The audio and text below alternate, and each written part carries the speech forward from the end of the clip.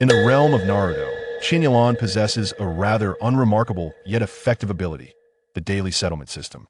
By refining Chakra for 8 hours, he earns a meager reward of 0.01 points, and mastering the art of Shuriken, throwing through 500 attempts grants him basic proficiency. Although the rewards are minimal, they accumulate over time. Thus, he becomes the academic prodigy of a ninja academy, sleeping through theoretical lessons while narrowly losing in practical exercises. In the eyes of the third Hokage, he epitomizes the perfect inheritor of the will of fire. This equilibrium is disrupted when a red-haired transfer student, mocked as a tomato, disturbs his slumber. He silences the room with a sharp reprimand, only to respond nonchalantly to her gratitude, saying, "You were simply too loud."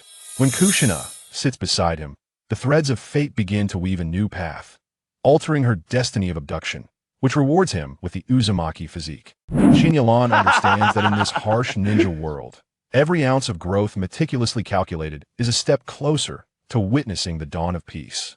Chapter 1. The Exceptional Inheritor of the Will of Fire.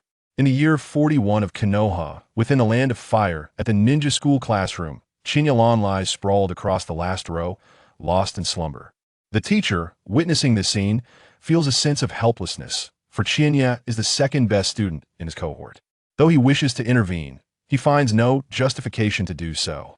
Unlike his peers, who feign attention, Chiya diligently reviews the new textbooks for a week and then poses questions that leave his teacher somewhat embarrassed. Consequently, he spends the remainder of theoretical classes asleep at his desk. Despite this, he consistently ranks within the top 5, occasionally even first in theoretical examinations. What could his teacher do but acquiesce, eventually requesting that he confine his napping to the back row? Chiya, being considerate of the teacher's predicament, obliges and finds the quietest corner to sleep, ensuring no one is disturbed. His sleep quality improves, resulting in mutual satisfaction. Unbeknownst to them, Chiya is not truly asleep. He feigns slumber to discreetly refine Chakra, though he occasionally drifts off. The reason is singular. He is a time traveler. Unlike other travelers who boast extraordinary abilities from the onset, Chiya's system, known as the daily settlement system, is rather humble. This system awards him based on his daily performance. For instance, by refining Chakra for 8 hours, he earns 0.01 points in addition to extra Chakra. While these rewards are trivial, every little bit counts, and he harbors no grand aspirations, merely a desire to survive the impending calamity of the Third Shinobi World War. He recalls asking his parents about his birth year, learning he was born in Konoha's 29th year. Thus, he perceives his time of transmigration as somewhat unfortunate. Ideally, he would have preferred to arrive during Kakashi's early tenure. After all, that era was devoid of ninja wars, the Nine Tails incident, Orochimaru's plans for Konoha's collapse, Pain's invasion, and the infinite Tsukuyomi. As an ordinary individual without a protagonist halo, he hopes to live longer, allowing his parents to do the same. This realization gives rise to his personal goal. While he focuses on Chakra refinement, the theoretical teacher glances at the time, noticing students becoming increasingly restless as class nears its end. With a sigh, he announces class dismissed and instinctively checks on the still sleeping Chiya. At the appropriate moment, Chiya lifts his head and quietly retrieves the bento he has prepared. Unlike his classmates who share meals and laughter, he consumes his lunch in solitude, his melancholic aura contrasting sharply with the surrounding joviality. After finishing his meal, he seeks a quiet spot to continue refining Chakra. Chiya remains uncertain about the origins of this system. It has been with him since he can remember. He vividly recalls the moment of the system's first settlement. Congratulations, host, for sleeping 12 hours and earning 0.01 mental energy. He soon discovers that not every event triggers a settlement. For instance, pouring boiling water on an anthill or sneaking snacks yields no rewards. Only activities that indirectly enhance himself, such as walking, sleeping, or refining Chakra, activate the settlement the following day. Once he understands the system's mechanics, he reflects on his behavior in the classroom. During the week prior to the distribution of textbooks, he attentively listened to trigger the settlement rewards, after which he absorbed the material without needing to waste time in class. Instead, he concentrated on the more crucial task of Chakra refinement. The Ninja Academy's examination policy is lenient, testing only what is covered in the textbooks. To avoid drawing too much attention, Chiya adopts a strategy of controlled scoring. He scores full marks only on questions related to the will of fire, deliberately making minor mistakes elsewhere. Naturally, there are times when he inadvertently achieves the highest score. Following such incidents, he becomes cautious, fearful of inadvertently ranking first again. As he immerses himself in chakra refinement, the bell for afternoon practical lessons rings. He rises slowly and makes his way to the training ground, where his classmates have gathered. Among them is his peer, Minato Namikaze, who greets him amicably. Chinya politely acknowledges him, puzzled that in Konoha's 41st year, Minato is still a student, and Kushina has not transferred yet, despite their graduation in Konoha's 37th year. He attributes this oddity to the author's lack of understanding of Naruto. Soon, he finds a tranquil spot to await the arrival of the instructor. The teacher responsible for practical lessons soon approaches, announcing that the focus today will be on physical training, eliciting groans from students. Ignoring their protests, the teacher leads the class in a brief warm-up before they begin running laps around the field. Initially, the students manage to keep pace, but as the speed increases, many fall behind or adjust their pace. After 10 laps, the group dwindles from 40 to 20. 15 laps later, only 3 remain: Chinya, Minato, and a member of the Uchiha clan. As the pace quickens further, the Uchiha student, filled with determination, eventually falls behind. Only Chinya and Minato continue to follow the instructor. Encouragingly, the teacher declares the first to reach the finish line in the last lap will be the winner. At this, both boys exchange determined glances, invigorated by the prospect of an early dismissal. For Chinya, this means he can engage in his private training rather than partake in frivolous games, while Minato merely desires to return to play. Meanwhile, the third Hokage observes the events unfold from a distance. After another 20 laps, the teacher, sensing his own fatigue, clears his throat and states, the first to reach the finish line in this final lap is the winner. Upon hearing this, both competitors accelerate, their competitive spirits ignited. Although Chinya has been controlling his scores in theoretical exams, this approach stems from a willingness to concede. However, in this moment, he is resolute in not losing. Soon, the two competitors surged forward, with only the final 100 meters remaining. Chinya Ran held a lead of 3 body lengths. At that moment, the situation took a dramatic turn as Bo-Fong Shui-min suddenly stumbled and fell to the ground. Witnessing this scene, Chinya Ran's mind raced with thoughts. Ultimately, he decided to halt his progress and extended his hand to Bo-Fong Shui-min. Taken aback, Bo-Fong Shui-min quickly grasped Chinya Ran's hand. Together, they crossed the finish line in unison. Observing from the sidelines, the third Hokage revealed a satisfied smile, exclaiming, "What a splendid inheritor of the will of fire." Chapter 2. The Transfer Student. After expressing his satisfaction, the third Hokage, Sarutobi Hiruzen, stepped out from the shadows. He regarded Chinya Ran and Bo-Fong Shui-min with praise, saying, "Excellent. It appears that you, Chinya Ran, have truly grasped the essence of my will of fire." The others, including Chinya Ran, responded respectfully, "Lord Third." Sarutobi Hiruzen nodded with a smile and continued, "The will of fire is." The audience listened with utmost seriousness. Once he had elucidated the concept, he nodded in contentment. "You may resume your lessons. I have other matters to attend to." He then departed the training ground under the watchful gaze of the others. The instructor in charge of practical training addressed Chinya Ran and Bo-Fong Shui-min, stating, "Just now, Chinya Ran had a lead of at least 3 body lengths. Even if Shui-min had not fallen, he would have emerged victorious. Therefore, the winner is Chinya Ran. Do you have any objections?" Bo-Fong Shui-min, fully accepting the outcome, replied, "No objections." After a brief nod, the instructor announced, "In that case, Chinya Ran may leave early." Grateful for the reprieve, Chinya Ran nodded and exited the training ground. Meanwhile, in the Hokage's office, Sarutobi Hiruzen sat comfortably in his chair, holding Chinya Ran's report card and remarking, "What a remarkable inheritor of the will of fire. Who should take him as a disciple?" As a rare and genuinely talented commoner, the third Hokage intended to bring him into the Hokage lineage, akin to the likes of Orochimaru and Jiraiya. At that moment, the door to the Hokage's office swung open, revealing a peculiar man with bandaged hands. Upon entering, he stated, "The roots require fresh blood. I believe that the ninja school has promising talents in Bo-Fong Shui-min and Chinya Ran." Sarutobi Hiruzen, his expression unyielding, replied, "Impossible. Both of them are exceptional inheritors of the will of fire, and cannot be entrusted to you. Noticing that Shimura Danzo seemed poised to counter, he firmly declared, Danzo, I am the Hokage. Taken aback by this sudden interjection, Danzo's demeanor shifted, and he stormed out, leaving behind a warning. Hiruzen, you will regret this.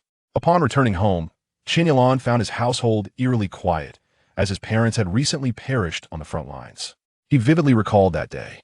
A knock on the door interrupted his thoughts, and when he opened it, he was greeted by a somewhat unfamiliar ninja who introduced himself as Hatake Sakomo. He claimed to be a comrade of Chiya Ran's parents and offered his assistance should the need arise, subsequently handing over his parents' belongings. Chiya Ran merely inquired, who was responsible? Hatake Sakomo hesitated briefly before responding. It was Chiyo of the Sand Village. Rest assured, as a comrade, I will do my utmost. After leaving behind his contact information, he departed. After sifting through his parents' belongings, Chiya Ran discovered 3 B-rank jutsu, alongside several C-rank techniques and a substantial sum of 800,000 ryo in cash. The B-rank techniques included Shadow Clone Jutsu, Wind Release, Vacuum Great Sphere, and Wind Release, Vacuum Wave. These jutsu, combined with the C-rank techniques, provided Chiya Ran with ample resources to ascend to the rank of Jonin. The cash was likely compensation for his parents' service and sacrifice on the battlefield, as they occasionally sent money home. Coupled with their savings, Chiya Ran, despite being a commoner, could live his life free from financial worry. Shaking his head to dispel the thoughts, Chiya Ran returned to reality and proceeded to the training grounds in his backyard for intensive training. He focused on chakra control, practicing the fundamental exercise of tree climbing to enhance his mastery over chakra. Following this, he engaged in basic physical conditioning, including push-ups, pull-ups, and single-leg squats. He realized that if he continued to refine his chakra without enhancing his physical capabilities, the chakra rewards from the system would accumulate in the system space. It was only by improving his physical fitness that he could reclaim these rewards. To illustrate, Chiya Ran's body resembled a water bottle, with chakra akin to water. When the water exceeded the bottle's capacity, it would overflow. Thus, increasing the capacity of the bottle required enhancing his physical fitness. After a rigorous training session, Chiya Ran found his arms too fatigued to lift. He retreated to his room, enjoyed a hot shower, and collapsed in a bed, drifting into slumber. In his dreams, the daily rewards materialized. Refined chakra for 8 hours, awarded 0.01 additional rewards, temporarily stored in system space. Chakra control training for 3 hours. Chakra control ability 1. Physical conditioning training for a total of 5 hours. Physical fitness 1. Deep sleep for a total of 6 hours. Mental strength 1. The following morning, accustomed to checking his system rewards, Chiya Ran made his way to the ninja school. As he settled into a corner, preparing to doze off at his desk, the head instructor entered, accompanied by a red-haired girl. This is your class's new transfer student. Allow her to introduce herself. The girl stepped forward, introducing herself. My name is Kushina Uzumaki, and my dream is to become the first female Hokage. Recently having experienced the annihilation of the Uzumaki clan, she spoke out of a desire for recognition and to avoid being looked down upon. However, as her words faded, the anticipated applause and admiration from her peers were replaced by a chorus of mockery. Look at her. She thinks she can become Hokage. With that red hair and round face, doesn't she look like a tomato? Indeed, she resembles a tomato. Tomato, tomato. They say that children's words are unfiltered, and often they can be the most hurtful. As Kushina surveyed the jeering crowd, her gaze fell upon a few who led the ridicule. Clenching her fists, she resolved to teach them a lesson after class. Meanwhile, Chiya Ran, who had been attempting to rest, grew increasingly irritated by the noise. Having recently hit a plateau in his chakra refinement and focusing on bolstering his physical fitness, he genuinely intended to nap during class today, but the ruckus made it impossible. Slamming his hand on the desk, he exclaimed, "Could you all be quiet?" Instantly, the classroom fell silent, save for a few who continued to mutter in disdain. Taking note of those individuals, Chiya Ran felt relief as the classroom quieted, believing he could finally get some rest. The head instructor then instructed Kushina, "You can find a seat for yourself." Scanning the room, Kushina's eyes landed on Chiya Ran, who had just come to her aid, and she approached his desk. "Hello, is this seat taken?" she asked softly. Chiya Ran shook his head and promptly laid his head down to sleep, leaving Kushina to keep her thoughts to herself. It is well known that sleeping in class can be contagious. Initially, Kushina attempted to pay attention, but as time wore on, fatigue overcame her, and her small head began to droop, eventually succumbing to slumber. Chapter 3. A lesson learned: those who frequently doze off in class are well aware that time slips away swiftly during such moments. Soon, at the sound of the teacher announcing the end of class, Chiya Ran and Kushina awakened simultaneously. Chiya Ran cast a glance and noticed that the few individuals who had insulted him had yet to depart. He stood up directly and approached them, calmly stating, "Step outside." The necks of those individuals visibly shrank, remaining motionless in their seats, resembling quails in fear. Witnessing this, Chiya Ran let out a cold laugh and remarked, "If you lack the ability, refrain from speaking carelessly in the future." With that, he reached out and patted their faces, much to their humiliation, before returning to his seat. Upon his return, Kushina expressed her gratitude, saying, "Thank you for earlier." Chiya Ran, bewildered, looked at her and couldn't help but ask, "For what?" Kushina replied earnestly, "For helping me out." Chiya Ran shook his head, saying, "They were merely too noisy, disturbing my sleep." Kushina's small face displayed determination as she insisted, "Regardless, I must thank you." Chiya Ran shrugged, declaring, "If you wish to express gratitude, do so. I am about to eat." With that, he took out his prepared lunch and began to eat. Kushina, with a puzzled expression, gazed at the bento in his hand, asking, "Do you still need to bring your own lunch?" Hearing her confusion, Chiya Ran patiently explained, "Of course, the school does not provide meals." At this, Kushina's face fell, recalling her previous life as a princess of the Uzumaki clan, where her basic needs were always met. She sighed softly, thinking, "It seems I will have to endure hunger today." Meanwhile, at Kushina's home, Uzumaki Mito discovered the untouched bento and lamented, "I've grown so forgetful. It seems little Kushina will go hungry today." Back at the ninja school, Kushina watched as Chiya Ran savored his meal, unable to suppress her envy. She gazed at him with longing. After finishing his bento, Chiya Ran noticed a significant portion remained, frowning at the waste. He had clearly overprepared and loathed the idea of having leftover food for dinner. At that moment, he sensed a pair of eyes upon him. Turning his head, he found Kushina watching him intently. An idea struck him. He tentatively asked, "Did you not bring lunch?" Upon hearing this, Kushina nodded eagerly, her eyes wide with anticipation. Chiya Ran cautiously extended his bento, saying, "I have some left. Would you like it?" Kushina's eyes sparkled as she reached for the bento, but Chiya Ran withdrew his hand, raising a finger and stating, "However, I have one condition." Kushina immediately inquired, "What condition?" Chiya Ran tentatively replied, "Please clean this bento box for me." Kushina nodded vigorously, resembling a chick pecking at grain, saying, "No problem." With that, she took the bento from his hand. From a distance, the third Hokage observed this scene, reflecting, "What a wonderful child, helping a new student integrate into the group and sharing his food." Turning away, the third Hokage firmly resolved, such a good child must not be entrusted to Danzo.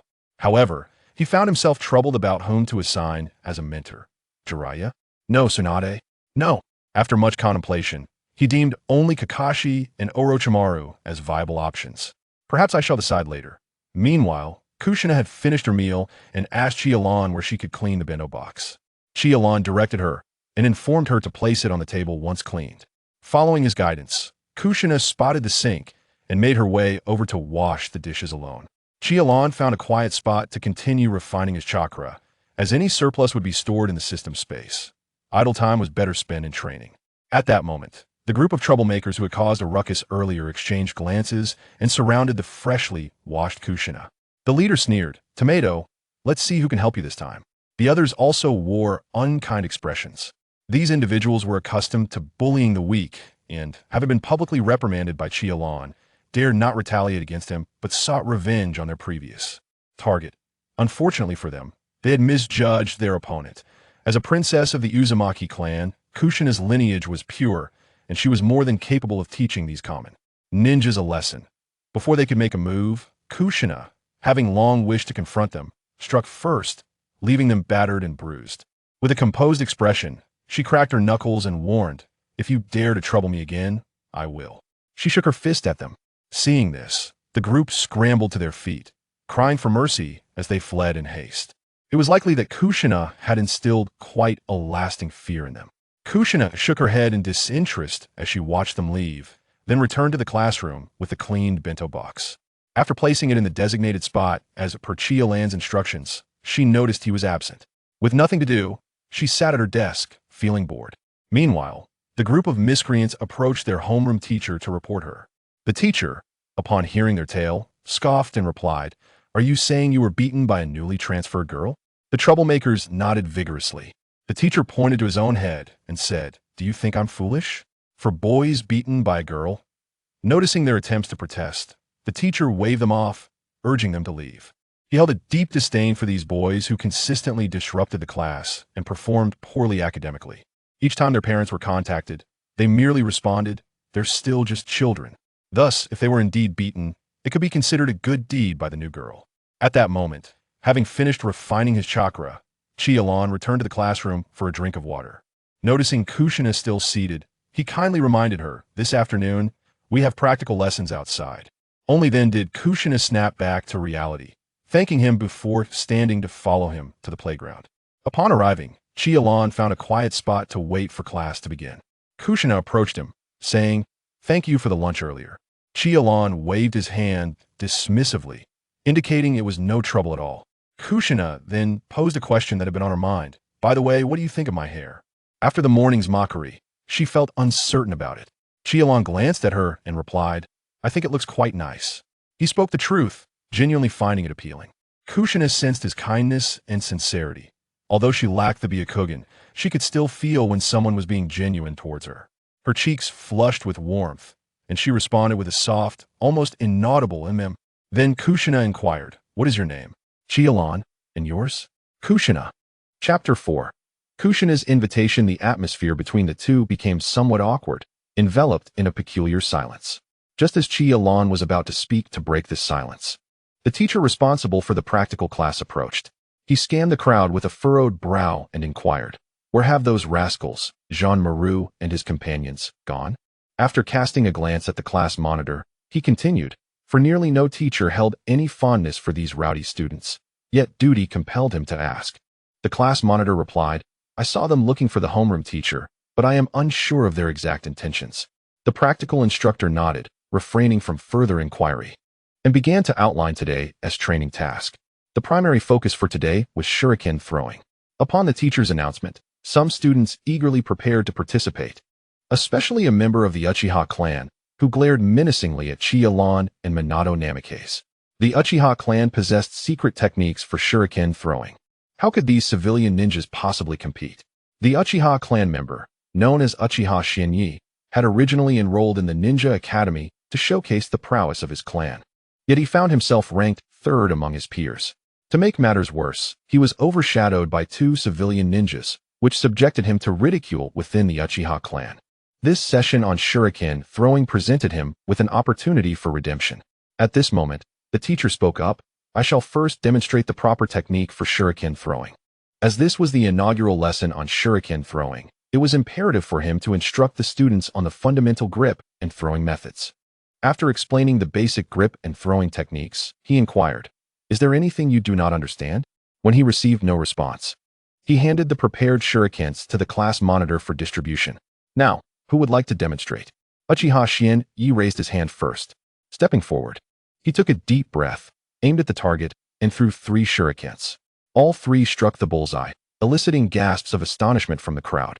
Hearing their reaction, Uchiha Shinyi smirked with satisfaction, then provocatively gazed at Chiya Ran and Minato Namikaze. However, one was engaged in conversation with a new student while the other flashed a warm smile at him, leaving Shinyi speechless. The teacher, pleased with the outcome, nodded approvingly and asked, "Anyone else wish to demonstrate?" Noticing the lack of response from others, he added, "Everyone must take a turn. It's best to be proactive." When the silence persisted, he called out, "Minato Namikaze." Upon hearing his name, Minato stood up, and a few girls cheered him on. He produced 3 shurikens, aimed at the target, and threw them, all hitting the bullseye, which drew further gasps from the audience, with some girls even squealing in excitement. Uchiha Shinyi appeared surprised, but maintained an air of indifference. Next, it was Chiya Ran's turn. Kushina, shaking her small fists, encouraged him, "You can do it." Chiya Ran smiled and nodded in response, while a few voices from the crowd offered encouragement, albeit less enthusiastic than for Minato. In terms of appearance, Chiya Ran's handsome looks, second only to a few notable individuals, surpassed Minato's, yet Minato's affable nature garnered him more friends, while Chiya Ran's more reserved demeanor placed him at a disadvantage. Approaching the target area, Chiya Ran noticed that both Shin Yi and Minato had already occupied the targets. So he pointed to the target on the right and said, "Teacher, I will throw at this target." Receiving the teacher's nod of approval, he swiftly drew 5 shurikens and threw them, all hitting the bullseye. This display astonished even the teacher. In his teaching career, he had only witnessed one other student of this age reach such a level of proficiency, and that student was Orochimaru, let alone the other students. Those from prominent clans were acutely aware of the significance of Chiya Ran's skill. Hitting 5 bullseyes simultaneously was indicative of a Chunin-level skill. And given the ease with which Chiya Ran executed the throw, it was evident that this was far from his limit. Uchiha Shinyi, witnessing Chiya Ran's prowess, felt a wave of despair wash over him. He abandoned his unrealistic ambition to surpass Chiya Ran and redirected his focus towards surpassing Minato Namake's instead.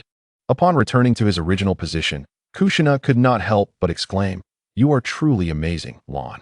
A few more students from prominent families took their turns. Though none matched the skill of the first 3, yet all managed at least one bullseye. The performance of the remaining civilian and lesser clan students fell significantly short. Scoring a hit on their own targets was already considered an accomplishment. An amusing incident occurred when a student, beaming with pride, announced, "Teacher, look at me. I hit the bullseye." The teacher, bemused, pointed out, "Look again, you hit someone else's target."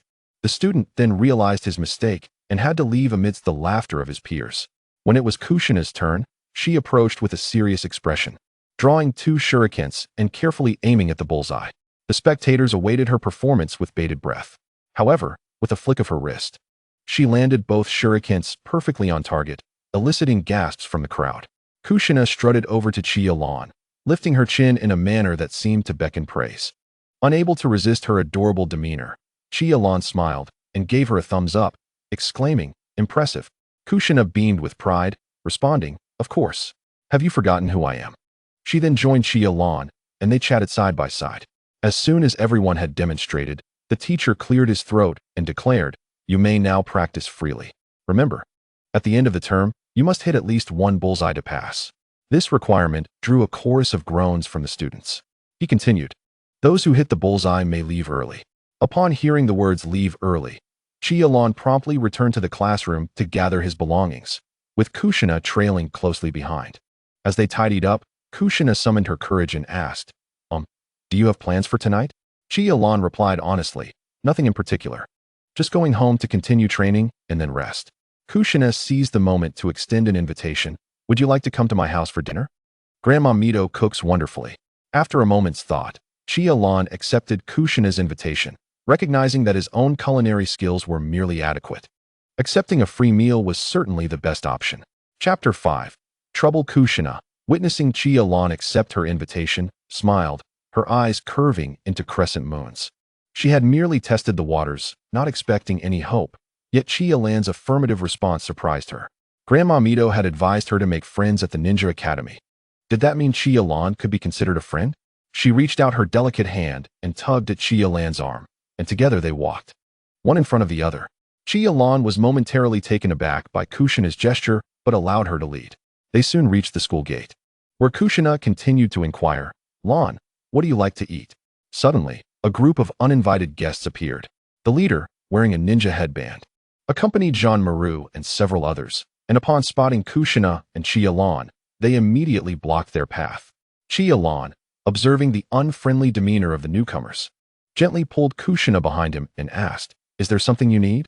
The one wearing the headband was named Langu, a newly graduated genin and also Jean Maru's cousin. In everyday discourse, he often boasted in front of Zhongwan about the numerous missions he had supposedly undertaken, even claiming to have been on the front lines. In truth, his only experience on the front lines was a month spent on logistics, never having encountered an enemy ninja. However, with his silver tongue, he effectively deceived Zhongwan, leaving him bewildered. This also lent Zhongwan the audacity to act so brazenly in ninja school. Of course, Zhongwan was astute enough to only provoke and bully those talentless civilian students. In contrast, he showed utmost respect towards the clan ninjas and those of remarkable talent like Chiya Ran and Minato Namikaze. By employing his knack for flattering the powerful while belittling the weak, and frequently boasting about having a ninja cousin, Zhongwan managed to gather a few followers. Yet this time, his usual tactics fell flat in the presence of Kushina. To salvage his pride, he pooled together 500 ryo with his companions to seek out his cousin, Wolf Valley. Upon learning that the opponent was merely an ungraduated newcomer, Wolf Valley readily agreed.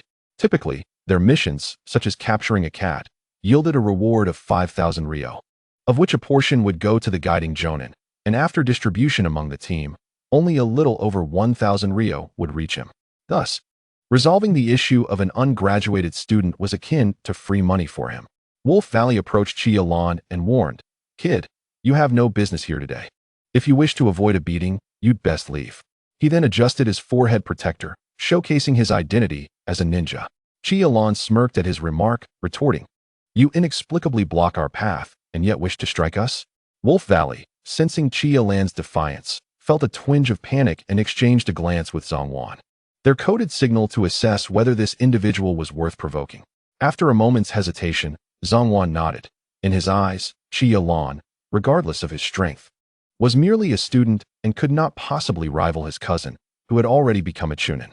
Seeing Zhongwan's affirmative signal, Wolf Valley grinned menacingly, intertwining his fingers, making them crack ominously. "Since you refuse to take the hint, I'll take you on too." At that moment, Kushina swiftly positioned herself behind Chiya Ran for protection. Wolf Valley, observing this, smirked and declared, "Don't worry, I'll take both of you on." Zhongwan and his companions cheered Wolf Valley on. Meanwhile, the third Hokage, hidden in the shadows, observed the scene with curiosity, eager to see how Chiya Ran would handle the situation. Chiya Ran gently placed a hand on Kushina's shoulder, saying, "I will manage this." He regarded Wolf Valley with a cold smile. "You think you can take me on too? I am eager to see if you possess such capability." Upon hearing this, Wolf Valley felt his dignity was trampled and charged at Chiya Ran, intent on teaching him a lesson. The third Hokage, sensing the impending conflict, instructed the Umbu to intervene if Chiya Ran found himself in a disadvantageous position, though he held little doubt about Chiya Ran's abilities. To him, Kushina was destined to become the genturiki of the Nine Tails, and Chiya Ran's talent was on par with the legendary Sannin. As for Wolf Valley, he would be fortunate to become a Chunin in his lifetime. At that moment, Wolf Valley's fist connected with Chiya Ran's face. Chiya Ran, perceiving the myriad openings in his opponent's stance, found himself somewhat exasperated. To him, Wolf Valley was an embodiment of vulnerabilities, skillfully evading the attack. Chiya Ran struck Wolf Valley's chin with a knife-hand motion. The blow sent Wolf Valley reeling, disoriented and collapsing to the ground, unconscious. The third Hokage, witnessing this, remarked, "Ah, the vigor of youth is remarkable. He falls asleep at the drop of a hat." Chiya Ran then shifted his gaze toward Zhongwan and the others. But before he could utter a word, they turned and fled. This left Chiya Ran bewildered. Were they not supposed to support their companion? He exchanged a glance with Kushina, both appearing somewhat at a loss. At the behest of the third Hokage, the Umbu disguised as the Konoha guard appeared just in time, stating, "We will handle this." Relieved by their arrival, Chiya Ran and Kushina exhaled deeply. Kushina grasped Chiya Ran's hand, and the two continued toward her home. As they walked, Kushina chattered excitedly, "Lan, you were amazing. How did you do that?" She gazed at Chiya Ran with admiration, her emotional enthusiasm palpable. The Umbu, after assessing the unconscious Wolf Valley and determining he was not in mortal danger, discarded him by the roadside to avoid obstructing traffic. The third Hokage's regard for Chiya Ran rose even further. Fearless in the face of adversity, he had protected his companion. What a commendable individual. Eventually, Chiya Ran and Kushina arrived at her residence. As they entered, Kushina eagerly announced, "I'm back." Chiya Ran was met by a kindly elderly woman who, upon seeing him, remarked to Kushina, "Well done, little Kushina. You made a friend on your first day?" Kushina nodded enthusiastically. Uzumaki Mito glanced at Chiya Ran before turning to prepare dinner, saying, "You two have fun while I cook." Kushina, unable to contain her excitement, pulled Chiya Ran's wrist, urging him to join her. "Aren't you going to train? Let us practice together." Chiya Ran hesitated for a moment, but nodded. His training methods were nothing to be ashamed of. He led Kushina to the courtyard's water basin, explaining, "This is the first exercise I usually practice." Kushina peered into the basin, asking, "Are you going to swim?" Her face flushed inexplicably. Chiya Ran, slightly exasperated, clarified, "I'm going to practice treading water."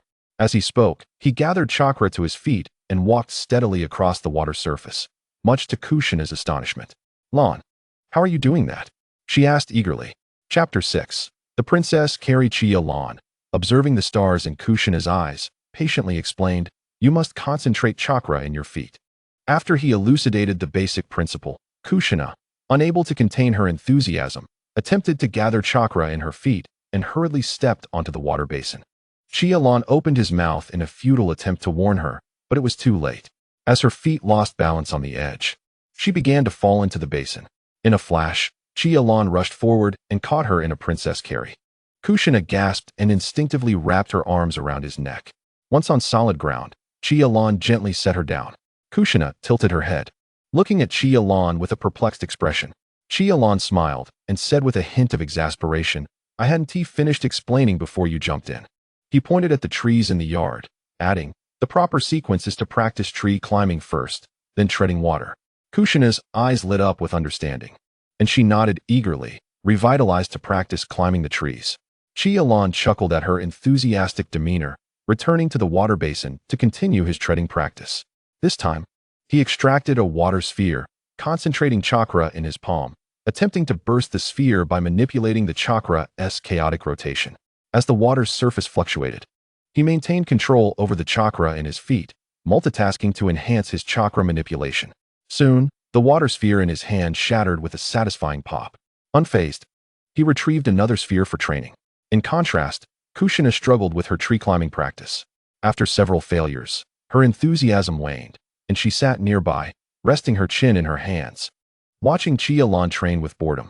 Finally, Uzumaki Mito called them to dinner, prompting Chiya Ran to cease training and step out of the water. Kushina, unable to wait, tugged on Chiya Ran's wrist and led him into the house. At this moment, Uzumaki Mizuho had already set the meal and utensils on the dining table, kindly instructing the two to wash their hands in preparation for dinner. After finishing his meal, Chiya Ran bid farewell and headed home. At that moment, Kushina called out to him, inquiring if she should bring him a lunch the next day. Taken aback, Chiya Ran nodded and replied, "Thank you." As Kushina watched him leave, Mizuho chuckled from behind her, saying, "Little Kushina, don't stare too long, or your neck will grow long." With a slight blush, Kushina lowered her head and defended herself. "I'm just worried." Mizuho gently patted her head, reassuring her, "It's all right. Little Kushina is simply concerned for her friend." She then continued, "Could you tell Grandma why you became friends on the first day?" Kushina recounted how they met that day. Upon hearing her story, Mizuho remarked, "So that's how it is. Congratulations, little Kushina, for making a friend on your very first day." With that, she gestured for Kushina to go play while she withdrew to a secluded spot, her voice turning icy and devoid of the earlier warmth. "Come out," she commanded. A masked Umbu member emerged from the shadows. Kneeling on one knee, "Lady Mizuho, inform the third Hokage that I require his presence. I have matters to discuss." The Umbu nodded and vanished before her. Soon after, the third Hokage received the message, organized his documents, and made his way to Mizuho's residence. By this time, Mizuho had been waiting in the guest room for quite a while. Upon seeing her, the third Hokage bowed respectfully, addressing her as Lady Mizuho. She regarded Sarutobi Hiruzen with a calm demeanor and said, "Please, take a seat, third Hokage." Once he was seated, Mizuho spoke, "Third Hokage, regarding that child." Chiya Ran. Sarutobi had prepared his response. "Rest assured that Chiya Ran is." Mizuho nodded, feeling a sense of relief, as she harbored concerns that Chiya Ran might have been sent by those with ill intentions. After all, certain underground rats were indeed intrigued by Kushina's pure Uzumaki bloodline. The third Hokage hesitated, his expression betraying uncertainty about how to proceed. Anticipating his inquiry, Mizuho addressed his unspoken question directly. "I believe I can hold on for approximately another year." After a prolonged silence, the third Hokage rose, bowing deeply to Mizuho. She smiled at the sight, saying, "There's no need to be so somber, monkey." The casual reference to his nickname momentarily startled him, reminiscent of the time when he had just graduated from the Ninja Academy. However, He quickly regained his composure and replied, "In that case, I shall not disturb Lady Mizuho's rest any longer." With that, he exited the room. Back at Chiya Ran's home, he formed hand seals for wind release, gale palm, thrusting his palm forward to unleash a wind blade that left an indentation on a nearby boulder. Dissatisfied with the technique's power, Chiya Ran continued practicing to master the jutsu. He trained late into the night, and with one final strike of wind release, gale palm, he finally shattered a fragment of stone. Satisfied with his progress, he nodded and retired for the night.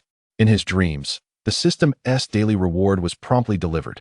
The following morning, Chiya Ran reviewed his rewards, finding them comparable to previous ones, but with additional proficiency in gale palm and Rasengan.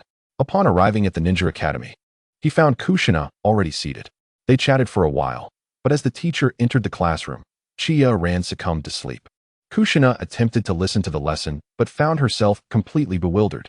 Glancing at the already slumbering Chiya Ran eased her guilt. She thought, since Ran is sleeping, it shouldn't be a problem for me to do the same. With that, she rested her head on the desk. Unbeknownst to the poor girl, Chiya Ran was asleep because he had already grasped the material. The teacher, witnessing this scene, hesitated to intervene. Recalling the principal's explicit instructions that as long as Kushina did not disrupt the class, everything else was permissible. Thus, he continued with the lesson. Soon, the bell rang for recess, and Chiya Ran and Kushina awoke in perfect synchrony. Kushina retrieved her prepared lunch and handed it to Chiya Ran.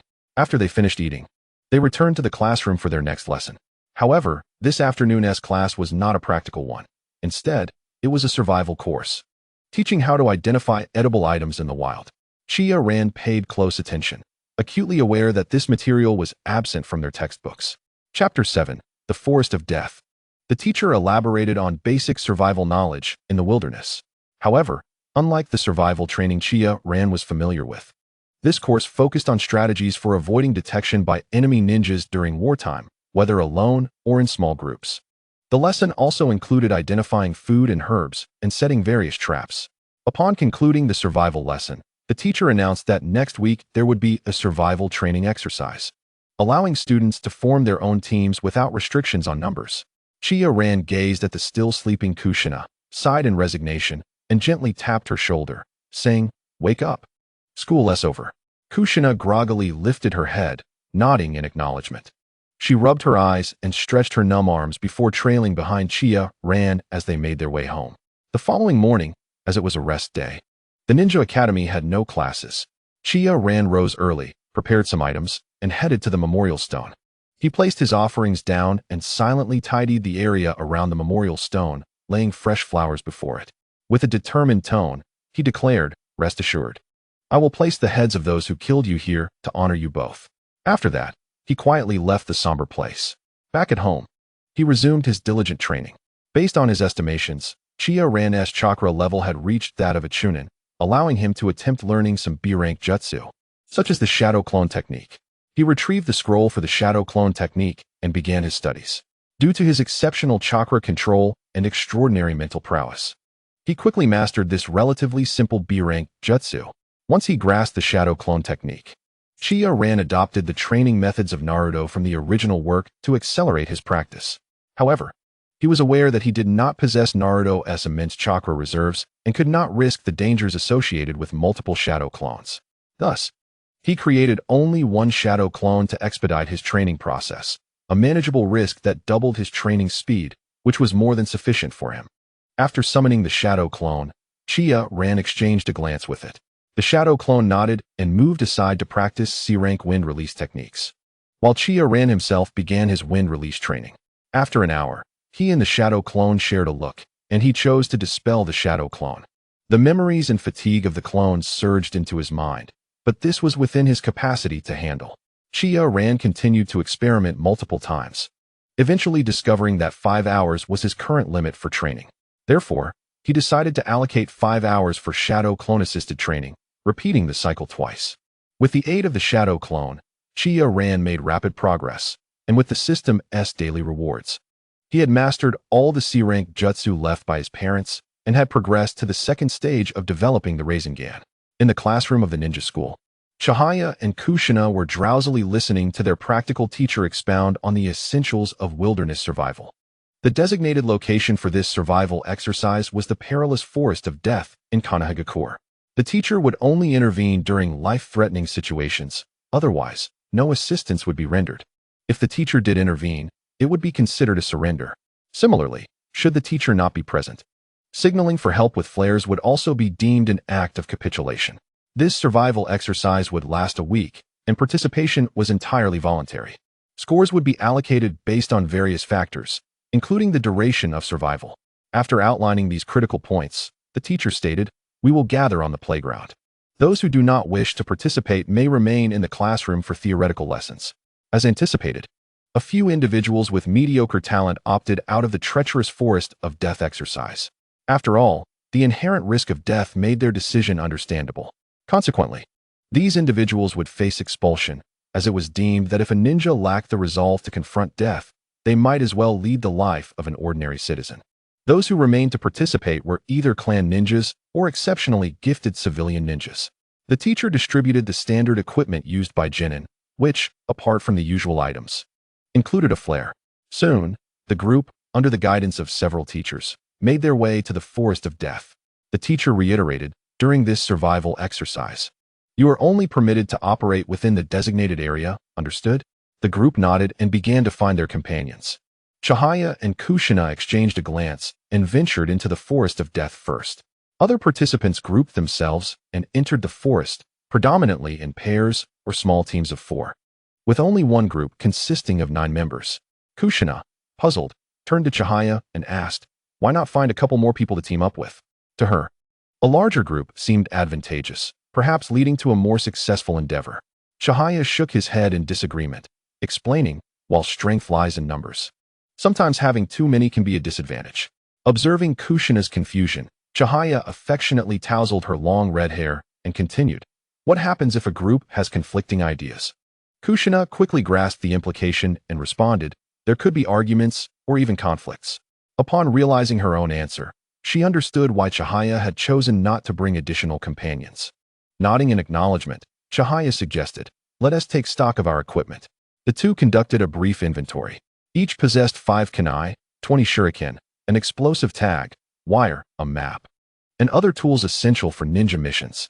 Naturally, a flare was also included.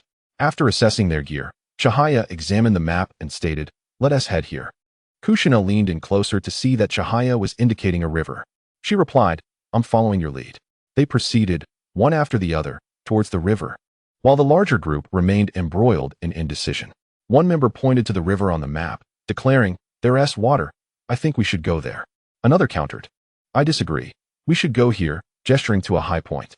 Others chimed in with their opinions, and soon the 9-member team was embroiled in a heated argument, stagnant while other groups had already set out for their destinations. 2 days prior, a group of merchants had quietly entered Konoha.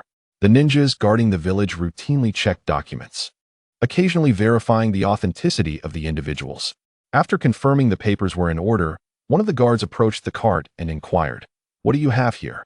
The leader of the merchants, wearing a broad smile, stepped forward and lifted the tarp, responding, "Report, sir, just some specialties from the land of lightning." After a meticulous inspection, the Konoha ninja nodded and continued, "What brings you here?" The merchant replied with a grin, "We're here to trade some specialties from both nations and discuss herbal deals with the Nara clan." As he spoke, he produced a letter from the Nara clan, discreetly slipping a few items beneath it, saying, "Rest assured, we understand the rules." The Konoha ninja's serious demeanor finally softened into a smile after a cursory glance at the letter confirmed its legitimacy, returning their travel documents. "Welcome to Konoha." The merchant's smile widened. "Thank you, sir." With that, the group entered the village, renting a warehouse like ordinary merchants, before proceeding to negotiate herbal trades with the Nara clan. 2 days later, they noticed a significant reduction in surveillance. They deliberately turned on the television at the relay station, criticizing Konoha's merchants while jotting down notes. One individual wrote, "The intensity of surveillance has diminished." Others began to respond in writing, "When to act in the forest of death. How about tonight?" "Agreed, better to act swiftly." They exchanged glances, leaving behind a recording device as they stealthily exited the room. The television was switched off, and the recording device emitted a voice. Meanwhile, Chihaya was imparting wilderness survival knowledge to Kushina. He plucked a fruit from a tree and said, "This is edible." After taking a bite, he handed another to Kushina. She tasted it, promptly spat it out, grimacing, "It's so sour, is it not ripe?" Turning to him, she was taken aback to see Chihaya had also spat it out, his expression one of amusement. Realizing she had fallen for his trick, Kushina retorted, "Oh, Chihaya, I didn't expect this from you." She charged at him, demanding an explanation. The two playfully wrestled while advancing towards their destination. At that moment, merchants disguised as Cloud Village operatives were cautiously evading the watchful eyes of the Umbu as they infiltrated the Forest of Death. Chihaya and Kushina finally reached their destination, and upon seeing the crystal-clear waters, he filled his water bottle. Kushina curiously asked, "Aren't you worried the water might be contaminated?" Chihaya, exasperated, replied, "Didn't you pay attention in class?" Kushina sheepishly admitted, "I dozed off." He patiently clarified, "This is upstream. It's the cleanest water." Kushina recalled the lesson and crouched down to fill her bottle. Soon, having filled their containers, she inquired, "Where to next?" Chihaya approached a tree hollow, sampling some nuts as he responded, "Let us take a nap in the trees." After forming a set of hand seals, he created a shadow clone, saying, "I'll leave tonight's watch to you." The clone nodded and found a high spot to keep watch while he and Kushina settled against an old tree, closing their eyes to rest. Before sleeping, Chihaya sprinkled a circle of snake-repellent powder to deter any venomous creatures. Meanwhile, the Cloud Village operatives began a systematic search of the Forest of Death. They soon spotted a small team, and one of the Cloud Ninjas pointed out a member of the Uchiha clan. The team leader hesitated before shaking his head. Their primary mission was to target the pure-blooded Uzumaki clan, and it was best to avoid unnecessary complications. Unaware of his narrow escape, Uchiha Jinya continued to dream of triumphantly punching Minato and kicking Chihaya. After discovering several more small teams, they finally traced Chihaya and Kushina's whereabouts. However, they were faced with the complication of an Umbu squad covertly protecting Kushina. The Cloud Ninjas deliberated briefly before opting to withdraw and strategize. Although eliminating this group of Umbu is relatively simple, it would become troublesome if they were to launch a signal flare. The following morning, the Cloud Hidden Ninjas continued their covert surveillance of the two individuals. Meanwhile, Chiya Ran had begun to sense that something was amiss. His extraordinary mental acuity granted him a keen intuition, and he felt an inexplicable sensation of being watched, reminiscent of the incident in the original story where Kushina was kidnapped. Instinctively, Chiya Ran became vigilant. He leaned closer to Kushina and whispered in a tone audible only to her, "Pass me the messenger bag." Although puzzled, Kushina obediently handed over the bag containing their equipment. Chiya Ran retrieved the steel wire and explosive tags from within, contemplating his strategy. If he were a Cloud Hidden Ninja, when would he strike? The reason the Cloud Hidden Ninjas hesitated to act was due to the Umbu's protection surrounding Kushina. What if the Umbu were suddenly reassigned or subverted? With this thought, Chiya Ran casually began to set up some rudimentary traps while saying, "Our food should last for about a day. We must prepare to hunt." Kushina nodded and assisted him in arranging the traps, with several set slightly higher than usual. Observing this, the Cloud Hidden Ninja scoffed, "What can this height possibly catch?" As night fell, the Umbu responsible for protecting Kushina began their shift change. "Thank you for your hard work during this time. I'll leave the rest to you." Seizing the cover of darkness, Chiya Ran stealthily laid a trap using the explosive tags and steel wire. While the Cloud Hidden Ninjas were deliberating their tactics, they were startled to discover that the Umbu assigned to protect Kushina had suddenly vanished. "Captain, is it really safe for us to proceed?" The Umbu leader replied. 500,000 Ryo per person, just a brief disappearance." The team member fell silent at the mention of money. At that moment, the Cloud Hidden Ninjas, seizing the opportunity, decisively chose to act. They easily evaded the traps that Chiya Ran had set during the day and quickly approached him and Kushina. However, one of them inadvertently tripped a steel wire. His pupils constricted, and he thought to himself that it was bad news. Before he could react, a violent explosion ensued, tearing him in two as he lay on the ground, wailing in agony. The other two, witnessing this, instinctively retreated, fearing further traps. The explosion also drew the attention of the Ninja Academy teachers. Chiya Ran, at that moment, strategically launched a signal flare. In Chapter 9, Resolution, one of the Cloud Hidden Ninjas inadvertently stepped into a previous trap. A sharp kunai shot up from the ground, slicing through his hamstring, instantly diminishing his mobility. The two exchanged glances, intending to use body flicker technique to escape. Observing this, Chiya Ran formed hand seals, contemplating the notion that losing a finger was preferable to losing a hand. Wind release, vacuum bullets. He inhaled deeply and exhaled a stream of air, akin to a bullet, targeting the injured cloud-hidden ninja. In midair, he was unable to evade, making him an excellent target. The vacuum bullet struck his chest, delivering a blow akin to being struck by a heavy hammer. With a sickening crack, he felt his ribs fracture. Blood, foamy and red, erupted from his mouth, and the ensuing pain rendered him unable to maintain his balance, causing him to collapse. A seasoned warrior, he knew his ribs and internal organs had likely sustained severe damage. Glancing down, he confirmed his fears upon seeing a gaping wound on his chest. "Run," he commanded his surviving comrade. Without hesitation, the remaining cloud-hidden ninja retreated. He, meanwhile, gazed at his chest wound, using his last ounce of strength to crawl to a nearby tree, leaning against it, only to be choked by his own blood. The cries of his dismembered companion gradually faded, and he felt his eyelids growing heavier, his body cooling, until he finally lost consciousness. Chiya Ran observed this scene, his expression impassive as he fixed his gaze upon the fleeing cloud-hidden ninja. The lone escapee's mind raced with thoughts of strategy. Behind him, a voice called out, "Unknown enemies are attacking the students. Alert the Umbu." A sensing-type ninja from Konoha closed his eyes and began to focus. Soon, he opened them, pointing in a direction. They headed this way. The teachers exchanged glances and followed suit, not forgetting to produce emergency flares to summon the Umbu. Meanwhile, the recently vanished Umbu squad leader glanced at the time, then at the signal, muttering to himself, "Have we failed again?" He was a spy placed within the Umbu by Danzo, having received orders to disappear momentarily while on the mission to protect Kushina. After years of lurking within the Umbu, he had a vague inkling of what was happening but dared not dwell on it. He could not resist, for his wife and child were under the watchful eye of Root. Any sign of defiance would result in unforeseen calamities at home, perhaps a fire or a burglary. He had no choice but to comply. At that moment, he glanced at his two teammates, recalling the words of a Root leader, "Regardless of mission success or failure, no survivors are permitted."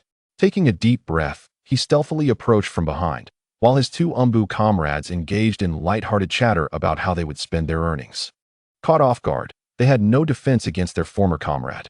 As the blade pierced their vital points, their eyes widened in disbelief, unable to comprehend that the captain who had once rescued them from death had now taken their lives. "I'm sorry. I had no choice," the captain gritted through clenched teeth, tears streaming down his face as he searched their eyes for even a hint of hatred to alleviate his guilt.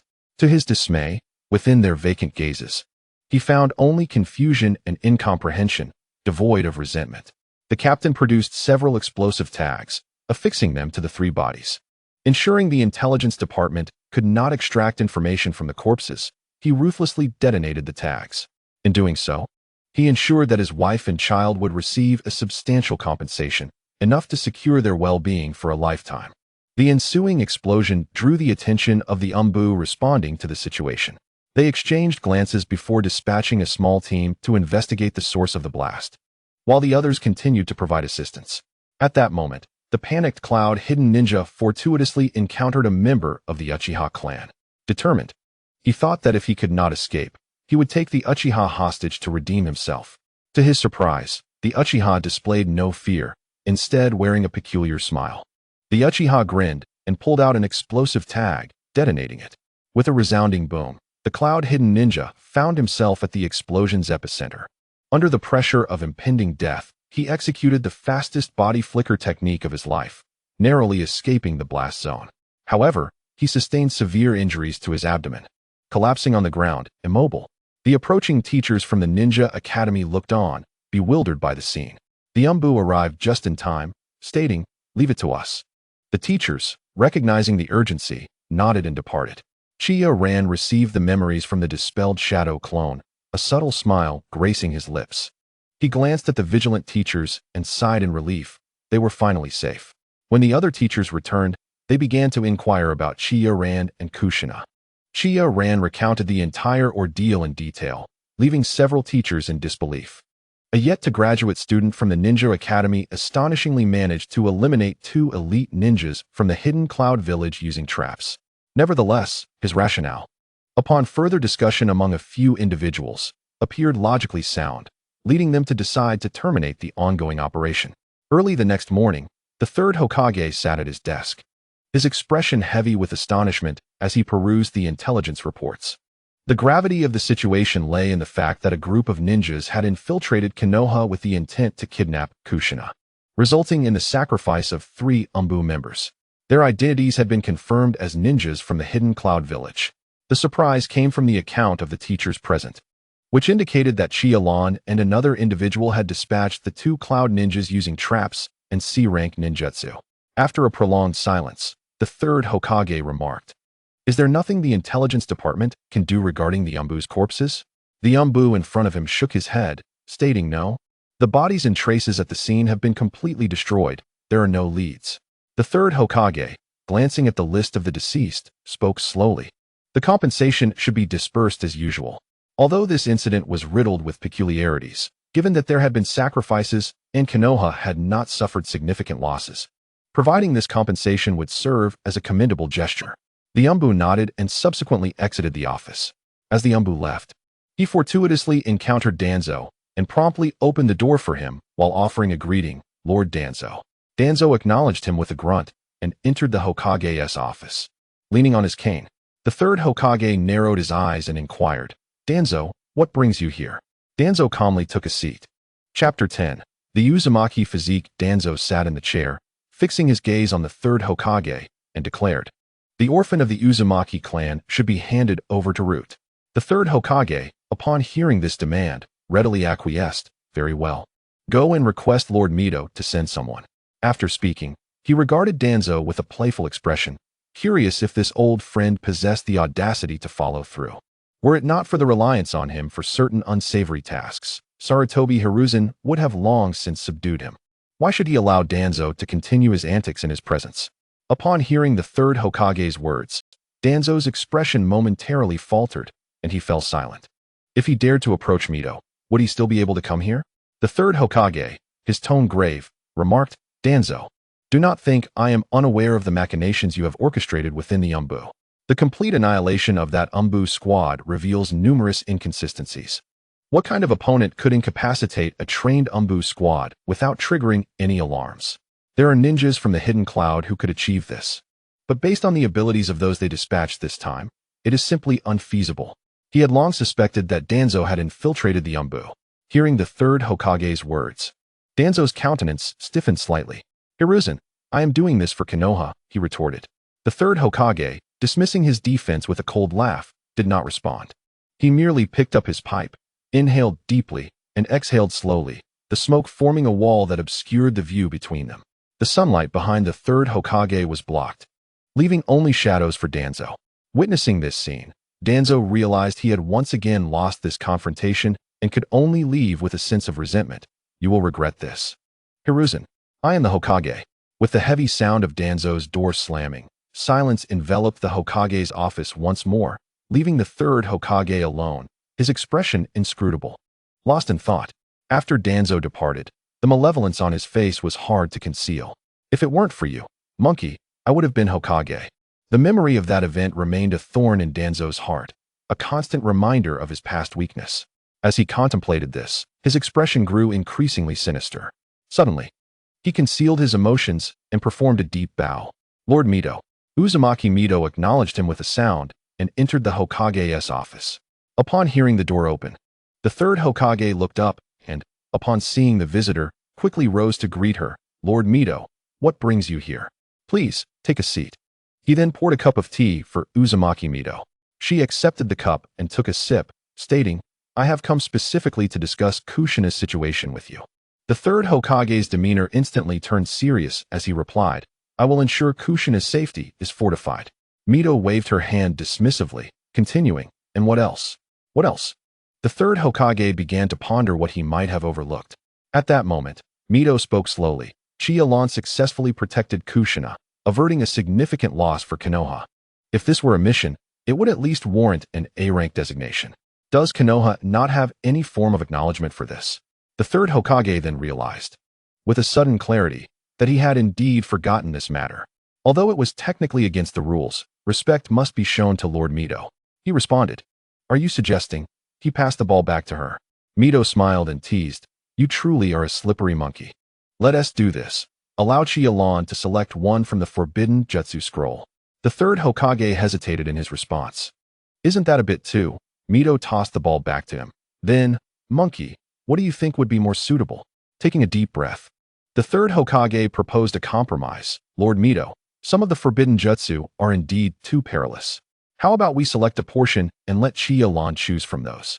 Mito nodded in agreement. "Let us proceed with your suggestion." After deliberation, they excluded particularly dangerous techniques such as impure world reincarnation, leaving safer options like Flying Thunder God technique and Shadow Clone technique. The third Hokage compiled a scroll of the permissible forbidden jutsu and presented it to Mito, who took it and departed the Hokage's office. Chiya Ran, for once, indulged in a leisurely slumber. Upon waking, he found that the rewards from the previous day had arrived promptly. Set a trap and eliminate a special jonin. Reward: Mastery of Trap Design. Wind Release. Vacuum Sphere eliminates a special jonin. Proficiency increases from mastery to mastery. Altered Kushina's Kidnapping Fate. Awarded Uzumaki Physique. Seeing these rewards, Chiya Ran was momentarily taken aback, pondering that he might need to reassess the capabilities of this system. Initially, he had assumed this system merely expedited his training. He had not anticipated that altering the fates of others would yield rewards associated with those individuals, aligning with the system's daily settlement theme. He subsequently chose to extract the system rewards. The first reward granted him a more accurate understanding of trap design, greatly aiding his ability to detect traps. The second reward enhanced his proficiency in ninjutsu. The third reward was the crux of the matter for him, the Uzumaki clan's physique. This indicated that in future battles and training, he would no longer face issues with insufficient chakra. He eagerly chose to extract it. However, upon extraction, instead of the pain experienced in his past life, he felt a gentle sensation. Chiya Ran sensed a warm current continuously reshaping his body. The system interface displayed that the Uzumaki physique was beginning to merge, estimating a duration of 1 day.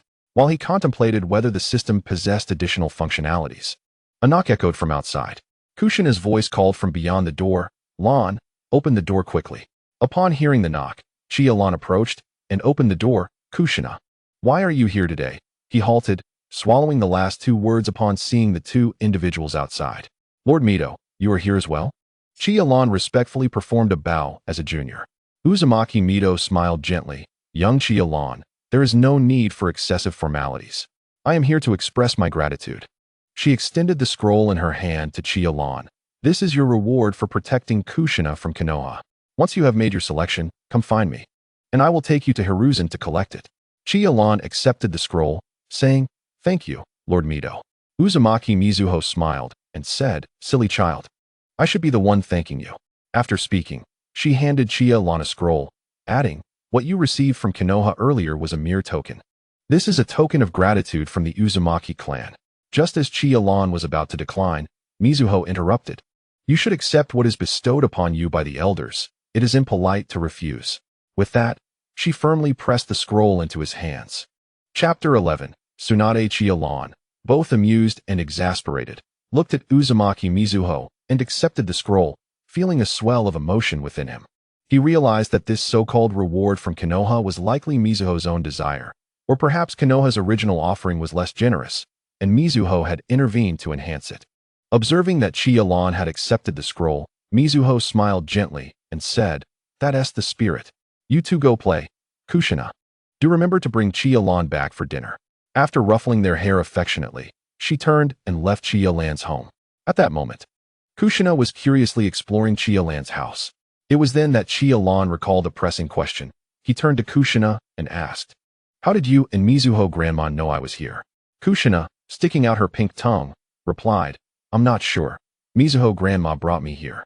Upon hearing her answer, Chiya Ran's doubts evaporated. Given Mizuho's status, discovering his whereabouts was hardly a challenge. Kushina continued to wander around his house and, with a hint of confusion, asked, "Lan, where are your parents?" Chiya Ran lowered his head, his tone somber as he replied, "They died in battle." At his response, Kushina felt a wave of awkwardness and quickly bowed in apology. I'm sorry, Lan. I didn't know. Chiya Ran waved his hand dismissively, his mood low. It's all right. Kushina, seeing Chiya Ran's downcast demeanor, felt a deeper sense of guilt. Although she had endured the destruction of the Uzumaki clan, she at least had Mizuho and Tsunade in Konoha. It seemed to her that Chiya Ran had lost everything. Approaching him, she said, if you're really upset, you could hit me. At her words, Chiya Ran finally couldn't help but laugh. He bore no ill will towards Kushina, especially since she had not acted intentionally. His temperament was not so petty. Kushina carefully gauged Chiya Ran's emotions and, relieved to find he truly was not angry, settled down beside him, cradling her face in her hands as she watched him. Chiya Ran was nearing the final stages of his training in the spiraling sphere. He retrieved a balloon, focusing his chakra, striving to maintain maximum power without bursting it. As the balloon popped, his failure came as no surprise. However, Chiya Ran remained undeterred and continued his practice with another balloon. To expedite his progress, he summoned shadow clones to assist in the third stage of spiraling sphere training. Kushina, resting her chin in her hands, watched him with a hint of boredom. Soon, night fell. Kushina glanced at the sky and eagerly announced, Lan, it's time for dinner. Chiya Ran concluded his training and accompanied her to her home for a meal. Upon entering, Kushina suddenly froze and exclaimed, Tsunade, you're back. Before rushing into her embrace, Tsunade smiled warmly and replied, you've grown quite a bit, little one. Kushina, encouraged, snuggled closer, reluctant to let go. Chiya Ran looked on with a hint of envy at their bond. Just then, Uzumaki Mizuho intervened. All right, don't cling to Tsunade. Go wash your hands and prepare for dinner. Only then did Kushina release her grip and proceed to wash her hands. Tsunade approached Chiya Ran, her figure causing him to momentarily lose his composure. You'll be looking after Kushina, I trust? Thank you. After patting his head, she playfully pinched his cheek. Now go wash your hands and prepare for dinner, little one. After washing up and finishing dinner, Chiya Ran bid farewell and returned home. Once there, he began to unroll the scroll that Uzumaki Mizuho had given him. The first scroll contained the techniques, multi-shadow clone technique, spirit transformation technique, flying thunder god technique, and the 8 gates. Notably absent were forbidden techniques, such as impure world reincarnation and reaper death seal. Nevertheless, these offerings surpassed Chiya Ran's expectations. Without hesitation, he selected the flying thunder god technique from the 4 options. Following his selection of Konoha's reward, he turned his attention to the scroll given personally by Uzumaki Mizuho. Upon opening it, he discovered 3 sealing techniques, for symbol seal, evil sealing method, and fire sealing method. It was as if Mizuho had imparted all the sealing techniques Chiya Ran could learn from the Uzumaki clan. Techniques not provided were those requiring the Uzumaki bloodline for practice. After all, Mizuho was unaware that Chiya Ran possessed a system that could grant him the Uzumaki clan's unique attributes. That night, as he drifted into slumber, the system rewards arrived punctually. Practiced the spiraling sphere for 8 hours. Proficiency increased from beginner to mastery. The following morning, Chiya Ran knocked on the door of Kushina's home, holding the scroll. Who is there? Came a lazy female voice. Chiya Ran replied, It's me, Chiya Ran. The door opened to reveal Tsunade, slightly disheveled and yawning. Come in, little one. As Chiya Ran entered, Tsunade closed the door and bent down to ask, Are you here to play with Kushina? She is still asleep. However, as Tsunade bent down, Chiya Ran's gaze inadvertently wandered to places it shouldn't, causing his face to flush as he turned away. I'm here to see Mizuho grandma. Yet, he couldn't help but steal another glance. Noticing his blush, Tsunade's exquisite features broke into a smile as she calmly adjusted her attire and led Chiya Ran to find Uzumaki Mizuho. Entering the room, Tsunade called, Mizuho grandma. Chiya Ran is here. Hearing Tsunade's call, Mizuho emerged, chiding, How old are you now, still so flustered?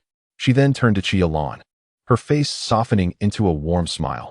Have you chosen your ninja technique? Chiya Ran nodded affirmatively. Mizuho glanced at the time and said, It's almost lunchtime. Let us eat first. Chiya Ran nodded. I'll follow your advice, Mizuho grandma. He was in no hurry. The difficulty of the flying thunder god technique made a few extra hours of study inconsequential. It was better to eat first. At that moment, the door to Kushina's bedroom swung open. Kushina emerged, her hair tousled, wearing a pink pajama and rubbing her sleepy eyes. Grandma, what is for lunch today? Mizuho smiled at Kushina and replied, Look who is here. At the sight of Chiya Ran, Kushina exclaimed and dashed back to her room to tidy herself up. Mizuho chuckled at Kushina's antics, then instructed Chiya Ran to sit and rest while she prepared the meal. Chapter 12. Flying Thunder God. Chiya Ran sat on the couch, idly waiting for lunch. Tsunade plopped down beside him, curious, and inquired, "How did you and Kushina meet?" Chiya Ran recounted the story of their acquaintance. After listening, Tsunade wore a mischievous smile. "So, you were the hero saving the damsel in distress?" At that moment, Kushina emerged, freshly cleaned and dressed, her face turning crimson upon hearing Tsunade's teasing. "What nonsense are you spouting, Tsunade?" Seeing Kushina's flushed cheeks, Tsunade chose to remain silent and yawned before retreating to her room for some rest. Kushina sat down, hugging her pillow, and said, "Tsunade just loves to tease kids. Don't mind her."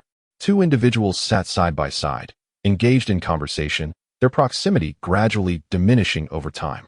At that moment, Uzumaki Mizuho emerged, observing the two with a knowing smile, and remarked, "Dinner is ready." It was then that Chiya Ran and Kushina realized their shoulders were now touching. Blushing slightly, Kushina set down her cushion and said, "I'll go call Tsunade-sensei for dinner." Chiya Ran chuckled and proceeded to assist in the kitchen. As they ate in silence, the atmosphere starkly contrasted with the laughter of the previous day. Tsunade raised an eyebrow, pondering what discord might be brewing between the two youngsters. Just as she was about to intervene, Mizuho's gaze halted her. Understanding the unspoken cue, Tsunade resumed her meal quietly.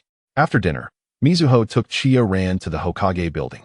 Once they departed, Tsunade leaned closer to Kushina, her curiosity piqued.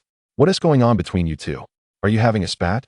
Kushina shyly replied, "Not at all."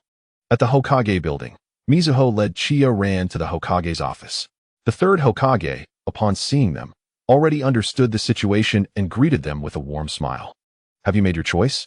Chiya Ran nodded and declared, "I wish to learn the Flying Thunder God technique." The third Hokage momentarily lost himself in thought, recalling his mentor, the second Hokage, Tobirama Senju. He then retrieved the Forbidden Scroll, turning to the page detailing the Flying Thunder God technique. "Take a look, you may copy it. But the manuscript must be submitted to Lord Mizuho for safekeeping." Chiya Ran was astonished, not expecting such a significant item to be in the third Hokage's possession. Noticing Chiya Ran's puzzled expression, the Hokage explained, "If someone were to take the Forbidden Scroll from me, it would signify that Konoha is in grave danger." Chiya Ran nodded in understanding and feigned admiration, saying, "Indeed, the third Hokage is renowned as the strongest Hokage throughout the ages. Keeping the Forbidden Scroll here is undoubtedly the safest choice." Upon hearing this, Sarutobi Hiruzen's expression stiffened, and he discreetly glanced at Mizuho, feeling relieved when he saw her expression unchanged. Boasting before the original's partner was indeed a bit embarrassing for the third Hokage. However, seeing Chiya Ran's innocent gaze and recalling his impressive grades on the Will of Fire at the Ninja Academy, Hiruzen could only grit his teeth and swallow his pride. He forced a smile and said, "These are merely words from textbooks. They should not be taken literally." Chiya Ran, sensing the discomfort, ceased to provoke him and began to browse the Forbidden Technique scroll. Just as he was about to copy a section, Mizuho placed her hand on his. "You need not copy it. I possess all the original versions of the jutsu developed by Tobirama." Chiya Ran nodded in acknowledgement and, after thoroughly examining the scroll, looked up at Mizuho and said, "I have finished reading. If there are originals, why bother with this?" He intended to return and study the versions left by Senju Tobirama. Mizuho rose and nodded to the third Hokage before taking Chiya Ran out of the office. The third Hokage sat back in his chair, wiping non-existent sweat from his forehead. He muttered to himself, "It seems I must be more cautious with the teaching materials in the future." On their way back, Mizuho curiously inquired, "Little Chiya Ran, did the third Hokage truly say that?" Chiya Ran pretended to ponder and replied, "The third Hokage, you mean?" Mizuho laughed, "Yes. The claim that he is the strongest Hokage of all time." Chiya Ran thought for a moment and said, "That is what the textbooks state. What about the first and second Hokages? How are they described?" "The first Hokage established the ninja village, and the second Hokage founded the Ninja Academy and invented the Chunin exams." Mizuho's expression slightly faltered before she asked, "Does it mention the strength of the first and second Hokages?" Chiya Ran honestly replied, "There is no mention of their strengths." Mizuho, upon hearing this, diverted the conversation, and they continued discussing other topics. Upon returning home, Kushina and Tsunade were each preoccupied with their tasks. Seeing the two return, Kushina hurried over to greet them. Mizuho, Ran. You're back. Mizuho smiled warmly at Kushina, ruffling her hair. Kushina leaned into Mizuho's comforting hand. Mizuho then turned to Chiya Ran and said, Come with me. Leading him to her room, Mizuho produced an old notebook and said, This is Tobarama's notebook on the development of the Flying Thunder God technique. It contains his insights. You may read it here, but you cannot take it away. Chiya Ran nodded solemnly and began to examine the contents carefully. Mizuho observed his earnestness and suggested, If you don't mind, you could stay here for a while to keep Kushina company. She hasn't had many friends since childhood. Chiya Ran readily agreed. Seeing his acceptance, Mizuho smiled with relief. I'll prepare a guest room for you. Feel free to study the notebook at your leisure. Chiya Ran expressed his gratitude. Thank you. Mizuho. Mizuho did not respond verbally, but gently patted his head before exiting the room. Upon stepping outside, she spotted Kushina sneaking around. What are you up to? She inquired. Kushina stuck out her tongue, remaining silent. Mizuho took her away, and although Kushina initially resisted, she settled down upon hearing Mizuho's words. Chiya Ran will be staying here for a while, so help me tidy up his room. Kushina, astonished, exclaimed, Really? Mizuho reassured her. When have I ever lied to you? Chapter 13. Temporary stay. Kushina's eyes lit up at this revelation, declaring, I'll go help Ran tidy up his room. She promptly turned and dashed off to begin her task. Mizuho smiled, reflecting on how much more lively little Kushina had become since meeting Chiya Ran at school. After her moment of sentiment, she followed after Kushina. There were still a few empty rooms in Mizuho's house. Kushina chose one adjacent to her own and began organizing it, with Mizuho assisting her. Meanwhile, Chiya Ran was deeply engrossed in studying the notes left by Senju Tobarama. The details were far more comprehensive than those in the Forbidden Technique scroll. If one were to make a comparison, the Forbidden Scroll was akin to a textbook from Chiya Ran's past life, while Tobarama's notes resembled a teaching manual. The notebook documented all the challenges Tobarama faced while creating the technique and his personal methods of resolution. With Chiya Ran's extraordinary mental acuity, he quickly grasped the theoretical principles behind the Flying Thunder God technique. However, he was acutely aware that theory was merely the prelude. Practical application was the true test. As he prepared to continue his reading, Mizuho entered and said, Let us call it a day. You can resume tomorrow. We have already tidied your room. Chiya Ran sincerely bowed in gratitude.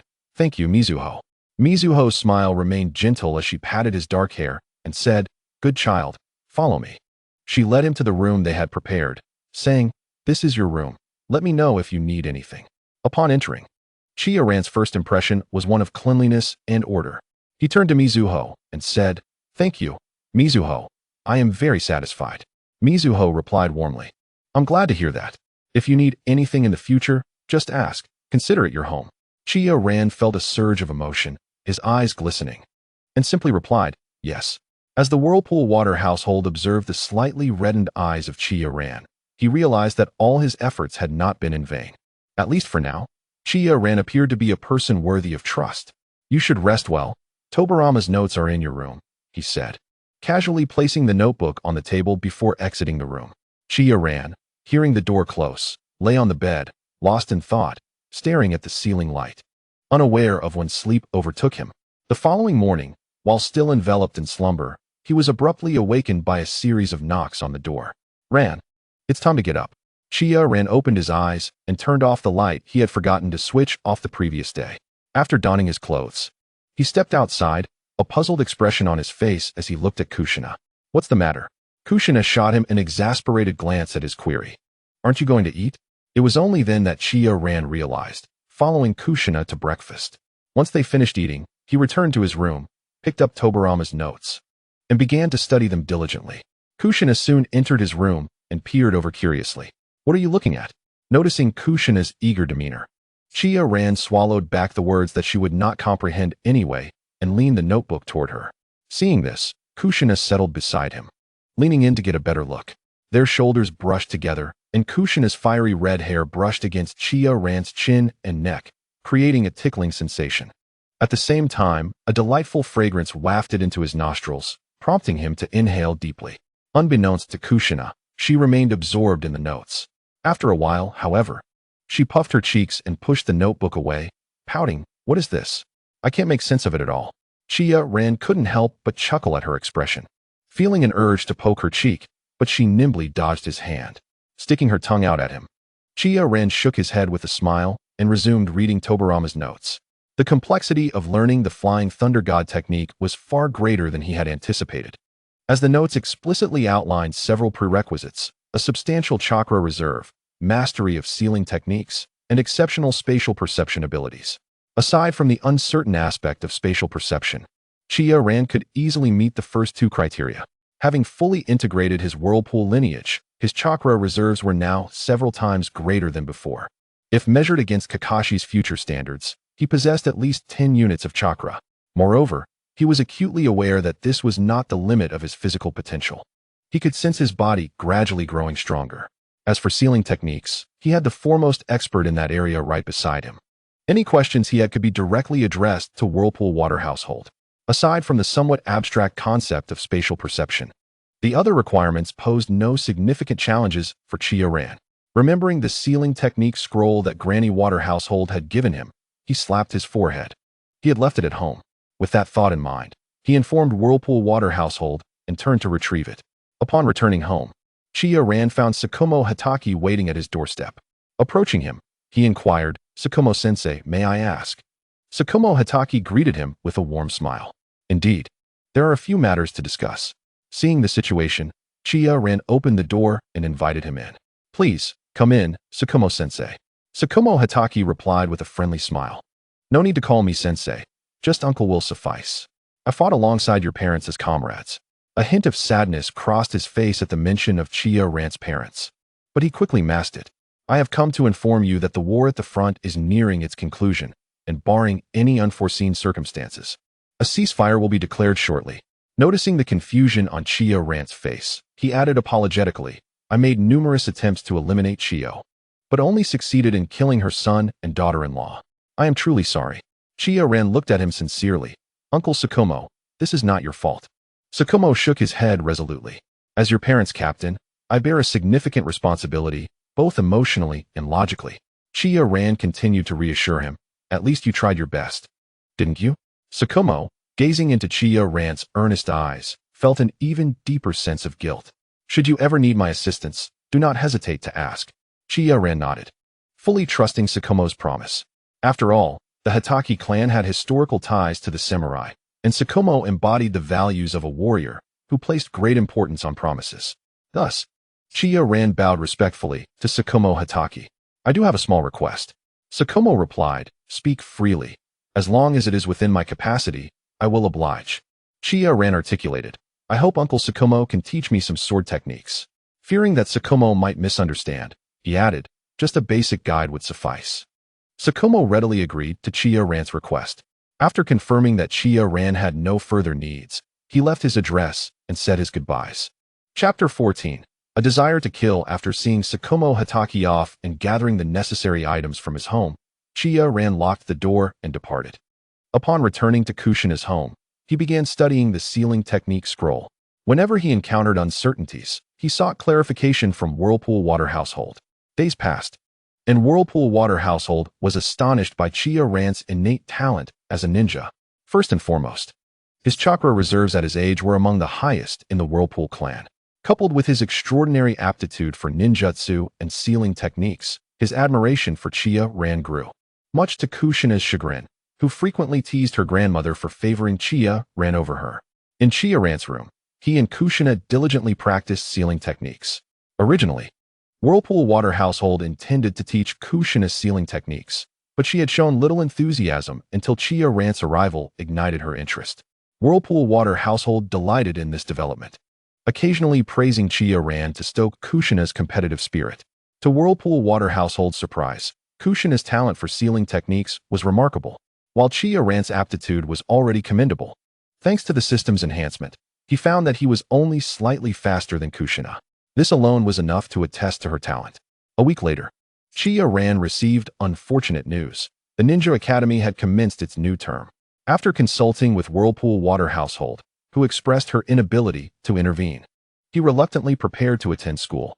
Fortunately, the teachers maintained a lenient attitude toward Chiya Ran, allowing him to sit in the back row to pursue his interests undisturbed. Thus, 3 days passed, and Chiya Ran successfully elevated his proficiency in the 3 sealing techniques to an adept level. According to Tobarama's notes, this level of sealing technique was sufficient. During this time, he also made significant progress with the Rasengan. Utilizing his whirlpool lineage, Chiya Ran began employing shadow clones to substantially accelerate his training.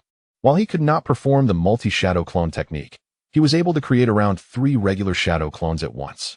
After testing, he found that he could comfortably handle the side effects of this training method. With the system's support, he finally mastered the Rasengan. Although he had yet to reach full proficiency, its power was already quite formidable.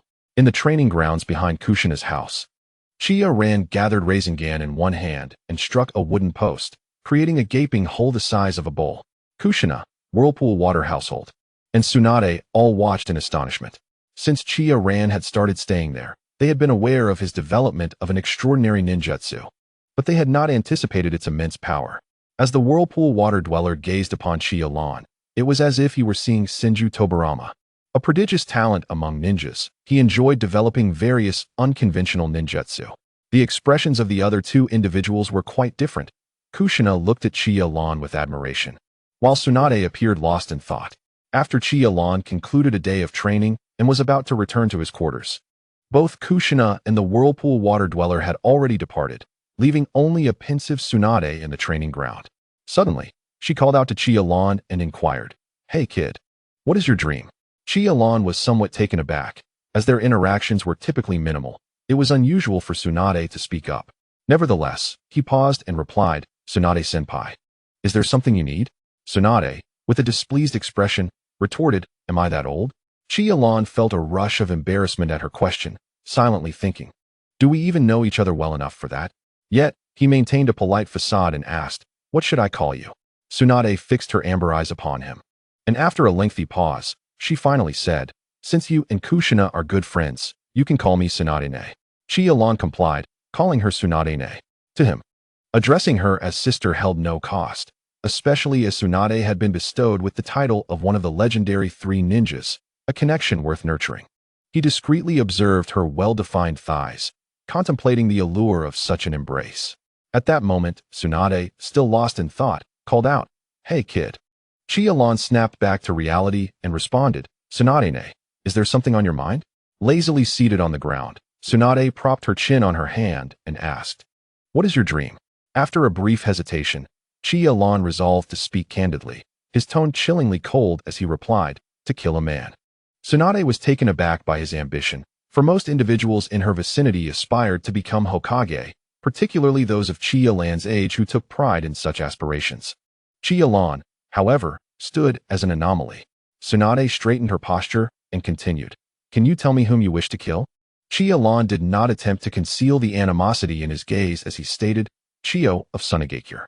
Just as Tsunade was about to inquire further, she understood the depth of his hatred reflected in his eyes. With a hint of regret, she said, "I'm sorry, I'm not fully aware." Chiya Ran shrugged. "I know whom I should despise. There is no need for your apology." After speaking, he prepared to leave the training ground when Tsunade called after him. "Chiyo specializes in poisons. If you have time, I can teach you how to detoxify and create antidotes." Chiya Ran paused, turning to her, "Then I shall rely on you." Tsunade-ne. He then exited the training ground, leaving Tsunade alone. As a cold breeze swept through, Tsunade shivered in her somewhat inadequate attire, tightening her clothing before departing as well. In the days that followed, Chiya Ran's studies expanded to include the identification of various medicinal herbs and the crafting of antidotes. Naturally, as he learned to detoxify, he also inadvertently acquired the knowledge of poisoning. A few days later, one afternoon, Tsunade introduced a small girl, approximately 4 years old, to Chiya Ran. "This is Shizune," Tsunade began, hesitating momentarily, the niece of a fallen friend. Chiya Ran nodded, a smile gracing his face as he crouched down to playfully poke at little Shizune. Tsunade breathed a sigh of relief, observing the harmonious interaction between the two, and began today's lesson. Chapter 15. Graduation. 3 months later, Chiya Ran officially graduated. "Lan, why is it that despite our lack of attendance, you rank among the top 3 in class?" Kushina questioned, puzzled as she examined the report card at her home. Her beautiful eyes scrutinized Chiya Ran, demanding an explanation. It's astonishing that even though we both skipped class and spent time together afterward, your grades surpassed mine by such a margin. Though Kushina herself had graduated successfully, she found the situation quite perplexing. Chiya Ran looked up, feigning contemplation while suppressing a chuckle. Perhaps it is because I am a genius. This response elicited a strong sense of dissatisfaction from Kushina, her cheeks puffing in indignation as she turned away, refusing to acknowledge him. Unable to contain himself, Chiya Ran approached her and playfully poked her cheek. Kushina immediately dropped her report card, seizing a pillow to hurl at him. In response, Chiya Ran grabbed a pillow to retaliate. Tsunade sat nearby, smiling at the playful banter between the two. After a while, Tsunade finally interjected, "All right, enough of this. We need to prepare for the memorial service for the Second Shinobi World War." With her words, the previously lively atmosphere became somber. The two of them returned to change into appropriate attire for the memorial service. Tsunade led them to the location of the ceremony. The war had concluded a month prior, and this memorial was merely to honor the fallen. The event, referred to as the Second Shinobi World War, saw everyone dressed in black, holding flowers. The atmosphere was heavy with grief. Suddenly, Chiya Ran felt raindrops landing on his face. He looked up to see a sparse drizzle beginning to fall from the sky. The third Hokage stood at the forefront, reciting the eulogy. Upon concluding with the phrase, "In the place where the leaves dance, the fire endures," the commemoration came to an end. In silence, everyone placed their flowers at the memorial stone, concluding the ceremony. On their way back, they encountered Jiraiya, exchanging greetings. Tsunade then fixed her gaze on him and asked, "Where is Orochimaru?" Jiraiya replied, "I'm not quite sure. He has been rather solitary since that incident." Tsunade sighed lightly, then inquired, "And what about you? What are your plans now that the war has ended?" Without hesitation, Jiraiya declared, "I intend to travel and gather materials." Tsunade hesitated for a moment before responding, "I'll be staying in the village for a while longer." Jiraiya smiled brightly, "Then I shall take my leave." With that, he turned to depart, waving goodbye. Tsunade then escorted the two back home. Meanwhile, in the Hokage office, the third Hokage found himself in a predicament as he surveyed the class assignments. With a light tap on the desk, an Umbu agent outside the window respectfully announced, "Hokage-sama." The third Hokage instructed, "Please summon Jiraiya." The Umbu nodded and vanished in an instant. Unbeknownst to Jiraiya, who was busy preparing for his journey, the Umbu appeared at his window and knocked. Upon seeing the Umbu, Jiraiya felt a sense of foreboding. The Umbu spoke, "Lord Jiraiya, the third Hokage requests your presence." Jiraiya sighed heavily, understood. He set aside his belongings and followed the Umbu to the Hokage's office. Taking a deep breath, Jiraiya knocked on the door. "Come in," came the voice of the third Hokage from within. Jiraiya entered and asked, "Teacher, what do you need me for?" The third Hokage looked at him and stated, "I intend to appoint you as a guiding jonin." Jiraiya, incredulous, pointed to himself, "Me a guiding jonin?" Just as he was about to refuse, the third Hokage interrupted. "This is a task assigned to you by your teacher as Hokage, not a matter for discussion." Seeing the resolute expression on his teacher's face, Jiraiya acquiesced. The third Hokage smiled and remarked, "This will give you a taste of how troublesome being a guiding teacher can be." With that, he handed him the list of assignments. Jiraiya took the list, which read, "Minato Namikaze, Dakai, and Zwa Kingmishu." He cheerfully exclaimed, "No problem, I shall take my leave, sensei." The third Hokage watched him depart and was just about to attend to some paperwork when another knock echoed from outside. "Come in." The door swung open, revealing Shikaku, to whom the third Hokage warmly stated, "Ah, it is you, Shikaku. What brings you here?" Shikaku replied, "I wish to become a guiding teacher." The third Hokage felt a surge of joy within. He had been pondering how to find a reason to assign Shikaku as Chiya's mentor, and here it was, presented to him. With this thought, he inquired, "Have you selected your disciple?" Shikaku nodded and declared, "I wish to mentor Chiya." The third Hokage, although ecstatic internally, feigned a shake of his head. Shikaku, noticing the third Hokage's demeanor, curiously asked, "Why not, esteemed third Hokage?" The third Hokage chuckled, "One is certainly not enough. You must take at least 3. Relieved, Shikaku responded, "Very well." Seeing no objection, the third Hokage handed him a pre-prepared list. Upon witnessing this, Shikaku felt somewhat duped. He couldn't help but smile wryly, saying, "Third Hokage, even if I did not speak, you would still have thrust this upon me." The third Hokage waved his hand dismissively, replying, "Why concern yourself with such matters, Shikaku? We are all contributing to Konoha, after all. With a resigned smile, Shikaka departed from the Hokage's office. Having resolved the matter concerning Chiya, the third Hokage reclined comfortably in his chair, taking a puff from his pipe. He mused to himself, just a few more years, and this position should rightfully pass to Jiraiya. But then there is Orochimaru. The thought of Orochimaru caused the third Hokage a headache. He had initially intended for him to be his successor. However, after the death of Rope Tree, Orochimaru seemed indifferent to the Hokage position. This realization soured the third Hokage's mood. Unbeknownst to him, Chiya was diligently practicing the Flying Thunder God technique in the training ground. After 3 months of rigorous training, he had nearly mastered its application. Closing his eyes, Chiya attuned himself to the spatial coordinates. In an instant, he resonated with the space around him and teleported to the designated location. Suddenly, he found himself in the front yard, startling Kushina, who exclaimed with joy, "Did you succeed?" Chiya nodded but then shook his head, leaving Kushina puzzled. He clarified, "I merely managed to activate it. Practical application still eludes me." Chiya felt little joy in this achievement, as it was a result of standing on the shoulders of giants. Each time he faltered, he would review Tobarama's notes to uncover the reasons for his failures and improve upon them. Chapter 16. The Guiding Jonin. The more Chiya practiced the Flying Thunder God technique, the more he admired the second Hokage. How could one individual develop so many complex forbidden techniques within such a limited time frame? Even if one were to devote a lifetime to learning, it would hardly be sufficient. Moreover, Tobarama Senju was not merely a practitioner. He was the creator of ninjutsu. The difficulty of developing a technique far surpasses that of learning one. Truly, he was a master of forbidden arts.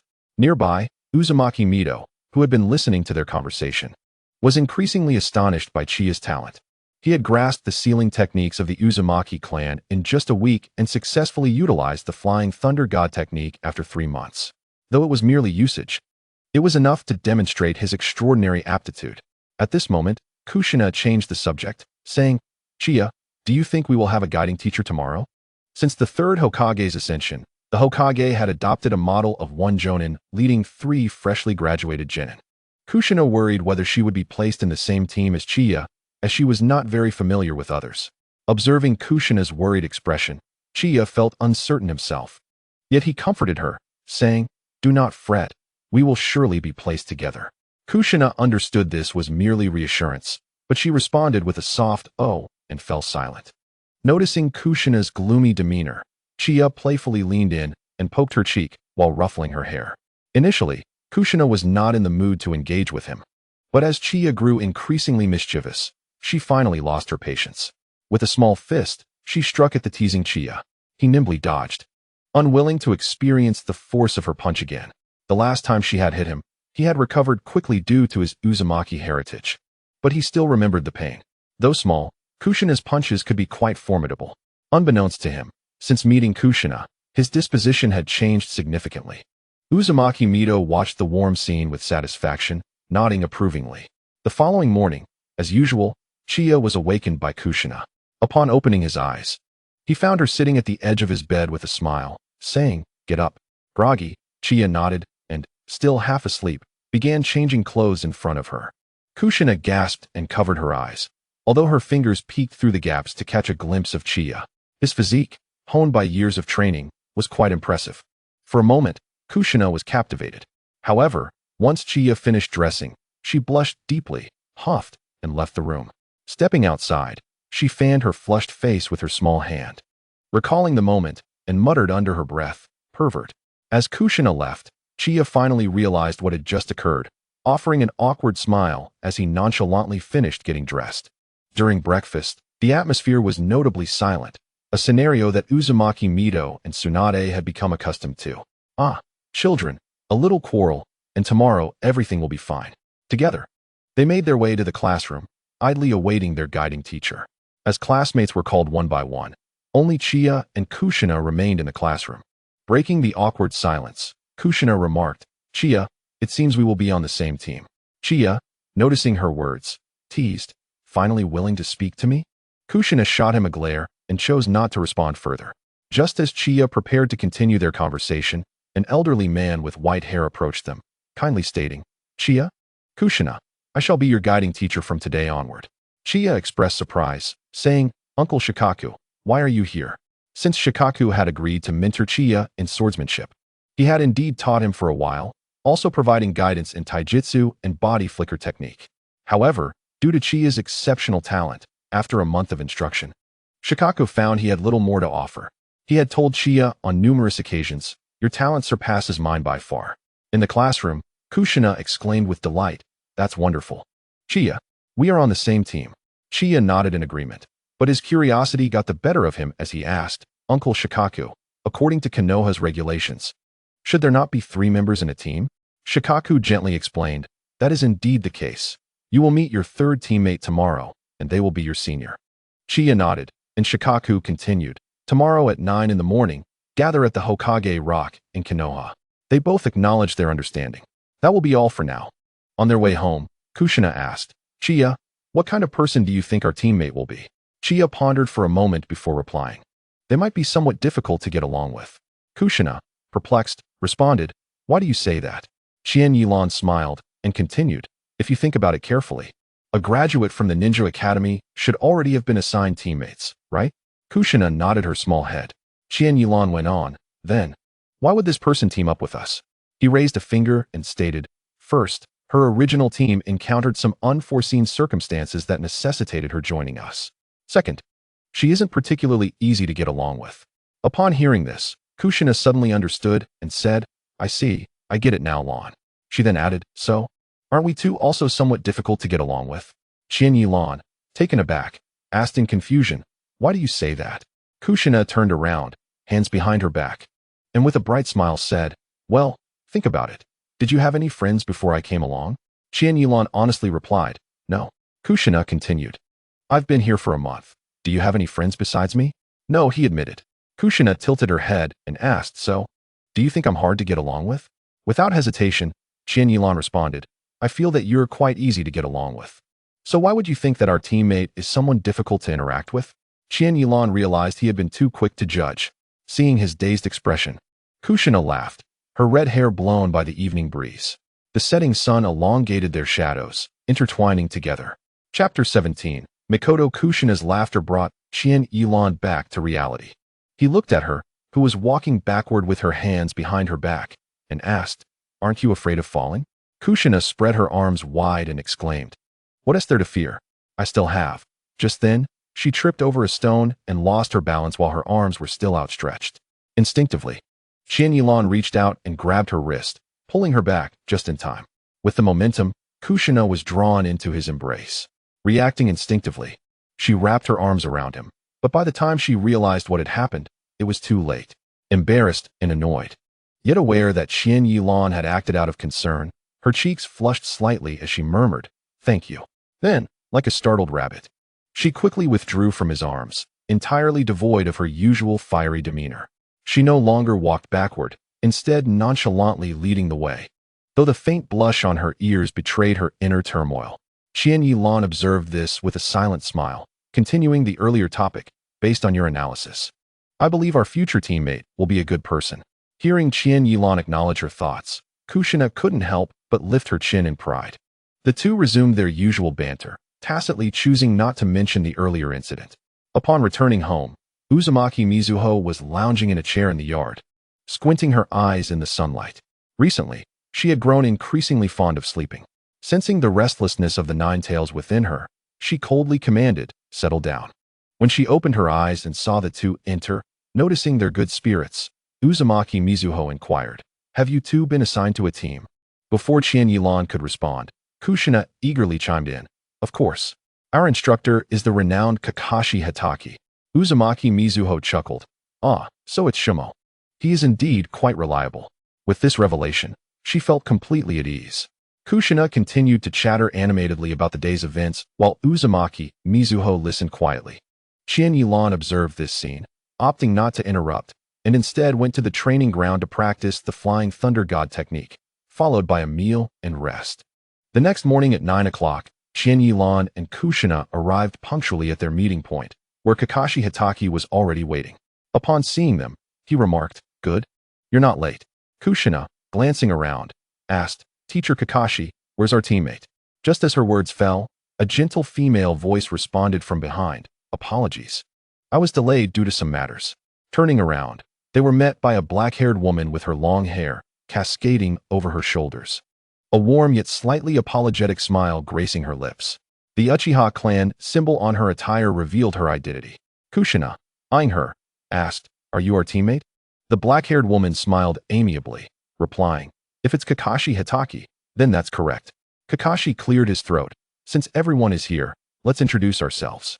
The black-haired woman said, "I'll go first. My name is Uchiha Makoto. It's a pleasure to meet you." "I'm Kushina. Nice to meet you too," she replied, shaking her hand. Uchiha Makoto then turned her gaze to Chiya Ran. He introduced himself as well. "I'm Chiya Ran. It's a pleasure to meet you." Kakashi, noticing the brief introductions, said, "Let me explain Uchiha Makoto's situation. Her case is somewhat special. During the Second Shinobi World War, her instructor was injured and could no longer serve as a ninja, resulting in her class being disbanded." Kushina nodded in understanding. "So that's how it is." Curiously, she inquired, "What was the war like?" Makoto responded with an apologetic smile. "I'm sorry, I mainly handled logistics and wasn't on the front lines."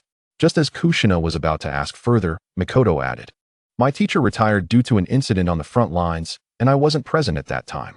Kakashi interjected, "All right. Now that we have a basic understanding of each other, for our first gathering, I'll treat everyone to barbecue." After their meal, the group bid farewell. Kakashi reminded them to meet at the same location the next day at 9 in the morning before announcing the dismissal. At Kakashi's home, observing his son practicing diligently, he sighed, "Kakashi, are you using shadow clones to attend school again?" Kakashi nodded. "Father, you know I've already completed the Ninja Academy curriculum. I plan to apply for early graduation." Kakashi's expression suddenly grew serious as he crouched down to meet his son's gaze. Placing a hand on Kakashi's shoulder, he advised, "Kakashi, you must understand that the Ninja Academy is a place to foster bonds with future comrades. You shouldn't bypass this." Kakashi turned away, stating, "I feel I have nothing in common with those people." Kakashi sighed lightly. "If you attend classes as yourself and still feel this way after a year, then you may graduate early." Kakashi nodded and resumed his silent training. As the son of the renowned White Fang of Konoha, he had always been under the scrutiny of countless eyes. This pressure left him no room for complacency. Despite Kakashi's father's repeated attempts to counsel him, they proved unsuccessful. Kakashi's mother had passed away during his birth, leaving Kakashi's father with little choice but to let things be. At the training ground, Chiya Ran marked the area with flying thunder god seals. He closed his eyes, carefully sensing the spatial coordinates, repeatedly teleporting to enhance his proficiency in the technique. Tsunade watched Chiya Ran's training from the side, lamenting his reluctance to learn medical ninjutsu. In her eyes, if Chiya Ran dedicated himself to medical ninjutsu, his achievements would undoubtedly rival her own. However, Tsunade also understood Chiya Ran's perspective. After all, a person's energy is limited, and if he pursued medical ninjutsu, he would not be able to master the flying thunder god technique so swiftly. At that moment, Kushina stepped forward and exclaimed, "Tsunade, dinner is ready." After finishing their meal, Chiya Ran returned to his room and sat in a chair, continuing to peruse the notes of Senju Tobarama. Kushina lay on his bed and gazed at Chiya Ran, asking, "Ran, what kind of missions do you think we will undertake?" Observing her eager expression, Chiya Ran felt reluctant to dampen her enthusiasm and replied vaguely, "I'm not sure. We'll just follow Uncle Sakumo's arrangements." Chapter 18. The despairing cat with her eyes sparkling with anticipation, Kushina inquired, "Will we perhaps infiltrate enemy territory and assassinate high-ranking officials?" Chiya Ran, taken aback by her words, quickly interjected, "Stop. You've been watching too many ninja stories." Pouting, Kushina retorted, "You have no respect for your elder sister." Chiya Ran could only force a laugh, not daring to argue, as he was indeed 2 years her junior. Kushina, noticing his silence, smugly commanded, "Call me sister." Expecting Ran to dismiss her as usual, she was taken aback when he readily responded, "Sister." This unexpected compliance delighted Kushina, yet also puzzled her. Why was Ran so agreeable this time? She sensed something amiss, and her expression turned serious as she scrutinized him, causing goosebumps to rise on Ran's skin. Even though Kushina was charming, her intense gaze was overwhelming. Kushina's voice broke through the silence. "You're not planning a prank, are you?" This accusation left Ran bemused. He merely intended to cheer her up and enjoy some quiet time with his notes, but instead, he found himself misunderstood. A mischievous grin crept upon his face as he leaned closer to her. Seeing that smile, Kushina instinctively recoiled. Each time he acted this way, she ended up at a disadvantage. Nevertheless, she boldly maintained eye contact with him. After a lengthy stare, Chiya Ran finally spoke. Sister, recently, I've been short on funds due to my training. This time, he was indeed spinning a tale. As the special kunai for the Flying Thunder God technique was prohibitively expensive. However, the inheritance left by his parents was more than sufficient to cover it. He merely wished to tease Kushina. She pouted, her expression revealing that she had figured him out. Tell me, how much do you need? With a playful smile, Ran replied. Just a little, enough to show some goodwill. Kushina hugged her pillow and exited the room, returning shortly with a passbook. She handed it to him, asking, Do you think this is enough? Ran took the passbook and exclaimed, Is this all from sister and mother? His heart warmed at the sight of Kushina's distressed expression. And he quickly said, I was just joking, you don't need to take it seriously. Kushina, still skeptical, eyed him before reclaiming the passbook. After this little episode, the atmosphere in the room grew lighter. Come on, just tell me what missions we might undertake tomorrow, she urged, her bright eyes fixed on him.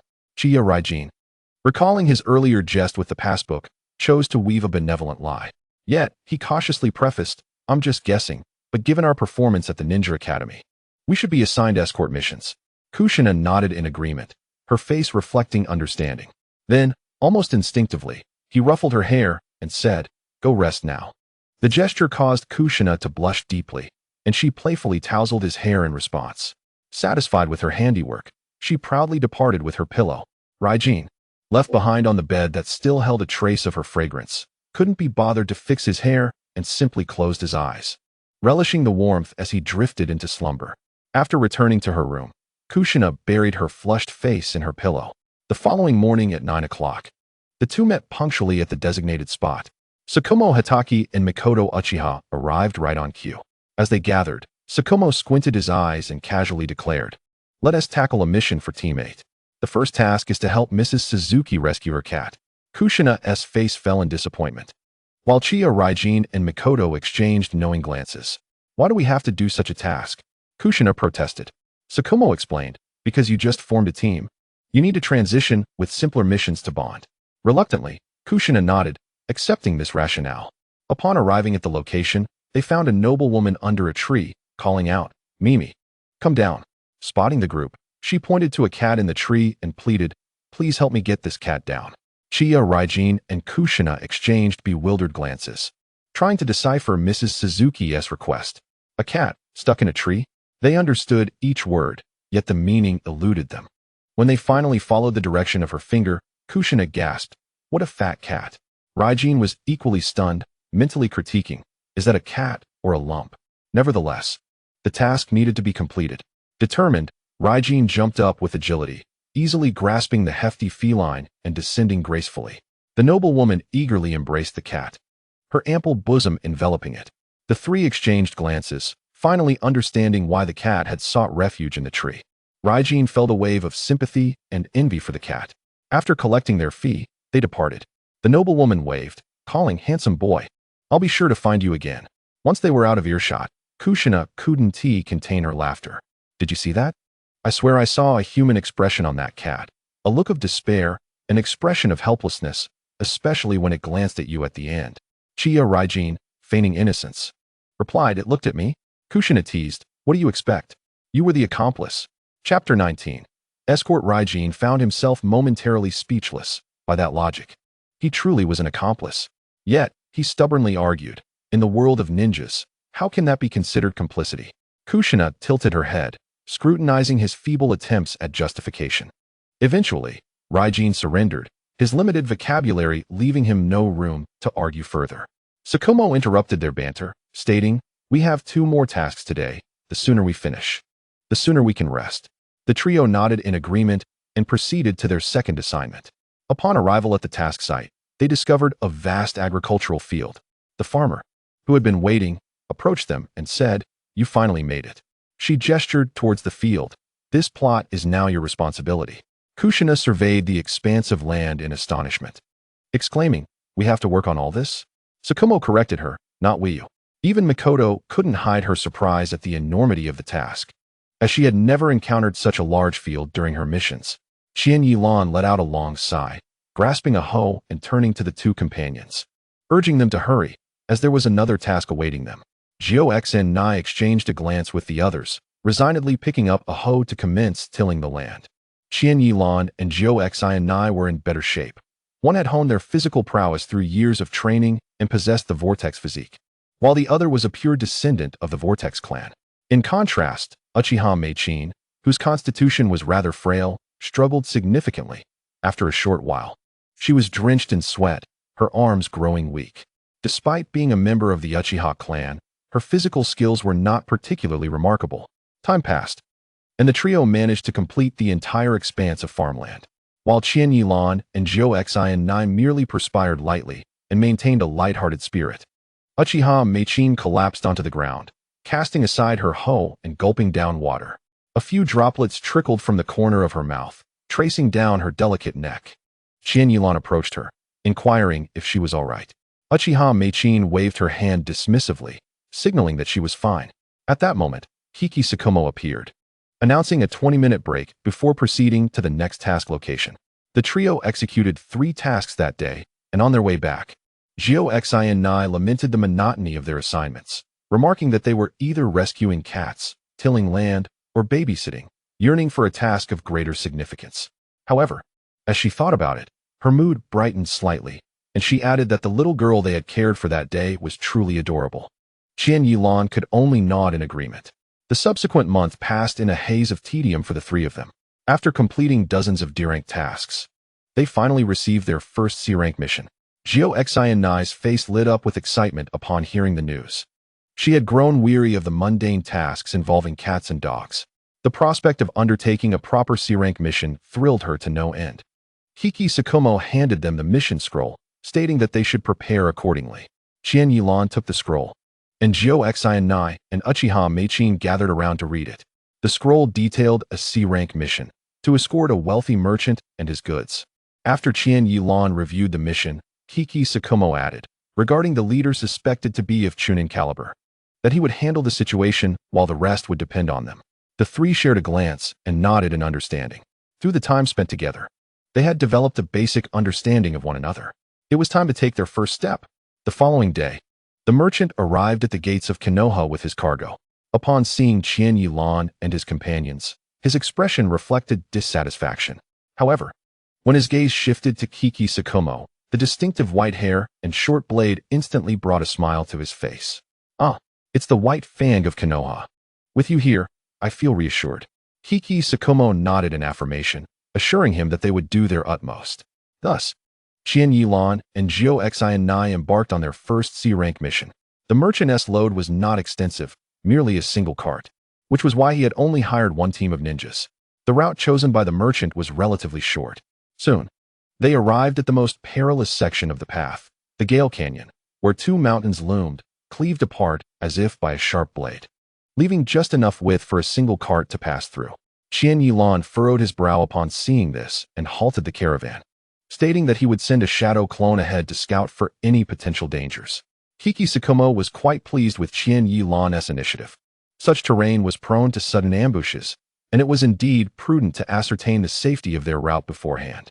Zhou Xian and Uchiha Meichin expressed no objections, having unconsciously come to regard Qian Yilan as their pillar of support during the month of cooperation. The merchant remained seated in the cart, offering no input. Without further ado, Qian Yilan summoned a shadow clone and instructed it to proceed with caution. After approximately half an hour, Qian Yilan received an update from the clone. He turned to his companions, declaring that the path ahead was currently safe, devoid of traps. With this assurance, the group continued their journey. They encountered no unexpected events until they exited the canyon. The journey went surprisingly smoothly, and upon escorting the merchant to the designated location, he expressed his profound gratitude to Hiki Tsukumo. In his view, it was Hiki Tsukumo's renown that had deterred any lurking threats, ensuring their safe passage. Feeling overlooked, Zhou Xian pouted in dissatisfaction. At this moment, Hiki Tsukumo had successfully sent off the merchant and approached the group, glancing at the sky as he remarked, "Let us rest for the night in this small town before heading back." For now, we can explore a bit. Observing this, Qian Yilan moved closer, nudging her gently with his shoulder. Zhou Xianbai shot him a look, questioning, "What's up?" With a smile, Qian Yilan suggested, "Shall we not explore this town?" Having ventured out of the village for the first time, he was filled with curiosity about the outside world. Just as the two were about to wander off, Kiki Tsukumo called them back, suggesting it would be safer to stick together. To avoid any awkwardness, he intentionally lagged behind. The trio strolled through the small town. Initially, the novelty was exciting, but soon they realized it was rather underwhelming, even inferior to Konoha. As they prepared to return for rest, Zhou Xianbai turned and spotted a shop selling masks. She eagerly dragged Qian Yilan over, picking up a fox mask and donning it on her face, asking him, "What do you think? Does it look good?" Qian Yilan offered a nonchalant reply, "It looks quite nice." With a twinkle in her eye, Zhou Xianbai handed him a mask, stating, "This one suits you perfectly." Chapter 20. What is your relationship? Qian Yilan took the mask, noticing it was a wolf mask. Under Zhou Xianbai's expectant gaze, he put it on. She beamed at him, exclaiming, "I told you, that mask suits you well." Afterward, she tenderly adjusted the mask on his face. When Qian Yilan attempted to remove it, Zhou Xianbai intervened, insisting, "It looks great, don't take it off." With no choice, Qian Yilan let his hands fall. At this moment, the shopkeeper chimed in, "The bond between you two seems quite strong." Zhou Xianbai's cheeks flushed beneath the mask, and she scrutinized Uchiha Meichin before playfully handing her a cat mask, saying, "This is for you." Meichin accepted it with a smile, saying, "Thank you." After Zhou Xianbai settled the payment, the group returned to their lodging. The small town did indeed have an inn. For convenience, Kiki Tsukumo shared a room with Qian Yilan, while the two girls occupied another. As Qian Yilan reclined on the bed, his ears suddenly perked up. He exchanged a glance with Kiki Tsukumo, and both silently crept closer to the wall to listen to the sounds from the neighboring room. A deep male voice floated through, inquiring, "From Konoha?" Before he could finish, a cough interrupted the conversation. The room fell silent. Qian Yilan looked at Kiki Tsukumo, gesturing across his neck. Kiki Tsukumo nodded silently and gave a thumbs up. The two stealthily positioned themselves outside the window. Discovering the figures inside were dipping their fingers in water and writing on the table. This only solidified their suspicion that something was amiss. Who would engage in such a peculiar manner of communication? After a lengthy exchange of scribbles, they finally concluded their conversation. Just as Kiki Tsukumo was about to make a move, Qian Yilan halted him. He retrieved a bamboo tube, filled it with a sleeping powder, and gently blew it inside. His medical prowess was well above average, with even Tsunade herself acknowledging his talent. Knowing they would be going on a mission, he had brought along some sleeping powder and poison as a precaution.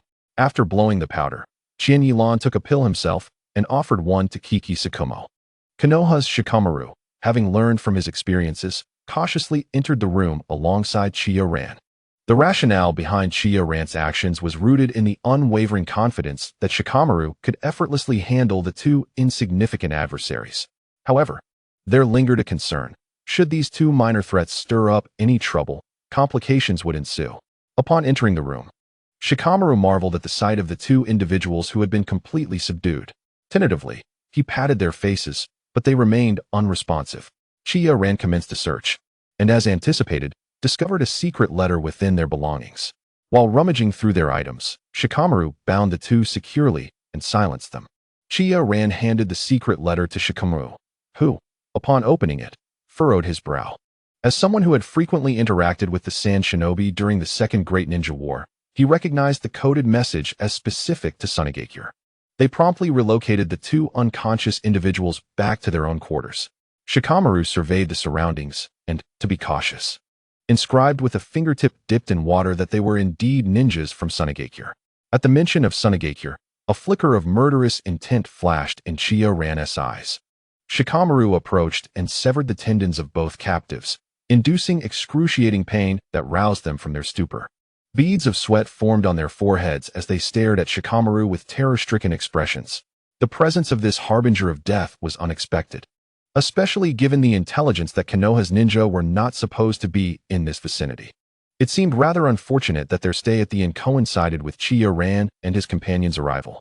They emitted muffled whimpers, attempting to plead for mercy.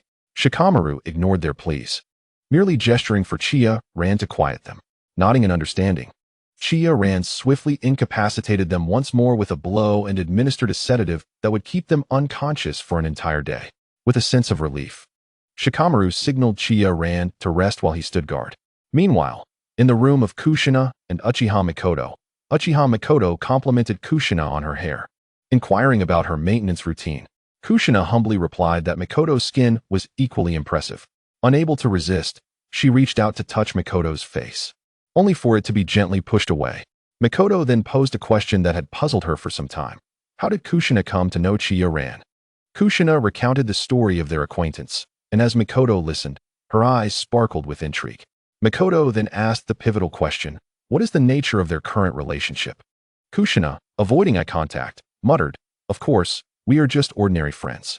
Mikoto gave her a knowing look, prompting Kushina to hastily defend herself, insisting, we are truly just friends.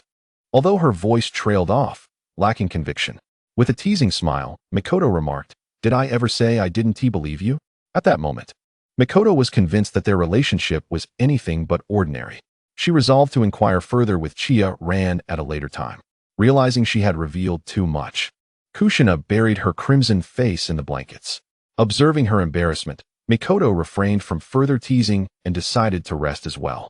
The following morning, Shikamaru ventured out to hire a carriage, tossing the two captives inside before returning to Konoha.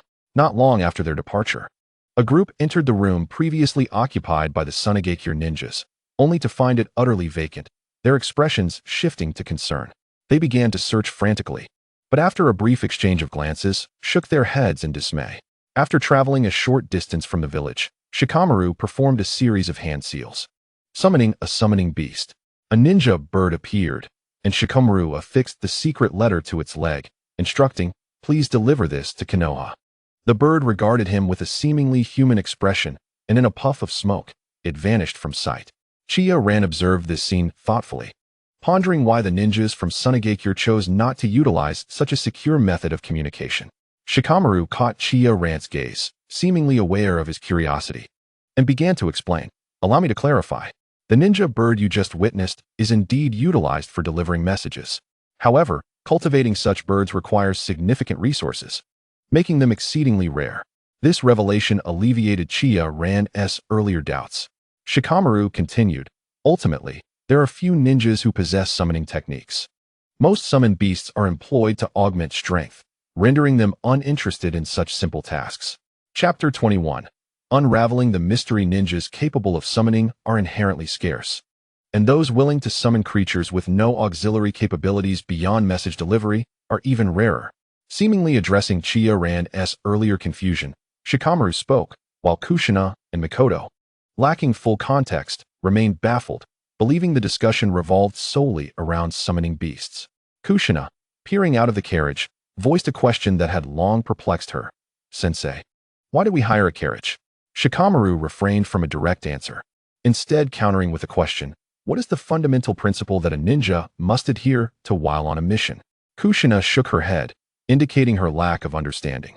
Sensing her distress, Chiya Ran interjected, it's about following orders without question. Upon hearing this, Kushina acknowledged with a soft "oh" and ceased her inquiries, turning her attention to whispering with Mikoto. In the Hokage's office, a puff of smoke appeared beside the third Hokage's desk, dissipating to reveal a ninja bird. Noticing the letter bound to its leg, he retrieved it. Upon reading its contents, his expression shifted dramatically, prompting him to command, quickly summon the analysis team. An Umbu agent responded promptly, yes, Lord Hokage. Shortly thereafter, members of the analysis team arrived at the Hokage's office. The third Hokage presented them with the disheveled secret letter. Inquiring, can this be deciphered? The analysis ninja, upon receiving the letter, grimaced and carefully explained, Lord Hokage, this is a coded message, and strictly speaking, it falls under the jurisdiction of the intelligence division. The third Hokage's expression subtly changed, yet he maintained a composed smile. I see. Then please proceed to find the intelligence division. You have no further business here. With a wave of his hand, he dismissed the agent, who nodded in understanding before departing. A quarter of an hour later, a member of the intelligence division entered the Hokage's office, speaking respectfully, Lord Hokage. The third Hokage handed over a portion of the now disordered coded message, stating, please assist me in deciphering this. The ninja accepted the document, glanced at it, and explained, "Lord Hokage, this is a coded message from Sunagakure." The third Hokage inquired, "Can it be deciphered?" The ninja nodded affirmatively, "No problem, Lord Hokage." He then retrieved prepared paper and writing instruments to begin the decoding process. After approximately an hour, the intelligence team presented the deciphered message to the third Hokage. "Lord Hokage, this is the content we have deciphered, approximately 80% complete." Subsequently, the third Hokage summoned 3 additional individuals, and together they pieced together most of the message. After organizing the deciphered content, the third Hokage began to read, and the information sent chills down his spine. "Tsunade, the fear of blood has been confirmed. The primary lead is within the emergency area of Konoha Hospital, post-Second Great Ninja War. A list of Konoha's talented individuals under the age of 15 marked for priority elimination. Their commonality lies in having demonstrated talent during their time at the Ninja Academy." As the third Hokage reviewed the list, he was startled to find his own son, Asuma Sarutobi, among them. His pupils constricted, and without altering his demeanor, he placed the letter down and commanded, "If Shikamaru returns, have him come to see me immediately." The Umbu nodded in acknowledgement. In the quaint village, a group of sand-hidden ninjas, after extensive inquiries, finally acquired a reliable piece of intelligence. A squad of leaf ninjas had passed through this small town and had even stayed overnight. However, upon learning the appearance of these ninjas, their hearts sank. With white hair and a short blade slung across his back, it could only be the infamous Konoha White Fang, who had caused so much despair among the sand ninjas during the Second Great Ninja War. According to the available information, Konoha White Fang was accompanied by 3 lower-ranked ninjas. It was likely that their comrade had been captured alive, and Konoha White Fang could not have gone far. The group exchanged glances, their expressions wavering. Should they pursue? Or should they refrain? Pursuing would betray their parents. Refraining would betray their village, which would inevitably face repercussions. One of them, wearing goggles, raised his hand and said, "According to the village regulations, if we encounter Konoha White Fang, we can abandon our mission." Another, marked by scars, retorted, "But we haven't encountered White Fang yet." Finally, a simple-dressed ninja spoke up, "There is only one road leading to Konoha. Let us first confirm whether it is truly White Fang before we withdraw. At least that would provide us with an explanation." The other 2 nodded reluctantly. It was the only course of action they had. They followed the singular path. And after an hour and a half, they finally spotted Kakashi Hitaki's team. Upon confirming it was indeed Konoha White Fang, just as they were about to retreat, Chiya Ran suddenly sensed a presence and turned to look in their direction. Chiya Ran and Kakashi exchanged a knowing glance and nodded. Chiya Ran formed hand signs and unleashed a wind release technique, vacuum sphere, aimed at their concealed location. The group hastily evaded, but with a resounding crash. They turned to see a tree severed in half. The leader forced a stiff smile and said, "We are merely passing through." Kakashi scoffed, "Passing through? Do you sand ninjas enjoy traveling through trees?" The leader, upon hearing the name Sand Village, realized the gravity of their situation and regretted following them. Why not return and concoct a lie to placate the Umbu for the time being? Chiya Ran's gaze turned icy as he continued forming hand signs. Wind release, vacuum wave, erupted with a sharp sound. The barrage unleashed by Chiya Ran completely enveloped them. One sand ninja instinctively formed hand signs. Earth release, earth flow wall. As violent collisions erupted, dust swirled, obscuring their vision. Seizing the moment, Kakashi executed a body flicker technique and appeared behind them. The sand ninjas were taken aback. It was astonishingly fast. Before they could turn and react, Kakashi drew his blade and incapacitated them all. He hoisted the 3 onto a cart, securing them tightly. After resolving the situation, Kakashi gave Chiya Ran a thumbs up, commending him for a job well done. Chiya Ran's proficiency in wind release had greatly exceeded his expectations. Although Kakashi could have easily dealt with them himself, capturing them alive posed a challenge. It was certainly not as effortless as it had been. Kushina and Mikoto Uchiha were still dazed. Moments ago, they had been whispering together when Chiya Ran suddenly unleashed a wind release technique. Just as the 2 were prepared for battle, the enemies were swiftly subdued by Chiya Ran and Kakashi. Kakashi decided to explain the situation to them. It was then that they realized this group was a band of spies lurking within Konoha and the Land of Fire, and they had simply run afoul of their misfortune. After eliminating this final nuisance, the 4 returned to Konoha without hindrance. Upon their arrival, the Umbu had already been waiting at the entrance. Seeing Kakashi approach, he respectfully stated, "Lord White Fang, the Hokage wishes to speak with you. You may leave these 5 to the Umbu." After confirming the Umbu's affiliation with the third Hokage, Kakashi handed over the 5 captives. He then addressed the other 3, dismissed, take 3 days to rest, eliciting cheers from them. Chapter 22. Returning home with Kushina on the way back, Kushina draped her hand over Chiya Ran's shoulder, exhaling wearily, "I'm so tired." Chiya Ran couldn't help but roll his eyes and retort, "We barely spent 3 days out. How can you be tired?" Kushina stuck out her tongue and playfully nestled closer to Chiya Ran, saying, "I really am tired." After being teased about her feelings by Mikoto Uchiha yesterday, she decided to take the initiative, nurturing their bond while they were still young, and then wait until they grew up. Chiya Ran sighed and said, "So you intend to?" Kushina lightly leaped, wrapping her arms around Chiya Ran's neck, securely hanging on his back. "Let's go." Chiya Ran had no choice but to carry her home. Upon reaching the door, he gestured for Kushina to open it. She reached out and swung the door open. As usual, Uzumaki Mito was resting in a reclining chair. Hearing the door open, she opened her eyes and, upon seeing them, smiled warmly. "Welcome back. Was the mission exhausting?" Kushina slid off Chiya Ran's back and hurried over to share the details of her mission with Mito, completely disregarding the fatigue she had just claimed. Chiya Ran looked on in disbelief at Kushina's theatrical display, and after greeting Mito, he prepared to head to the backyard for training. In the Hokage's office, Kakashi gently knocked on the door. "Come in." Kakashi entered the office and offered a slight bow, "Hokage-sama." The third Hokage smiled and beckoned, "Kakashi, have a seat." Once Kakashi was seated, the Hokage inquired, "Kakashi, how did you come by this confidential letter?" In the letter, Kakashi had merely indicated that it originated from the Sand Village without detailing the source. Upon hearing the question, Kakashi recounted the events succinctly.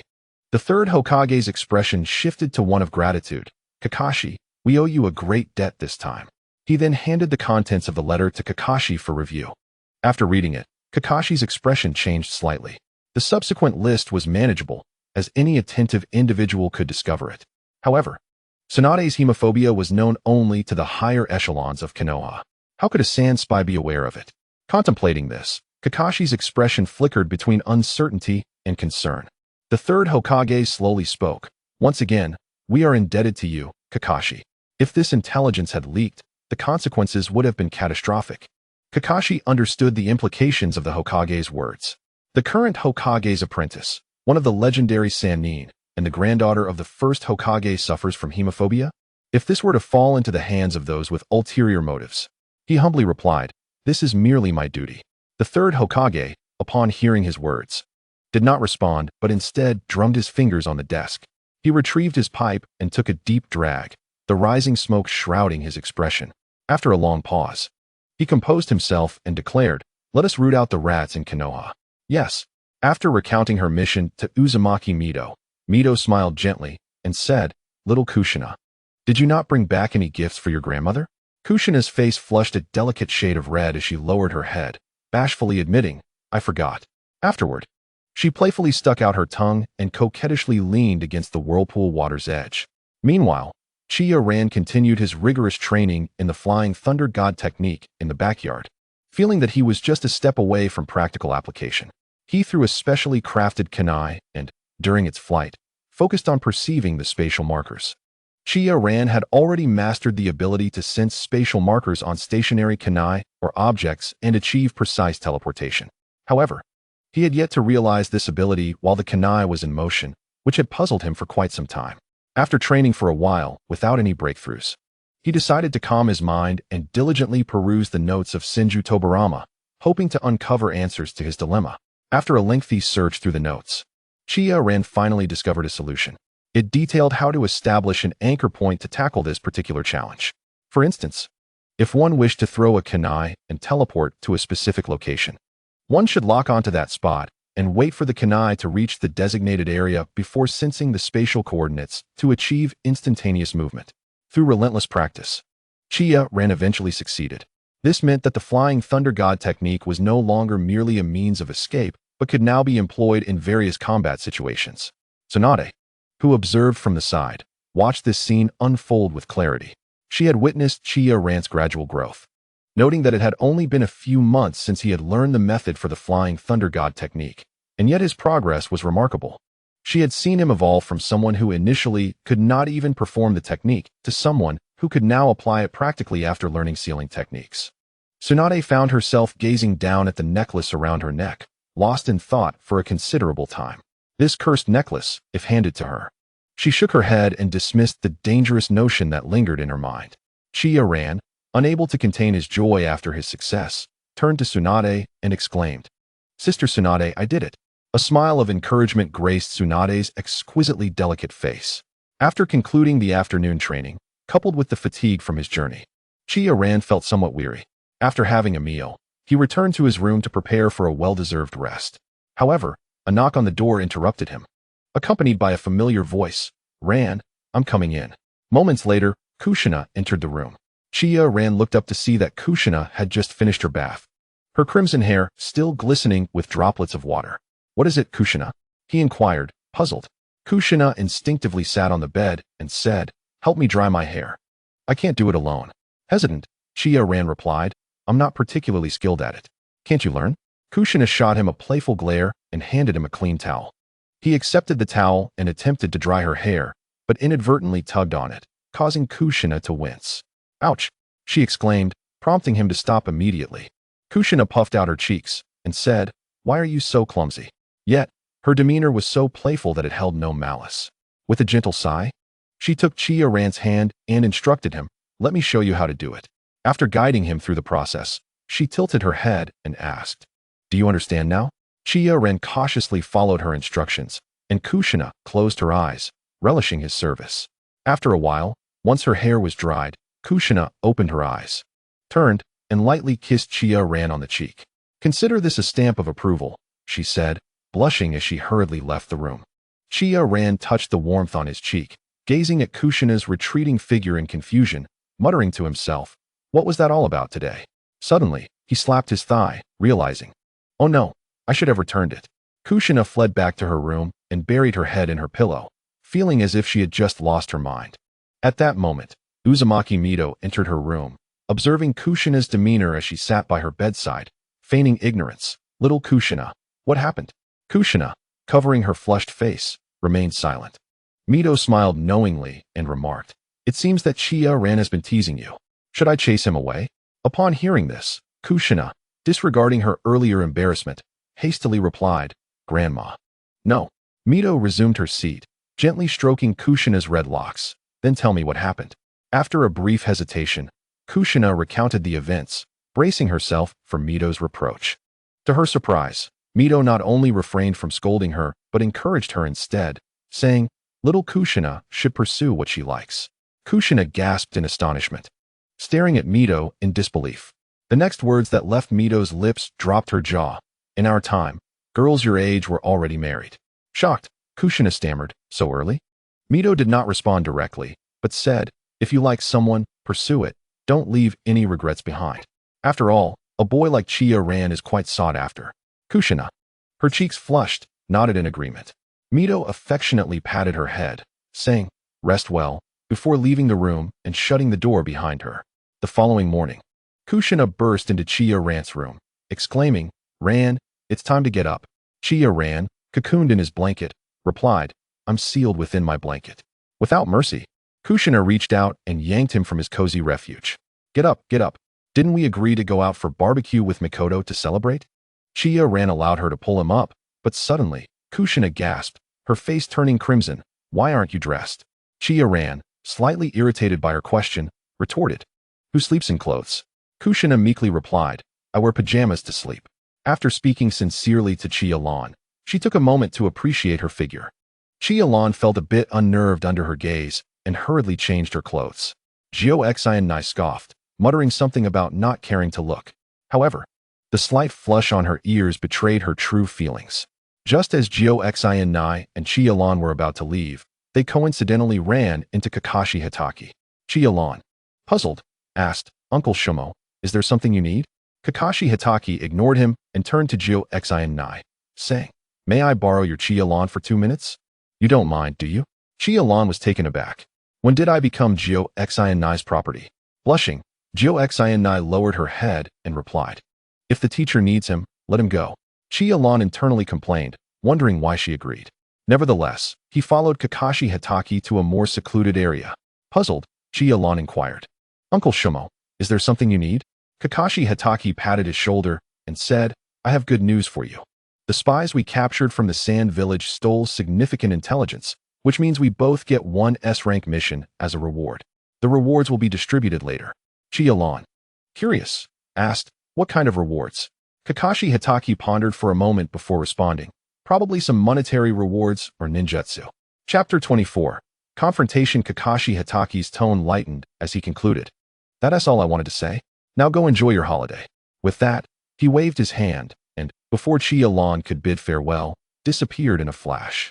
Seeing Kakashi's hurried departure, Chiya Ran lowered his hand and returned to Xian'ai's side. Xian'ai, noticing Chiya Ran's return, leaned in to ask Lan, "What did Teacher Shumo want with you?" Chiya Ran replied honestly, "Just some extra rewards for catching those two spies. Nothing much, let us go." Xian'ai nodded and took Chiya Ran to the place she had previously arranged to meet Uchiha Mikoto. Uchiha Mikoto had been waiting there for a while. Upon seeing them, she greeted Xian'ai, Chiya Ran. The two smiled in response. Xian'ai, spotting Uchiha Mikoto, abandoned Chiya Ran and linked arms with her. The two girls leaned in close, whispering to each other. Chiya Ran, with his hands in his pockets, followed behind them.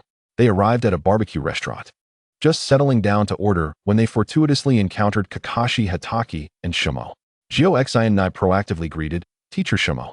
Hearing her voice, Kakashi turned to see Xian'ai and the others.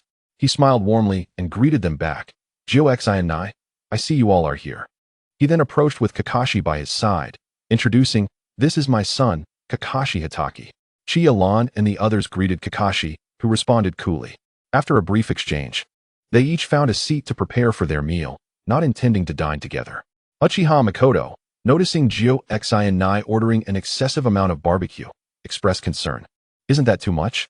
Xian'ai patted her chest and assured her, "Don't worry, we might not even have enough." Uchiha Mikoto continued, "But last time, Teacher Shumo treated us, and you didn't eat this much." Chiya Ran chimed in to comfort her, "Don't worry, we can eat a lot." Observing Uchiha Mikoto's skepticism, Chiya Ran chose not to press further. After all, practice is the only standard for testing the truth. Before long, the numerous plates of barbecue arrived. Uchiha Mikoto, staring at the mountain of meat, was doubtful. Could they really finish all of this? However, Chiya Ran and Xian'ai did not disappoint her. They devoured the food with fervor, swiftly snatching the freshly cooked barbecue as soon as it was ready. Uchiha Mikoto observed in disbelief. Xian'ai, noticing her stunned expression, laughed, "Mikoto, why aren't you eating?" Only then did Uchiha Mikoto snap back to reality and pick up her chopsticks.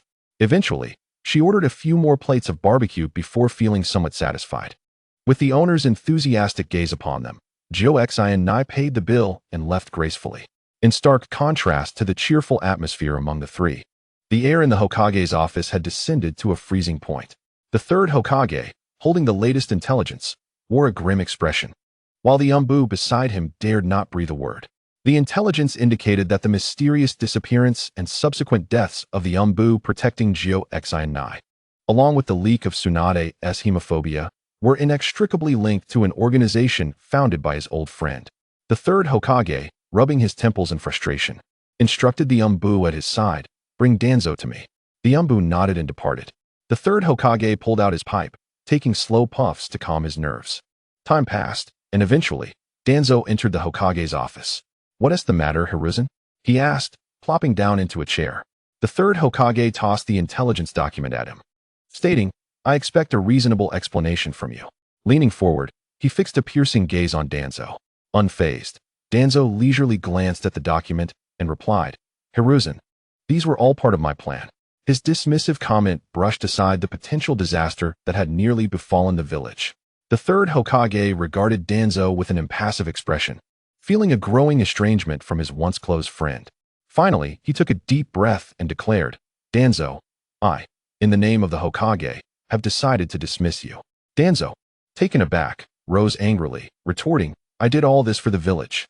I specifically used this intelligence to draw out the spies from the cloud and sand villages. The third Hokage let out a cold laugh. As a token of your outstanding contributions to Konoha, I suggest you take a proper rest for a while. With that, he summoned two Umbu, instructing, please escort Lord Danzo to ensure he has a good rest.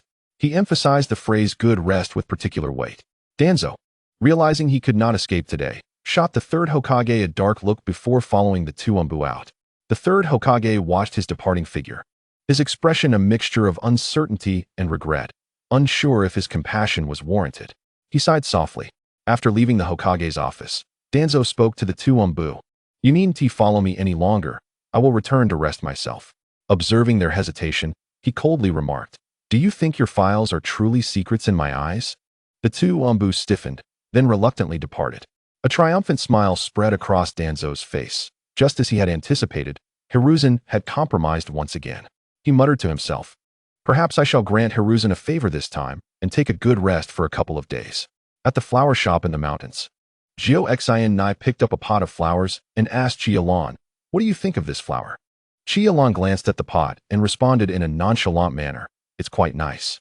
Not receiving the enthusiastic response she desired, Xiao turned to Uchiha Mikoto and asked, Mikoto, what do you think? Uchiha Mikoto replied, I think this pot of flowers is lovely and fits you well. Xiao beamed and said to the shopkeeper, I'll take this pot. After paying, the three left the flower shop. As afternoon approached, just as the trio was preparing to part ways, they were passed by two peculiar individuals. Dressed in tight green suits, they were walking on their hands along the street, completely oblivious to the stares of others, shouting about youth. Chiya Ran gazed at the two, astonished, wondering if the youthfulness of these individuals was truly so exaggerated. Chunin opened her mouth in astonishment. Observing the surprise on their faces, Uchiha Mikoto smiled and inquired, is this your first encounter? Chapter 25. Tsunade's gratitude. Chiya Ran rested her chin on her hand, gazing at the retreating figures, and tentatively suggested, are those the two peculiar father and son? Uchiha Mikoto turned back, somewhat surprised, and replied, you have seen them before? Chiya Ran shook her head, saying, no, I have merely heard of them. Today is indeed my first meeting. Chunin, watching the two converse, felt a restless curiosity gnawing at her, and could not contain her eagerness to ask, who exactly are these two odd individuals? Without hesitation, Uchiha Mikoto began to elucidate, as for them, I have only heard a little. The father, Might Guy, is a long-standing genin, while the son, Might Guy, was initially rejected from the ninja academy, reportedly recognized only after running laps on the playground. Eventually granted special permission to enroll. Once her questions were answered, Chunin nodded in understanding. After this brief interlude, the three bid farewell. On their way back, Chunin turned to Chiya Ran and asked, with 2 days of leave remaining, what shall we do? Chiya Ran suggested, perhaps you could spend more time with Granny Mizuho. Chunin nodded, affirming, I know. I talk with Granny Mizuho every day. With a toss of her crimson hair, she stepped in front of Chiya Ran. Upon returning home and greeting Uzumaki Mizuho, Chunin inquired curiously, where is Sister Tsunade? Uzumaki Mizuho, reclining in a chair, responded, the Umbu just sought her out. It seems Hokage has business with her. Not dwelling on it, Chunin approached Mizuho to chat. Outside the Hokage's office, Tsunade glanced at the Umbu preparing to knock and directly pushed the door open, saying, old man, what do you need? Inside, the third Hokage, resting with his eyes closed, opened them at the sound of the door. Tsunade, please take a seat. He gestured for her to sit before continuing, I summoned you today for 2 matters. He handed her intelligence regarding Tsunade's hemophobia. As she received the documents, Tsunade furrowed her brow and asked, old man, how did this leak? The third Hokage replied, the spy has been dealt with, you need not worry. In an effort to maintain unity, he told a white lie. Upon hearing the situation was resolved, Tsunade cast a meaningful glance at her mentor and inquired, if it has been resolved, may I ask who discovered it? The third Hokage truthfully responded, it was Kakashi Hitaki and Chiya Ran who unintentionally intercepted the information during a mission. Tsunade nodded in acknowledgement. The third Hokage continued, the second matter is how much longer Lady Mizuho can endure. Upon hearing his question, Tsunade's expression turned somber as she replied, it is more severe than expected. She may last only a few more months. The third Hokage, murmuring to himself, realized it was time to prepare for the potential relocation of the Nine-Tails Genturiki. He waved his hand, saying, "Tsunade, those were the two matters I called you for. You may return now." Without looking back, Tsunade exited the Hokage's office. On her way home, she fortuitously encountered Kakashi and Kakashi's father, Shikaku. Seeing them, Tsunade expressed her gratitude. "Thank you, Shikaku-senpai." Shikaku, fully aware of her meaning, replied courteously, "We are all comrades in the village. It is only right." As they conversed, Tsunade shifted her gaze to Kakashi, remarking, "This is your son, Kakashi, who will undoubtedly become an exceptional ninja." Shikaku smiled. "I will take Lady Tsunade's words as a blessing." Kakashi, realizing the young woman before him was the legendary Sannin, hurriedly bowed, "Lady Tsunade." She acknowledged him with a slight nod and then bid farewell to both of them. On her way back, Tsunade pondered how to express her gratitude to Chiya Ran for his assistance. When she came to her senses, she found herself already at home. Still unsure of how to thank him, she resolved to personally inquire what he desired. Upon returning home, Tsunade sought out Chiya Ran, who was engrossed in training. Noticing his dedication, she quietly paused, standing to the side, patiently awaiting the conclusion of his practice. Once Chiya Ran finished, he noticed Tsunade standing nearby and inquired, "Sister Tsunade, is there something you need?" Tsunade directly stated, "I primarily came to thank you." Chiya Ran, puzzled, replied, "Thank me?" Seeing his confusion, Tsunade realized he was unaware of the intelligence content. She explained, "While on a mission, you and Shikaku-senpai intercepted information from Sunagakure. Do you remember?" Chiya Ran nodded, then suddenly realized, "Are you saying the intelligence pertains to your weakness, Sister Tsunade?" "Indeed," Tsunade confirmed. "Therefore, as a token of my gratitude, I wish to gift you something. But I am unsure of what you need."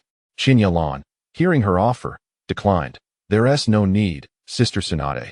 We are all comrades, and Hokage will reward us." Tsunade, firmly interrupting, insisted, "Do not be modest. Quickly tell me what you desire." Seeing the determination in her eyes, Chiya Ran relented, stating, "Sister Tsunade, I recently require a set of specially crafted kunai for my flying thunder god technique." Tsunade contemplated his request, resting her chin on her hand. "Special kunai for flying thunder god? Wait a moment." Suddenly, her eyes brightened. "I recall my grandfather has a batch of suitable metal. Let me check if it will suffice." With that, she turned and left. 15 minutes later, Tsunade returned, presenting a piece of metal to Chiya Ran, asking, "Will this work for you?" Chiya Ran accepted it, carefully comparing it with Senju Tobarama's notes, then nodded, "Sister Tsunade, this will do perfectly." After confirming, he returned the metal to her. Tsunade asked, "Do you have any specific requirements?" Chiya Ran produced his customized kunai, stating, "Make it like this, please." Tsunade nodded as she took the kunai and then departed. Chapter 26. The Bandit. 2 days later, Chiya Ran and Chunin concluded their leave and embarked on their arduous ninja lives. Tsunade had also delivered the kunai for Chiya Ran's Flying Thunder God technique the previous day. Chunin's initial enthusiasm and anticipation for the ninja lifestyle began to wane. Dulled by a series of monotonous missions, she moved through her tasks like a mere shell of herself, only expressing joy when the day's work was announced as complete. As they walked home, Chunin lazily rested on Chiya Ran's back, her warm breath tickling his ear. Her red hair swayed with each step, brushing against his face and neck, causing a slight itch. Unable to resist, Chiya Ran turned his head, attempting to evade the sensation. Noticing his movement, Chunin mischievously brushed her hair against him again. Chiya Ran, exasperated, pleaded, "Stop it, it tickles." Chunin then ceased her antics, retorting, "Lan, being a ninja feels so dull." Chiya Ran, hearing her complaint, teased, "Didn't someone express great excitement for the ninja life?" Chunin sighed, "I didn't expect it to be this boring." Chiya Ran offered consolation. "It may not always be this tedious." Chunin pouted and muttered, "You said the same thing before." With the kind lie exposed, Chiya Ran sought to change the subject to ease his embarrassment. He remarked, feeling the weight of Chunin, "You've been eating well lately. You've gained some weight." This remark struck a nerve with Chunin. Kushina raised her small fist high, aiming to strike Chiya's shoulder. Just as she was about to make contact, she suddenly softened her punch, causing it to land on Chiya's shoulder like a cotton ball, making it feel more like a playful gesture. Kushina was in a quandary, torn between wanting to hit hard and not wanting to hurt him. Sensing her inner conflict, Chiya gracefully provided her with an easy way out. It's okay. It's okay. Don't hit me." Taking the cue, Kushina lowered her fist and said, It's good that you realize your mistake. Next time, it won't be so easy to get away with it. With that, she wrapped her arms around Chiya's neck again, muttering softly as she felt Chiya's swift pace. You're so light on your feet, I can't possibly be heavy. Chiya, hearing her murmur, assumed she was talking to him and asked, What's wrong? Kushina replied sulkily. I wasn't talking to you. Feeling a bit foolish, Chiya obediently fell silent. In the Hokage office, Kakashi gently knocked on the door. Come in, came the welcoming voice of the third Hokage. As he entered, the Hokage cheerfully announced, Kakashi, here is the reward for you and Chiya. After handing over the prepared rewards, he added, it's 2 million ryo for you to share, plus each of you will learn an A-rank jutsu. Kakashi respectfully bowed and said, Thank you, Hokage-sama. To be fair, this reward was quite generous, exceeding Kakashi's expectations. After stepping out of the Hokage building and glancing at the time, he mused, I'll give the reward to Chiya tomorrow. With that decision made, Kakashi headed home. The next day, the group gathered at the meeting point as usual. Upon seeing Chiya, Kakashi greeted him with a smile. He led Chiya to a corner and said, The third Hokage's reward has arrived. 1 million ryo plus an A-rank jutsu. Chiya, surprised, exclaimed, The reward is quite substantial. Kakashi patted his shoulder and replied, Think about what jutsu you want and let me know. I'll take you to the third Hokage to claim it. Chiya pondered for a moment and then asked, Uncle Kakashi, does the A-rank jutsu include techniques from the Forbidden Scroll? Kakashi answered cautiously, I'm not entirely sure, but it should be possible. After hearing this, Chiya nodded, and the two returned to the others. At that moment, Kushina and Uchiha Makoto had been waiting for a little while. As they saw the two return, Kushina walked up to Chiya and playfully nudged his shoulder, asking, Chiya, what did Kakashi-sensei want with you? Chiya candidly replied, It's about the reward from our last mission. Curious, Kushina inquired, How much? 1 million ryo, Chiya responded. Upon hearing the amount, Kushina's eyes widened in disbelief. 1 million ryo? She began counting on her fingers, realizing that her pocket money, accumulated over many years, barely exceeded 100,000 ryo. How could Chiya earn so much from just one mission? She wrapped her arms around Chiya's neck and remarked, With this much money, shouldn't we? She rubbed her fingers together. Seeing this, Chiya felt a twinge of regret, sensing that he may have led Kushina astray. He feigned confusion and asked, What's wrong? Are your hands itchy? Kushina bit her lip, saying, I've recently set my sights on a beautiful flower. A flower? Chiya replied, puzzled. You can afford that. Kushina suddenly clung to his arm and said, I want you to buy it for me. This made Chiya shiver. He reached out to touch Kushina's forehead, muttering to himself, You don't have a fever, so why are you acting so strangely today? Seeing Chiya's reaction, Kushina's voice almost slipped through her clenched teeth. Chiya. Each syllable was stretched out. After finally mustering the courage to act cute, was this how Chiya responded? Noticing her hair bristling, Chiya skillfully reached out to soothe her, saying, It's just a flower. I'll buy it. While gently stroking her long red hair, he managed to calm the rampaging Kushina. Their little exchange did not escape the notice of the other two. Kakashi watched the pair with a nostalgic smile, reflecting on the beauty of youth, while Makoto observed their interaction with keen interest. Soon, they arrived at the task location. And after Kakashi announced the mission details, the group's expressions turned serious. The task was to eradicate a band of mountain bandits in the area. Intelligence indicated that most of these bandits were composed of wandering samurai, with the leader's strength estimated to be at the level of a Chunin. Kakashi, seeing the group finish reading the intel, spoke up, I will handle their leader. The rest is up to you. The three exchanged glances. And Chiya began to formulate a strategy. I will first use shadow clone technique to infiltrate and eliminate the sentries and traps inside. Once we gather sufficient intel, we will launch our attack. This was a straightforward strategy, yet sufficient given the overwhelming strength they possessed. Chiya summoned his shadow clone, which vanished in an instant. As the clone infiltrated, it muttered, Why does the main body always assign me such dangerous tasks? While grumbling, it efficiently dismantled various traps left by the bandits. Chapter 27. Overwhelming power. As Chiya's shadow clone stealthily infiltrated the bandit hideout, Kakashi quietly entered to locate the Chunin-level leader. Upon finding the leader, he was inebriated, laughing with his subordinates. Kakashi silently dispatched several of the leader's men, leaving the leader blissfully unaware. Raising his cup, the leader called out, Come on, let's drink. When no one responded, he became irate. Are you all ignoring me? Drink. Just then, a cold voice interrupted. I fear they can no longer drink. The leader, feeling the murderous intent in that voice, shivered uncontrollably, sobering up quickly. He turned stiffly to see a figure with white hair and a short blade strapped to his back. Trembling, he stuttered, Konoha's white fang?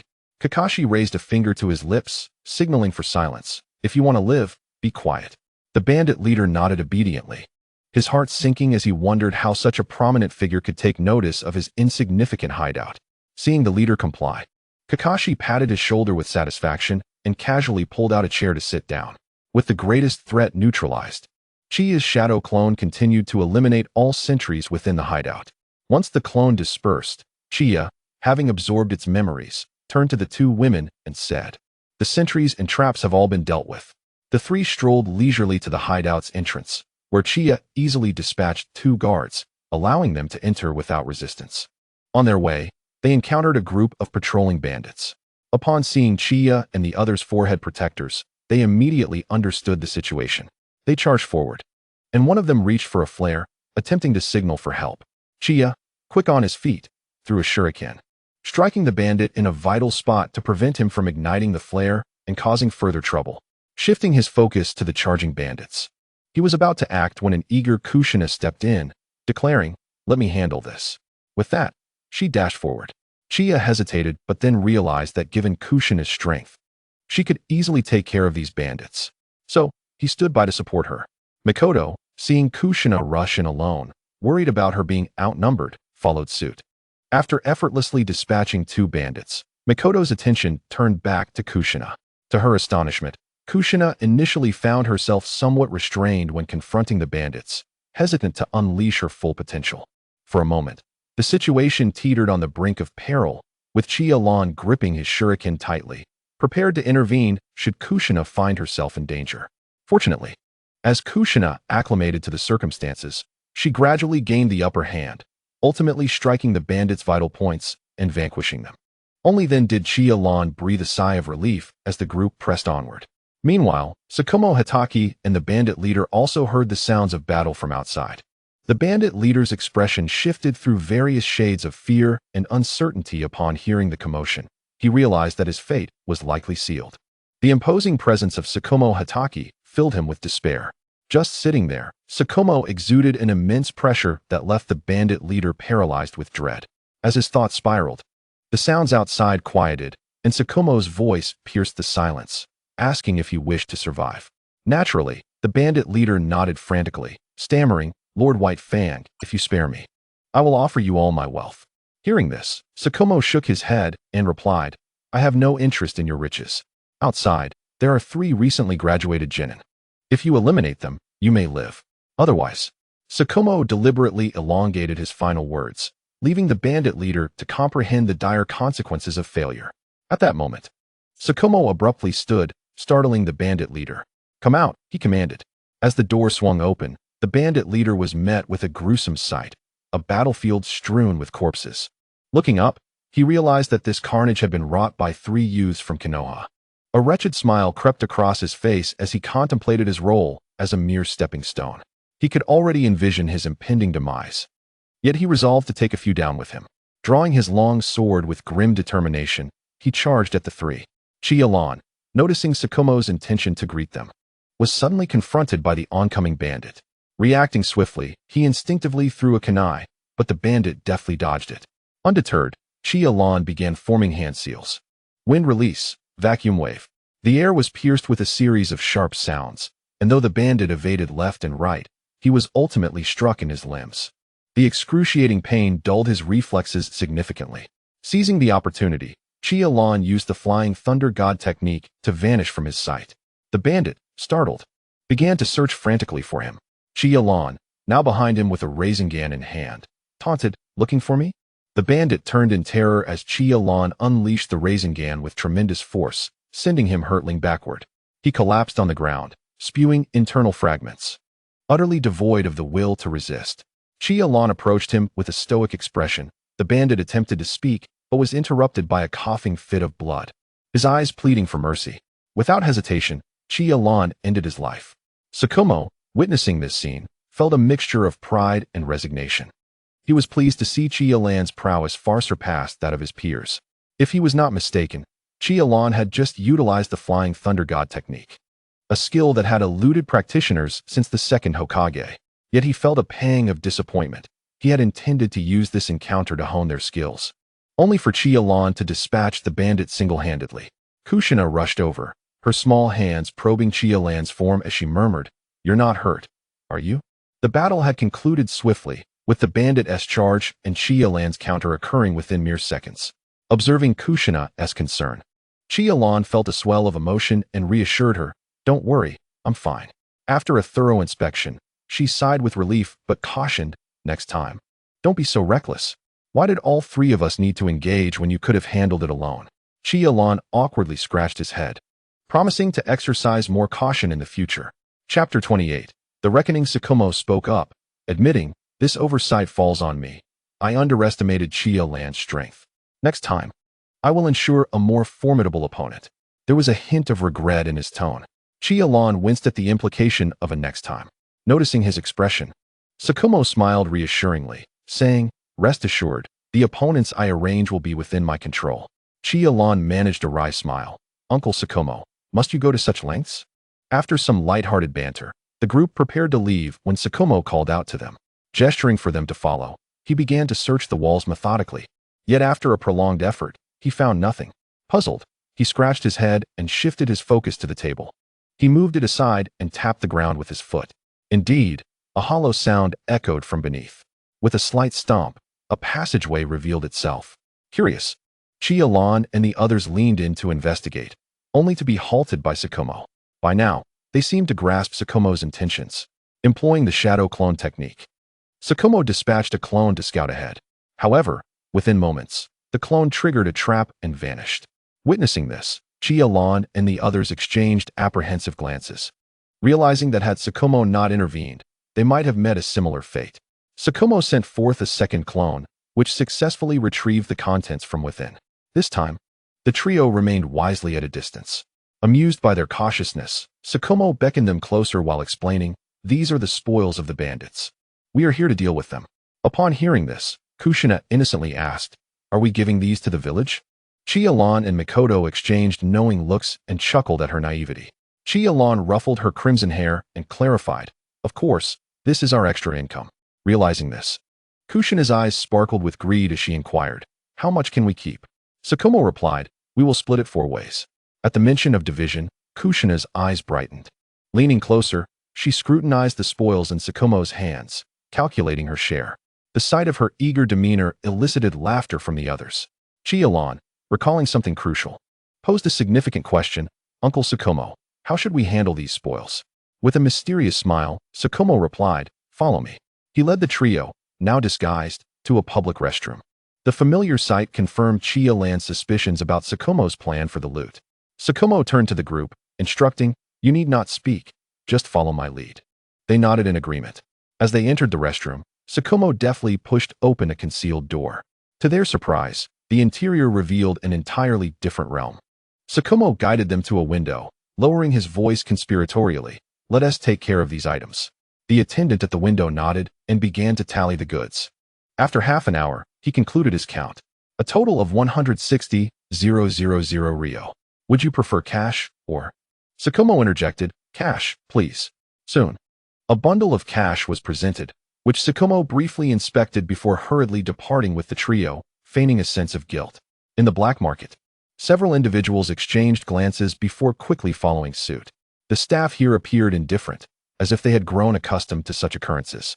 The black market indeed has its own rules. However, once one steps outside its boundaries, no one will intervene. Chimu Tsukumo hurriedly led a few people forward, occasionally glancing back. Ahead of them stood several individuals, and as Chimu Tsukumo attempted to circumvent them, he found his path blocked. It dawned on him that they were the ones engaging in entrapment. He could only lower his head, shoulders trembling as he suppressed a smile, though from the perspective of those opposite him, his fear was palpable. The leader, with an air of arrogance, declared, "Hand over your money, and we shall grant you a chance to escape." Chimu Tsukumo stammered, "Gentlemen, earning money is not easy. Could you spare a little?" The leader, revealing a sinister grin, replied, "I've changed my mind. You shall remain here." Upon hearing this, Chimu Sakomo sighed softly. It seemed that the opportunity he intended to offer was no longer applicable. With that, he shed his disguise, revealing a cold expression as he gazed at them. In an instant, the group felt engulfed by a murderous aura. They attempted to flee, but instinct warned them that escaping would mean certain death. One among them, recognizing Chimu Sakomo, trembled as he uttered, "Are you not White Fan?" The others, upon hearing that name, turned pale. They confirmed their suspicions and felt their hearts sink. Having navigated the black market for many years, they were all too familiar with such names, particularly that of Chimu Sakomo, whose bounty was rumored to have reached 100 million. Yet, none were foolish enough to pursue it. This time, however, they appeared to have become those foolish individuals. Despair washed over their faces as they knelt, weeping and pleading for mercy. Yet, the only response they received was the glint of a white blade. The three stood in shock, staring at Chimu Sakomo's entrapment, especially Chiya Ran, who looked on in disbelief, suspecting that Chimu Sakomo had been possessed. He muttered nonsensically, "Is it a change in form or not?" Chimu Sakomo and the other two regarded him as if he were a fool. Xiao leaned closer, reaching out to touch his forehead, murmuring, "You don't have a fever." Chiya Ran's mouth twitched. Could this be a boomerang effect? He hurriedly corrected himself, "I merely meant." After Xiao confirmed there was indeed no issue, she finally relaxed. While the two conversed, Chimu Sakomo had finished counting the ill-gotten gains. He cleared his throat and stated, "In total, there are 220,000 taels. Let us divide it equally." He divided the sum into 4 parts, retaining 1 for himself and distributing the remaining 3 among the others. Xiao, with a glint of greed in her eyes, counted the banknotes. Observing this, Chiya Ran approached her, puzzled. "You don't seem this excited when receiving your usual task rewards." Xiao, with a look that suggested he didn't understand, replied, "This is essentially free money. Of course, I am thrilled." Chapter 29. The boarder. Upon hearing Xiao's explanation, Chiya Ran pondered and realized she was indeed correct. He tentatively remarked, "Since you've earned some extra money, perhaps." Before he could finish, Xiao had already guessed his intent, pouting, "No way. This is what you promised to buy for me." Chiya Ran could only raise his hands and surrender. "No problem, no problem. I'll buy it when we return." Satisfied, Xiao nodded. The group chatted and laughed as they made their way back to the village. Upon arrival, Chimu Sakomo's voice echoed, "Dismissed. See you tomorrow." With that, he vanished from their sight. Uchiha Makoto smiled at Chiya Ran and Xiao, teasingly stating, "I shall not interrupt your little world. I'm off." Xiao stamped her foot in dissatisfaction. "Makoto sister, what nonsense are you spouting?" She glanced at Chiya Ran and, seeing that he was unaffected by Uchiha Makoto's words, felt relieved. Uchiha Makoto did not respond, merely waved goodbye before disappearing from their view. Chiya Ran watched her leave, then turned to Xiao, saying, "Let us go buy the flowers you have your eye on. The shop should still be open." Eagerly, Xiao nodded, and the two made their way to the flower shop. Chiya Ran inquired, "Which pot of flowers are you interested in? Choose freely." Xiao pointed to a pot of violets, declaring, "I want this one." Chiya Ran addressed the shop assistant, "Could you please get me a pot of this flower?" The assistant smiled and nodded, saying, "Please wait a moment," before turning to fetch it from the back. Shortly, she returned with a pot of violets and handed it to Chiya Ran. After paying, they walked home.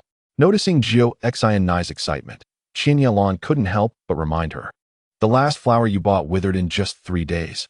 I hope this one lasts longer." Xiao, slightly annoyed, retorted, I know. Chiya Ran, covering his forehead, felt a twinge of sympathy for the flower. After all, it was rather rare to find someone who watered a flower 5 or 6 times a day. Remembering the fate of her last plant, he decided to offer a caution. "Xiao, you really don't need to water flowers that much." Xiao blinked at him and responded, "Is that so? I thought I didn't water it enough." Chiya Ran nodded, explaining, "The last flower perished from overwatering." Xiao, half convinced, said, "Then I'll try taking it easy this time and see if it fares better with less water." Seeing her heed his advice, Chiya Ran sighed in relief. Saving a life, even that of a flower, surely counts for something. Suddenly, Xiao jumped onto his back, startling Chiya Ran, who instinctively steadied her. He grumbled, "Could you give me a heads up next time?" Xiao, with her long red hair brushing against him, assured, "I know what I'm doing." Thus, With Chiya Ran carrying Nai on his back and her holding a pot of flowers, they continued their journey home. However, as they walked, Chiya Ran realized the flowers were obstructing his view. Unable to restrain himself, he suggested, "Could you move the flowers a bit? They're blocking my sight." Nai tentatively adjusted them, but found that no matter how she shifted, they still obscured Chiya Ran's vision. She sighed, "Fine, I'll guide you instead." Just as Chiya Ran was about to suggest she get down, he reconsidered and acquiesced to her method. "Turn right," Nai directed as they walked forward. Soon, they returned home. Meanwhile, Chimu Tsukumo was still in the task hall, perusing suitable assignments. He muttered to himself, "This one won't do. The difficulty is too high. This one is not suitable either. The difficulty is too low." After much deliberation, he shook his head in frustration. Choosing tasks for his disciples was proving more challenging than completing an S-rank mission.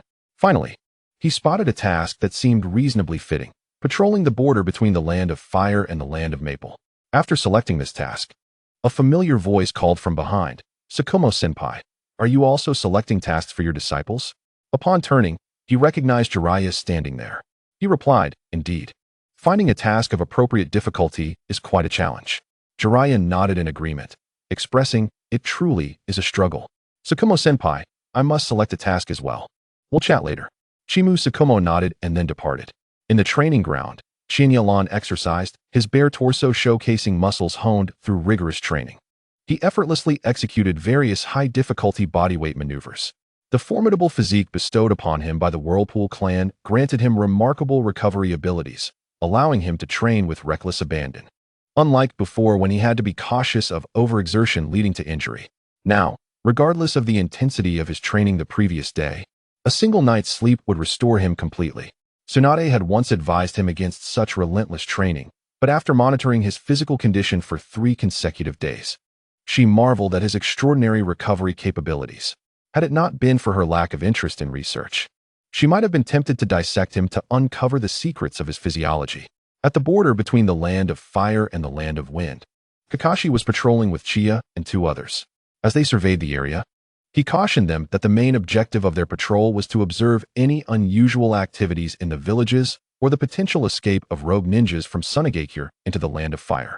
Should such a situation arise, they would need to take action. While Kakashi was sharing some insights on border patrol experiences, they encountered ninjas from Sunagakure who were also patrolling the area. Upon spotting Kakashi, the expressions of the Sunagakure ninjas shifted dramatically. One, appearing to be a freshly graduated genin, was about to mock them but was swiftly silenced by another ninja. The group quickly averted their eyes and hurried away, not daring to engage in eye contact with Kakashi and his team. Once the Sunagakure ninjas had distanced themselves, the recent graduate expressed his confusion, asking, "Senior, didn't you just tell me to mock any leaf ninjas we encounter? Why did that older Sunagakure ninja give me such a disdainful look?" The older ninja retorted, "You should first consider who you're dealing with." The genin inquired, "Who?" The older ninja replied, "Konoha's White Fang." The young ninja stubbornly asserted, "But we haven't crossed any lines, so why should we fear him?" His words fell flat, as the older ninja cautioned, "If White Fang is in a foul mood, he could decimate us and claim we crossed the border. Do you have a way to counter that?" Chapter 30. The man in the black robe seeing the younger ninja's silence, the elder spoke earnestly, "Even if the village leader ultimately concludes we did not breach the border, we would already be dead. Do you really believe the village would risk a conflict with Konoha over our insignificant lives?" The Sunagakure genin remained quiet for a long moment before replying, "Thank you, Senior, for your guidance." The elder lightly patted his shoulder, advising, "Remember, survival is paramount. Once dead, nothing remains." Meanwhile, Chiya and his companions appeared significantly more relaxed, as if they were merely on a leisurely excursion. After completing their patrol, they intended to return along the same route. However, as they proceeded, Chiya paused, his ears twitching, and shifted his gaze towards a tree. Noticing his halt, the others also came to a stop. Kushina, puzzled, asked, "What's wrong, Chiya?" Kakashi followed Chiya's line of sight, contemplating. With an impassive expression, Chiya swiftly threw 3 shuriken at the tree. The shuriken sliced through the air, striking the trunk, and with a rustle of leaves, a figure cloaked in black appeared, whispering, "Esteemed one, what if we maintain our distance?" Chiya scoffed coldly, "What are you doing lurking at the border of the land of fire?" The man in black felt a pang of despair. He had successfully evaded pursuit from Sunagakure only to encounter this perceptive child. He scanned the four, trying to identify a weakness. Upon seeing Kakashi, his pupils constricted. Determined to flee, he felt an ominous presence locking onto him. He sensed that if he dared to run, he would meet an untimely demise. Kakashi then said calmly, "Chiya, Kushina, Mikoto, this individual is yours to handle." The black-cloaked man's expression shifted between fear and defiance as he sneered, "Lord White Fang, do you intend for me to serve as a training stone for your disciples?" Kakashi ignored him. Chiya formed hand seals, initiating wind release, great breakthrough, while Mikoto mirrored his actions with fire release, great fireball technique. The combined might of their jutsu surged forth like a tidal wave of flames toward the man in black. The black-cloaked figure felt the intense heat even from a distance. Leaping away, he narrowly evaded the powerful fire jutsu. Kakashi observed with satisfaction as Chiya and Mikoto coordinated their techniques, amplifying their strength, a sight he had hoped to witness. As the black figure landed, Kushina charged forward, delivering a powerful punch aimed at a critical spot. However, at the pivotal moment, the black-cloaked man employed the body replacement technique. A puff of smoke dissipated, leaving Kushina to strike only a wooden post. Worried for Kushina's safety, Chiya left a flying thunder god kunai behind and instantly teleported to her side, wrapping his arms around her waist and utilizing the technique to retreat from the battlefield. Just as they moved away, several shuriken struck the ground where Kushina had stood moments before. The black-cloaked figure reappeared to their right, reflecting on Chiya's impressive speed. He realized that Chiya had employed the Flying Thunder God technique, a jutsu seldom seen since the passing of Konoha's second Hokage. It was no surprise he had not recognized it. While the black figure mused, Kushina expressed her gratitude to Chiya. "Thank you." Chiya merely cautioned her to be more careful next time, then refocused his attention on the man in black. Thus far, the black-cloaked figure had only showcased his adeptness with the body replacement technique, leaving Chiya eager to discern the extent of his other abilities. Turning to Kakashi, Chiya requested, "Uncle Kakashi, may I borrow White Fang?" Without hesitation, Kakashi handed over the legendary blade. Chiya caught the sword deftly, its blade gleaming with a chilling light. The black-cloaked man also drew a kunai, fixating his gaze on Chiya. In an instant, they clashed, engaging in fierce combat. The black figure, despite being a seasoned operative of Sunagakure, found himself increasingly alarmed. How could he be evenly matched with a child who had only recently graduated from the Ninja Academy? Realizing the gravity of the situation, he retreated with a powerful push, forming hand seals for wind release, vacuum sphere, to hinder Chiya's pursuit. Chiya effortlessly evaded the attack, while Mikoto seized the opportunity to strike with her own jutsu, fire release, great fireball technique. Meanwhile, Chiya and Kushina hurled kunai and shuriken, relentlessly harassing the black figure. Overwhelmed, he struggled to defend himself. In the midst of the chaos, Kushina seized a chance to throw a kunai rigged with an explosive tag. The black figure barely dodged it. But upon realizing the explosive tag was attached, his pupils dilated in shock. A tremendous explosion ensued, tearing apart his black cloak and revealing the face of an unremarkable middle-aged man. Aside from a prominent scar, he bore an appearance easily lost in a crowd. Spitting blood, he clearly sustained serious injuries from the explosion. The four seized the moment, pressing the attack. Chiya used the Flying Thunder God technique to engage him in close combat, denying him the opportunity to unleash any jutsu. Mikoto provided long-range support with her ninjutsu, while Kushina occasionally flanked him to disrupt his movements. As time passed, the wounds he suffered from the explosive tag began to worsen, and his movements became increasingly sluggish. During their confrontation, Qian Yilan realized that this ninja was far more formidable than the wandering warrior he had previously dispatched with ease. The individual before him exhibited remarkable reflexes, thwarting Qian Yilan's numerous attempts at surprise attacks using the Flying Thunder God technique, as he defended himself with a fierce injury for injury strategy. After all, with a 3-to-1 advantage, Qian Yilan was unwilling to incur significant costs in a battle where the outcome seemed preordained. Eventually, the middle-aged man, feeling overwhelmed by the three of them, produced 3 explosive tags, affixed them to himself, and recklessly attempted to embrace Qian Yilan for a mutual demise. Sacrificing a mere mediocre individual to take down a promising genius seemed a fair exchange in his eyes. With an impassive expression, Qian Yilan watched as the desperate enemy succumbed to madness, swiftly embracing Kushina and vanishing from sight. The middle-aged man was left utterly dumbfounded, wondering how such speed could be achieved with the body flicker technique. However, the explosive tags on his person left him no time for contemplation, and with a deafening explosion, a cloud of dust erupted. As the dust settled, the once formidable man was left disfigured by the blast. Chiya Ran returned the kunai to Hatake Tsukumo, contemplating crafting a similar weapon himself, albeit a slightly longer variant for better utility. At this moment, Hatake Tsukumo remarked that upon encountering an adversary, it was prudent to inspect the fallen for any identifying artifacts.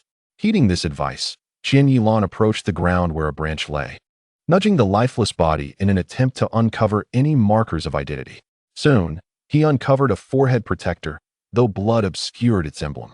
He pulled out a flask of water, rinsing the protector until the bloodstains were washed away, revealing the insignia beneath. Uncle Tsukumo. This appears to belong to a ninja from Sunagakure, Chiya Ran noted. Tsukumo nodded in agreement, acknowledging, indeed, it bears the emblem of Sunagakure. But it seems to belong to a rogue ninja. The other two joined in to examine the findings. Uchiha Makoto affirmed, what Sensei Tsukumo said is correct. The scratch on this forehead protector is a distinctive mark of a rogue. Having confirmed the corpse belonged to a rogue from Sunagakure, Chiya Ran turned to Tsukumo, inquiring, Uncle Tsukumo, how shall we dispose of this body? Is there any additional reward? Tsukumo smiled, explaining, the brain of this corpse remains largely intact and holds significant value. It will be sent to the Umbu. As for the reward, he deliberately prolonged his tone, I cannot say for certain, but at the very least, each of you will receive credit for an additional B-rank mission.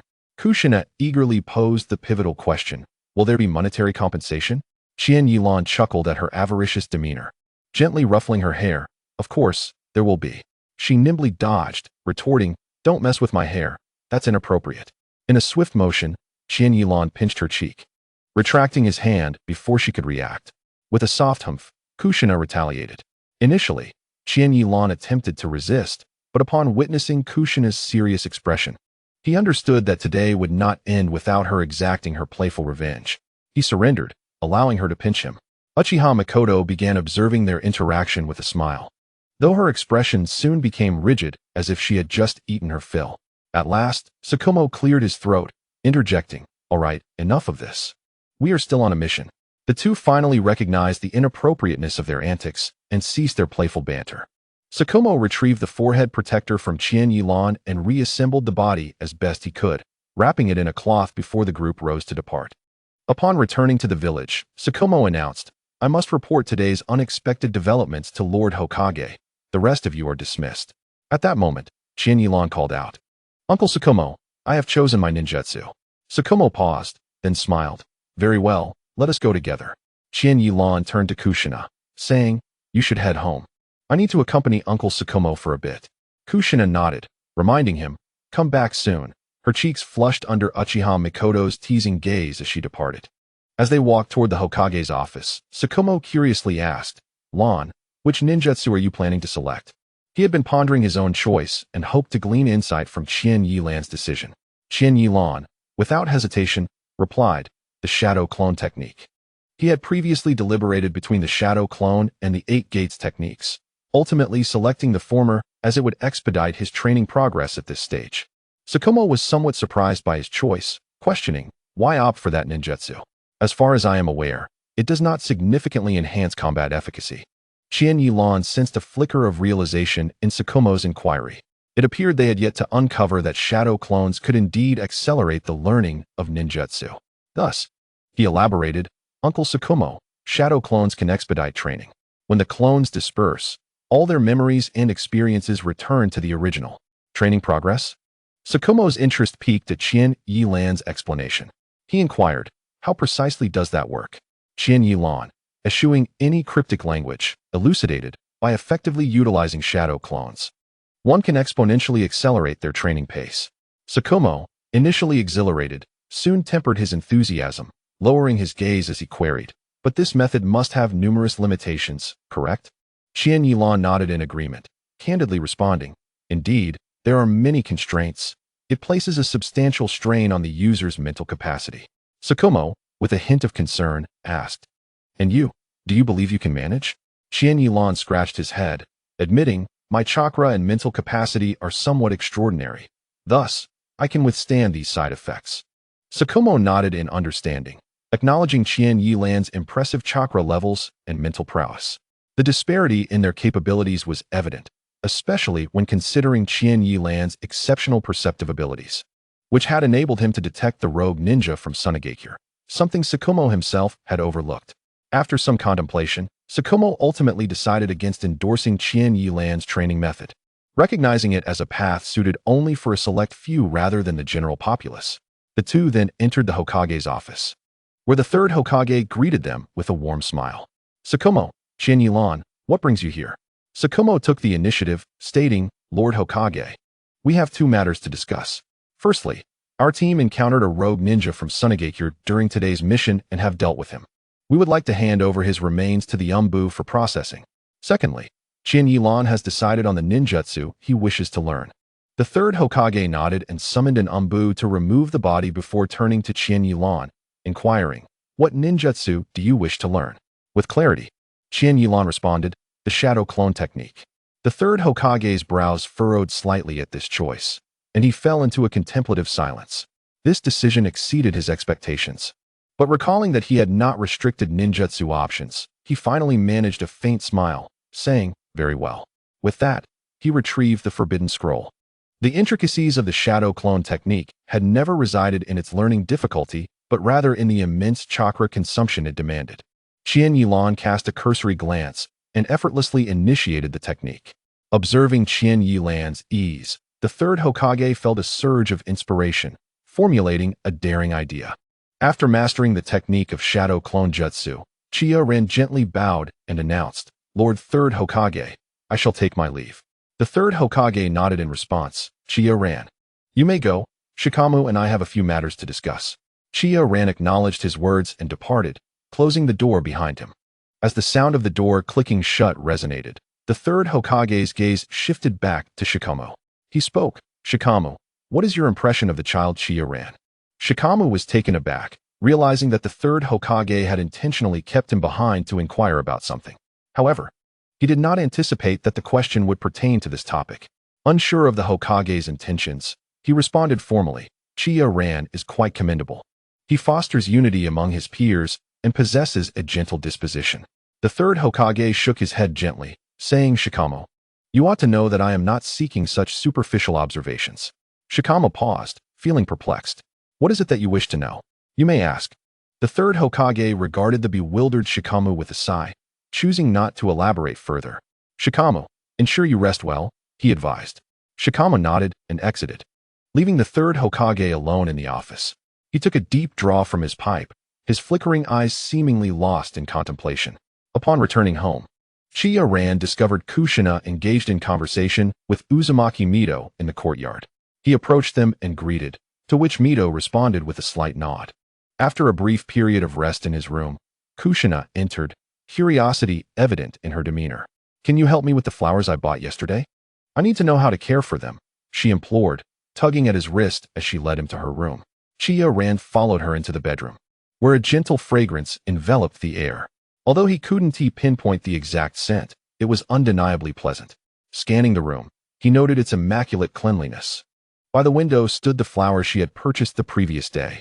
Pointing to the pot, Kushina urged, Chiya, this is the one. Tell me how to water it. Chiya Ran chuckled. I thought you were in a hurry for something urgent.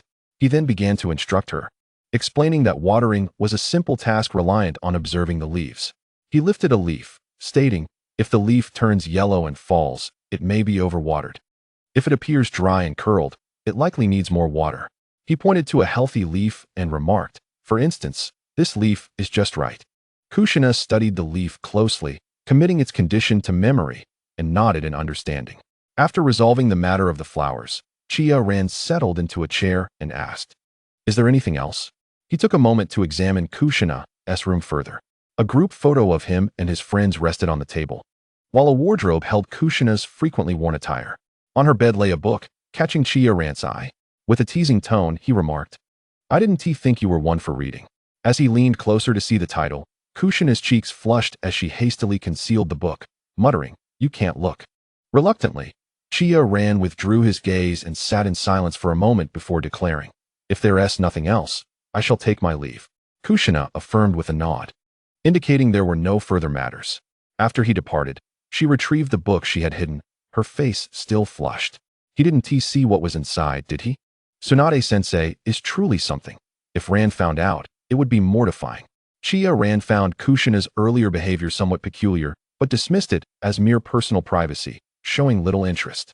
He made his way to the courtyard to expedite his training through the use of shadow clone jutsu. Initially cautious, he carefully tested his limits. Though time was not on his side, after a brief attempt, evening had already fallen, compelling him to postpone further practice until the following day. A month later, on a serene afternoon, Chiya Ran sat quietly in the courtyard, his gaze resting on Uzumaki Mito, who was attentively listening to Kushina's animated tales. At that moment, Mito interjected with a gentle cough. "Little Kushina, I'm feeling a bit tired and shall retire to my room for a while." Kushina pouted. Why has Grandma become so fond of resting lately? Nevertheless, she gently assisted Mito back to her room. Upon returning to the courtyard, Kushina seated herself beside Chiya Ran and remarked, "Grandma seems to be sleeping more and more these days." Suddenly, her attention turned to him, and she inquired, "Do you think Grandma will?" Being a member of the Uzumaki clan, she could distinctly sense Mito's health declining. Chiya Ran forced a reassuring smile, saying, "Don't worry, there's still Tsunade-sensei. She is the finest medical ninja." He reached out to stroke Kushina's long, red hair in an attempt to comfort her. However, the slight tremor in his fingers revealed his own unease. Kushina nodded, albeit with hesitation. At times, individuals resort to self-deception to numb themselves when confronted with harsh realities. Chiya Ran swiftly changed the subject, asking, "There's an upcoming Chunin exam. Are you planning to participate?" Kushina hesitated. "Is it advisable to join so soon after graduation?" Chiya Ran provocatively replied, "Hesitating like this is not befitting of the future first female Hokage." As anticipated, Kushina took the bait, tossing her hair defiantly. "Fine, I'll participate." Chiya Ran pointedly said, "No backing out now." Kushina replied with a look of disdain, "How childish." Yet, her body obediently extended her finger to seal the agreement. After the pact was made, a hint of worry crossed Kushina's face as she asked, "Is everything all right with Mikoto and Shikama-sensei?" Chiya Ran chuckled, reassuring her, "Rest assured. Both Mikoto and Uncle Shikama have agreed. You are the last piece of the puzzle." Kushina's eyes widened in mock dismay. "You've all left me out." Chapter 33. Remedial Lessons. Chiya Ran shot a sidelong glance at the theatrically distressed Kushina and said, "Is there a possibility that you were absent yesterday?" Realization dawned on Kushina, and she awkwardly asked, "When is the exam?" "Next week," Chiya Ran replied. "Uncle Shikama has granted us a short break to prepare for the Chunin exam." Upon hearing the word break, Kushina's eyes lit up, her mind racing with thoughts of where to go for fun during the time off. As Chiya Ran shifted the conversation, the previously heavy atmosphere in the courtyard lightened. Noting Kushina's excitement, Chiya Ran doused her enthusiasm with a dose of reality. "Don't get too carried away." The teacher emphasized that if we don't prepare for the exam, we'll be assigned missions. Kushina's previously animated expression fell, and she appeared crestfallen at his words. Observing her despondency, Chiya Ran reached out to pinch her soft cheek in a gesture of comfort. Startled by the sudden affection, Kushina glared at him before retaliating by pinching his face in return. Thus, the two engaged in a playful exchange, squeezing each other's faces. Chiya Ran, with a slightly garbled voice, said, "You let go first." To which Kushina retorted, "Why won't you let go?" Chiya Ran, his eyes glinting with mischief, proposed, "What if we both let go at the same time?" "Sounds good to me. I'll count to 3, and then we let go, all right?" Kushina nodded in agreement. 3, 2, 1. In perfect synchronicity, they both tightened their grips. Qian Yilan inquired, "Why do you not let go?" Jiao Xian's delicate face was already glistening with tears from the pain. "Aren't you the same?" she retorted. Qian Yilan, feeling a twinge of guilt, chose not to respond and was the first to release his grip. Observing this, Jiao Xian also relinquished her hold. However, upon glancing at Qian Yilan's face, she suddenly burst into laughter. Qian Yilan, puzzled by her amusement, watched her run back into the house to fetch a mirror, barely containing her laughter as she said, "Take a look for yourself." Taking the mirror, Qian Yilan caught sight of his face, marked with a series of red imprints. Noticing Jiao Xian giggling beside him, He quipped, "Shouldn't you take a look at your own face?" He then held the mirror in front of her. Chiya took the mirror and, upon seeing the two red imprints on her own face, immediately ceased her laughter and fixed Chiya with a stern gaze. Her smile would not vanish, but merely transform. With a smug grin, Chiya regarded Chiya, who feigned a pitiful expression, and said, "I knew you would bully me," even managing to squeeze out a few tears for added authenticity. Seeing her cry, Chiya became flustered, gently rubbing her face until the red marks faded. "All right, stop crying and take a look in the mirror," he instructed. Upon hearing Chiya words, Chiya peered into the mirror again, her frown instantly replaced with a radiant smile as she realized the marks had disappeared. Chiya, recognizing that he had been tricked once more, felt his guilt evaporate. He playfully flicked her forehead and remarked, "You acted so convincingly. Could you prolong the performance next time?" Aware of her own culpability, Chiya did not become angry but lowered her head, evading Chiya gaze, allowing him to flick her forehead. Finally, she made a face at him before laughing and returning to her own room. Not long after, while Chiya was in her room, a knock echoed from outside. Chiya voice called out, "Chiya, I'm coming in." Although she was somewhat perplexed as to why Chiya sought her out, she replied, "Come in." As he entered, Chiya carried several books in his hands. Chiya, curiosity piqued, asked, "Lan, why do you have so many books?" Chiya gestured for her to sit beside him as he settled into a chair. Though confused, Chiya complied and took a seat. "It's to help you catch up on your studies, lest you be eliminated from the written exam," he stated. Chiya's mouth fell open in surprise. "Is there a written exam for the Chunin exam?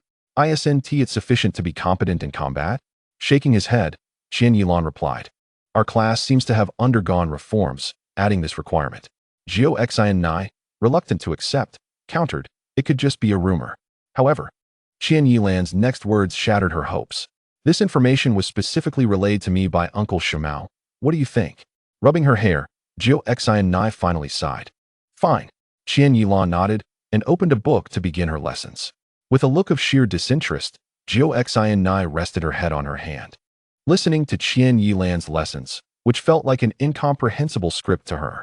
Before long, the monotony of the lecture began to take effect, and her eyelids grew heavy until she finally succumbed to sleep. Chiya soon noticed her state and was about to tap her head with his pen, but hesitated. After a moment's contemplation, he set the pen down, stood up, and bent down to lift her. One hand slipped beneath her knees while the other supported her back. As he cradled her, Chiya let out a soft hum, her forehead resting against his collarbone, a few strands of her red hair cascading into his shirt. Gently, Chiya laid her down on the bed, covered her with a blanket, and quietly exited the room. The following morning, Chiya awoke groggily. Blinking her eyes open to find herself in bed. "Did I not fall asleep at the table yesterday?" she murmured to herself, puzzled as she could not recall being laid down in bed. Exiting her room, she gently pushed open Chiya's door, only to find the room empty. A glance at the clock revealed it was already 9 in the morning. Unable to resist, she pressed her forehead in disbelief, muttering, "How long did I sleep?" As she spoke to herself, a knock sounded at the door. Opening it, she inquired, "Makoto, what brings you here?" Uchiha Makoto smiled gently and responded, "Chiya asked me to help you with your studies." Chiya nodded, then seemed to connect the dots. "Makoto, why haven't you taken the Chunin exam since graduating?" Uchiha Makoto patiently explained, "At that time, we were amidst war. The village had no time to hold the Chunin exam." Chiya finally understood, nodding in realization. Uchiha Makoto then scanned the surroundings and asked curiously, "Where's Chiya?" Chiya replied, "He should be training in the backyard." Eagerly, Uchiha Makoto remarked, "I'm quite curious about how a genius like Chiya trains." Chiya gently pulled her arm, and Makoto, puzzled, asked, "What's wrong, Chiya?" Hearing her question, Chiya explained, "You're going the wrong way. Let me show you." With that, she led Uchiha Makoto to the backyard where Chiya was training. At that moment, Chiya was bare-chested, his sculpted muscles on display, gripping a stone lock in his left hand while performing single-arm pull-ups with weighted legs. Just as Uchiha Makoto and Chiya entered the backyard, they caught sight of Chiya's bare back. Uchiha Makoto pointed at his back, exclaiming, "What a monstrous back!" Xi and Nai followed her gaze and noticed the way Qian Yilan's muscles contracted with each pull-up, resembling a demonic visage. Hearing the voices behind him, Qian Yilan completed 2 more pull-ups before casually tossing the stone lock aside, which landed with a thunderous crash. He descended from the bar, removing the weights from his legs, and turned to the 2 women with a smile, asking, "What brings you here?" Upon seeing Qian Yilan's physique from the front, Xi and Nai, despite having seen it numerous times before, felt her cheeks flush and lowered her head. Uchiha Makoto, admiring Qian Yilan's form, remarked, "I just wanted to see how a genius trains. I didn't expect it to be so simple." Wiping the sweat from his brow with a towel, Qian Yilan responded, "Were you disappointed?" "Not at all." Uchiha Makoto stepped closer, her hand brushing against Qian Yilan's muscles, adding, "This must be why your physical skills are so far superior to others." Feeling her small hand wandering restlessly over his body, Qian Yilan awkwardly took a step back. Xi and Nai also approached, her tone slightly annoyed as she said, "Makoto, what were you doing just now?" She looked like a pouting little pufferfish. Realizing her previous actions were somewhat inappropriate, Uchiha Makoto slightly bowed, feigning nonchalance, and said to Qian Yilan, "I apologize." Yet, the faint blush on her cheeks betrayed her inner turmoil. Qian Yilan waved his hand dismissively, indicating he was not bothered. He then asked, "So, Makoto, do you have any other matters?" Uchiha Makoto shook her head, saying, "No, it's fine. Gyo and Nai, let us head to your room so I can help you study." With that, she gestured for Gyo and Nai to lead the way. Gyo and Nai cast a reluctant glance at Qian Yilan's physique before departing with Makoto. Qian Yilan watched as they departed, their footsteps fading into the distance. He turned and picked up a bucket of water, pouring it over himself, washing away the sweat from his muscles. Closing his eyes, Qian Yilan let the droplets slide from his dark hair. A week later, at the Chunin exam, during the written test, after undergoing rigorous training with her 2 companions, Kushina felt a surge of confidence. She turned to Qian Yilan and Makoto, declaring, "Just sit back and watch me shine this time." With that, she playfully waved her fist. Qian Yilan, carrying a ninja sword on his back, couldn't bear to dampen her spirits and merely nodded in agreement. Soon, they arrived at the examination site. Kushina, puzzled, observed the crowd gathered together, asking, "Why are they all huddled like that?" As she approached, she discovered 2 older ninjas blocking the entrance. "You might as well give up," one of the blocking ninjas said. "The real Chunin exam is far from simple." Qian Yilan followed suit, his lips twitching as he regarded the 2. "Is this the traditional culture of Konoha?" He glanced at the sign and mused, "Indeed." At that moment, Uchiha Makoto stepped forward, saying, "Let us end this tedious charade." Qian Yilan echoed her sentiment from the side. Kushina quickly noticed the oddity, pointing at the sign with disdain. "Can you dispel this illusion?" One of the ninjas, flustered and angry, retorted, "Have you figured it out already?" That was quick. With that, he lunged at Uchiha Makoto like an arrow released from its bow. Seeing this, Qian Yilan narrowed his eyes and intervened. A clash of fists and feet ensued, and after a brief exchange of blows, the ninja retreated, hiding his trembling hand in his sleeve, feigning calm as he remarked, "This year's candidates are quite formidable." With that, he executed a body flicker technique and vanished. With the obstruction removed, the crowd realized this was not the exam site and turned to walk towards the actual location. The 2 ninjas reappeared on the upper floor. One of them, puzzled by the sudden retreat of the ninja who had just fought Qian Yilan, inquired, "Why did you stop blocking the door, Kenta?" He knew his old teammate too well. Kenta would never leave without thoroughly tormenting the genin. He had often joked that if Kenta faced a tough opponent, he might end up in trouble. Kenta forced a smile, admitting, "If I hadn't left quickly, I might have really been in trouble this time, Ito." He revealed his swollen fist from his sleeve, startling Ito, who exclaimed, "You just exchanged blows with that kid and ended up like this?" Kenta remained silent, silently rolling up his pant leg to show a bruised calf. Ito was at a loss for words, astonished that the kid was capable of such strength. His own teammates were likely stronger, and if he had faced that kid, he could only imagine the consequences. Kenta nodded, saying, "Your earlier jests nearly came true. That kid's punches and kicks are genuinely heavy, and I sensed he wasn't even exerting his full strength." Ito produced some ointment, suggesting, "Apply this first, and we can visit the hospital after the exam." Kenta sighed, "That will have to suffice." After a quick application of the ointment, they returned to their duties. Meanwhile, the examiners were explaining the rules of the test. The rules were straightforward. First, There were 10 questions. Each candidate began with 10 points, losing 1 point for each incorrect answer. The team's qualification depended on their collective score. If any team member scored 0, the entire team would be disqualified. Second, any candidate caught cheating would lose 2 points. The examiner scanned the room and asked, "Any further questions?" Observing the silence, he nodded in satisfaction and handed the papers to his assistant for distribution. Initially nervous, Kushina felt her anxiety dissipate upon seeing Chiya Ran. Soon, the paper was in Kushina's hands. Chapter 35, Question 10.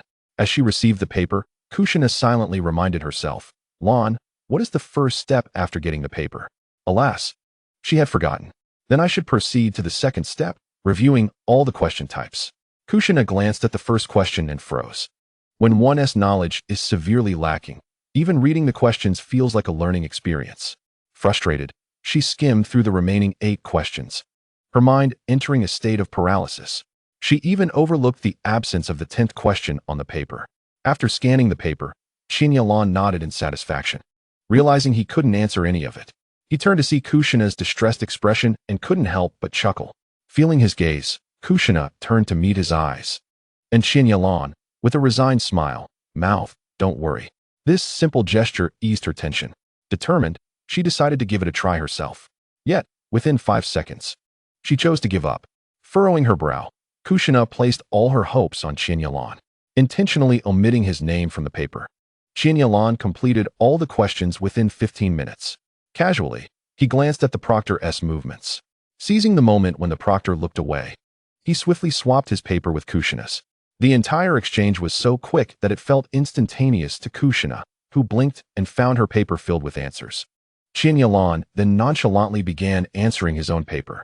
Throughout the process, he felt liberated, fully aware that the correctness of the answers was inconsequential. The pivotal question was the last one. Kushina, gazing at her filled paper, felt a swell of gratitude. Turning to look at Chiya Ran, who was confidently answering, she cast him a thankful glance. Meanwhile, Chiya Ran, engrossed in his artistic expression, remained oblivious to her admiration. Particularly, one question asked about the farthest method of throwing Shuriken from the treetop. Chiya Ran wrote down an answer: "Practice arm strength. The greater the strength, the farther the throw." Another question involved deciphering a coded message. Drawing from his previous experience, Chiya Ran recopied the question. With the knowledge gained from the prior paper, he felt significantly more adept. As time passed, some candidates began to realize that their papers lacked the final question. One student raised a hand, stating, "My paper is missing the last question." Others soon followed suit. The examiner, noticing this, raised his hand to calm the crowd, explaining, "The last question will be revealed in the final 10 minutes. Please be patient." Although some grumbled, they ultimately chose to wait. In the last 10 minutes, the examiner cleared his throat and said, "Before I reveal the final question, I must clarify the rules. Candidates must first decide whether to answer. If you choose to answer and get it wrong, you will be permanently disqualified from the Chunin exam. Choosing not to answer means your entire team fails." A smile crept onto the examiner's face, which appeared devilish to the other candidates. His ominous tone continued, "I advise you to think carefully. If you fail this time, there will be no second chance. Perhaps it is better to forfeit and prepare for the next Chunin exam." Upon hearing his words, Kushina felt a tumult of emotions. Clenching her small fist tightly, she instinctively glanced at Chiya Ran. Sensing her gaze, he responded with a reassuring smile. That smile instantly relaxed Kushina, restoring her composure. Gradually, several candidates began to raise their hands to forfeit. As the number of withdrawals increased, what had once been over 100 candidates dwindled to just over 40. The examiner, surprised by the remaining participants, remarked, "Is there really still this many left? I must admit, I am somewhat astonished." He subsequently revealed a devilish smile and proclaimed, "I announce that you all have qualified." Kushina, along with the other candidates, wore expressions of shock, which soon transformed into joy. Only Chiya Ran maintained an expression of calm, as if he had anticipated this outcome all along. Observing the excitement of the crowd, the examiner left a remark that the second round of the exam would take place next week in the Forest of Death, and then dismissed them. Upon hearing the words Forest of Death, the atmosphere in the classroom grew noticeably tense. Only a handful, including Chiya Ran, remained unaffected and were the first to push open the door to leave. The others, upon witnessing this scene, quickly followed suit. On their way back, Kushina expressed her heartfelt gratitude to Chiya Ran, saying, "Lan, I truly appreciate your help in this exam." Chiya Ran responded, "No? You should thank yourself for not giving up at the crucial moment." Kushina insisted, "But Lan, it was you who swapped my blank paper with the one filled with answers. Without you, I wouldn't have had this confidence." Makoto Uchiha, overhearing Kushina's words, inquired, "Kushina, are you saying that Chiya Ran solved all the questions on that paper?" Kushina nodded in affirmation and praised Chiya Ran. "Of course, Lan is the best." Feeling somewhat guilty from Kushina's sincere compliment, Chiya Ran awkwardly rubbed his nose and chuckled. Of course, the questions were quite simple. Makoto's eyes brightened at his words, and she fixated her gaze upon Chiya Ran, sensing trouble from her intense stare. Chiya Ran contemplated escaping, but Makoto's voice interrupted. "Lan, how did you solve that code question?" Chiya Ran, hearing her inquiry, deliberately shifted the topic. "Now that everyone has qualified, let us not dwell on the details." At that moment, Kushina chimed in, "Lan, just tell Makoto. I am curious too." Internally, Chiya Ran lamented, "I have no idea. The difficulty of those questions far exceeds what a genin should know." However, with no turning back, he steeled himself to fabricate a plausible explanation for the code interpretation. Otherwise, if Kushina discovered that his answers were mere nonsense, she would surely be upset for quite some time. Regarding that question, I believe it goes like this. Kushina did not notice anything amiss, but Makoto Uchiha suddenly shot Chiya Ran a meaningful glance, accompanied by a smile. It was that glance and smile that made Chiya Ran feel entirely exposed. He quickly diverted the conversation, saying, "Now that everyone has passed the first round, shall we go out to celebrate with a meal?" Upon hearing the word meal, Kushina eagerly raised her hand in agreement. Makoto Uchiha also nodded in approval of Chiya Ran's proposal. Chapter 36. Waiting for fish by the tree stump. Chiya Ran felt relieved that he had navigated through the situation successfully.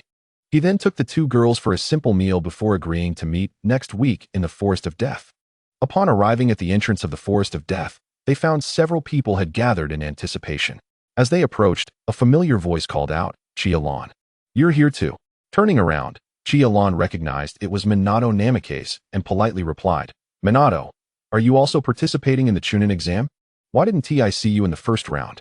Minato explained, "I was sitting in the back row, so you didn't see me." Chiya Ran nodded. And then an awkward silence ensued between them. Their interactions were limited to mere nods, lacking substantial common ground. Sensing the awkwardness, Minato remarked, "I see a familiar face over there, so I'll head over." Chiya Ran took the opportunity to respond, "All right, see you later." Once Minato left, Makoto Uchiha leaned closer and asked, "Who was that?" Chiya Ran clarified, "A classmate from the Ninja Academy." Makoto, satisfied with the answer, refrained from further questioning. Finally, the examiner responsible for the second round made his appearance. The rules for this round mirrored those in the original text.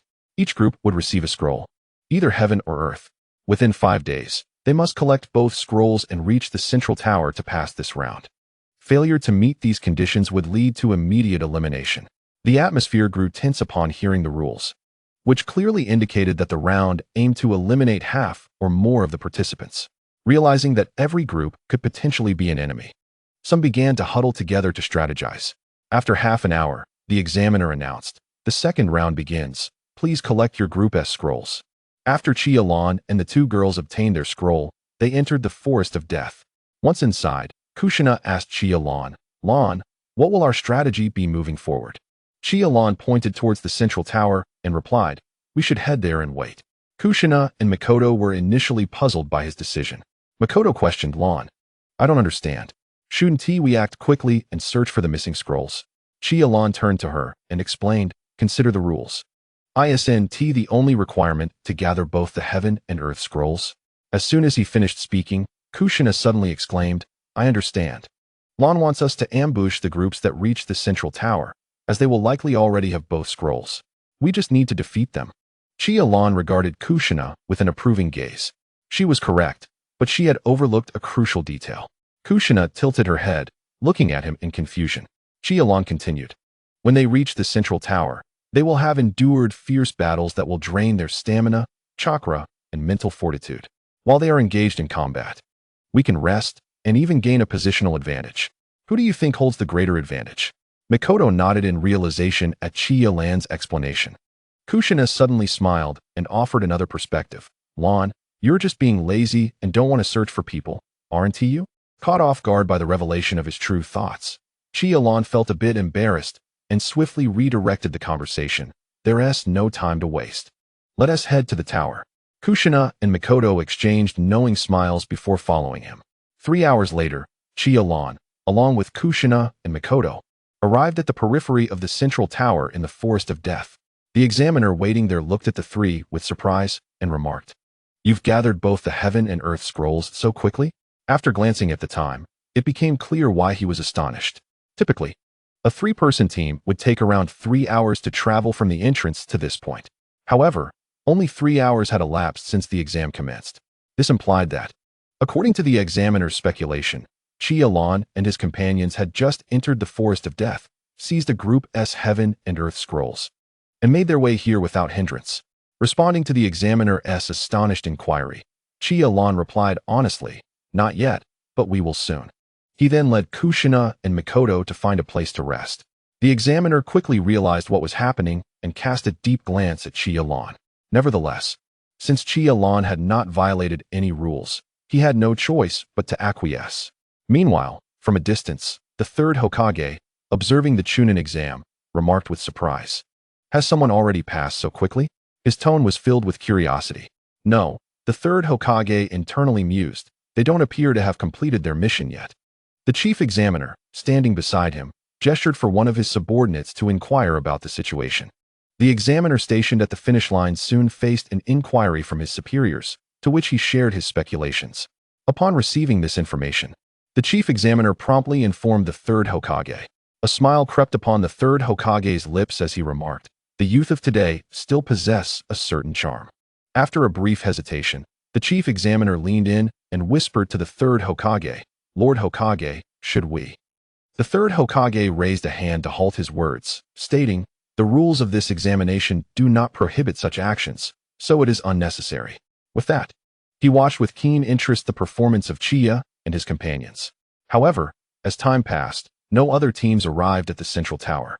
The third Hokage had no choice but to temporarily depart to attend to official matters. 2 days later, a weary team approached the tower, looking disheveled and exhausted. One member pointed at the towering structure, exclaiming, "We are finally nearing the end." The other two teammates nodded in agreement, their eyes brimming with excitement.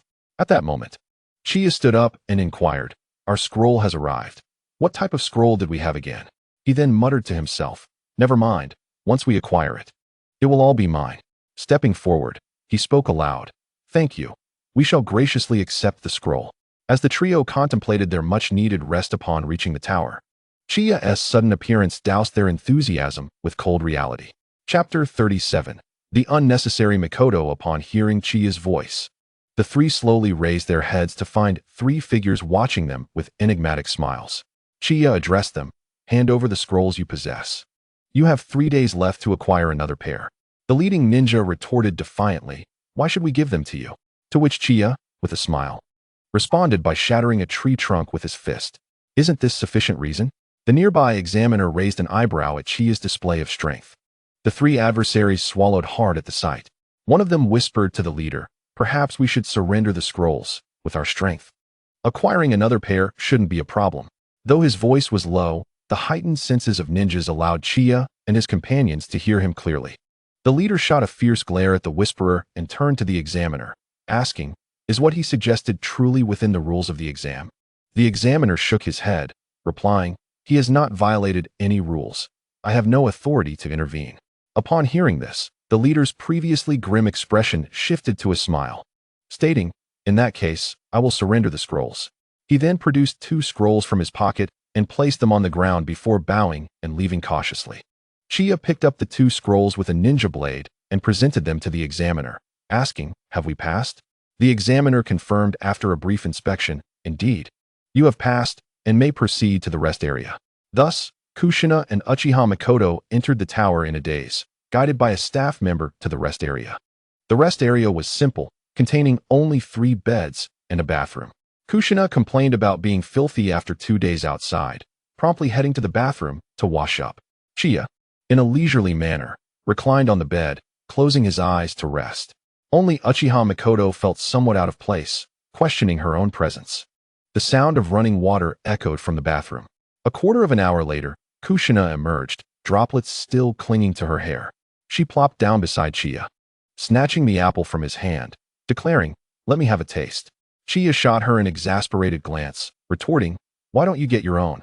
Yet, he made no further fuss and grabbed another apple to munch on. As Kushina enjoyed her snack, she teased Chiya, "You're not exactly diligent yourself." From within the bathroom, her voice carried complaints about Chiya's usual behavior. Chiya, choosing not to engage, instead picked up an apple from the table and began to eat. Meanwhile, the unfortunate trio they had robbed sat nearby, plotting to find their next target. One of them asked the leader, "Boss, do you think we can actually catch someone?" The leader, exasperated, smacked the questioner on the head, saying, "Use your brain. Think about how they caught us." The questioner's eyes lit up in realization, responding, "Of course. It's all thanks to your cleverness, boss." Suddenly, the leader's eyes brightened as he exclaimed, "Someone's coming. Prepare yourselves." "How troublesome, Watergate," lamented one of the trio. "We've robbed 3 teams, yet each only had a single scroll." Watergate reassured him, "But we did end up with a scroll, and once we enter the tower, we can finally rest." Several figures lurking in the shadows exchanged glances before revealing themselves. "Hand over your scrolls, or else." One of them cracked his neck ominously. Wind Watergate stepped forward, flashing a bright smile. "Gentlemen, surely there has been some misunderstanding. Is this behavior truly permitted?" He glanced at the examiner for confirmation. The lead ninja scoffed, "Of course, it is allowed. Less talk, more action." Wind Watergate maintained his smile, suggesting, "I happen to have a few extra heavenly scrolls. Would you care for some?" The leader flatly rejected the offer, insisting, "Enough chatter. Surrender your scrolls." With that, he charged at Wind Watergate. The latter's expression darkened as they clashed. In an instant, Watergate sent the attacker flying with a kick. The other two, witnessing their leader's defeat, rushed to assist, but were intercepted by Watergate's companions. Watergate declared, "Now, leave quietly, and we shall spare you." The 2 remaining ninjas, recognizing their leader's strength was not enough, decided to retreat, aiding their fallen comrade as they left dejectedly. Back in the rest area, Kushina returned from the bathroom, plopping down beside Chiya and snatching the apple from his hand. "Let me have a taste," she insisted, biting into the fruit. Chiya, slightly annoyed, remarked, "Why not just get one for yourself?" Nonetheless, he shrugged it off and grabbed another apple for himself. 3 days later, the group emerged from the rest area, prepared for the next round of examinations. However, compared to the previous 2 rounds, the number of participants had significantly dwindled. Chiya scanned the room and noticed Wind Watergate's team, as well as the unfortunate trio they had previously robbed, had also advanced. There were only 5 teams remaining for the next phase.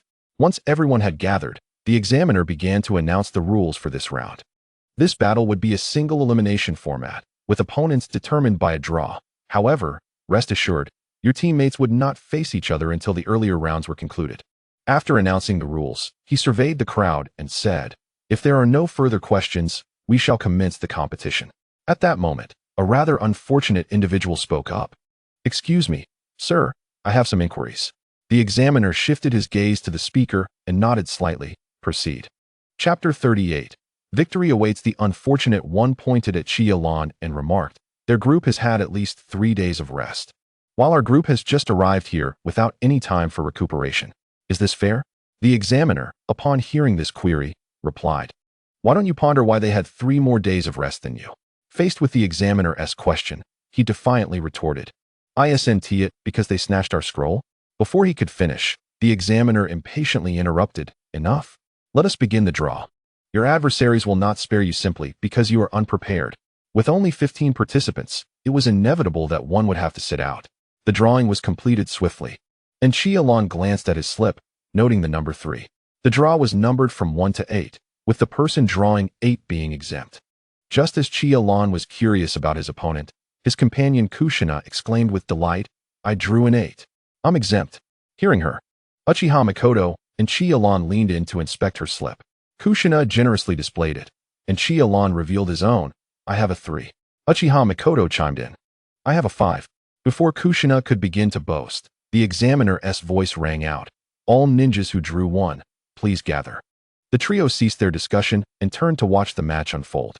The ninjas who drew 1 were Namikaze Minato and an unnamed participant.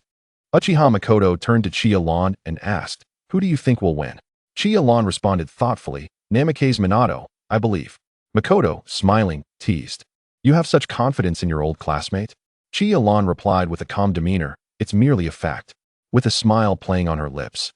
Uchiha Makoto leaned against the railing, resting her chin on her hand, and asked, "And who do you think is stronger, you or Namikaze Minato?" Without hesitation, Chiya Ran declared, "Of course, it's me." His spirited confidence captivated Uchiha Makoto's attention. The match commenced below, and within 3 rounds, Namikaze Minato subdued his opponent with a decisive blow, concluding the battle. Soon after, the match for those who drew 2 began. This time, 2 unnamed participants engaged in a lively bout, exchanging punches and kicks. However, to Chiya Ran, it resembled a clumsy display of unskilled fighters. Even Uchiha Makoto stifled a yawn at their lackluster performance. Yet, the audience was far more engaged. Kamita strikes with a monkey punch. Yamamoto attempts to cut through the center. As the battle heated up, Yamamoto delivered a header that knocked out his opponent.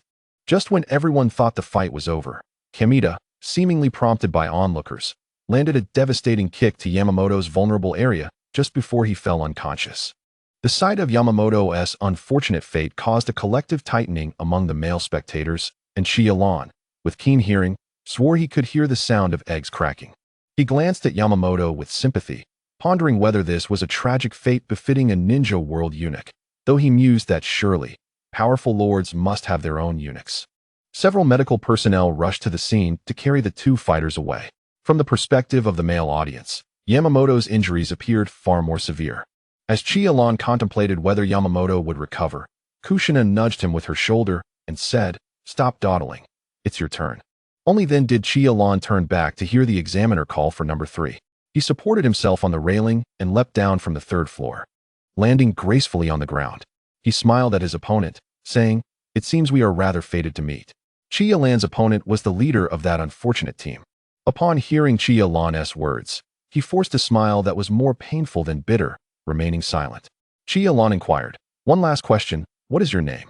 "Shin Keiichi." The examiner stated expressionlessly, "Begin." Chiya Ran propelled himself forward with a single leg push, leaving a deep imprint in the cement, charging at his opponent like a cannonball. So fast, Shin Keiichi murmured to himself, fully aware that evasion was no longer an option. He crossed his arms defensively across his chest to absorb the impact of the blow. Chiya Ran, witnessing this, was taken aback. "Aren't you going to dodge?" He had to temper his strength to ensure he did not deliver a fatal blow. As his fist connected with Shin Keiichi's arm, the latter was propelled backward, collapsing onto the ground, motionless. Chiya Ran was startled and moved to check on his opponent, only to be halted by the examiner. The examiner looked at him and said, "Please remain calm. Your opponent is no longer capable of fighting." Chiya Ran, realizing the examiner misunderstood him, quickly explained, "I was just concerned that I might have." The examiner simply urged him to relax and not to approach Shin Keiichi. At that moment, the 3rd Hokage hurried over, taking a seat at the judge's table, glancing at the unconscious Shin Keiichi, and asked, "What happened here?" The head examiner immediately responded, "Hokage-sama, he has been knocked out." The 3rd Hokage, intrigued, inquired further, "Who knocked him out?" The head examiner pointed at Chiya Ran, saying, "It was that boy who blocked the tower." The 3rd Hokage smiled slightly, reflecting, "The younger generation truly possesses remarkable strength." The head examiner nodded in agreement. Meanwhile, the examiner announced the winner of the match, Chiya Ran. Victory. Upon hearing his name declared victorious, Chiya Ran performed a swift body flicker technique, rejoining Kushina and Uchiha Makoto. Kushina placed her hand on his shoulder, saying, "Ran, you truly are impressive." Chiya Ran accepted their praise with a sense of entitlement. As Chiya Ran's round concluded, it was now Uchiha Makoto's turn to compete. Chiya Ran encouraged her, "Makoto, give it your all." Kushina also cheered alongside him. Uchiha Makoto's opponent was Dekai, a teammate of Namikaze Minato. Upon seeing Uchiha Makoto, Dekai muttered to himself, "An Uchiha, this could be troublesome." As the two faced off, Kushina leaned into Chiya Ran and asked, "Do you think Makoto will win?" Chiya Ran smiled and confidently replied, "She will prevail." Chapter 39. Dual Tomo. Uchiha Makoto regarded Dekai with a stoic expression, entirely devoid of the gentleness she had shown Chiya Ran moments before. The examiner slowly raised his hand, announcing, "Begin." Upon hearing the command, They both leaped back to create distance, warily observing each other. Uchiha Makoto swiftly formed hand seals. Fire style, great fireball jutsu. A massive fireball surged forth, distorting the air with its intense heat as it hurtled toward Dakai. Unfazed, Dakai formed his own hand seals. Water style, water barrier jutsu. He successfully blocked Uchiha Makoto's initial assault. Steam enveloped the arena, obscuring the spectator's view. Seeing this, Kushina expressed her concern. Makoto's fire jutsu is countered by Dakai's water jutsu. Chiya Ran, hearing her worried tone, reassured her, "Fear not. In a ninja duel, chakra attributes are merely one aspect of determining victory." Kushina nodded, comforted by his words, and shifted her focus back to the match unfolding below. Only her tightly clenched fists betrayed her emotions. Uchiha Makoto, with an expression of serenity, gazed ahead into the mist, her heart untroubled. A flash of crimson flickered in her eyes as she calmly surveyed the surroundings. The examiner, taken aback by the sight of her eyes, remarked, "The Sharingan? Truly, the Uchiha are remarkable." As the fog began to dissipate, Dakai also recognized the scarlet Sharingan of Uchiha Makoto, instinctively lowering his head to avoid her gaze. He could not meet her eyes. Observing this reaction, Uchiha Makoto's lips curled into a pleasing smile. Quick to react. Yet he likely did not realize that the double Tomo Sharingan could not cast Genjutsu. With this thought, a resolute glint appeared in Uchiha Makoto's gaze. Her chakra was restrained.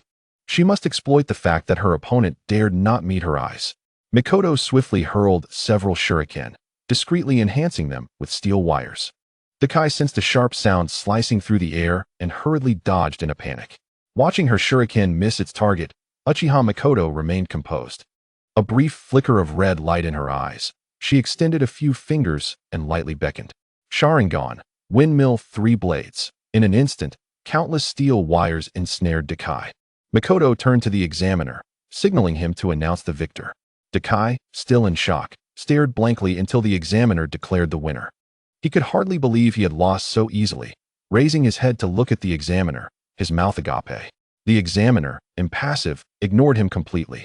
At this moment, Uchiha Makoto had returned to the side of Chiya Ran and Kushina. Kushina, not sparing any praise, exclaimed, "Sister Makoto, you were amazing. What was that technique you just used? How did you do it?" Uchiha Makoto brushed her hair back and replied, "Just a few simple tricks. If you want to learn, I can teach you when we get back." With her hand outstretched, Kushina said, "It's a promise then." Uchiha Makoto smiled gently at the somewhat childish Kushina and high-fived her. After their gesture, Chiya Ran finally interjected, "Sister Makoto, you truly are impressive." In stark contrast to the lively atmosphere among the three, the mood around Dakai was notably heavy. "The double Tomo Sharingan is simply too powerful," he muttered to himself. "How could we commoners ever stand a chance against such a bloodline clan?" Wolfgang Watergate attempted to console his teammate, but after opening his mouth, he found himself at a loss for words. Finally, he managed to utter, "Dakai, you really didn't need to lower your head just now." Dakai, puzzled, asked why not. Wolfgang Watergate explained, "As far as I know, the double Tomo Sharingan does not possess Genjutsu capabilities." Upon hearing this, Dakai froze, having no reason to doubt his teammate's words. If Wolfgang Watergate said it wasn't he so, then it likely wasn't he. Thus, Dakai lamented to himself, "Did I just make a fool of myself in front of her?" While Dakai was lost in his own frustration, Chiya Ran posed a question that puzzled him about Uchiha Makoto. "Sister Makoto, why did your opponent suddenly lower his head during the fight?" Upon hearing his question, Uchiha Makoto beamed brightly. He was worried about falling under a Genjutsu after seeing my Sharingan, which is why he averted his gaze. "But," she added, "how could a mere double Tomo Sharingan cast Genjutsu?" Chiya Ran chuckled at her explanation. "So, in a way, your opponent's cleverness backfired?" Uchiha Makoto nodded. "Indeed. That's exactly right." As the group chatted, the last 2 battles concluded. Due to one team's mutual demise, there remained a vacant opportunity.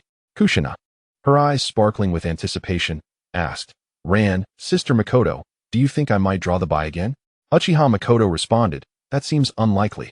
Chiya Ran scoffed, "If you draw the bye, I'll eat." Before he could finish, Kushina, her face alight with surprise, approached him with the drawn slip in hand, exclaiming, "Ran, I really drew the bye again." Chiya Ran abruptly swallowed his words, and upon confirming the slip, he was left incredulous. How is this possible? This defies logic. As Chiya Ran stood there in shock, Kushina leaned closer and said, Ran, what were you going to say I'd eat if I drew the bye? With her innocent gaze fixed on him, Chiya Ran felt a wave of exasperation wash over him. Thank goodness it was Kushina. Had it been anyone else, he might have thought they were mocking him. In light of the situation, Chiya Ran awkwardly produced an apple from somewhere and said, if you draw the bye, I'll eat an apple. Kushina, noticing the apple, inquired, Ran, did you get that from the break room? Chiya Ran nodded and casually drew a slip for himself. When he returned, Kushina eagerly asked what he had drawn. With the bye already gone, it hardly mattered what he got. Chiya Ran glanced at his slip and casually replied, it's an A slip. To distinguish it from the previous round, this time the slips were labeled A, B, and C. Soon, the others finished drawing their slips. And Uchiha Makoto drew a C slip. After all the slips had been drawn, the examiner's voice rang out, ninjas with A slips, please step forward. Hearing this, Chiya Ran swiftly landed on the ground. Upon looking at his opponent, he revealed a hint of surprise, quickly masking it with a smile. Oh, it's you, Watergate. Bluffing Watergate, with a wry smile, responded, ah, it's you, Rankuin. It seems my luck today is truly lacking. He was acutely aware of the disparity between himself and Chiya Ran, especially after witnessing his earlier display of strength. Seeing the two about to reminisce, the examiner hurriedly interrupted. The match begins. With the examiner's announcement, both their expressions turned serious. Watergate opted to strike first, launching a side kick in an attempt to seize the initiative. Chiya Ran chose to withstand the blow with his arm. The impact echoed with a dull thud, causing the nearby examiner to instinctively frown. As the attacker, Watergate's pupils contracted, and he staggered back several steps, feeling as though he had kicked not a human arm, but unyielding metal. The overwhelming recoil left his arm numb. After absorbing Watergate's kick, Chiya Ran stretched his neck and said, your turn, Watergate. Now it's my turn. He wavered slightly and silently appeared before Watergate, delivering a powerful punch accompanied by a gust of wind aimed straight at his face. So fast, Watergate barely managed to evade the strike with his reflexes. Chiya Ran's punch landed precisely where Watergate had been standing, shattering the ground like a spiderweb. Without hesitation, Watergate pulled out Shuriken and formed hand seals, invoking Shuriken Shadow Clone technique. Since he could not gain the upper hand physically, he would compensate with weaponry. Chiya Ran, expressionless, drew a ninja blade from his back and effortlessly deflected the attack. The examiner watching this scene was utterly astounded. Was this truly a battle between Chunin, the destructive power, the ninjutsu? If Chiya Ran could hear his thoughts, he would surely retort that in a few decades, two Chunin would battle even more ferociously, though they might not emerge alive. Seeing his shuriken easily neutralized, Watergate unleashed his chakra and drew a kunai, charging directly at Chiya Ran. Chiya Ran began his defense with remarkable ease, deftly wielding his ninja blade to effortlessly neutralize the fierce onslaught of Minato Namikaze.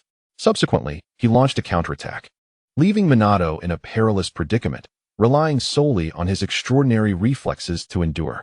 With a gentle flick, Chiya Ran sent the kunai flying from Minato's hand.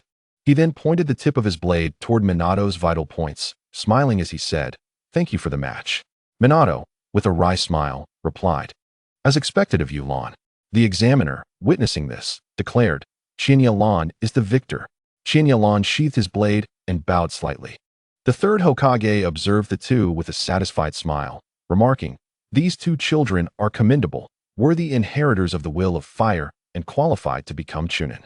The chief examiner, solemnly nodding, affirmed, understood, Hokage-sama. As the third Hokage designated the two as Chunin, Chiya Ran returned to Kushina and Makoto Uchiha.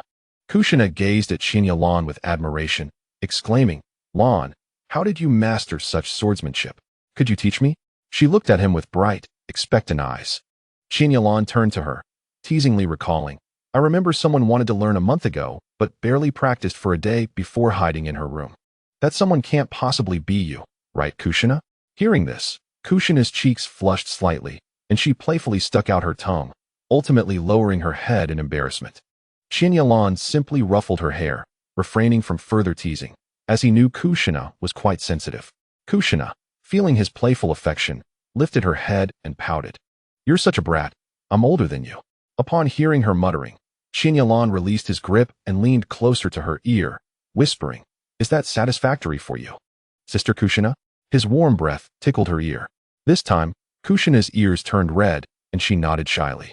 Chiya Ran's eyes brightened as if he had discovered something. Yet with so many people around, he deemed it inappropriate to act on his thoughts, retreating to his original position. Kushina, sensing his departure, first sighed in relief, then felt a pang of loss. Mikoto Uchiha finally interjected, gently patting Chiya Ran's shoulder. "Lan, you truly are remarkable." In the subsequent round, Mikoto also advanced effortlessly. This time, there were no buys in the draw, and Kushina's streak of good fortune ended as she drew Chiya Ran as her opponent. As they faced each other on the arena, their gazes met, brimming with smiles, a stark contrast to the tense atmosphere of battles with others. Particularly, Chiya Ran couldn't help but chuckle at Kushina's serious demeanor. Nevertheless, he pinched his thigh lightly to regain composure. Kushina was equally flustered. Facing the earnest Chiya Ran for the first time, she almost burst into laughter had the occasion been less serious. Sensing the peculiar atmosphere, the examiner cleared his throat and suggested, "How about you both exchange some bold words first?" Upon hearing the examiner's prompt, Chiya Ran composed himself, suppressing a smile, and declared, "Kushina, your luck is commendable, but it ends here." Kushina merely responded with an "oh" and offered no retort. The examiner, puzzled, asked, "Don't you have anything fierce to say?" Kushina shook her head. With a deep breath, the examiner slowly raised his hand. "Begin." The two charged at each other, engaging in a fierce exchange of blows. To the spectators, their duel appeared vibrant and full of vigor. However, Minato and the recently revived Shinki Yurumi, watching from the sidelines, couldn't help but twitch at the corners of their mouths. Seriously, this is a blatant show of leniency, they thought. When fighting us, they seemed intent on delivering fatal blows, yet with their own teammates, they are so gentle. Minato was utterly stunned when he witnessed Kushina kick Chiya Ran back repeatedly, baffled that this was the same Chiya Ran who had casually shrugged off his kick. As their battle continued, Kushina began to realize that Chiya Ran was not so much fighting against her as he was graciously offering her opportunities. She willingly accepted his kindness. The two, in a silent understanding, began to exchange blows back and forth. After about a quarter of an hour, feeling enriched by the experience, Kushina voluntarily stepped back and declared, "I concede." Chapter 41. The exam concludes. The examiner, unable to contain his excitement, raised his hand to announce, "Chiya Ran is the victor." Following this, Mikoto easily defeated her opponent, leading to a final showdown with Chiya Ran, who emerged triumphant once again. As the three made their way home, Kushina, perched on Chiya Ran's back, expressed her worries. "Lan, do you think I can make it to Chunin?" Understanding her concerns, Chiya Ran reassured her, "Of course. You have nothing to worry about. Just believe in yourself." However, he intentionally stretched the last word. Intrigued, Kushina inquired, "But what?" Chiya Ran exaggeratedly remarked, "Kushina, perhaps you should consider shedding a few pounds. You're quite heavy." Upon hearing this, Kushina tightened her arms around his neck and whispered into his ear, "So you think I'm heavy, do you?" With that, she playfully bit his ear. Caught off guard, Chiya Ran quickly pleaded for mercy. "I was wrong. I was wrong." Yet, Kushina remained relentless, whispering, "Now you realize your mistake. It's too late." As he continued to plead for mercy while evading her playful bites, he swayed slightly under her weight. In response, Kushina gripped him tighter, continuing her gentle nibbles on his earlobe. Though her bites were light, they were enough to make Chiya Ran retract his neck, repeatedly begging for forgiveness. Seeing him in such a state, a glimmer of triumph sparkled in Kushina's eyes. The methods from Tsunade's book indeed proved effective. Mikoto observed their playful banter with a bemused expression, commenting, Am I a bit superfluous here?" Realizing her overwhelming affection, Kushina chose to release Chiya Ran's ear and buried her face into his neck instead. Feeling the weight of her silence, Chiya Ran playfully shook his body, teasing, "Some people should stop pretending to be an ostrich. Mikoto has already left." Finally, Kushina raised her head, looking at him in confusion. Chiya Ran, seeing her expression, teased, "What's wrong, little ostrich?" Displeased after the Chunin exams concluded, he specifically inquired why, despite securing first place, he had not been promoted to Chunin. The response he received was that the list of Chunin would be announced 3 days later. Chiya Ran was quite confident in his potential to become a Chunin. Yet he harbored some concerns regarding whether Kushina would succeed. As for Mikoto, her promotion seemed almost assured. Surely, this Chunin exam had no absurd elimination criteria.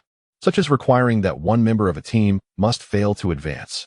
Feeling somewhat restless, Chiya Ran decided to retreat to the training grounds at the back of the yard to focus on his practice and divert his thoughts.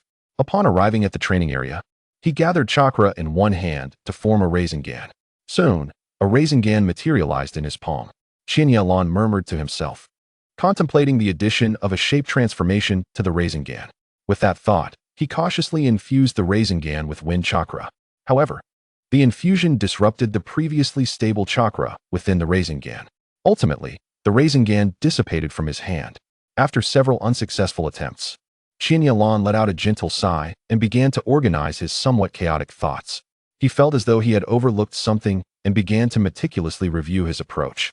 Suddenly, a flash of inspiration struck, prompting him to restart the experiment. This time, he chose to combine the transformation of Chakra's form with its nature from the very beginning, aiming to synchronize the two processes and forge a new, stable manifestation. Alas, reality proved harsh, and Chiya Ran faced yet another failure. Observing the vanishing Rasengan in his hand, he resolved to employ multiple shadow clones to expedite his training. Meanwhile, Tsunade, feeling bored, wandered into the backyard, resting her chin on her hand as she watched Chiya Ran's training. Upon her arrival, she was startled by the multitude of shadow clones and muttered to herself, "What new technique is this little brat developing now?" After conveying his intentions to the shadow clones, they nodded in unison and commenced their training. An hour later, estimating that sufficient time had passed, Chiya Ran decided to dispel the shadow clones. In an instant, countless memories from the past hour of incessant practice surged into his mind, prompting him to close his eyes involuntarily. It felt as though he had practiced countless times in an extraordinarily brief span. Thus, realization dawned upon him. Chiya Ran opened his eyes, a flicker of fatigue crossing his features, yet overshadowed by excitement. He felt he was on the cusp of a breakthrough. Extending his hand, chakra began to coalesce slowly. Just as he had initially envisioned, the transformation of Chakra's form needed to occur concurrently with its nature transformation. This time, he sensed an unparalleled familiarity. A pale blue sphere emerged in his palm, initially resembling a Rasengan at first glance. However, upon closer inspection, one could discern that this Rasengan emitted a sound distinctly different from others. At that moment, a sheen of perspiration appeared on Chiya Ran's forehead. Maintaining this amalgamation of Chakra's nature transformation and form transformation proved increasingly volatile, demanding heightened control over the chakra. Chiya Ran carefully sustained the process. However, the Rasengan ultimately spiraled out of control. With a resounding pop, the Rasengan disintegrated in his hand, leaving behind faint traces of blood. Seeing this, Tsunade approached with a worried expression, gently grasping his hand. Chiya Ran couldn't help but smile at the situation, wondering if he would have healed by the time she arrived. As Tsunade held his hand, her previously furrowed brow relaxed, and she expressed surprise. She employed her medical ninjutsu to confirm a startling fact. Chiya Ran's hand had not suffered the anticipated damage from the wind chakra. Moreover, the injuries inflicted moments ago were gradually healing.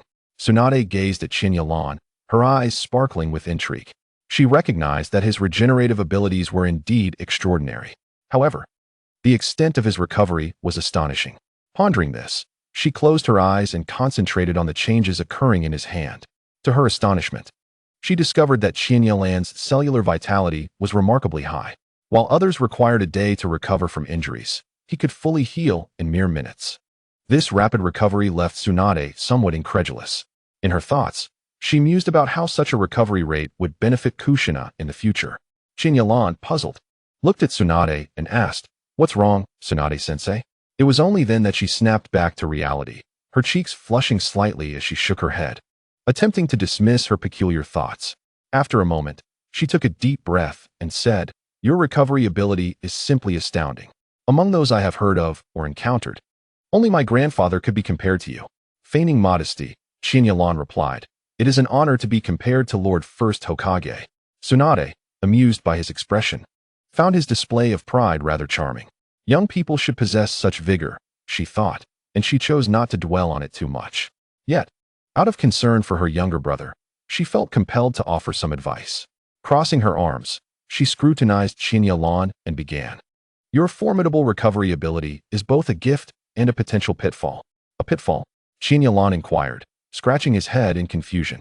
Noticing his bewildered expression, Tsunade crouched down and pointed to his chest, saying, "Your remarkable recovery capacity may lead you to underestimate certain injuries. While you can endure today's wounds, what will happen when you face injuries that far exceed your recovery speed?"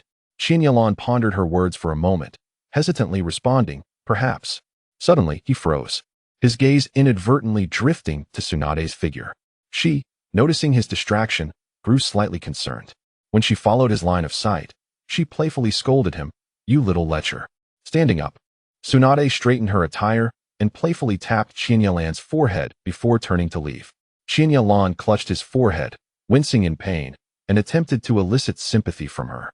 However, Tsunade did not look back, merely stating, "Stop pretending with that recovery ability of yours." Grimacing, Chiya Ran rubbed his forehead, acknowledging that while his recovery was remarkable, he was not immune to pain. Taking a deep breath, he resumed his training once the discomfort subsided, reflecting on Tsunade's earlier admonition. He opted to utilize shadow clones once again for his practice. However, before he could actively dispel them, the clones succumbed to the damage from the Rasengan explosion and were automatically released. Letting out a muffled grunt, Chiya Ran passively absorbed the memories. In these recollections, hundreds of shadow clones had nearly reached a critical point in their training only to fail. This left him puzzled. Just as he was about to continue employing shadow clones to accelerate his learning, the piercing pain in his head made him abandon the somewhat perilous notion. Although his mental fortitude was formidable, accepting over 100 memories without preparation proved to be overly taxing. Rubbing his throbbing temples, Chiya Ran remained uncertain about where he had gone wrong. Ultimately, he decided to shift his focus to other forms of training to lighten his mood. He cast a grateful glance toward the shadows nearby. At that moment, Tsunade realized she had been noticed. Shaking her head, she remarked, "This little brat."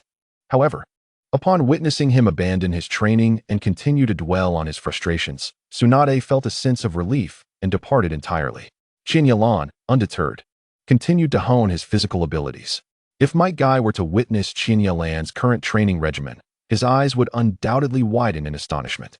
Due to the rigorous training regimen of Chiya Ran, he has become exceptionally strong.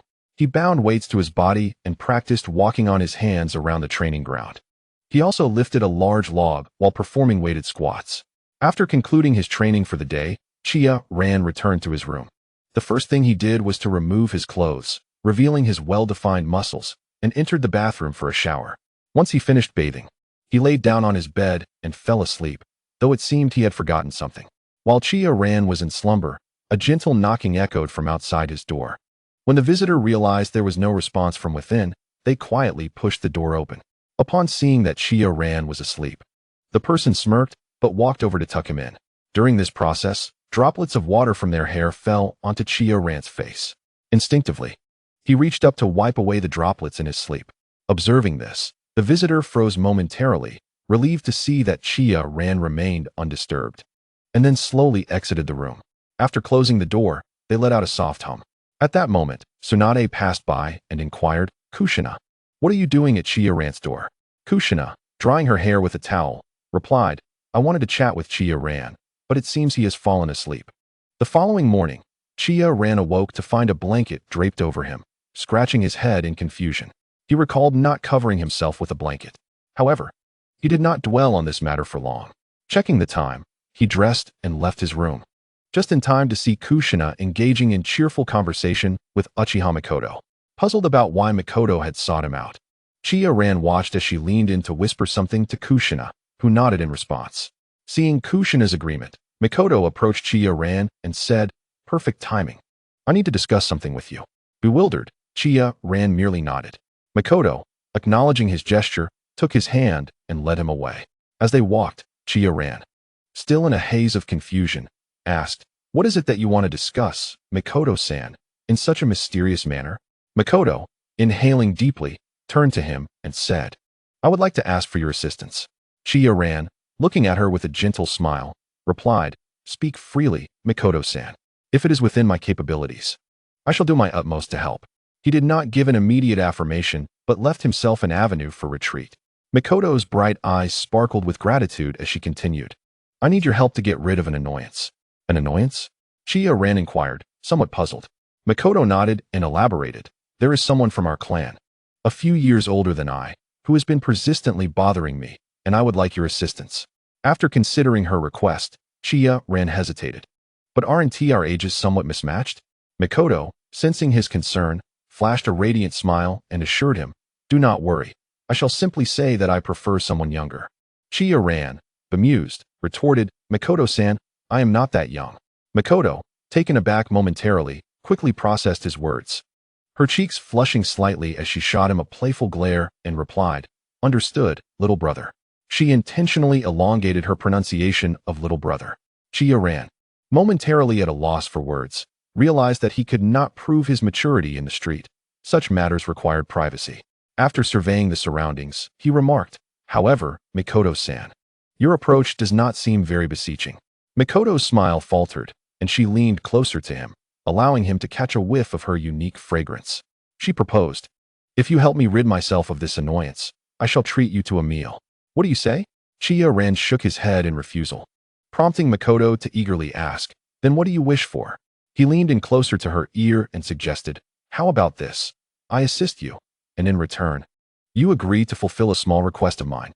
Mikoto lowered her gaze, biting her lip in contemplation. Seizing the moment, Chiya Ran added, "If you find my request excessive, you are free to decline." After a moment of resolve, Mikoto nodded. Chiya Ran's smile returned as he inquired, "What is your plan, Mikoto-san?" Mikoto whispered her strategy into his ear. Upon hearing her intentions, Chiya Ran hesitated. "Mikoto-san, is it appropriate for an outsider like myself to enter the Uchiha clan's territory?" Mikoto blinked, a faint smile gracing her lips as she realized her oversight regarding the Uchiha clan's notorious exclusivity. With a hint of regret, she said, "I apologize.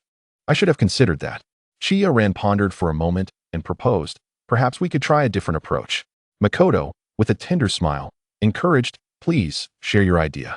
He leaned in once more and softly suggested, "What if I held you close and we strolled around the entrance of the clan's territory?" Mikoto shot him a fierce glare, contemplating the feasibility of his suggestion. Ultimately, she conceded that this method might indeed evoke a stronger reaction from onlookers than if she initiated the contact herself. Nodding, she said, "Should we inform Kushina?" Chiya Ran immediately agreed. After all, it would be prudent to keep Kushina in the loop, especially given her discerning nature. As they returned to the courtyard, Mikoto glanced at Kushina with a hint of embarrassment. Kushina, noticing Mikoto's silence, asked, "Mikoto-san, what troubles you?" Chiya Ran and Mikoto exchanged glances before she took a deep breath and stated, "Kushina, may I borrow Chiya Ran for a while?" Kushina nodded amicably. "Of course, go ahead." Chiya Ran cleared his throat. "Allow me to explain the situation." He relayed their plan to Kushina. After listening, she encouraged him, "Be sure to cooperate with Mikoto-san." Before Chiya Ran could respond, Mikoto interjected, "Kushina, you don't mind, do you?" Kushina, looking puzzled, replied, "Why would I mind? After all, it's just a performance, right?" Her words startled Mikoto momentarily. Indeed, considering it a mere act, they had been overly cautious. Realizing this, Mikoto expressed her gratitude. "Thank you, Kushina." With that, she took Chiya Ran's hand and exited the room. As they departed the courtyard, Kushina felt an unexpected emptiness within her. Just then, Uzumaki Mito emerged. Observing the slightly forlorn Kushina, she asked, "What troubles you, little Kushina?" Kushina recounted the plan involving Chiya Ran and Mikoto. Upon hearing her words, Mito's gaze shifted, and she tenderly stroked Kushina's crimson hair, advising, "Sometimes, it is wise to keep a closer watch." Kushina lowered her head, feeling shy. "Grandma, please stop." Mito chuckled, "Very well.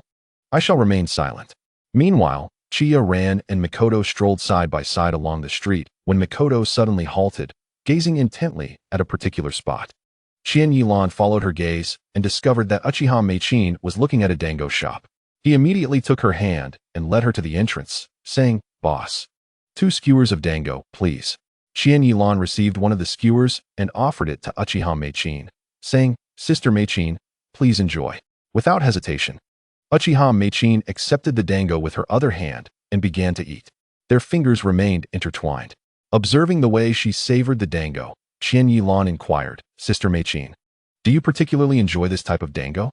After tasting a piece himself, he slightly furrowed his brow, finding it excessively sweet. Uchiha Meichin nodded in acknowledgement of his question, continuing to indulge in the dango. Once she finished, Qian Yilan offered her the remaining skewer, saying, "Sister Meichin, you have it. I'm still not quite accustomed to this." Uchiha Meichin didn't mind and accepted the skewer, eating as they walked. Approaching the vicinity of the Uchiha clan's estate, Qian Yilan gently released her hand and wrapped his arm around her slender waist. Uchiha Meichin shivered at the sudden embrace, but made no move to resist. Due to her years of rigorous training as a ninja, her waist was both supple and resilient. Just as Qian Yilan was about to fully appreciate this moment, an angry voice interrupted. Chapter 44. Unforgiving Fugaku, what are you doing?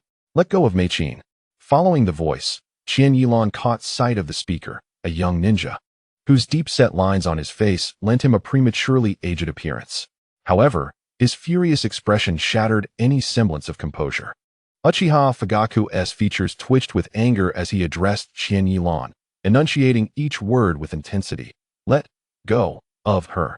Qian Yilan regarded him with disdain, deliberately tightening his hold on Uchiha Meichin. Caught off guard, she was pulled closer, their bodies pressed together. She shot Qian Yilan a glare. But in the presence of Uchiha Fugaku, their interaction seemed playful. At that moment, Uchiha Meichin spoke up. Uchiha Fugaku, I have already told you that I have someone I like. Please stop pursuing me. Hearing her words, Uchiha Fugaku's anger directed itself at Qian Yilan. So you've taken a liking to this little brat. On what grounds? While still embracing Uchiha Meichin, Qian Yilan replied, I would appreciate it if you would cease your pursuit of Sister Meichin. It is truly beneath you. He cast a disdainful glance at Uchiha Fugaku. The latter's expression shifted, his eyes darting as he contemplated his next move. Qian Yilan felt Uchiha Meichin's remarkable strength. It was only upon close proximity that he realized her prowess far exceeded that of Kushina. However, Meichin was a few years older than Kushina, who still had room for growth. Suddenly, Uchiha Fugaku let out a cold laugh. Meichin, do you really think you can fool me by simply choosing a child? Uchiha Meichin, looking at him with disdain, replied, I am not familiar with you. Please address me by my full name. Thank you. If it weren't for the matchmaker efforts of her elders, she would feel no inclination towards Fugaku. With that thought, she glanced at Qian Yilan, contemplating how she would manage without him.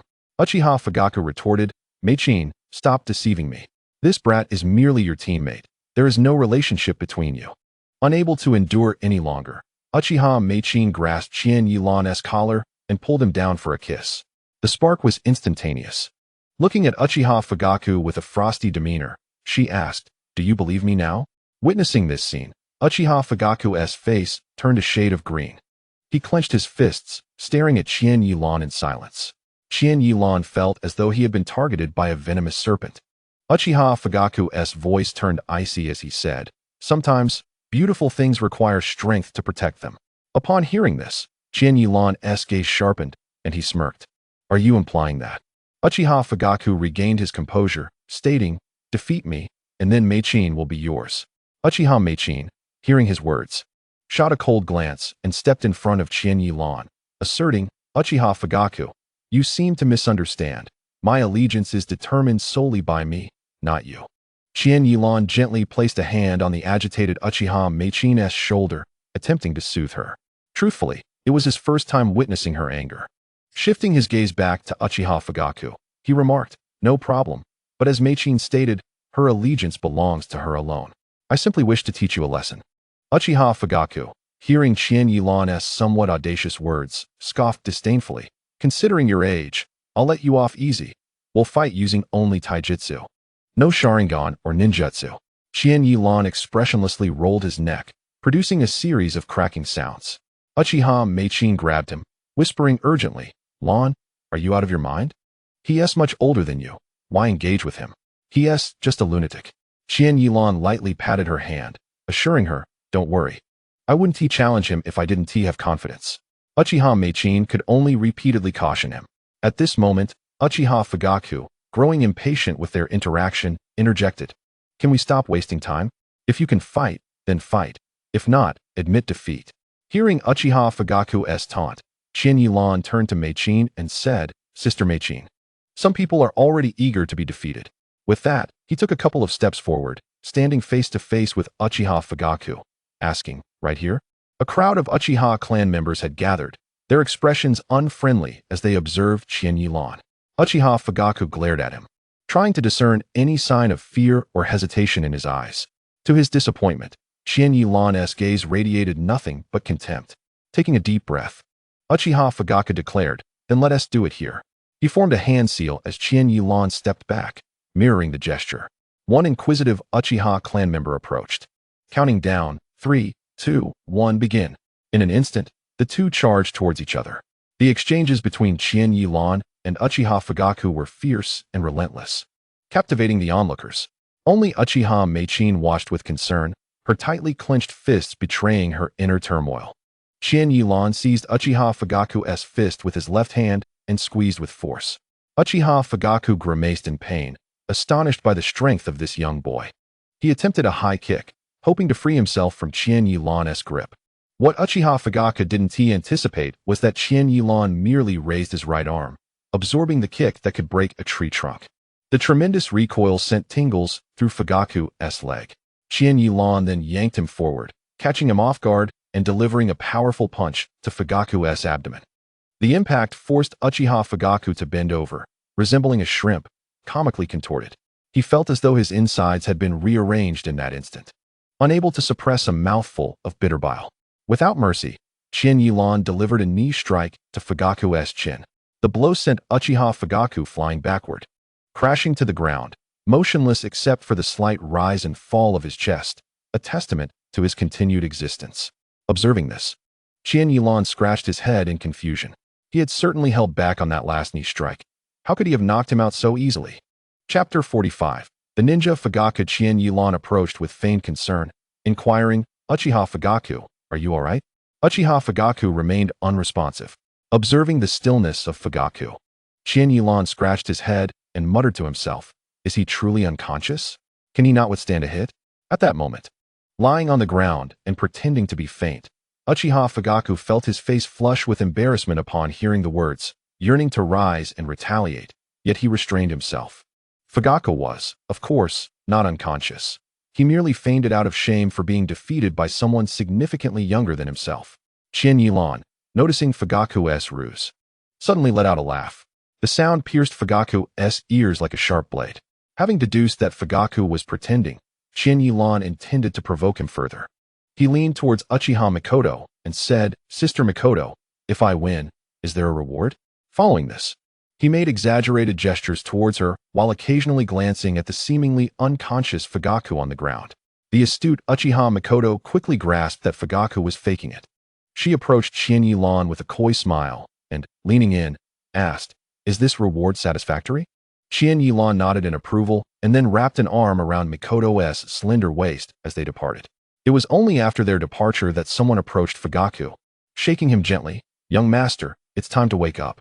After 3 shakes, he finally groggily opened his eyes and covered his head, exclaiming, "How did I faint?"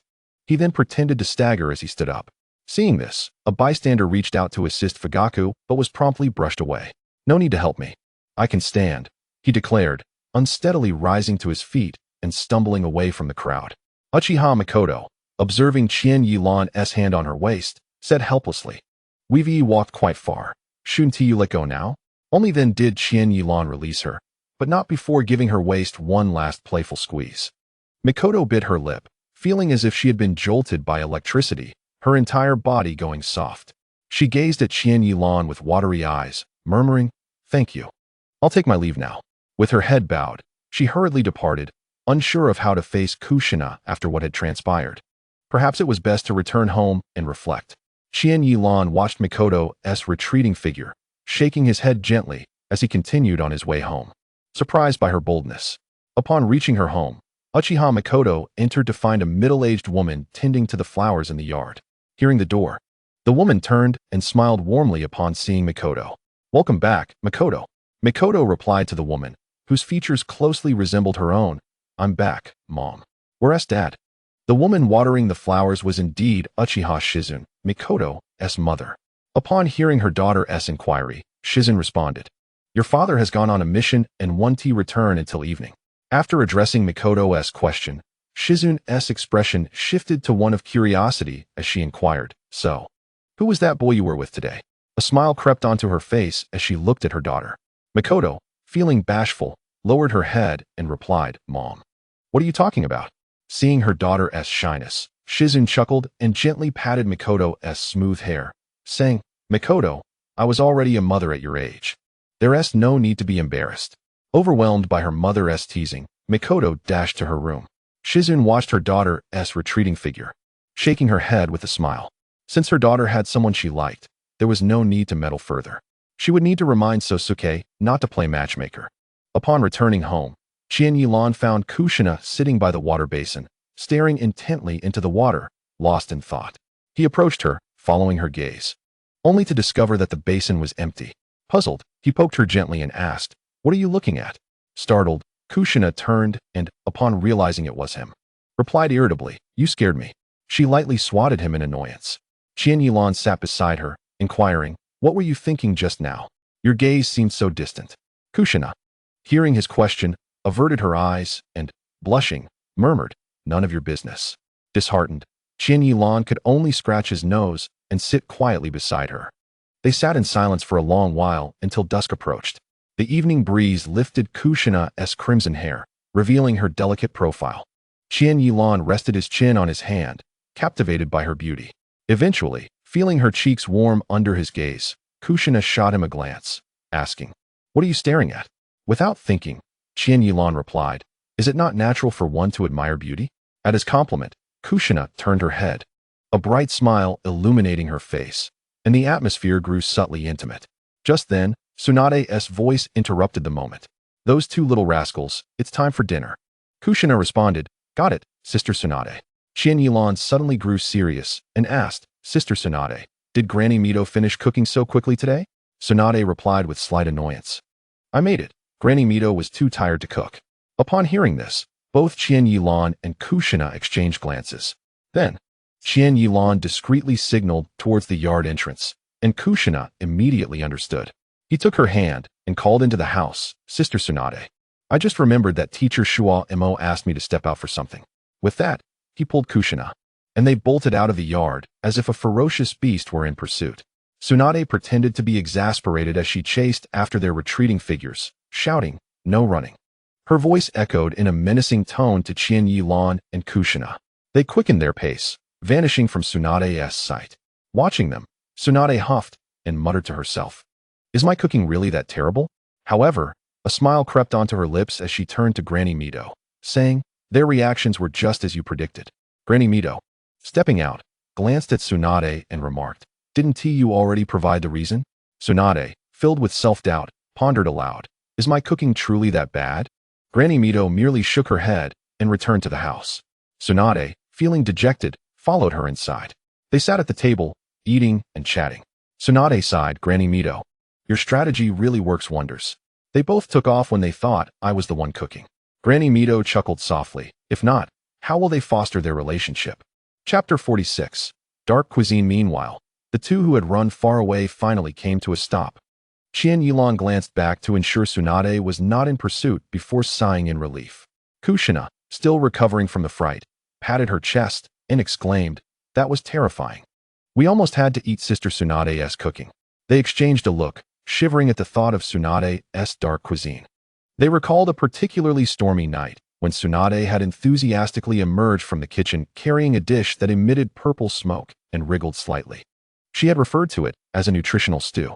In the end, it was not the intervention of the swirling water that halted Tsunade's reckless actions.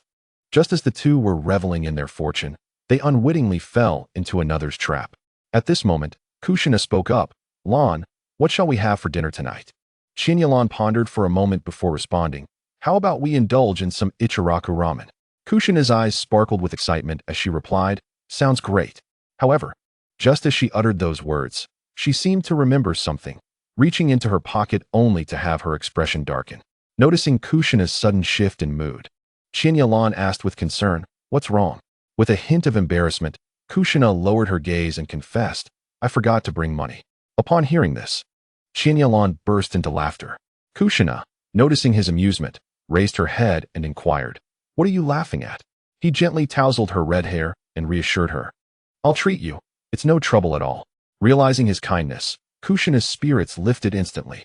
Grabbing Chiya-lan's wrist with eagerness, she exclaimed, You said it. Let's go. As they entered Ichiraku Ramen, Chiya Ran declared, "Boss, we'll have 6 bowls of ramen, please." 6 bowls? The young proprietor raised an eyebrow, casting a glance at both Chiya Ran and Kushina. Upon noticing the forehead protectors adorning their brows, he seemed to comprehend their status. Ninjas. I suppose it's normal for them to eat a bit more, he thought, yet prudently asked, "Are you too certain you want 6 bowls of ramen?" Both Chiya Ran and Kushina nodded in unison, affirming, "Absolutely." Once the confirmation was given, the proprietor began serving steaming bowls of ramen one after another. Chiya Ran and Kushina devoured 3 bowls each with remarkable speed, yet their expressions remained somewhat stiff as they gazed upon the towering stack of empty bowls. However, after settling the bill, Chiya Ran's face quickly brightened with a smile as the proprietor bid them farewell.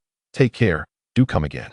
Meanwhile, in the Uchiha clan's territory, Uchiha Fugaku, who had spent the entire day wandering, glanced at the darkening sky and sighed softly. Gritting his teeth, he returned home, gently pushing open the gate. Upon entering the dimly lit house, he felt a wave of relief wash over him. However, as he pushed open the door to his room, he was momentarily taken aback by the sight before him. A tall, dark figure radiating an oppressive aura sat silently on the sofa, fixated on him with an unwavering gaze. The figure, recognizing Uchiha Fugaku, sneered and commanded, "Kneel, you worthless fool." Without daring to resist, Uchiha Fugaku obediently knelt down. The imposing figure was none other than his father, Uchiha Shursui. As the living room lights flickered on, Uchiha Shursui regarded his son with disdain, stating, "I knew you were incompetent, but I never imagined you would lose to someone several years younger than you. What else can you possibly accomplish?" Uchiha Fugaku's face reflected his humiliation as he protested. No buts," Uchiha Shursui interrupted coldly. "A loss is a loss. Do not seek excuses." Bowing his head in shame, Uchiha Fugaku replied, "Understood, father." Uchiha Shursui crossed his legs and continued, "Forget about Uchiha Makoto. Elder Zonjia just spoke to me about finding you another match." Upon hearing his father's words, Uchiha Fugaku's head shot up, eager to respond, but was again cut off. "Enough. Aren't you embarrassed enough already? Pretending to be unconscious? Do you think everyone present is a fool? You've truly brought disgrace upon our family." Uchiha Shursui's final words erupted in a near shout. He had high hopes for this son, investing vast efforts into his success, only to see it all crumble. This incident would undoubtedly turn their branch into a laughingstock.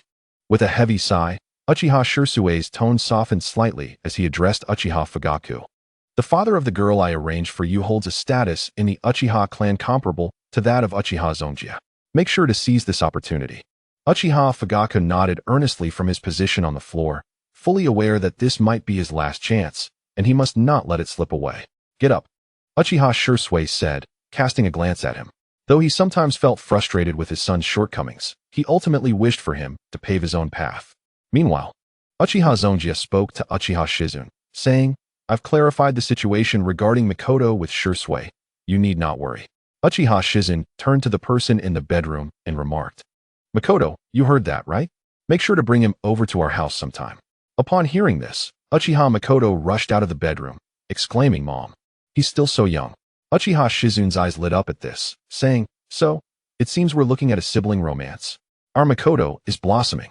As Uchiha Makoto dealt with her inquisitive parents, Chiya Ran and Kushina strolled leisurely down the street, making their way home. With a hint of worry, Kushina remarked, "Do you think Tsunade-san will hold a grudge for what we did this afternoon?" Chiya Ran, noticing the concern etched on her youthful face, gently pinched her cheek, assuring her, "Don't worry, Tsunade-san is not that petty." Kushina, somewhat unconvinced, nodded hesitantly. Upon returning home, they opened the gate to find Tsunade standing in the center of the yard. The little author humbly requests support. In Chapter 47, Critical Eyes, Chiya Ran and Kushina pretended not to notice Tsunade and attempted to pass by her hand in hand. However, just as they brushed past, they were called to a halt. Tsunade, arms crossed, fixed her gaze on them and commanded, "Stop." Exchanging glances, Chiya Ran and Kushina reluctantly halted. Tsunade bent down, playfully pinching Chiya Ran's cheek while inquiring, "Do you really dislike my cooking that much?" Chiya Ran, caught between pain and joy, felt a mix of emotions as he gazed upon the formidable figure before him. After a moment of playful torment, Tsunade released her grip and shifted her attention to Kushina, who looked at her with a pleading expression. Tsunade's heart softened at this gaze, and she straightened up, revealing her graceful silhouette. "I'll let you off this time," she declared. Kushina quickly moved to Tsunade's side, wrapping her arms around her, and exclaimed, "You're the best, Tsunade-san." After receiving Kushina's praise, Tsunade affectionately ruffled her hair before allowing them to pass.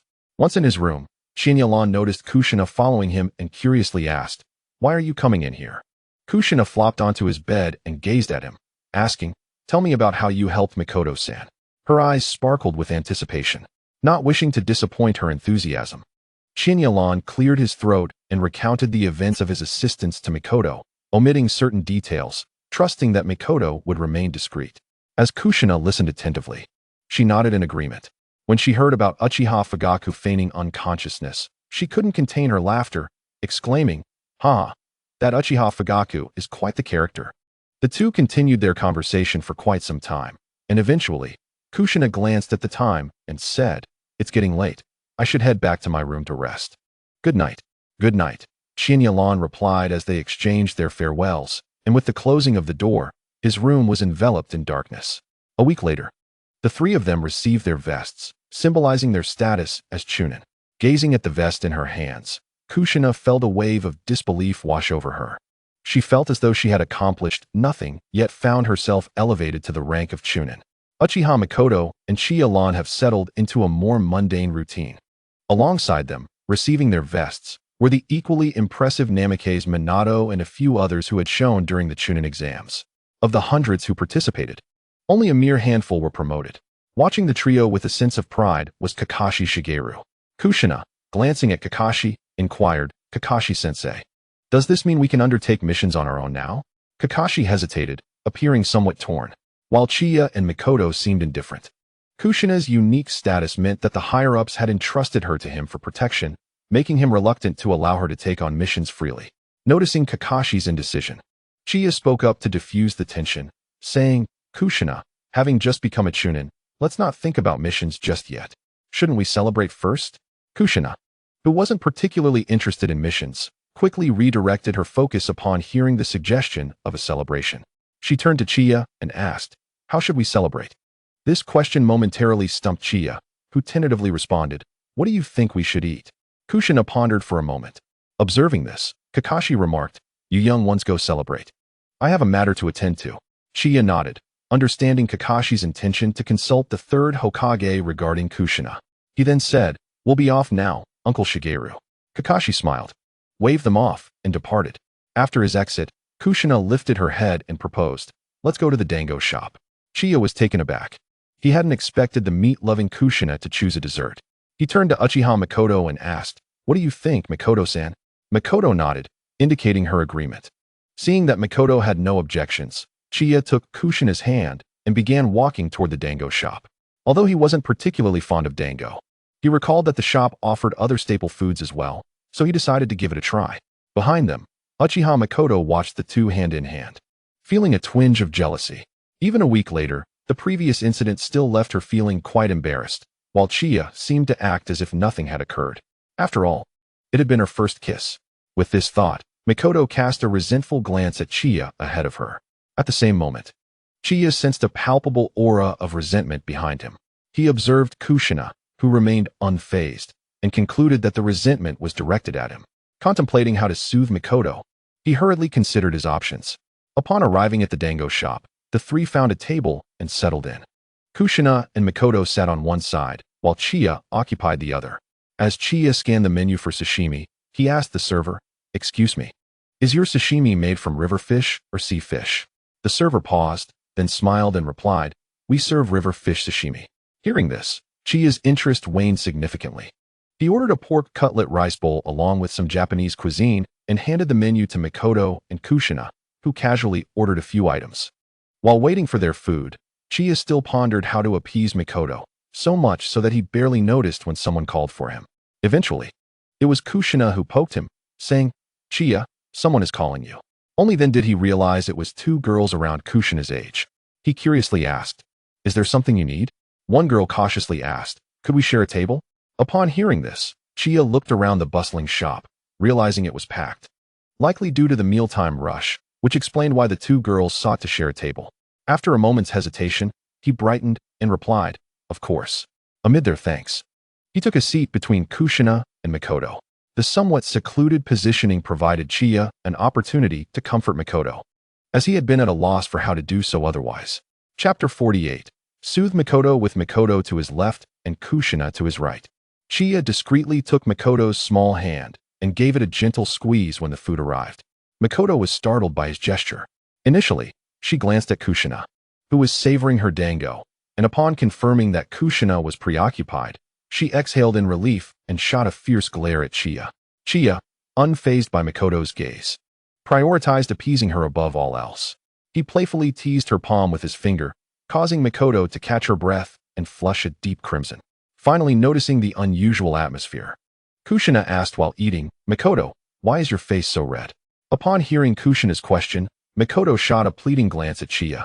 Recognizing that Mikoto was beginning to forgive him, Chiya realized that continuing his teasing might backfire. Thus, he released her hand.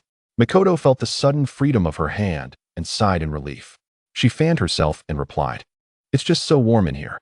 Kushina, skeptical, looked at Mikoto and remarked, "Is it really that hot?" However, she didn't dwell on it and continued to eat. Meanwhile, Chiya feigned nonchalance while enjoying his pork cutlet. In the Hokage's office, the third Hokage frowned slightly and addressed Kakashi. "So you're asking whether Kushina can undertake missions alone?" Kakashi clarified, "Not alone. Her teammates from her Chunin days will accompany her." The third Hokage pondered this, recalling his first-hand observations of the Chunin exams, where he had witnessed the impressive performance of the all-promoted team, particularly noting Chiya's potential.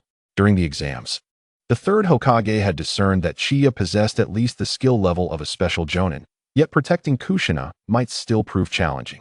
After considering this, he said to Kakashi, "I believe it would be somewhat inappropriate for you not to accompany them on missions. However, you might consider allowing them to take on some more challenging tasks." Kakashi nodded in understanding. "Understood, Lord Third Hokage." He then turned and left. After concluding the discussion with the third Hokage, Chiya and the others finished their meal and began their journey home. On the way, Mikoto recalled the earlier incident and avoided making eye contact with Kushina. Concerned, Kushina looked at Mikoto and asked, "Mikoto, are you really feeling okay?"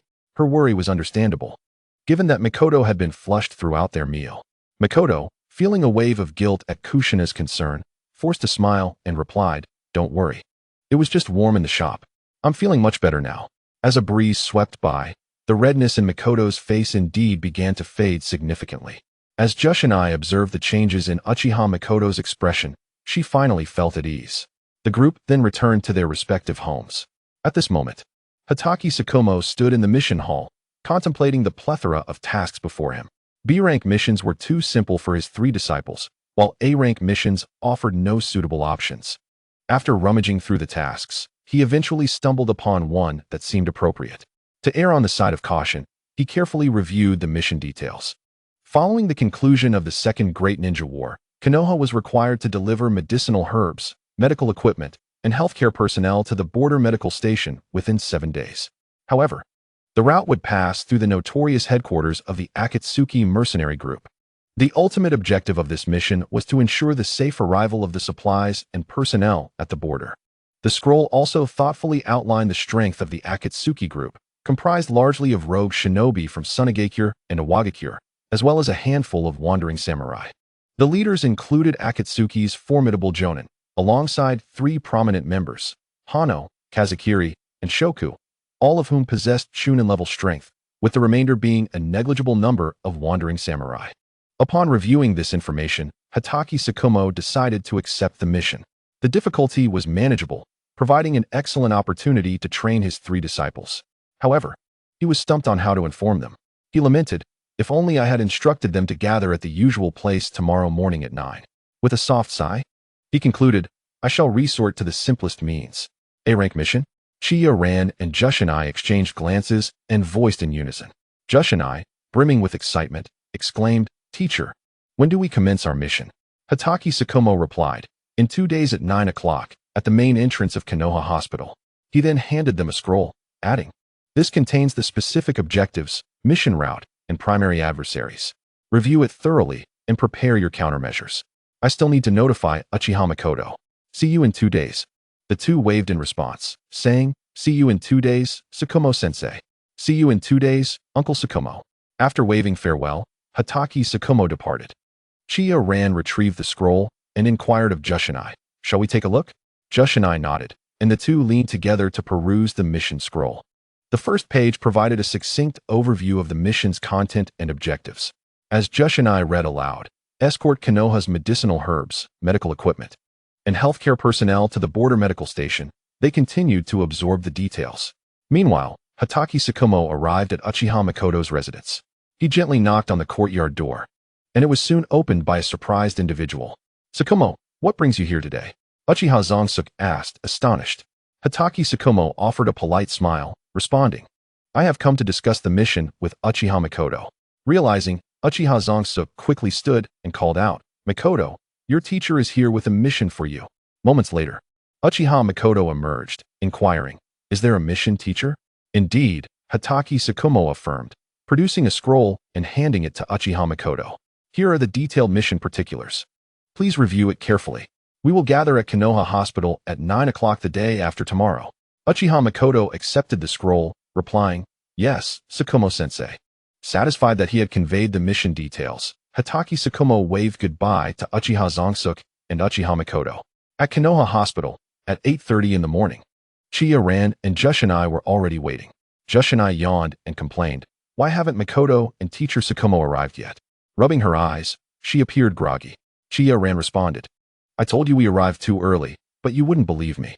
Leaning against Chiya Ran, Jushinai yawned again. Noticing her panda-like eyes, Chiya Ran teased, "Excited about the A-rank mission. Are you too restless to sleep?" Jushinai, feeling a bit guilty, retorted, "That's not true." In truth, she had struggled to fall asleep the previous night, her excitement for the A-rank mission keeping her awake. Seeing her guilty demeanor, Chiya Ran decided not to press further, instead pointing to a nearby bench and suggesting, "Shall we rest over there?" Jushinai, already quite fatigued, readily agreed and followed Chiya Ran to the bench. They sat side by side for a while, initially conversing, but soon Jushinai fell silent. Chiya Ran felt a weight on his shoulder and turned to find Jushinai had dozed off. A wry smile crossed his face as he shook his head in resignation, allowing her to lean against him. After a while, Chiya Ran spotted a familiar figure approaching in the distance. Tentatively, he waved his hand, and the figure paused momentarily before continuing forward without hesitation. As the figure drew near, Chiya Ran softly greeted, "Makoto-san." Uchiha Makoto, noticing Jushinai sleeping on Chiya Ran's shoulder, felt a pang of jealousy but quickly regained her composure, donning her signature gentle smile. "Ran," she said, choosing to sit on the other side of Chiya Ran. An awkward atmosphere enveloped the trio, and Chiya Ran felt increasingly uncomfortable. He reached for Makoto's hand, only to have her deftly evade his touch. When he attempted again, Makoto abruptly straightened up and declared, "Tsukumo-sensei." With that, Chiya Ran ceased his attempts and greeted her. Their voices roused Jushinai, who groggily opened her eyes and murmured, "Tsukumo-sensei." Hatake Tsukumo nodded in acknowledgement. At that moment, a cart laden with supplies and several healthcare personnel approached.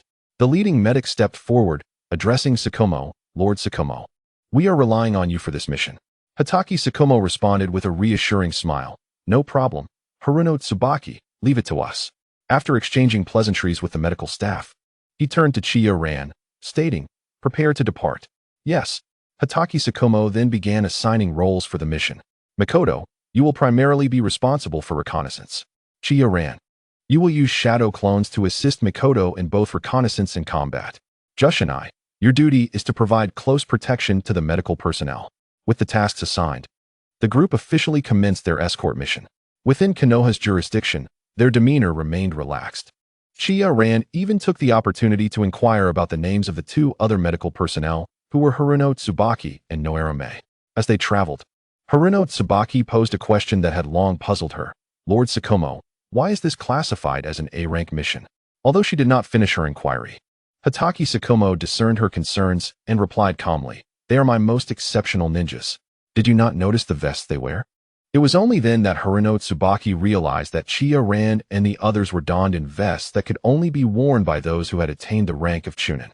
Instantly, her worries dissipated, and she apologized. "I apologize, Lord Tsukumo. It was my oversight." Hatake Tsukumo nodded slightly, his tone turning serious as he cautioned, "We are about to leave Konoha's jurisdiction. Please remain vigilant." Haruno Tsubaki nodded earnestly and returned to the main group. Hataki Tsukumo deliberately raised his voice to alert Chiya Ran and the others to heighten their awareness. He was the first to halt, prompting the rest of the convoy to come to a stop as well. Let us rest for now and resume our journey tomorrow morning. Others voiced no objections. After all, arriving at the designated location within 7 days was entirely feasible, allowing for 4 nights of normal rest along the way. Kikude Tsukumo began organizing the night watch. I and Chiya Ran would take the first half of the night, while Kushina and Uchiha Mikoto would take the latter half. If we encountered any enemies, we would signal with flares. Chiya Ran and the others nodded in agreement, indicating they had no objections. The others found their respective spots to rest. Chiya Ran sprinkled powder nearby to repel snakes and insects, and set up several simple traps, which, though not very powerful, would emit a loud noise when triggered to alert them. After setting the traps, Chiya Ran and Kikude Tsukumo commenced their watch for the first half of the night, leaning against a tree while silently gazing at the crackling fire. The occasional hoot of an owl in the forest made Chiya Ran feel somewhat uneasy. Fortunately, the night passed without incident. During the latter half, Chiya Ran awakened Uchiha Mikoto and Kushina, signaling them to take over the watch. Kushina, rubbing her sleepy eyes, looked at Chiya Ran in confusion. After sitting up, her hair was tousled from sleep. Chiya Ran gently removed the leaves from her hair and repeated, "It's your turn to keep watch." Only then did Kushina realize, following Uchiha Mikoto in a daze to take their positions. 2 days passed, and finally, the convoy arrived at the first and most perilous location. Chiya Ran, observing the distant canyon entrance, summoned a shadow clone to scout ahead. There were still 2 similar entrances to pass. After 20 minutes, Chiya Ran received the memories from the shadow clone. He turned to Kikude Tsukumo and said, "Uncle Tsukumo, it's safe ahead, we can proceed." Tsukumo nodded and gestured for the convoy to move forward. At that moment, the Akasuna mercenary group was waiting with growing impatience at the second canyon entrance. Hanorio was the first to speak up. "Boss, why hasn't the Leaf convoy arrived yet?" The leader of the Akasuna mercenary group, Akasuna Katsu, reassured him, "Let us wait a little longer, don't be so anxious. My informant from the Leaf said they would arrive in 2 to 4 days." His authority as the leader commanded respect, and Hanorio fell silent. Chapter 50. Shadow Clone Explosive. After successfully passing the first checkpoint, the convoy advanced further until they spotted the second entrance. Chiya Ran summoned a shadow clone once more to scout, this time providing it with 3 explosive tags. The clone nodded knowingly, a mischievous smile appearing on its face. As the shadow clone entered the canyon, Akasuna Katsu perked up. He lowered his voice and said, "Someone is coming." Hanorio, Kazakiri, and Shua exchanged serious glances and nodded. Shua turned to the dozen or so henchmen and instructed, "Get ready." "Yes." At this moment, Kazakiri frowned and said, "Boss, why is there only 1 person? Is it really just a scout?" Akasuna Katsu quickly sensed something was off, his expression turning grave.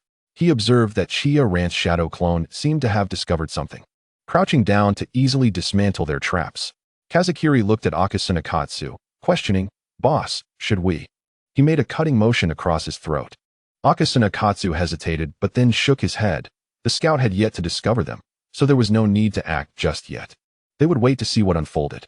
However, after a while, Akasuna Katsu could no longer remain calm. He watched as Chiya Ran systematically dismantled all their traps. His impatience growing, he nodded to Kazakiri. Kazakiri understood and silently approached Chiya Ran's shadow clone using stealth techniques. Just as Chiya Ran's shadow clone was inspecting the traps, it heightened its vigilance upon sensing a clear intent to kill from behind. It discreetly attached the 3 explosive tags given by its original to itself.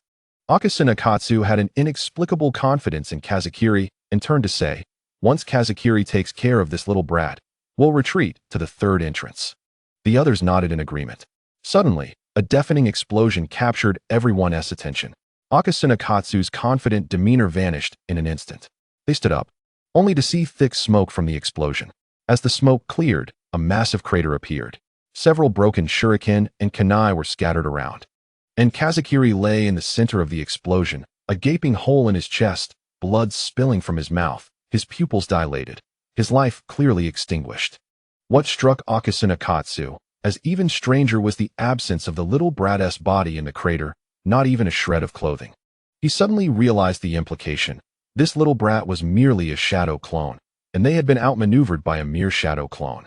Akasuna Katsu's expression darkened as he disregarded his fallen comrade's body and turned to his followers, commanding, "We must retreat to the third entrance immediately." Meanwhile, Chiya Ran, receiving the memories from his shadow clone, turned to Kikude Tsukumo and said, "There may be an ambush ahead. My shadow clone was just killed, but it managed to exchange intel." Kikude Tsukumo inquired, "Do you have any memories of that individual?" Chiya Ran pondered for a moment before replying, "There are no facial memories. He had a scarf covering his face and was quite slender." Upon hearing Chiya Ran's description, Kikude Tsukumo responded, "You should have paid closer attention to the intel. That must be Kazukiri, one of Akasuna Katsu's 3 important subordinates." Chiya Ran realized this and nodded, feeling somewhat embarrassed. He looked at Kikude Tsukumo and tentatively asked, "Uncle Tsukumo, should I release another shadow clone to scout?" Tsukumo nodded. This time, to be cautious, Chiya Ran deliberately released 2 shadow clones. After confirming that the path ahead was safe, one shadow clone remained in place while the other returned to relay the information. Soon, Chiya Ran received confirmation that the second entrance was safe, allowing the convoy to proceed smoothly. Upon reaching the third entrance, Chiya Ran suddenly turned to Kikude Tsukumo, stating, "Uncle Tsukumo, theoretically, the Akasuna mercenary group can only ambush us from the front." Kikude Tsukumo nodded slightly. "Indeed, this is likely their last opportunity. If they do not ambush us here, they will have no other place to do so." An audacious idea sparked in Chiya Ran's mind. Since they've already lost a significant combatant, why don't we locate them and eliminate them all? Hearing Chiya Ran's proposal, Kikude Tsukumo hesitated. Sensing the indecision in Tsukumo, Chiya Ran pressed on, "Uncle Tsukumo, Kushina has my flying thunder god kunai.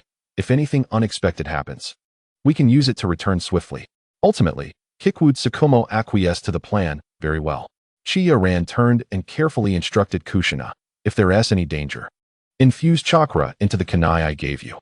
Though worried about Chiya Ran, Kushina nodded, indicating her understanding.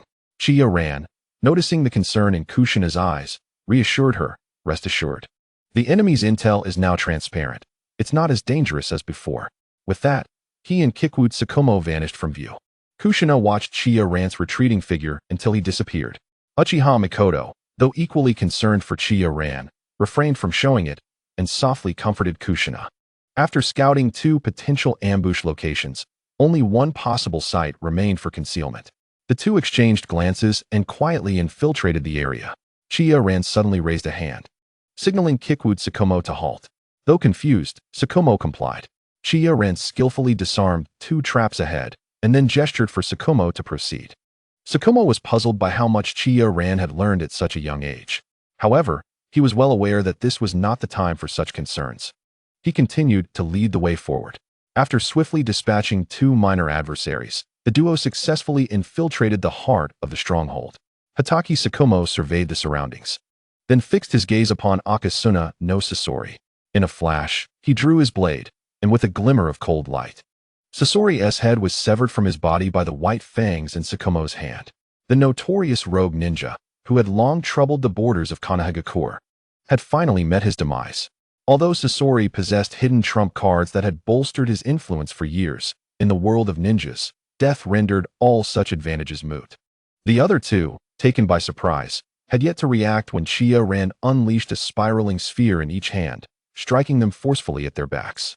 The overwhelming power of the technique pierced their bodies instantaneously. The remaining goons were swiftly dealt with, prompting Chiya Ran to murmur, "Why does it feel like they're so weak?" Tsukumo shook his head in exasperation, explaining, "They were overly relaxed. It's likely that Sasori had many more secrets up his sleeve. Multiple attempts by the Umbu to subdue him had failed, yet we were able to eliminate them with ease." Chiya Ran's eyes suddenly lit up as he inquired, "Uncle Tsukumo, do you think they have amassed considerable wealth from causing trouble along the borders for so long?" Chapter 51. Important Matters. Tsukumo responded to Chiya Ran's question, "Let us not get ahead of ourselves. First, we need to deliver the medical supplies to the designated location." Chiya Ran nodded, and after sealing away the corpses of Sasori and other key figures with scrolls while cleaning the battlefield, he turned to Tsukumo and asked, "What should we do with these bodies?" Tsukumo, understanding the implication, replied, "You may dispose of them as you see fit." Chiya Ran nodded and continued to tally their spoils. Once they had finished collecting their treasures, they returned to the convoy. Kushina and Uchiha Mikoto breathed a sigh of relief at Chiya Ran's safe return, with Kushina rushing over to check for any injuries. Mikoto watched with a hint of envy as she observed Kushina's concern. Chiya Ran, touched by Kushina's frantic examination, soon felt a wave of embarrassment wash over him. "Where are you touching?" He helplessly grasped her small hand, saying, "Stop it, I'm not injured." Realizing she had crossed a line, Kushina withdrew her hands. Seizing the moment, Mikoto approached with a tone of genuine concern, asking, "You're not hurt, are you?" Chiya Ran met her worried gaze and reassured her, "I'm perfectly fine." Meanwhile, Tsukumo, feeling somewhat overlooked, cleared his throat and approached, stating, "All right, the danger has passed. Let us prepare to depart."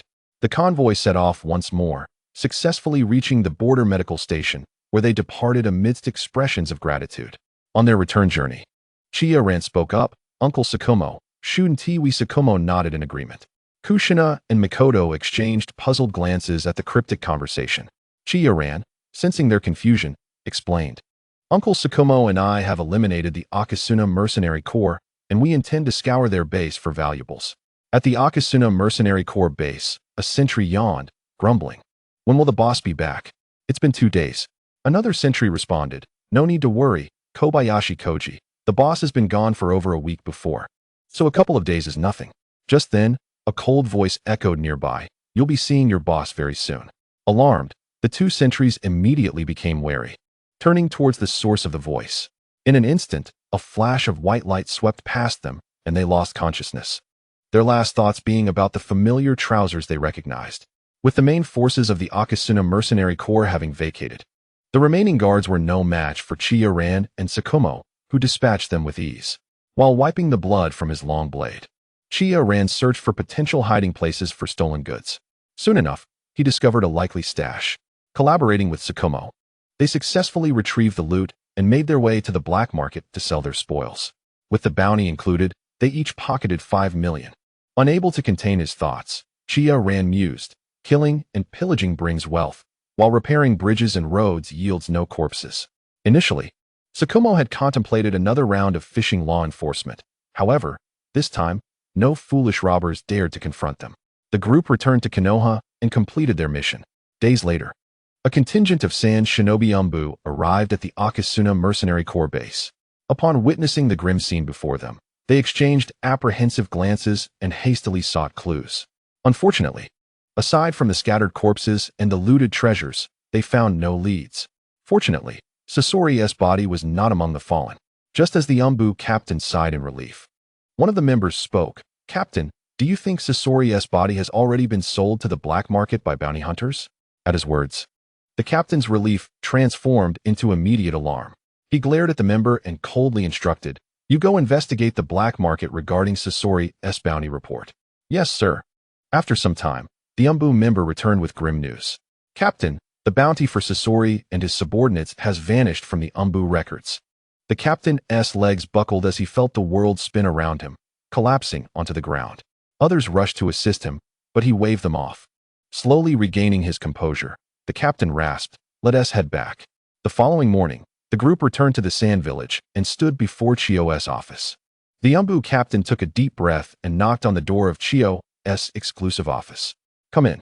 Upon entering, Chiyo looked up and exclaimed, "Ah, Kenji. What brings you here?" Kenji inhaled deeply, his voice heavy with gravity. "Sasori is dead." "What?" Chiyo's eyes widened in disbelief, her mouth agape as she dropped her pen, stunned. She repeated, "Are you certain of this?" Kenji lowered his head, affirming, "It has been confirmed. The bounty on Sasori has been claimed in the black market." A glint of venomous determination shone in Chiyo's eyes as she suppressed her growing fury, her voice chilling as she commanded, "Investigate." Kenji nodded hastily and withdrew.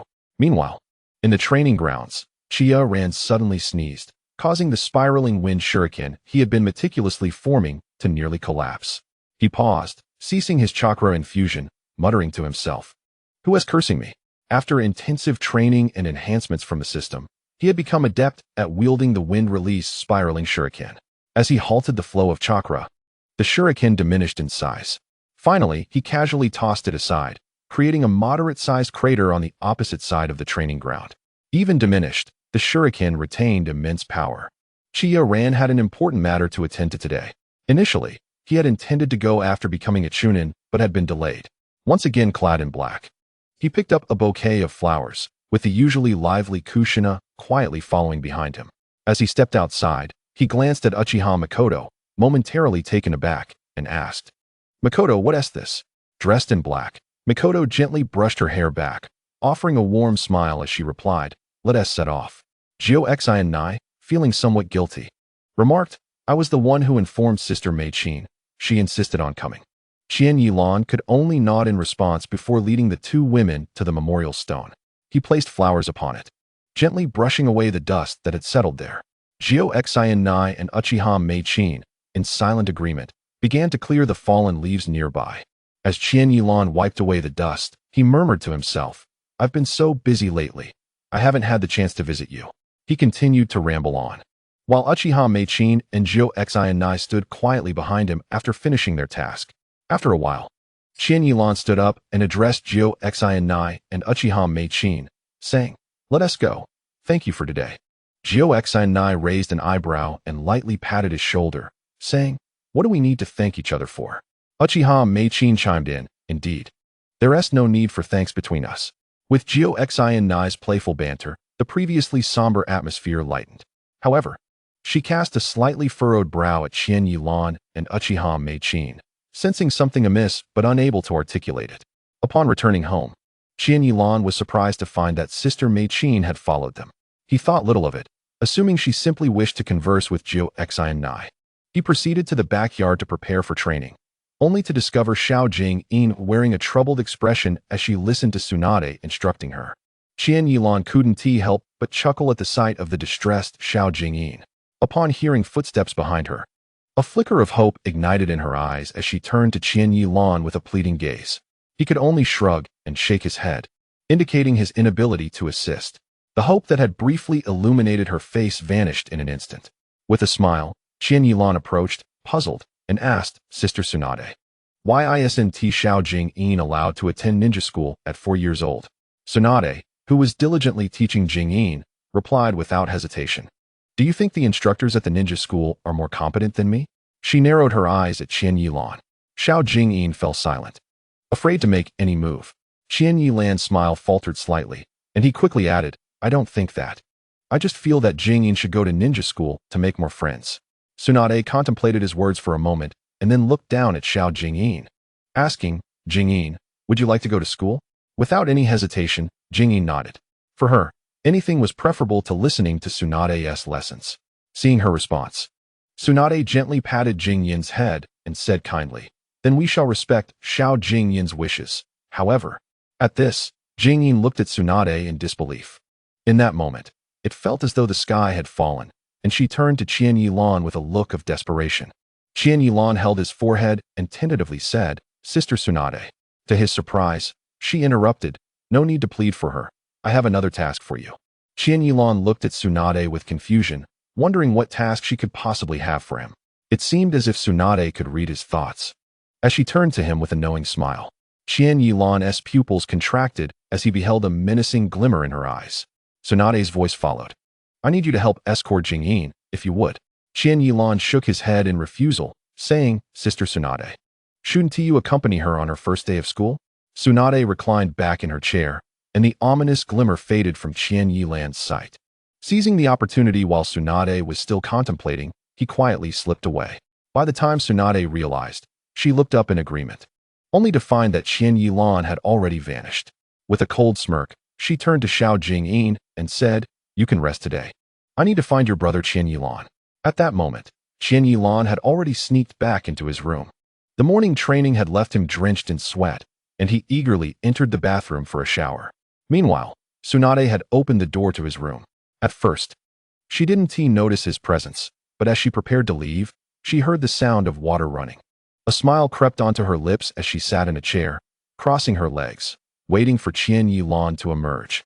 Once he finished showering and stepped out, looking refreshed, he was taken aback to find Tsunade in his room. Tsunade was equally startled, her gaze unwittingly drawn to him. Qian Yilan, feeling awkward, said, "Sister Tsunade, why didn't you let me know you were coming in?" He hurried back to dress. Tsunade recalled the scene and felt a flush rise to her cheeks. Muttering to herself, such a little rascal, I envy the future Gyo Xian Nai. Qian Yilan soon reappeared, fully dressed. Tsunade, relieved to see him properly attired, felt a twinge of disappointment. He sat on the edge of the bed, glancing at Tsunade with a hint of apprehension, and asked, Sister Tsunade, is there something you need from me?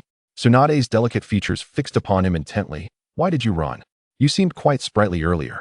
Attempting to divert the conversation, Qian Yilan pointed out, Sister Tsunade, don't you think this room feels a bit warm? He then opened the window, allowing a refreshing breeze to flow in, dissipating the inexplicable flush on Tsunade's face. Tsunade scoffed, you little rascal, don't change the subject. Answer me directly. Clearing his throat, Qian Yilan stepped behind her and began to gently massage her shoulders, admiring the lovely scenery. Tsunade intended to close her eyes to enjoy the moment, but as soon as she did, memories of the earlier scene flooded back. She abruptly stood up, startling Qian Yilan. Tsunade declared, I'll let you off this time. But it won't happen again. With that, she hurriedly exited his room. Though Qian Yilan was uncertain why, he felt a sense of relief. Upon stepping outside again, he encountered Gyo Xian Nai bidding farewell to Uchiha Mei-chin, the two appearing quite harmonious together. Just as Qian Yilan approached to see Sister Mei-chin off, an Umbu member appeared at the door, addressing him. Lord Hokage requests your presence. Qian Yilan inquired now. The Umbu nodded and replied, follow me. Qian Yilan scrutinized the Umbu member closely, recognizing him as one frequently seen alongside the third Hokage. He followed the Umbu to the Hokage's office. The third Hokage greeted Qian Yilan with a warm smile, gesturing toward a seat. Qian Yilan, please take a seat. I need to finish some paperwork first. Qian Yilan complied and sat down as the third Hokage turned his attention back to the documents on his desk, enveloping the room in a brief silence. Once he finished, he lifted his gaze and said, I called you here primarily to assign you a mission. Qian Yilan nodded to indicate he was listening. The third Hokage pulled a file from his drawer and handed it to Qian Yilan, saying, you may review the details of the mission before making your decision. Qian Yilan took the file and began to read. After 15 minutes, he set it down and looked at the third Hokage, stating, I understand the mission. I believe I can manage it. The task involved protecting and retrieving a spy planted in the Cloud Village who had gathered critical intelligence, but was on the verge of being exposed. The third Hokage nodded in satisfaction at Qian Yilan's response. I will also assign you 3 Umbu operatives to assist you. Qian Yilan asked, Lord Hokage, when does the mission commence? Immediately, came the reply. Qian Yilan nodded and then exited the office. Outside the door, 3 members of the Umbu awaited silently. As Chiya Ran closed the door, he discreetly left a flying thunder god seal on the doorknob. One of the Umbu stepped forward and said, we have prepared the equipment for you. You may depart directly. After receiving the gear, Chiya Ran inspected it and discovered that the third Hokage had thoughtfully provided him with 30 specially made kunai. The Umbu added, these are all for you. There is no need to return them.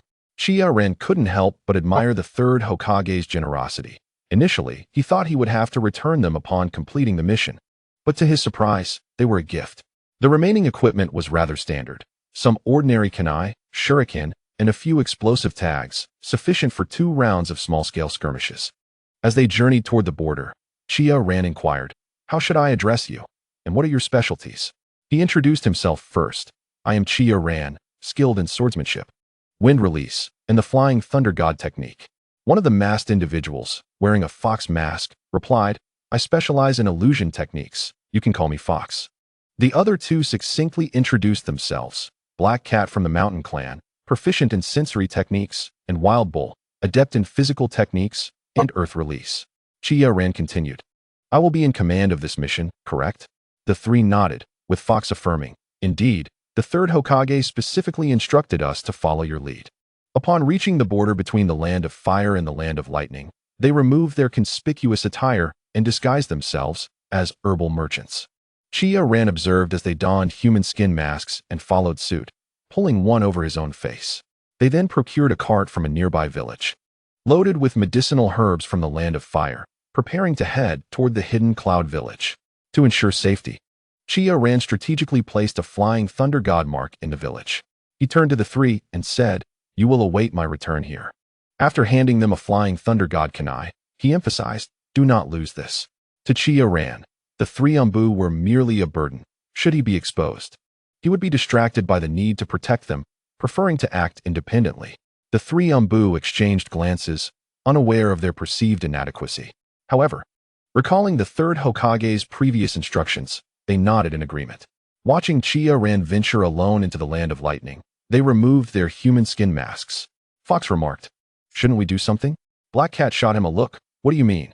"The captain instructed us to remain here, so we shall do just that. It's essentially a paid break." Wild Bull, grinning, added, "Exactly. Where else can you find such a good leader who pays for a break?" Fox then realized, suggesting, "I heard there's a tavern in this village with decent drinks. What do you think?" The other two understood immediately. What are we waiting for? Lead the way. Upon arriving at the entrance of the Hidden Cloud Village, Chiya Ran was met with a proficient guard who inquired about his purpose. Presenting forged documents, he replied, "Report. I am here to sell some herbs from the land of fire and purchase some minerals to take back." The guard examined the documents, flipping through them before stating, "This does not comply with our procedures." He returned the papers to Chiya Ran, who quickly grasped the situation. He added a small bribe and presented the adjusted documents. "I apologize for the oversight." The guard accepted the revised documents, nodding, "Now this is in order. Do remember to follow the procedures next time. You may enter." Chiya Ran successfully entered the Hidden Cloud Village, discreetly placing more flying thunder god marks around. According to intelligence, Leaf spies would gather at the village's barbecue restaurant daily. He began by selling all the herbs from his cart. Returning to the designated inn for merchants, he planned to visit the next day. The following day at the barbecue restaurant in the Land of Lightning, Chiya Ran took his designated seat and began ordering. Frowning at the lackluster charcoal, he remarked, "Your coals are not burning hot enough."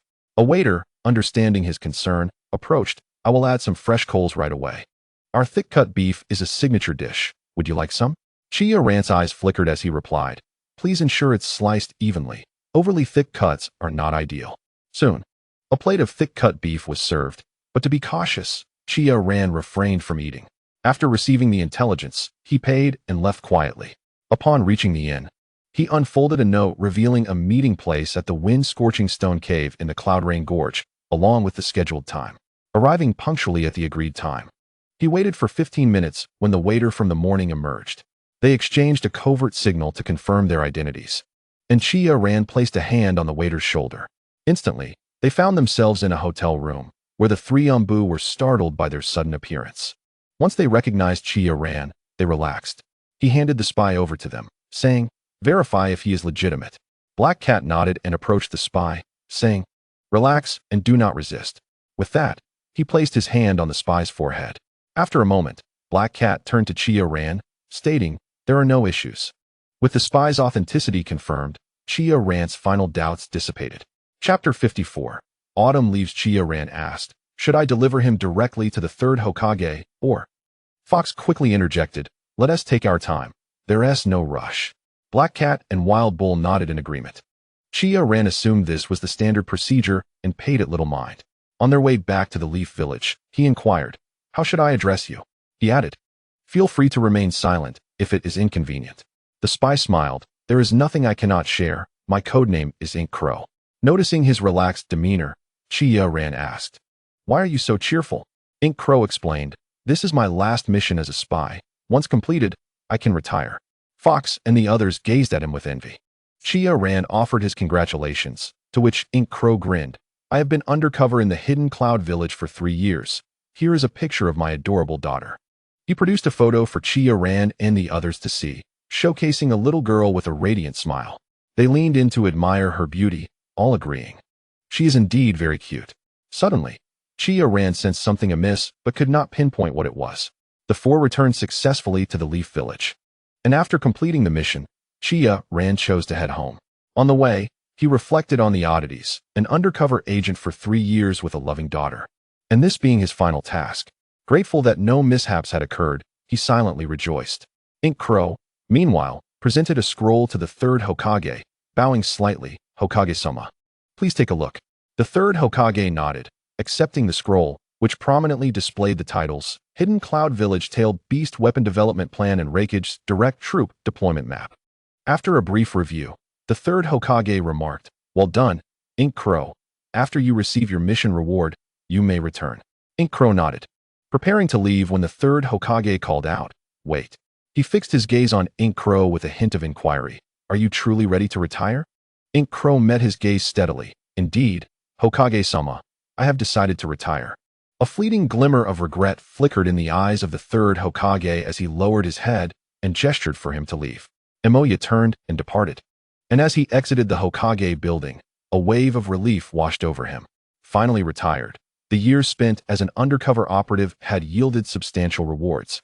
And from this day forth, he yearned to embrace the life of an ordinary person. Chiya Ran returned home to find Kushina boredly kicking stones in the yard, her small face resting in her hands. Upon hearing the door open, Kushina lifted her head, her eyes sparkling with anticipation as she glanced toward the entrance. A radiant smile broke across Chiya Ran's face, but it quickly faded as she purposefully adopted a pout, asking, "Why didn't you inform us about your mission? Do you have any idea how worried we were? If it weren't for that umbu, we would have thought you were missing." Chiya Ran sat beside her, attempting to stroke her long red hair, only to have Kushina gently evade his touch. He could only grasp her small hand, meeting her gaze with a soft, soothing tone. Wasn't there an urgent mission? He tenderly squeezed her hand, its texture as delicate as warm jade. Kushina pursed her lips and turned her head away, refusing to meet his eyes. "Next time, at least let us know when you're off on a mission, rather than disappearing without a word." Sensing that her ire had dissipated, Chiya Ran quickly agreed. All right, I promise." Kushina, her cheeks slightly flushed, withdrew her hand and said, "Fine. This time I'll let it go, but don't make us worry like this again." Just as Chiya Ran had successfully placated Kushina, Uzumaki Mito emerged. Looking at him with a serious expression, "Little Chiya Ran, come here, I need to discuss something with you." Chiya Ran gently ruffled Kushina's hair and said, "Grandma Mito needs me, I'll be back." He then followed Uzumaki Mito into the room. Mito regarded Chiya Ran with an inexplicable sense of familiarity. Had it not been for his dark hair, she might have mistaken him for a member of the Uzumaki clan. Chiya Ran looked at her quizzically. "Grandma Mito, what is it you need?" Mito simply stated, "I'll be entrusting Kushina to your care from now on." Chiya Ran's expression shifted dramatically, his voice hoarse. "Are we really at that point?" Mito's demeanor remained calm. "I am well aware of my own condition. When the time comes to seal the 9 tails, I will need your assistance." Chiya Ran, with a grave countenance, inquired, "How much longer do we have?" Mito replied with a hint of resignation, "Approximately 1 week." I had previously been overly optimistic. She turned to the already tearful Chiya Ran and added, "Do not be so sorrowful. For me, this is a form of liberation. Is it not?" Her tone remained gentle, yet her eyes brimmed with a sense of relief. She continued, "Please bring Kushina in. I have matters to discuss with her." Chiya Ran nodded, exiting Mito's room and calling out to Kushina, "Grandma Mito wishes to speak with you." Kushina looked up at Chiya Ran and responded, "Okay." She stood and walked briskly into Mito's room, asking, "Grandma, what do you need?" Mito regarded her with warm eyes, saying, "Come closer and sit." Kushina obediently settled beside her, sensing a heavy atmosphere in the room. Although Mito smiled, there was an indescribable undercurrent to her expression. Mito gently grasped Kushina's hand and posed a question. "Little Kushina, do you know why the hair of the Uzumaki clan is red?" Kushina blinked her bright eyes and replied, "Perhaps it is because our clan possesses a tenacious vitality?" Mito shook her head but nodded in agreement. "That is only part of it. Red is the color of flames, and it also symbolizes burden."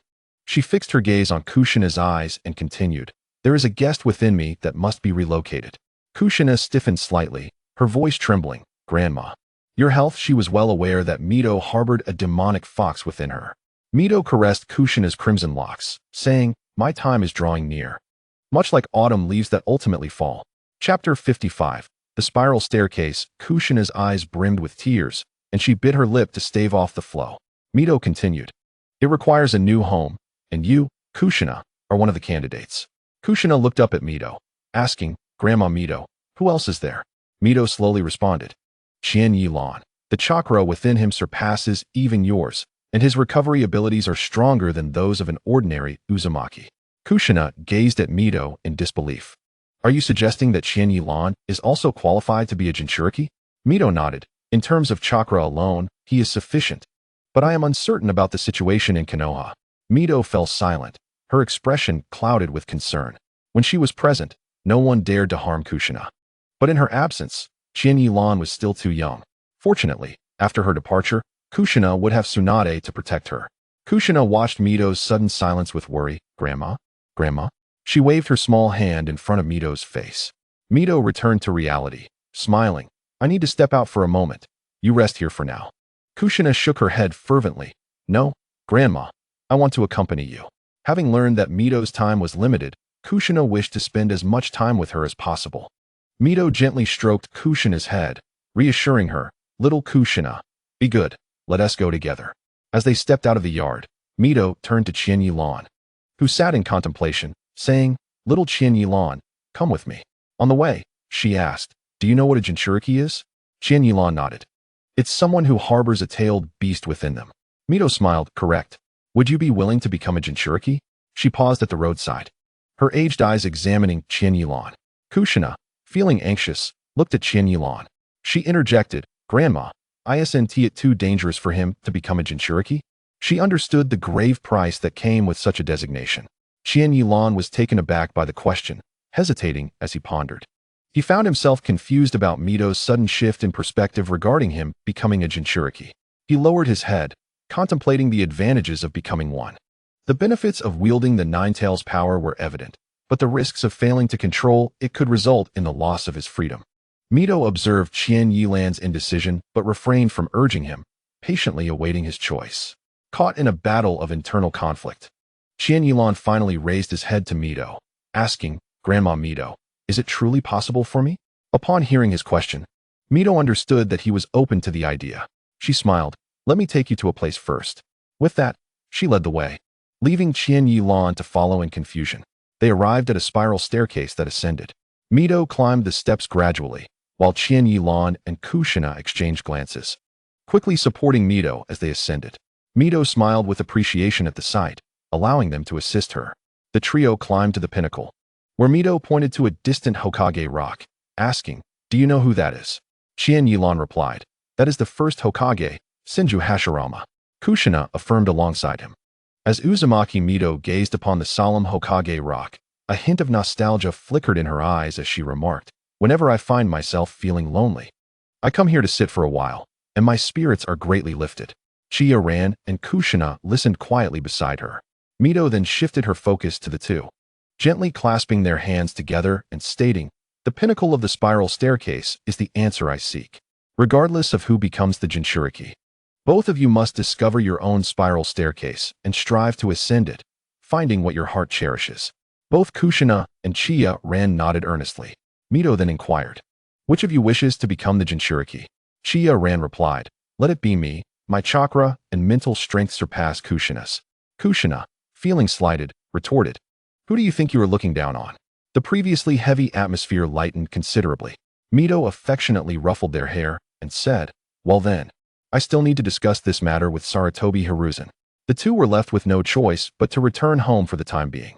On their way back, Chiya Ran observed the dejected Kushina but chose not to offer words of comfort, knowing that such matters must be processed internally. Upon arriving home, Kushina sat silently in the courtyard, resting her chin on her hands in silence. Chiya Ran went to the training grounds first, practicing sealing techniques with the shadow clone technique. He later sat quietly beside Kushina, offering his presence. Suddenly, Kushina broke the silence. Ran, did you know about Mito's poor health all along? After a moment of hesitation, he nodded and replied, Indeed, I was aware. Turning to him with a look of hurt, Kushina asked, Then why didn't you tell me sooner? She began to retrace her thoughts, recalling various details. Chiya Ran, noticing the glimmer of tears in her eyes, sighed softly and said, Mito didn't tell you either, did she? If she chose not to share, what right do I have to inform you? Kushina was momentarily taken aback, gazing at him in confusion. Chiya Ran simply met her gaze with sincerity. He reached out to gently wipe the tears from her face, saying, This was Mito's choice, and I can only choose to respect it. His calm demeanor conveyed more clarity than any explanation could. Kushina began to recall many overlooked details. Whenever she conversed with Mito in the courtyard, Chiya Ran would silently stand by, observing them with a complex expression. Gradually, she found her inner peace and thought, So, it must have been difficult for you to be caught in the middle. Chiya Ran stroked her hair and said, Watching your interactions, I had to exert considerable effort to remain calm. Upon hearing his words, Kushina's lingering resentment dissipated. She realized the pain and turmoil he had endured likely far exceeded her own. Feeling a pang of sympathy, she gently punched his chest and said, "You're such a fool." Chapter 56. The genturiki Chiya Ran gently grasped her hand, and Kushina shot him a playful glare as she withdrew it. The previously tense atmosphere lightened significantly. Chiya Ran playfully pinched her cheek and asked, "Are you not angry anymore?" Kushina replied with a soft choosing to remain silent as she sat quietly. After Chiya Ran's earlier explanation, her anger evaporated, replaced by a sense of guilt. She spoke up, "I'm sorry, I shouldn't have." Chiya Ran, sitting beside her, reassured. "It's all right. It was quite good to express your concerns." Unlike some stories where characters seem mute, unable to voice their issues or seek explanations, his words made Kushina chuckle, alleviating her sadness a little. In the Hokage's office, the third Hokage rose promptly to greet Mito, saying, "Lady Mito, please take a seat." He respectfully guided her to the sofa and poured her a cup of hot tea. Once Mito accepted the tea, the third Hokage inquired, "Lady Mito, what brings you here?" Mito took a sip and replied, "There's nothing urgent. I wish to discuss the selection of the Nine Tails Jinchuriki." The third Hokage asked, "Is this due to your health?" Mito nodded candidly, stating, "Indeed, my body can no longer sustain the continued sealing of the Nine Tails." Upon receiving this confirmation, the third Hokage replied, "This matter is of great significance, so I will summon the elders to deliberate together." He directed his trusted Umbu outside. "Bring the elders here." Mito remained silent, patiently awaiting their arrival. The room fell into a hush. Soon, the elders received word and encountered one another in the Hokage building, exchanging glances. Finally, Shimura Danzo spoke up. "Are you two called here by Hiruzen?" Both Uchiha Obito and Tsunade nodded. The three entered the office, bowing respectfully to Mito, "Lady Mito." Mito acknowledged them with a nod. "Please, have a seat." They exchanged looks before sitting down. Mito turned to the third Hokage and stated, "It is time we have a serious discussion." The third Hokage nodded, his gaze sweeping over Danzo and the others as he said, "The purpose of calling you here is to discuss the next generation of Jinchuriki." Danzo's eyes flickered as the others remained silent. Finally Tsunade stood and asked, "Lady Mito, what is your stance?" Mito gestured for her to sit and said, "I have two candidates for the Nine Tails Jinchuriki."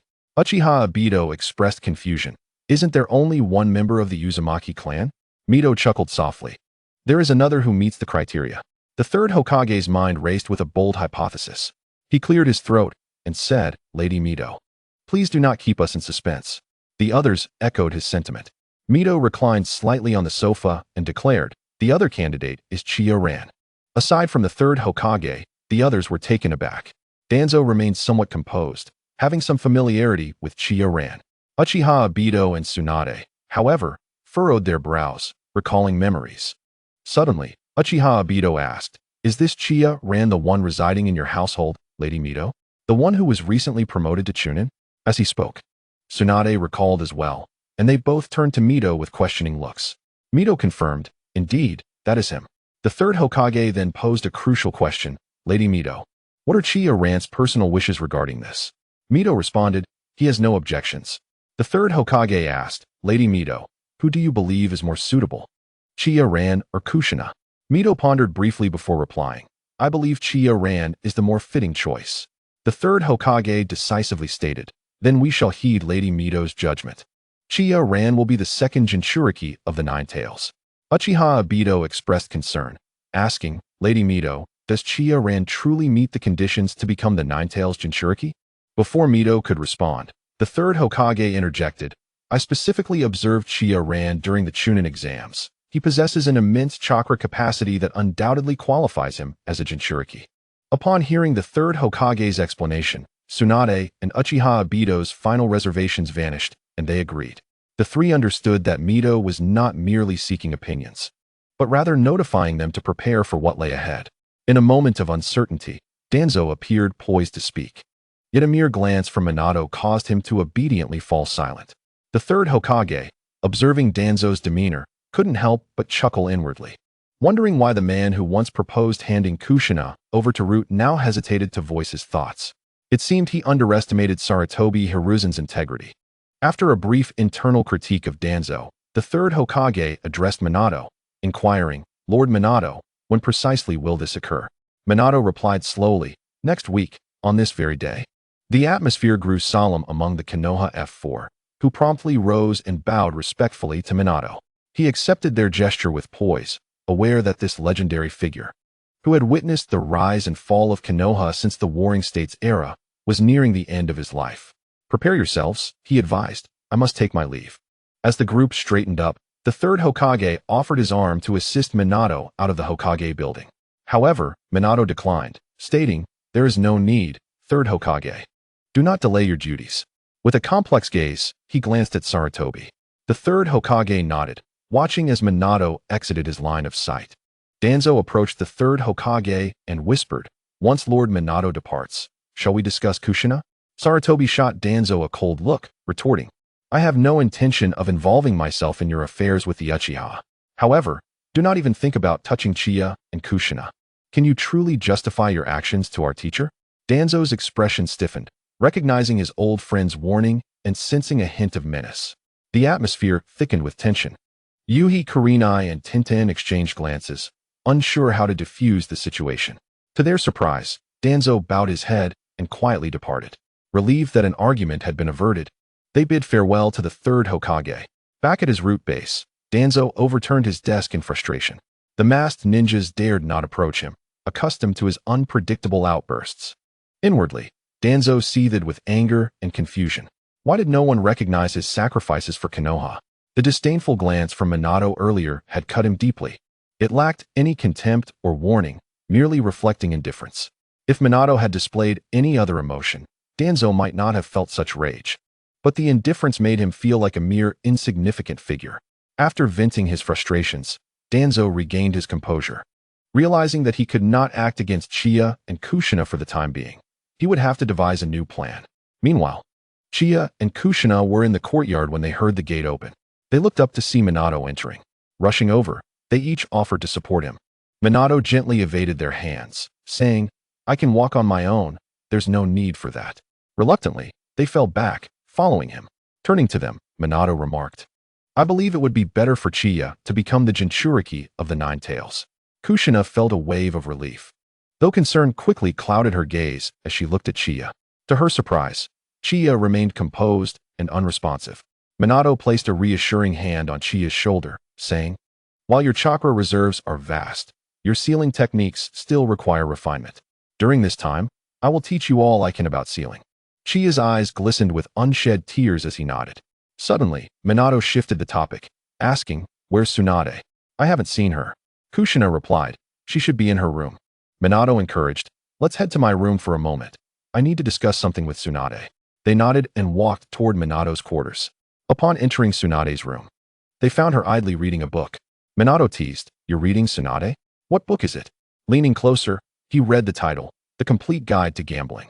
Any sense of relief he had evaporated as he chuckled at Tsunade, thinking of how he would have to lecture Hashirama about her current state. Tsunade awkwardly tucked the book away, looking at Minato with curiosity. "What did you need, Minato?" He replied straightforwardly, "I entrust Chiya and Kushina to your care." Tsunade feigned calmness as she nodded, "I will take care of them." Minato affectionately ruffled her golden hair, just as he always did. "Continue your studies on gambling. I must attend to one last matter." Tsunade nodded, and Minato exited the room. Staring out the window, Tsunade pondered, "Is my grandmother truly leaving?" Compared to Shinjuro and others, Minato's situation was more acceptable to her. After all, the passage of time was irreversible. She had exerted every effort, but to no avail. Her only remaining duty was to protect Chiya and Kushina as best as she could. Returning to his own quarters, Minato addressed Chiya and Kushina in the coming days. "I will teach you everything about sealing techniques. This is the adamantine sealing." 1 week later, in a dim chamber, Minato observed the tense faces around him and jested, "Relax. There's no need for such seriousness."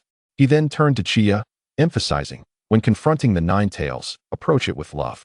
Chiya nodded, having mastered the adamantine sealing technique through intense training over the past week. Even Minato was astonished at how someone outside the Uzumaki clan could learn this sealing technique. Minato gently patted Kushina's head, instructing, "Little Kushina, go outside and wait with your Aunt Tsunade." Kushina silently nodded, her eyes brimming with tears as she gazed at Minato. Seeing her distress, Minato embraced her gently, offering comfort. Finally, Kushina, fighting back her tears, exited the chamber to join Tsunade. Tsunade looked at Kushina and said, "Let it out. Crying is okay." This was the final straw for Kushina, who collapsed into Tsunade's arms, weeping bitterly. Back in the chamber, Minato announced, "Now, I will personally unlock the seal and bind the 9 tails to your body. Are you ready?" Chiya nodded nervously. The third Hokage stood nearby, unusually clad in a black combat uniform, while the barrier team prepared themselves. "Seal, release." Minato's voice rang out, and his complexion paled further. Chiya held his breath, sensing a wave of hatred emanating from within Minato. "Prepare yourselves. The 9 tails is about to emerge." Minato's voice trembled. A roar erupted as a surge of red chakra filled the chamber. The barrier team quickly formed hand seals to contain the overwhelming chakra. Minato executed his own seals, binding the 9 tails securely. "You will not imprison me, Minato." The beast roared, struggling against its restraints. Yet, Minato held firm, asserting, "Remember, fill the vessel with love, or it will consume you." Qian Yilan felt a searing pain as if his body were being torn apart, overwhelmed by the hatred dwelling within the 9 tails. When he opened his eyes again, he found himself in an unfamiliar, dark realm. This was not a prison. It resembled a conceptual space. "Little brat," a cold voice resonated. Qian Yilan looked up to see a massive cage before him, with a pair of enormous, hate-filled eyes fixated on him. With a stoic expression, he met its gaze and spoke, "Hello, 9 tails." The 9 tails, surprised, replied, "How do you know my true name, little brat?" It scrutinized Qian Yilan, attempting to find even a hint of fear in his eyes.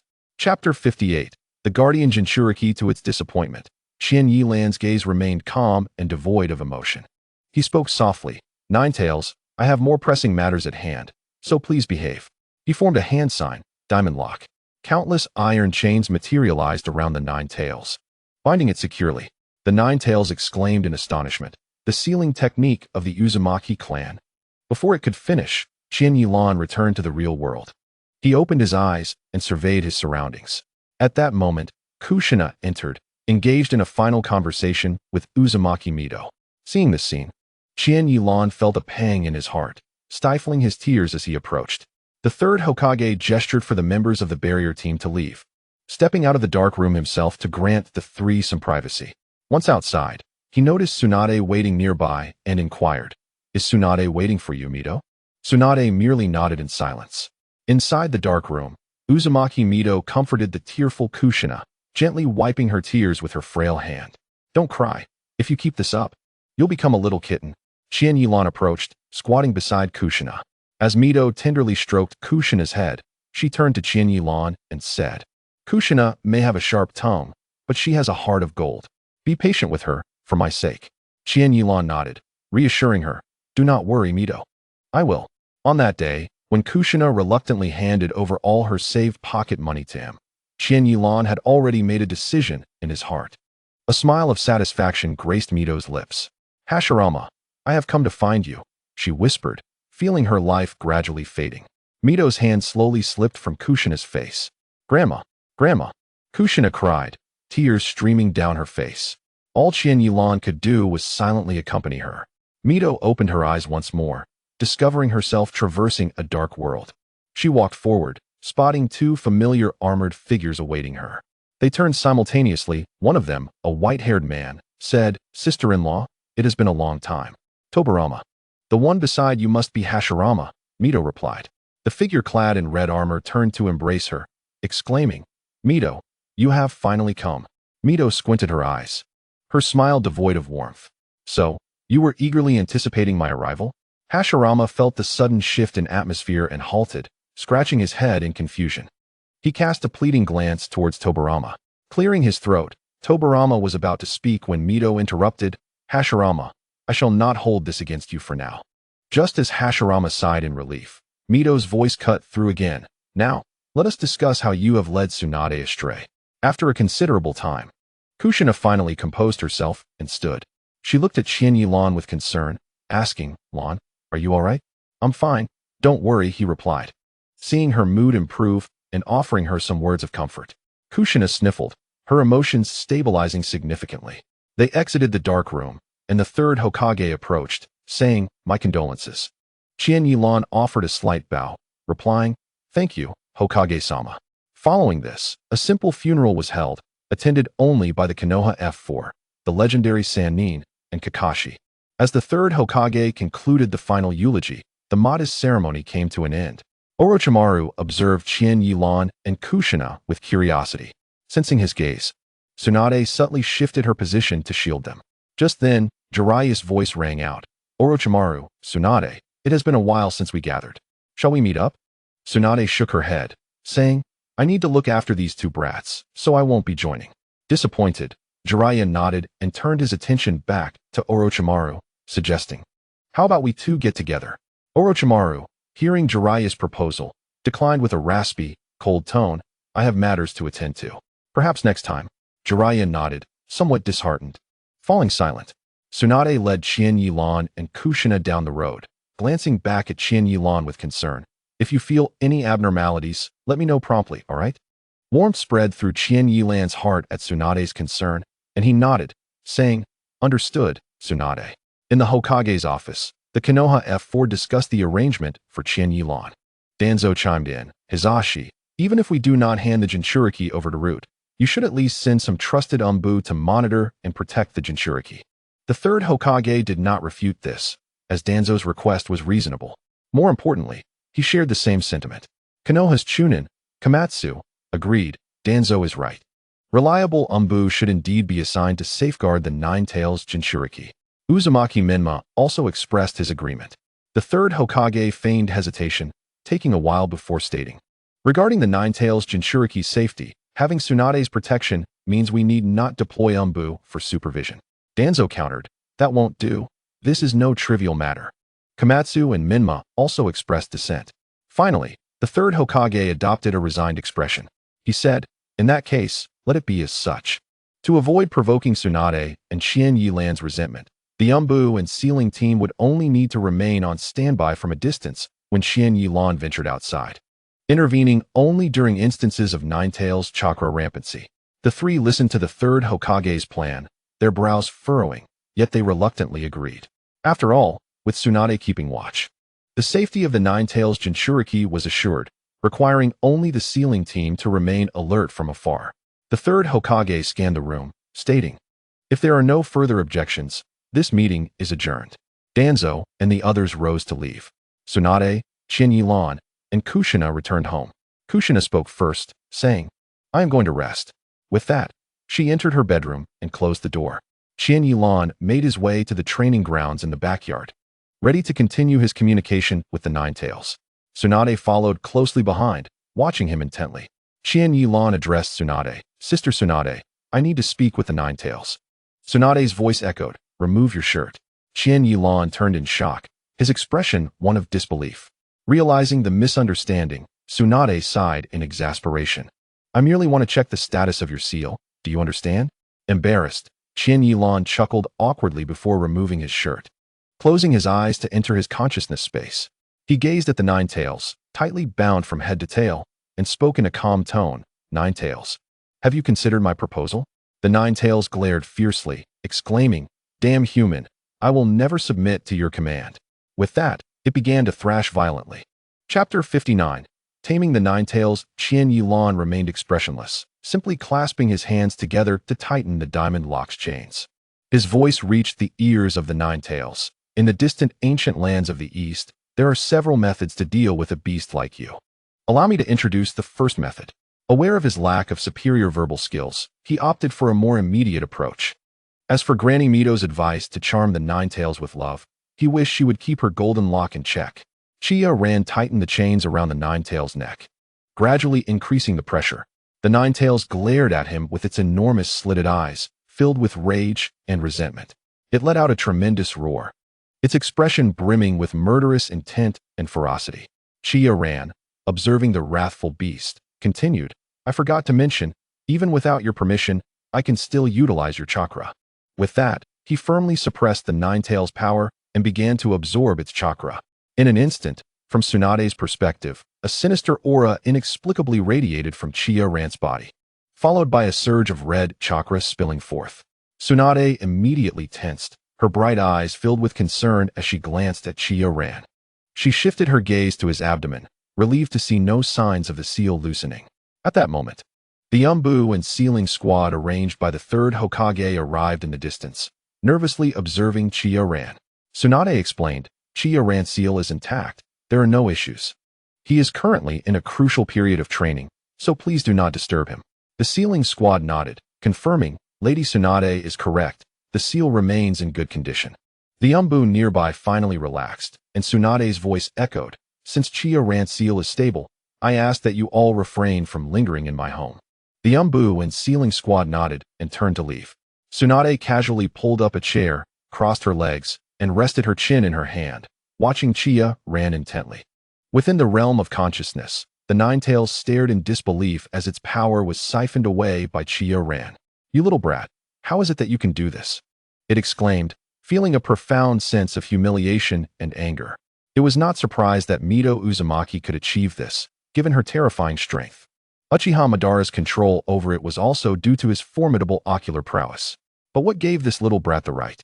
Chiya Ran disregarded the Ninetales' impotent fury and withdrew from the realm of consciousness. He opened his eyes to behold the red chakra enveloping him, savoring the sensation. He turned to Tsunade and said, I apologize for any offense.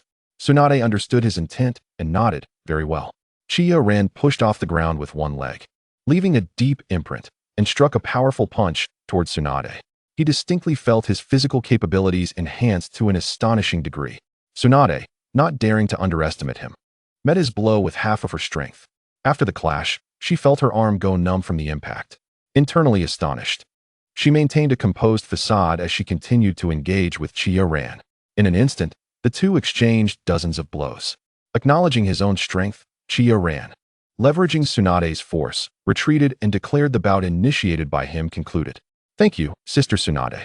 Upon hearing his gratitude, Tsunade waved her hand dismissively, then moved her shoulder to relieve the numbness from their earlier encounter, stating, It's nothing, but you really hit hard for a little brat. Chiya Ran felt a bit awkward but chose to remain silent. He stored away the Ninetales chakra and addressed Tsunade, Sister Tsunade. I wish to try out a new technique in a secluded location. Tsunade raised an eyebrow. Is this place insufficient for you?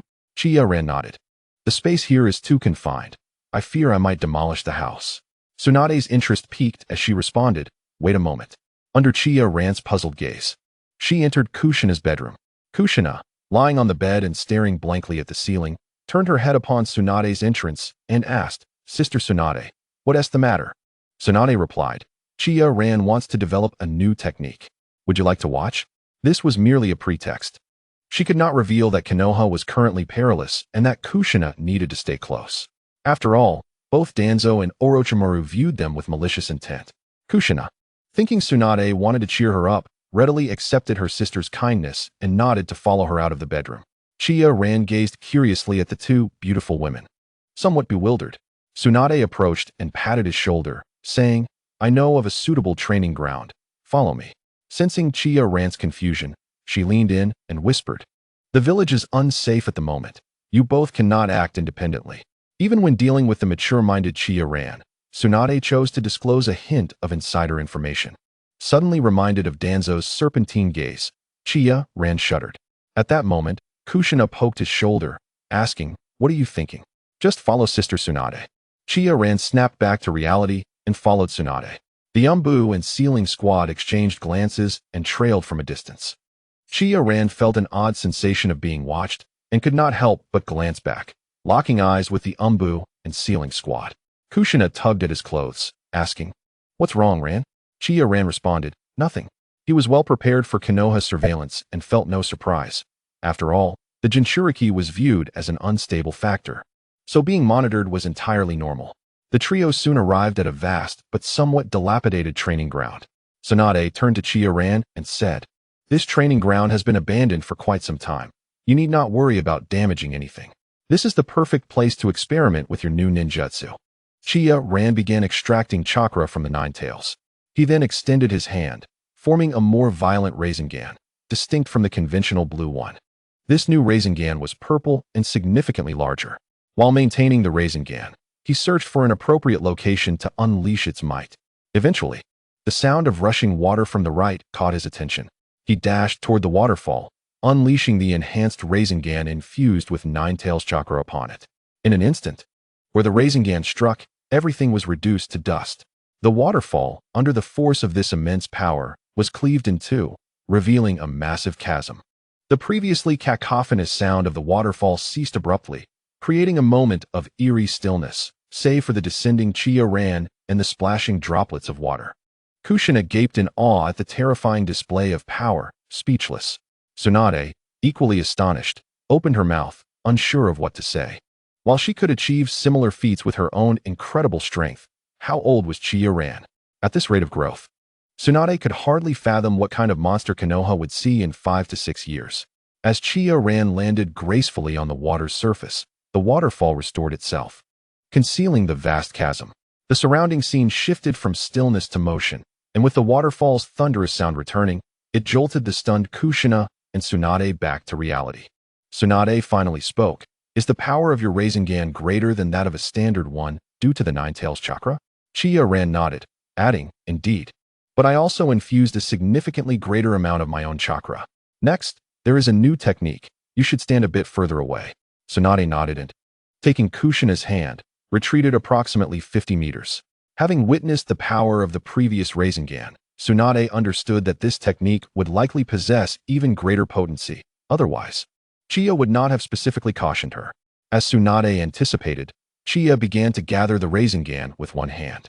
As the Rasengan in Chiya's hand transformed, a piercing sound reverberated throughout the training ground. Tsunade and Kushina instinctively covered their ears.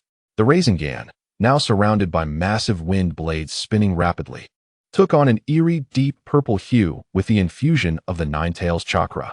The Nine-Tails within Chiya revealed a sinister grin, planning to disrupt Chiya with its chakra.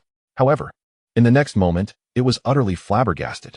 It found itself unable to use chakra, rendered powerless as Chiya siphoned it away. With the Rasengan at its zenith, Chiya hurled it towards a waterfall with tremendous force. Instantly, the waterfall was completely dissolved, not destroyed, but rather annihilated, along with the rocks behind it, as if the very sight of destruction had never existed. The nearby Umbu and Sealing team were momentarily stupefied, at a loss for words to describe the scene. Only the leader of the Umbu took out a notebook to silently document the event for the Hokage at the end of the day. Kushina gazed at the distant waterfall and remarked, Tsunade-sensei, why do I feel like the waterfall has receded? Tsunade gently stroked her long hair and replied, your perception is not mistaken. Chiya's technique has severed the rock wall behind the waterfall. You will understand once you approach. Tsunade's insight was far more seasoned than Kushina's. Chiya, with a tone of inquiry, said, Tsunade-sensei, I have developed my new technique. Shall we return? Kushina moved to stand beside Chiya, and now she could clearly see the transformation of the waterfall. It could no longer be called a waterfall. Uncertain of how to label the scene before her, she observed the cliff abruptly severed. Water cascaded down the fracture, but could no longer form a waterfall. In the center lay a strange vacuum, causing the water to divert in an odd manner. After resolving her internal questions, Kushina turned to Chiya and asked, can you teach me this technique? Chiya readily agreed. Of course. He then began instructing her on the intricacies of the Rasengan. Tsunade found a spot to sit against a large tree, watching the two. Chiya opted for the most expedient method to teach Kushina the Rasengan, starting with the result. He guided her by extending his hand beneath hers as she gathered chakra. With Chiya's assistance, Kushina soon successfully formed a Rasengan. Chiya encouraged her, remember this feeling and maintain it well. Kushina nodded and made an effort to sustain the Rasengan. However, it quickly dissipated as she struggled to maintain it, leaving her somewhat disheartened. Chiya patiently reassured her, let us return home and utilize some tools to continue your training. The three subsequently made their way home. Upon their return, Chiya rummaged through his room, prompting a curious Kushina to inquire, what are you looking for, Chiya? At that moment, Chiya triumphantly produced a bundle of balloons, exclaiming, found it. He exited the bedroom, gesturing for Kushina to follow. Obediently, she trailed behind. He handed her a water-filled balloon, saying, try to use the feeling I just guided you with. Closing her eyes and recalling the sensation, Kushina concentrated chakra in one hand. As expected, the water balloon burst instantly, splattering water everywhere. Chiya nodded in satisfaction, remarking, excellent. You have achieved the first step. Next, he handed her a sturdier rubber ball, instructing, "Destroy it using the same method as before." Kushina nodded and effortlessly succeeded in breaking the rubber ball. Chiya observed her and stated, "Now we are only one step away, maintaining it." Assuming there were more tools, Kushina extended her hand. Chiya, with a hint of exasperation, corrected her, this time. "There are no tools. I will guide you again." Ultimately, with Chiya's help, Kushina successfully formed a Rasengan once more. However, after a while, she still faltered in maintaining it. Noticing her frustration, Chiya comforted her. "Take your time with this step. There is no need to rush." In Sunagakure, in Chiyo's office, an Umbu member knocked on her door. "Come in," Chiyo called. Upon entering, the Umbu immediately reported, "Lady Chiyo, we have found the perpetrator who killed the Akatsuki's core." A glint of menace flashed in Chiyo's eyes as she coldly asked, "Who is it?" Instantly, a tense atmosphere enveloped the office, causing beads of cold sweat to form on the Umbu's forehead. He swallowed hard and stammered. "After the annihilation of the Akatsuki mercenary group, only a single ninja squad passed through here." His voice dwindled. Chiyo, frustrated, glared at him and urged, "Speak up." With a grim determination, the Umbu continued, "Please prepare yourself. Lady Chiyo." Chiyo waved her hand, forcing a smile. "Do not worry. My temperament is not so fragile." The Umbu then revealed, the culprit is suspected to be the Konoha White Fang and his 3 students. At this, Chiyo's hand froze mid-motion, her smile turning rigid. Taking a deep breath, she said with her last shred of composure, "You may leave." The Umbu hastily exited the office, shutting the door behind him. As the door closed, he slumped against it, gradually sliding to the floor, drenched in cold sweat. Once the Umbu had left, Chiyo slammed her fist onto the desk in fury. "Damn Konoha, damn White Fang.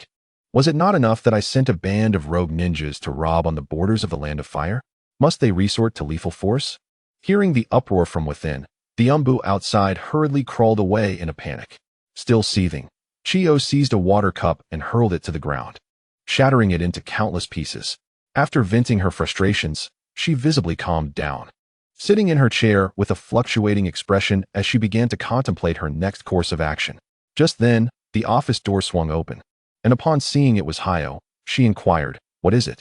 Noticing the disarray in the office, Hayo teased, "What has caused such a tempest? Did your subordinates act foolishly?" Now composed, Chiyo refrained from directing her ire at her old friend and leaned back in her chair, saying, "We have identified the killer of the Akatsuki's core." Hayo's interest piqued. He asked, "Who is it?" With gritted teeth, Chiyo replied, "It is the Konoha White Fang." Upon hearing this name, Hayo finally understood the source of Chiyo's fury. At a loss for words to console his old friend, Chiyo's voice turned cold as she declared, "I will ensure that Tsukumo Hataki pays dearly for this." Curiously, Hayo asked, "What do you intend to do?"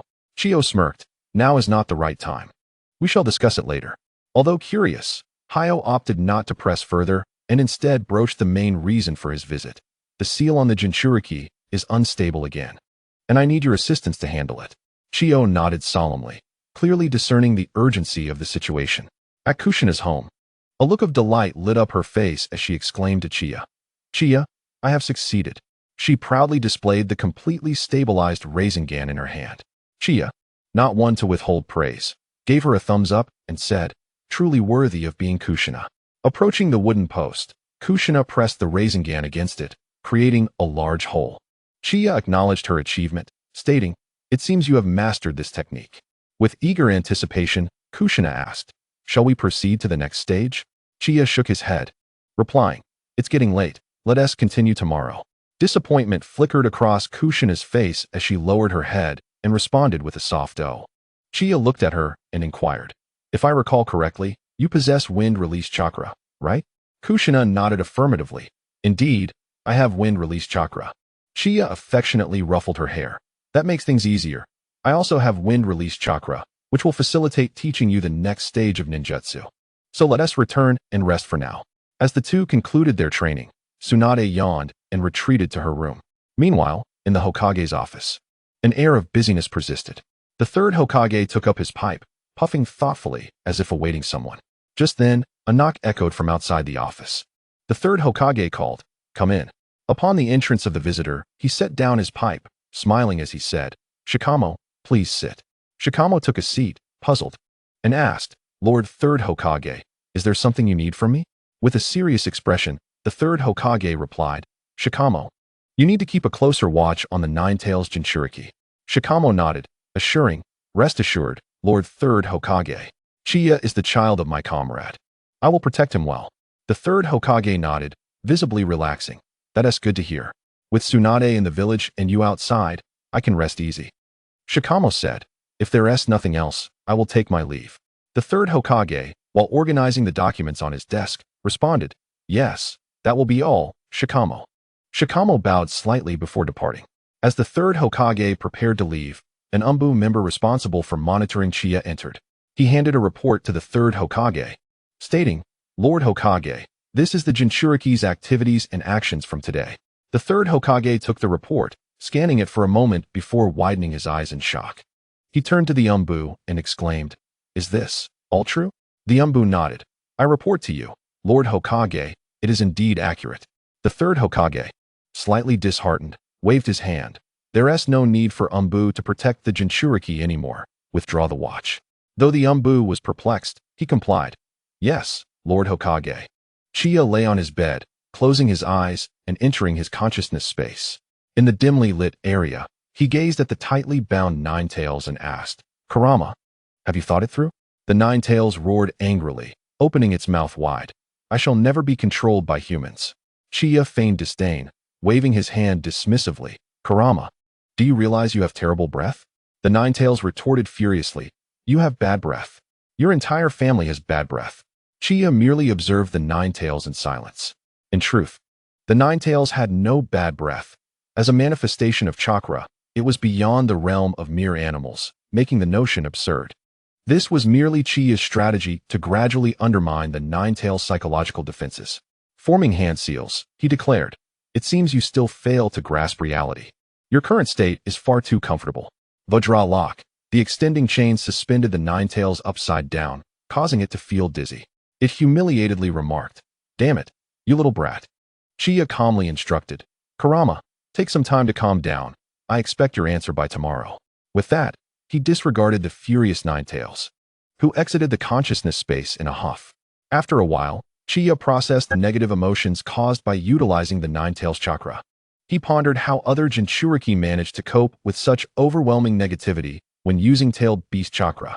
In Chapter 62, titled The Uchiha Clan's Full-Level Sealing Technique, Chiya was unaware that he was unique among Jinchuriki, being able to absorb the tailed beast chakra directly. Other Jinchuriki were either cautious, extracting residual chakra with care, or striving for perfect synchronization with the tailed beasts. Even someone as formidable as Uzumaki Mito had to fill her heart with love, lest she succumb to the Nine-Tails' negative emotions. Only he, through sheer willpower and mental fortitude, managed to suppress the negativity of Kurama's chakra.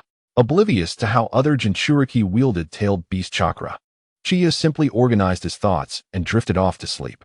As he slumbered, rewards came forth. In addition to customary rewards, there was a significant prize. Change Kushina's fate as a Jinchuriki to obtain the Uchiha clan's full-level sealing technique. The following morning, Chiya awoke to find his mind somewhat overwhelmed by the system rewards from the previous day. He murmured to himself, full-level sealing technique. I must see how it compares to my own sealing arts. Eagerly, Chiya closed his eyes and sought out Kurama for a demonstration. Suspended in midair, Kurama glared at Chiya with a menacing expression. You brat, release me. To its surprise, Chiya actually let it down. Just as Kurama was taken aback, it suddenly felt a powerful binding force restraining it. What kind of sealing technique is this? It was astonished that just a day had passed and Chiya's Vajra lock was already on par with, if not surpassing, Uzumaki Mito. Kurama's large pupils were filled with disbelief. How could Chiya's technique have improved so dramatically in such a short time? Chiya remained silent, merely stating, Kurama, this time I truly no longer require your assistance. As he spoke, Kurama felt its chakra being siphoned away, helpless to intervene. Chiya opened his eyes, enveloped in a dark golden cloak of chakra. Tsunade, drawn by the chakra he released, entered and gazed in astonishment at the scene before her. With a hint of nervousness, she tentatively asked, Little brat, what has happened to you? Chiya, meeting her gaze with his otherworldly eyes, reassured, Don't worry, Tsunade. I just had a good talk with the entity within me. Tsunade approached to assess Chiya's transformation. Worry creased her brow as she asked, "Does this form impose any burden on you?" Rumors suggested that overuse of tailed beast power could exact a significant toll on the genturiki. Chiya smiled, responding, "Not at all. I feel no adverse effects." After much hesitation, Tsunade removed her still warm necklace, contemplating its potential suppressive effect on the nine tails. However, she hesitated, as the necklace also bore a curse. Only those who wore it, such as Shinjuku and Kato, had met with misfortune. Sensing Tsunade's uncertainty, Chiya took the necklace, adorned with her warmth, and placed it around his neck. Once donned, Chiya felt a noticeable reduction in the negative emotions imparted by Kurama's chakra, leading to a degree of suppression of his own power. However, this suppression was negligible for Chiya. Overall, the positive effects outweighed the negatives. Had the suppression been too burdensome, he would have had to refuse Tsunade's goodwill. Qian Yilan stepped out of the bedroom, and Tsunade, noticing this, raised an eyebrow and followed suit. Just then, Kushina sleepily emerged, and upon seeing Qian Yilan's appearance, exclaimed in astonishment, "Lan, have you developed a new technique?" Qian Yilan replied, "I have merely harnessed the chakra of the nine tails. You may understand it as a second form akin to yesterday's, with further enhancements to come." Kushina, still somewhat bewildered, nodded and reached out to poke Qian Yilan, discovering that he had formed an exterior cloak. She asked Lan, "Can I do this as well?" Qian Yilan shook his head, saying, "This form is not suitable for you, but I can certainly assist." Upon hearing his initial response, Kushina felt a twinge of disappointment, yet her expression transformed into one of eager anticipation as she listened to his next words. Qian Yilan placed a hand on her shoulder, and soon, a dark red chakra enveloped her. Tsunade, witnessing this scene from behind, was taken aback, realizing that the nine tails chakra could indeed be shared. Kushina raised her arms, savoring the sensation, and felt a significant enhancement in her strength and speed. Tsunade approached, inquiring, "May I partake as well?" Qian Yilan nodded affirmatively, placing his hand on Tsunade's shoulder, and shortly, she too was enveloped in the dark red chakra cloak. The nine tails could only watch helplessly as its violent chakra was distilled into its purest form. It felt as though Qian Yilan had subdued it like a power bank, leaving it unable to resist. Tsunade, feeling this newfound power, asked with concern, "Is there a cost to you for this?" Kushina, intrigued yet anxious, looked at Qian Yilan, regretting her question. With a relaxed demeanor, Qian Yilan replied, "If there were too many participants, yes, but for just the two of you. The cost is merely that I skipped one egg for breakfast." Upon hearing this, Tsunade felt relieved. She then fixed her serious gaze upon Qian Yilan, insisting, "This ability of yours must remain confidential from anyone else, including the third Hokage, understood? Let's revert our states." Qian Yilan nodded, placing his hands on their shoulders to draw the nine tails chakra back into himself. He inquired of Tsunade, "Can I reveal this state?" Tsunade responded, "Certainly. You need not conceal your strength. It will save you much trouble." Qian Yilan acquiesced, but ultimately dispelled his form, reasoning that there was no need to maintain it outside of combat, as he had only wished to experiment. At that moment, a knock resounded from outside. Kushina announced, "I'll get the door." After a night of reflection, her spirits had lifted considerably, realizing that her grandmother had passed away from natural causes, not some tragic accident. Her grandmother would not want her to remain in sorrow, and with this understanding, Kushina felt a sense of relief. She opened the door to find Mikoto Uchiha, who raised a gift and said, "I came to see you." As Mikoto entered the yard, her beautiful eyes expressed concern as she inquired about Qian Yilan's well-being. Qian Yilan understood the underlying meaning in her words and was astonished that Konoha would allow a member of the Uchiha clan to approach him, pondering whether the higher-ups deemed Mikoto a non-threat. Internally, he scoffed at Konoha's lack of secrecy, realizing that even Mikoto had learned of his identity as the Nine Tails Jinchuriki overnight. He smiled reassuringly, "Rest assured, I am well," while patting his robust chest. Meanwhile, in the root organization, a member knelt and reported to Danzo, "Sir, the news of Qian Yilan being the Nine Tails Jinchuriki has spread throughout the major clans. In a few days, the entire village will be aware of it." Danzo nodded with satisfaction. "Good, you may leave." Once alone, he leaned back in his chair, relishing the prospect of the Nine Tails Jinchuriki losing control in public, providing him with a perfect pretext to intervene and seize control of the Nine Tails. His expression darkened as he contemplated amplifying the threat posed by the Jinchuriki. inciting the foolish villagers to panic and thus hastening the Jinchuriki's descent into chaos, making his takeover all the more justified. A week later, the third Raikage of the Cloud Village received the news and instructed his secretary, send a team of Umbu to investigate. Capture them if possible. If not, let it be. Yes, Raikage-sama. At that moment, Qian Yilan was strolling through the streets, wearing the tattered clothing left to him by Uzumaki Mito, a final remnant of her memory. Although the sorrow of her departure had faded significantly with time, he still held immense gratitude for the kind-hearted elder. After all, she had guided him to the third Hokage to learn the Flying Thunder God technique and had even entrusted him with Senju Tobarama's training notes. Such kindness would not be forgotten. Lost in thought, Qian Yilan was suddenly struck in the chest by a rotten egg, halting him in surprise as he looked down at the viscous yolk. Just then, a voice cut through his reverie. He glanced up to see a middle-aged man, Naoto Kobayashi, glaring at him, an egg in hand. Kobayashi, a failure in the village, had barely scraped by through odd jobs, until one day someone revealed the harsh truth to him. Do you know why you live like this? Because a demon fox in the village has drained all your luck. Qian Yilan, puzzled, realized that his identity as the Nine-Tails Jinchuriki had leaked far too quickly. The mention of demon fox drew the attention of others, and he felt an overwhelming wave of hostility. At that moment, he admired Naruto's ability to choose acceptance over destruction in such circumstances. He signaled to Kushina and Tsunade to remain calm before slowly advancing toward the instigator. Qian Yilan locked his gaze upon Kobayashi with deadly intent.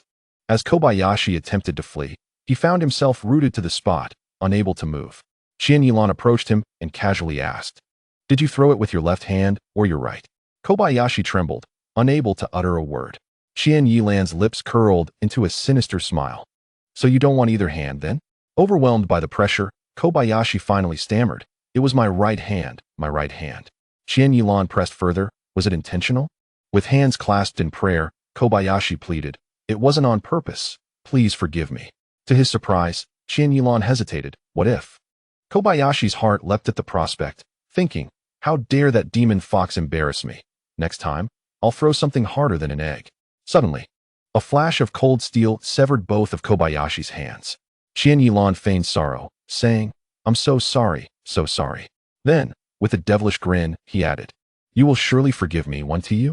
Kobayashi, gritting his teeth against the pain, nodded shakily. Finally, Qian Yilan patted his shoulder, infusing him with a trace of Nine-Tails chakra. Initially stable, this chakra would soon erupt within his body in a matter of days. Naoto Kobayashi would explode like a bomb, leaving no chance of survival. After resolving the trouble, Chiya Ran surveyed his surroundings. Those filled with malice lowered their heads, afraid to meet his gaze. The hostility dissipated in kind. Satisfied with the crowd's reaction, Chiya Ran nodded. He had no time to engage in the so-called bonds and recognition with these strangers. Instilling fear and awe in them was a far more effective method. Ultimately, by performing a good deed, his reputation would soar. Their fear would transform into reverence. At that moment, Kushina stepped forward, disregarding the person beside her, who was sweating profusely from pain. With a concerned expression, she asked, "Are you all right?" Then she took out a tissue to wipe the dirt from Chiya Ran's clothes. Chiya Ran's stern expression softened considerably. He ruffled Kushina's hair and reassured her, saying, "It's nothing." Kushina gently took his hand and tentatively asked, "Shall we continue or head home?" "Let's go home," he replied. After the recent commotion, Chiya Ran lost his desire to shop. He glanced at Tsunade, whose complexion had turned pale, and said, "I'm sorry, Tsunade." He then placed a hand on her shoulder, using soothing, gentle chakra to calm her emotions. Tsunade was surprised to find her mental state stabilizing significantly. Gratefully, she looked at Chiya Ran and said, "Thank you." He shook his head, replying, "It was my doing, it is my responsibility." Kushina, still holding Chiya Ran's hand, looked a bit confused as she observed the two riddle solvers. Chapter 64. Residual Chakra. Tsunade turned to the perplexed Kushina and said, "I will explain why when we get back." With that, the three of them departed the street. As they moved further away, Naoto Kobayashi finally let out a pained wail. It was then that other villagers of Konoha approached to take him to the hospital. One of them, noticing the two severed hands on the ground, wrapped them in cloth and muttered to himself, "Perhaps we can reattach them while they are still warm." The group transported Naoto Kobayashi to the hospital. Upon seeing the anguished Kobayashi, the doctor inquired, "What happened?" Kobayashi, in agony, exclaimed, "My hands." Only then did the doctor realize both of his hands were missing and quickly asked, "Where are your hands? If we are fortunate, we might be able to reattach them."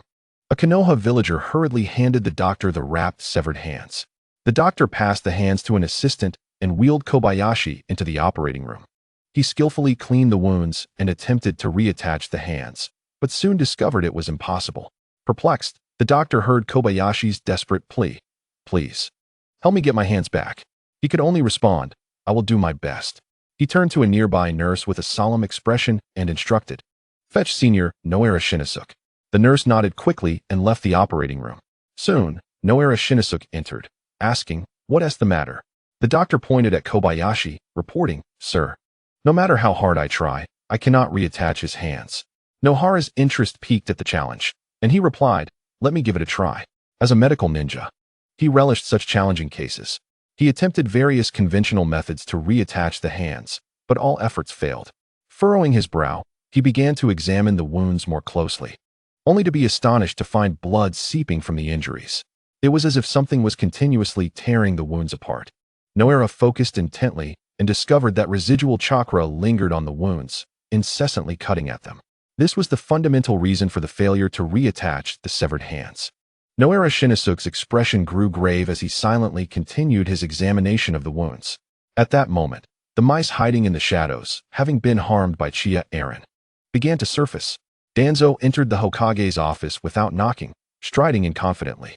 The third Hokage frowned upon seeing him and asked, "Danzo, what is it?" Danzo threw a document at the third Hokage, stating, "Take a look. This is the surprise you've been expecting regarding the genturiki." He emphasized the word surprise heavily. The third Hokage picked up the document, which detailed the incident involving the Nine-Tails genturiki injuring someone. As he perused the document, his expression darkened. He summoned a member of the Umbu, commanding, "Investigate what transpired in this location. I want all the details." "Yes, Hokage-sama." The Umbu nodded and vanished from the office. Danzo's expression shifted slightly as he asked, "Hizashi, what do you mean by this?" The third Hokage glanced at him and replied, "You seem anxious. Every matter requires thorough investigation before conclusions can be drawn, does it not?" Danzo's expression stiffened, but he nodded and conceded, "You're right, Hizashi. I was too hasty." Soon, the Umbu returned with a compiled report, which the third Hokage took and, after a quick glance, coldly regarded Danzo, stating, "I have one question. Why has the identity of the genturiki, Chiya Ran, been leaked? Answer me, Danzo." Danzo feigned surprise, responding, "What? The identity of Chiya Ran as the genturiki has been revealed?" The third Hokage ignored Danzo's pretense and muttered to himself, "This matter ends here, understand?" With his plans thwarted, Danzo stood up in fury, glaring at the third Hokage. The third Hokage remained unfazed, saying, "Danzo, you seem to have forgotten one thing. I am the Hokage." Danzo clenched his teeth, realizing that no matter what he said now, it was futile. He could only leave in a rage. Back at home, Chiya Ran, Tsunade, and Kushina settled in. Tsunade sat on the sofa and said, "Do not speak carelessly about this." Kushina nodded solemnly. Tsunade then continued, "After the Second Shinobi World War, I developed hemophobia." "Hemophobia?" Kushina exclaimed. "No wonder you looked unwell when you saw blood, Tsunade." Tsunade nodded and said, "Exactly. Do not spread this around, understood?" Kushina immediately mimed zipping her lips, which amused Tsunade greatly. Tsunade then playfully pinched Kushina's cheeks for a while before finally letting go. In the evening, after finishing training, Chiya Ran sat contentedly in the training yard, instructing Kushina on ninjutsu. As for his own training progress, aside from physical enhancement achieved through diligent practice, he delegated all ninjutsu training to shadow clones. He only needed to absorb the memories and experiences before practicing twice. Kushina, with a serious expression, formed hand seals for wind release, vacuum big sphere. She took a deep breath and expelled the compressed air projectile, which forcefully shattered the wooden stake. Chiya Ran nodded in satisfaction and said, "Kushina, your wind release is now proficient. You may proceed to the next stage of training." With that, Chiya Ran began teaching Kushina the wind release, Rasengan. He explained, "The standard Rasengan involves changing the chakra's form. Like this." Chiya Ran gathered a Rasengan in his hand. Next, You will need to incorporate elemental change. He began adding wind chakra to the stable Rasengan. Instantly, the training ground filled with a piercing sound as the Rasengan surrounded itself with rapidly spinning blades, resembling shurikens. While maintaining the Rasengan, Chiya Ran informed Kushina, "This is the next technique for you, but I recommend using shadow clones for practice rather than your physical body." Kushina, puzzled, asked why. As Chiya Ran gradually ceased the infusion of chakra, the wind-style spiral shuriken in his hand began to dissipate slowly. This technique, if not controlled properly, could cause irreversible damage to the hand. If one wishes to utilize ninjutsu while still unskilled, it is preferable to employ shadow clones as a substitute. Kushina nodded in agreement and subsequently summoned a shadow clone. The clone cast a helpless glance at her before proceeding to cultivate on its own. With a hint of confusion, Kushina turned to Chiya Ran and inquired, "What should we do now?" Chapter 65. "It's you again." Chiya Ran snapped a twig and placed it in his mouth, leaning against a tree as he replied, "Just lie back and watch your shadow clone practice, much like I am." He slightly tilted his chin toward a multitude of his own shadow clones, all diligently training. Kushina asked, "So, I can truly do nothing?" After a moment of contemplation, Chiya Ran answered, "There is still something to do." Kushina squatted beside him and asked, "What should I do then?" Chiya Ran responded, "Test the limits of your adaptability to the shadow clone training method." He then shared his testing approach with Kushina, allowing her to explore it independently. Nodding in understanding, Kushina commenced her training. Chiya Ran closed his eyes, appearing to drift into slumber, but in truth, he entered a mental space to converse with the Ninetales. Observing the immobile Ninetales, Chiya Ran addressed it as one would a friend. "How have you been lately, Kyubi?" The Ninetales shut its eyes, choosing to ignore him. Through their time together, it had come to grasp the mischievous nature of this young boy. Any response would ultimately lead to its own detriment. So it reasoned that ignoring him would be the wiser choice. Resolute in its decision, the Ninetales remained unresponsive to Chiya Ran's greeting. Chiya Ran, witnessing this, felt a twinge of frustration. "Where's that feisty fox from before? I want it back." However, having the Ninetales serve as a source of energy was not without its advantages. Thus, he remarked, "I was considering loosening a few chains to give you a break, but if you prefer silence, so be it." With that, Chiya Ran exited the mental space. Upon hearing his words, the Ninetales, while aware that he was merely indulging in wishful thinking, felt a pang of regret. What if he had been sincere just now? The multitude of what-ifs left the Ninetales feeling somewhat dejected, but regret is a fruitless endeavor. It could only close its eyes and await Chiya Ran's next visit. On the following morning in the village of Konoha, a carriage rolled to a halt at the village gates. The ninja in charge of registration did not even lift his eyelids, producing a notebook and asking, "Name, origin, purpose?" The leading man, with a hearty smile, replied, "I am a craftsman from the land of crafts, here to request an escort mission." The registering ninja continued, "Name?"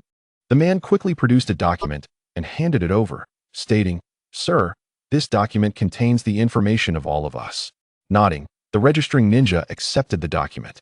Having witnessed his predecessor lose their position due to a spy infiltrating from another village, he was particularly cautious. He meticulously cross-referenced each individual's basic information. Once assured of its accuracy, he stamped the document and granted them passage.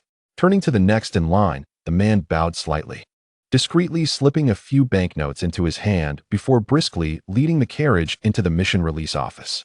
As usual, Uchiha Makoto knocked on the door of Kushina's home.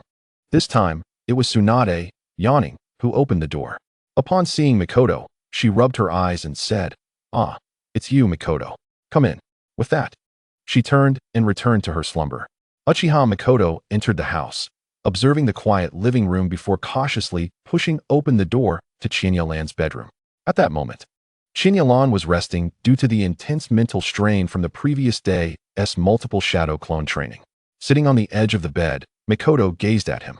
Sensing an inexplicable feeling of being watched in his sleep, Chiya Ran opened his eyes to find it was Makoto. Assuming he was still dreaming, he opted to bury his head under the blanket and continue sleeping. Makoto, slightly exasperated, poked him. Chiya Ran lowered the blanket and looked at Uchiha Makoto, saying, "Is this dream truly so realistic?" He then reached out to poke Makoto's cheek to validate his thoughts. Makoto, both amused and exasperated, gazed at him. Seeing Chiya Ran becoming increasingly audacious, she gently tapped his forehead, saying, Stop fooling around. You're not dreaming. Blushing slightly, she adjusted her clothing. Only then did Chiya Ran realize he was indeed awake, and, unable to restrain himself, embraced Mikoto.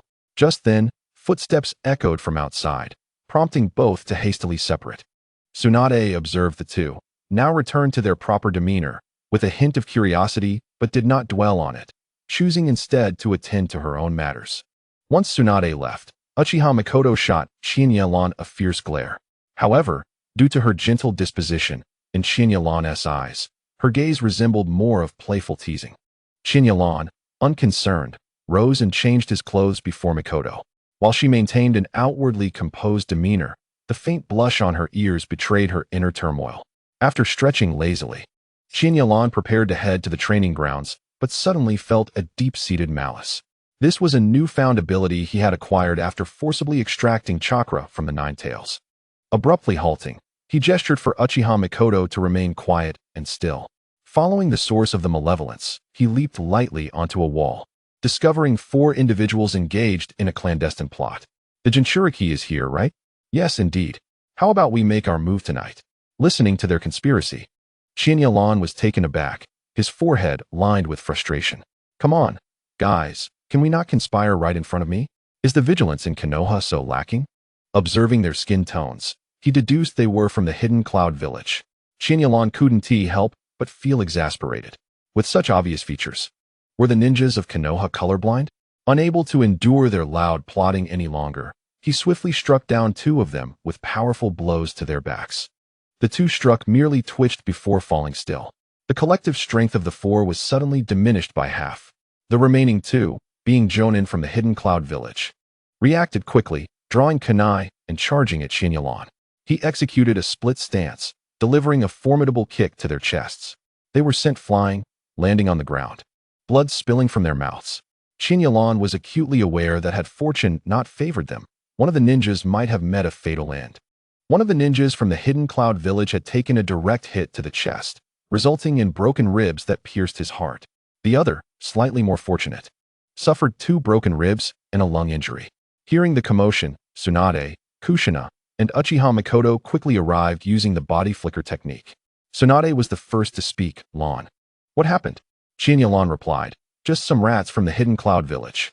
To prevent any potential counterattack from the cloud village ninjas, he summoned shadow clones to restrain their hands securely. Chapter 66. Turning the tide of reputation. Upon hearing Chiya Ran's words, Tsunade could not help but exclaim, more of them from the hidden cloud? Chiya Ran nodded in affirmation. Uchiha Mikoto, curious, asked, Tsunade, why do you say it's them again? Having grown closer to Tsunade, she had taken to calling her Tsunade instead of Lady Tsunade, and Tsunade had encouraged her to do so. Uchiha Mikoto naturally seized the opportunity to forge a closer bond with Tsunade. In her eyes, Tsunade could be considered half a guardian to Chiya Ran, and nurturing a good relationship with guardians only brings benefits, never drawbacks.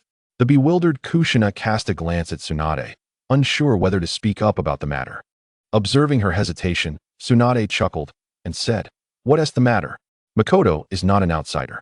It was then that Kushina spoke up. Sister Mikoto, the reason I mentioned the hidden cloud village is that they previously attempted to kidnap me.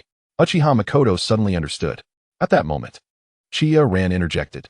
So how do we deal with this guy? I see there are no Umbu around. Eagerly, Uchiha Mikoto suggested. We have members of the Uchiha Konoha guard nearby. Shall we have them handle it? Tsunade shook her head. That wouldn't be appropriate. The Konoha guard is only responsible for internal matters. It's better to hand this over to the Umbu. The captured hidden cloud ninja's expression changed as he was about to plead for mercy, but was met with a powerful kick from a shadow clone. He was sent flying, blood spraying from his mouth, mingled with a few broken teeth. This kick rendered the hidden cloud ninja unable to speak. While the group was in turmoil, an Umbu, dispatched by the 3rd Hokage due to yesterday's incident, approached Chiya Ran's residence. He knocked on the door repeatedly, but no one answered. Coincidentally, he heard familiar voices coming from the street adjacent to the courtyard. The Umbu initially intended to leap directly into the courtyard, but just as he was about to act, he recalled that Tsunade also resided there. The last time someone had barged in without Tsunade's consent, they had ended up with 2 broken ribs. Moreover, Tsunade was a top-tier medical ninja, capable of healing injuries afterward. Given her unique status, The Umbu had witnessed the third Hokage looking exasperatedly at Tsunade on more than one occasion, unable to do anything. Therefore, being attacked would be in vain. The Umbu opted to take a detour. Upon arrival, he witnessed the events that had just transpired, initially assuming it was a deliberate provocation by villagers. He observed the three individuals who appeared to be nearly out of breath. Just as he was about to comment on their excessive actions, Tsunade interjected, "You've arrived just in time. Take care of these hidden cloud spies." The Umbu was taken aback, then crouched down to examine the bodies closely. Noticing the calluses on their hands, he was convinced of Tsunade's assertion. He rose and replied, "No problem, Lady Tsunade, leave it to me." Afterward, he shifted his gaze to Chiya Ran, hesitating for a moment before stating, "The third Hokage sent me to advise you to be more cautious next time. He deliberately used you, as he sensed that this genturiki had a rather volatile temperament, and receiving another beating would be undesirable." Chiya Ran seemed to be in good spirits, flexed his wrists, and nodded. "Please take care of these bodies as well." Seeing Chiya Ran so accommodating, the Umbu sighed with relief and quickly said, "Of course. You all go rest. I'll handle the rest." Chiya Ran nodded. "Thank you for your trouble." With that, he jumped back into the courtyard, and the other two followed suit, leaving Tsunade, who was shaking her head in exasperation. She called out, "Can't you use the front door?" as she took a longer route back. Once the group returned to the room, Kushina turned to Uchiha Mikoto and asked, "Sister Mikoto, when did you arrive?" Uchiha Mikoto casually replied, "I just got here not long ago." Kushina propped her chin on her hand, looking at Mikoto with suspicion. She felt something was amiss with Mikoto. Sensing the unusual gaze, Uchiha Mikoto lowered her head, feeling a bit guilty. Suddenly, Kushina clapped her hands and exclaimed, "Mikoto, have you been secretly?" Her expression turned serious. Uchiha Mikoto clutched the hem of her clothes tightly, nervously tightening her grip. "Sister Mikoto, did you secretly put on makeup today?" Just as she began to apologize, Kushina's inquiry interrupted her. "Ah," she exclaimed, quickly responding, "Yes, I applied a little light makeup today." Kushina wore an expression that read, "I see through you." Uchiha Mikoto relaxed, her palms slick with cold sweat. She exhaled, then began chatting with Kushina about other topics. In the Hokage's office, the third Hokage gazed at the bodies and the lone survivor, feeling overwhelmed. He rubbed his temples and asked, "What happened to these bodies?" The Umbu replied, "Lord Hokage, they are the corpses and spies of an enemy nation." Only then did the third Hokage feel relieved, knowing that if Chiya Ran had killed several civilians in public, he would have been unable to protect him. He inquired, "Was it Chiya Ran who did this?" Seeing the Umbu nod, the third Hokage's eyes began to spin with thoughts. Quickly, spread the word that the genturiki of the Nine Tails not only did not flee in the face of enemy spies, but also protected vital information within the village. The Umbu hesitated before responding. "Understood, Lord Hokage." The third Hokage pointed at the bodies and the survivor, asserting, "Extract their last bit of value. Then check with the hidden cloud if they want to redeem them. If not, eliminate them to save resources." The third Hokage spoke with a tone of firm authority. Soon, two more Umbu appeared to take the hidden cloud spies away. The third Hokage took a deep breath and added, "There's one more thing. Find out who let these people in. I want an investigation." At that moment, the ninja responsible for the registration suddenly sneezed, muttering to himself, "Who is talking about me?" A sudden chill swept through, causing him to shiver as he tightened his clothing to prevent the cold from seeping in. Little did he know that by the end of the day, he would lose this lucrative position. Just then, an Umbu approached, rapping his fingers on the table and saying, "Hand over today's registration list." The registering ninja, somewhat impatient, looked up along his arm. Upon seeing the Umbu, he immediately suppressed his annoyance, donned a fawning smile, and stood up slightly bent, presenting the list with both hands. "Ah, it's you, Umbu. Here's today's registration list. If you have any questions, please feel free to ask." The Umbu took the list and quickly located the registration records for the Hidden Cloud Village. After confirming the number was indeed 4, he pointed at their registration records and asked, "Have these individuals been checked?"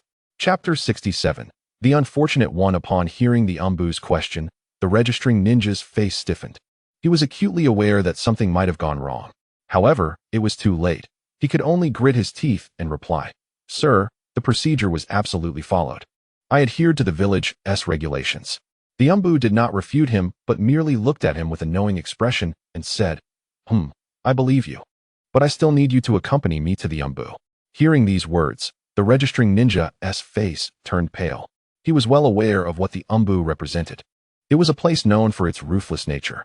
Entering might not lead to death, but it would certainly be a harrowing experience. He felt his legs weaken and collapse to the ground. In a state of extreme fear, he couldn't even muster a plea for mercy. The other two Umbu simply seized him by the arms and, like a chicken, dragged him away before a crowd. Once they turned a corner, his mental defenses finally shattered, and he broke down in tears, exclaiming, "I was wrong. Sir, I shouldn't have been so greedy." The lead Umbu gestured for them to release him, then approached and lightly patted his face, saying, "From now on, I'll ask the questions, and you'll provide the answers, all right?" He was too weak to support himself and slumped on the ground, hurriedly nodding. "Speak, I'll tell everything." The Umbu, seeing his willingness to cooperate, remarked, "If only you had been this cooperative earlier." He then began to inquire, and without waiting for the Umbu to ask further, the registering ninja divulged everything he knew. After hearing the information, the Umbu confirmed that it aligned perfectly with what the intelligence team had gathered, waved his hand, and said, "All right, you can go now." With that, he cast a sympathetic glance at the registering ninja, acknowledging that this individual had indeed had a stroke of bad luck. Had it not been for this incident, his greed for that small sum of money would have been inconsequential. Prior to this, the Umbu had thoroughly investigated this individual, even delving into the minutiae of his daily meals since childhood. Their presence here was merely to confirm their findings. It was only when the silhouettes of the Umbu faded into the distance that he leaned against the wall, slowly sinking to the ground, exhaling a heavy sigh of relief. A gust of cold wind swept by, and he felt a chill in his trousers, as a foul odor permeated the air. He had, in fact, wet himself out of fear under the scrutiny of many eyes. In the Umbu interrogation room, the expressionless agent from the mountain clan withdrew his hand from the forehead of the corpse. Undertaking such a task, every ninja would impose a mental seal upon themselves.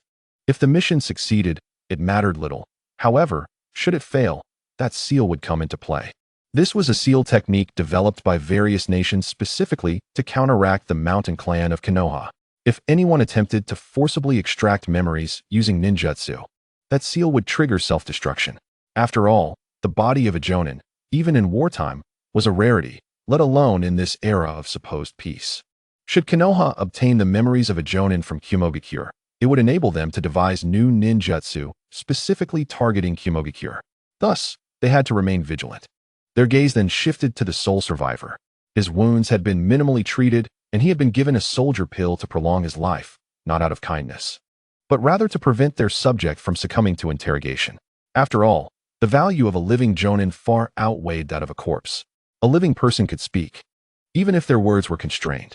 The Umbu had their own unique methods to circumvent the restrictions imposed by the seal and obtain what they desired.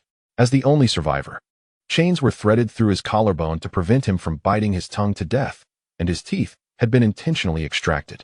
The expressionless agent from the mountain clan looked at him and said, "I advise you to speak honestly, to spare yourself further pain."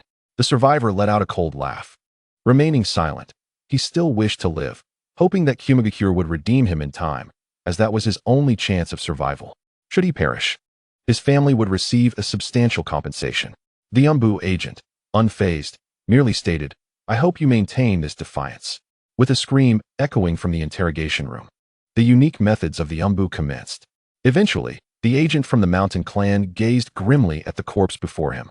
He had not anticipated that this Kumogakure ninja would possess such resilience. "Well, he's dead now. It matters not," he muttered, wiping his hands and exiting the interrogation room. A week later, in the training grounds of the courtyard, Chiya Ran yawned, watching with satisfaction as Kushina successfully executed the wind release, spiraling Shuriken. After countless failures with shadow clones, she had finally succeeded. Her face lit up with joy as she turned to Chiya Ran, exclaiming, "Lan, I did it." Chiya Ran feigned excitement, applauding her, then moved closer to help stabilize her chakra. "Let us see if you can launch it." Kushina attempted, shaking her head in disappointment. "I can't." Chiya Ran gently guided her chakra, patiently advising her in a whisper, "Remember this feeling. You're not pushing it away. The wind cannot be pushed aside. Imagine it as a feather. Close your eyes and feel it, reducing your chakra input. I don't want you to dismantle the training ground." Chiya Ran grasped Kushina's wrist and gently urged her forward, Now release. With a whoosh, a flash of blue light surged forth, piercing through 3 wooden posts. There was no sound of explosion, only the sound of cutting. Kushina stared in amazement. I really launched it. Overjoyed at the sight of the 3 pierced posts, she embraced Chiya Ran, exclaiming, "Lan, I succeeded." Chiya Ran, taken aback by the sudden impact, stumbled back a step. He reached out to stroke Kushina's long hair, saying, "Remember that feeling, don't forget it." Kushina nodded earnestly. Watching from the side, Uchiha Makoto was equally astonished. With her keen perception, she could discern that the technique Kushina had just executed had been purposefully weakened. Had it not been for this alteration, its power would have been unimaginable. Makoto approached tentatively and asked, "Lan, can I learn it?"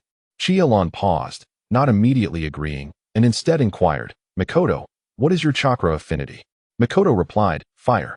"Is it a single affinity?" Chiya Ran asked, to which Makoto nodded affirmatively. Chiya Ran stroked his chin thoughtfully. "Makoto, I can teach you this technique, but you will need to develop the nature transformation on your own." Makoto looked puzzled. What is nature transformation? Chapter 68. The Grand Fire Release. Noticing the confusion in Makoto's eyes, Chiya Ran explained the nature and form transformations associated with the Rasengan. Makoto quickly grasped the concept, saying, "So, I need to train in chakra form transformation first?" Chiya Ran confirmed, "Exactly. The training in chakra nature will require your own exploration, though I can share some of my experiences." Makoto nodded, indicating her understanding. "Now, Makoto, concentrate your chakra with one hand. I'll help you remember this process." Chiya Ran instructed. Makoto complied, gathering chakra with her hand. Chiya Ran employed the same method he used with Kushina to help Makoto find her feeling. Kushina observed from the side, increasingly sensing something amiss, yet unable to articulate it. Makoto soon formed a Rasengan, and Chiya Ran said, "Makoto, now you must maintain it." Makoto nodded, and, following the same method Chiya Ran had taught Kushina, she successfully learned to sustain the Rasengan. Chiya Ran then imparted his experiences regarding chakra nature transformations to Makoto, concluding with, "Makoto, this technique is dangerous, so I hope you utilize shadow clones for your practice." Makoto, suppressing a smile, responded, "Just like you?" Chiya Ran, reminiscent of a merciless capitalist, nodded, "I provide the opportunity for shadow clones to train in ninjutsu. They should be grateful to me. I even feel they ought to compensate me for it." Makoto was astonished. How could that be? If they weren't your shadow clones, they would have likely gone on strike long ago. Chiya Ran simply remarked, "Perhaps." Without delving deeper into the topic, Makoto followed his advice and summoned 2 shadow clones. One focused on the form transformation, while the other injected fire nature chakra into the Rasengan. The originally blue Rasengan was forcibly dyed dark red the moment the fire chakra entered. The surrounding temperature rose dramatically. Even Chiya Ran and the others could feel the heat. Soon, the Rasengan showed signs of going out of control. Chiya Ran warned, "Makoto, brace yourself." As expected, the Rasengan erupted in an explosion. Fortunately, at the moment of the blast, Chiya Ran quickly pulled both women back. As the shadow clones dissipated, Makoto remained unfazed, showing no reaction. Chiya Ran, concerned, asked Makoto, "Are you sure you're not experiencing any adverse effects?" Makoto shook her head. Chiya Ran then recalled that both he and Kushina possessed the Uzumaki clan's physique. While Makoto had the Sharingan, the mental strain she experienced likely paled in comparison to when she activated her eyes. At this moment, Uchiha Makoto spoke again. "I just feel that my chakra is being consumed at a significantly higher rate during training, without impacting my combat effectiveness. I can only use it about 4 times a day." Chiya Ran comforted her, saying, "It's quite normal for you to have less chakra than us. After all, I possess a unique physique that allows for a greater chakra capacity, and Kushina has the Uzumaki clan's heritage, making our training relatively easier. As for you, Makoto, being a member of the Uchiha clan, having slightly less chakra is perfectly reasonable." Uchiha Makoto's expression stiffened, her usually gentle smile darkening. Observing Chiya Ran's nonchalant attitude, she clenched her delicate fists and remarked, "While your words may hold truth, why do I feel the urge to strike you?" Taken aback, Chiya Ran couldn't comprehend why his attempt to console her had seemingly upset her instead. Makoto, noticing Chiya Ran's bewilderment, retorted, "As a member of the Uchiha clan, my chakra amount is already quite commendable among my peers. Who knew you too?" She trailed off, unwilling to continue, feeling too humiliated. Summoning a shadow clone, she resumed her training. Chiya Ran did not intervene, recognizing that this level of training was far too easy for Uchiha Makoto. However, the transformation of the Rasengan's chakra nature was not so simple. After failing 3 more times, Makoto decided to abandon her efforts for the day and continue training tomorrow. Chiya Ran's system rewards from the previous day had also been credited. Aside from the daily rewards, the most useful were these two. Teach Kushina the chakra nature transformation of the Rasengan. Reward: Wind Release. Vacuum Rasengan. A miniature version that can be used like a bullet. Characterized by its stealth and high penetration, suitable for assassination.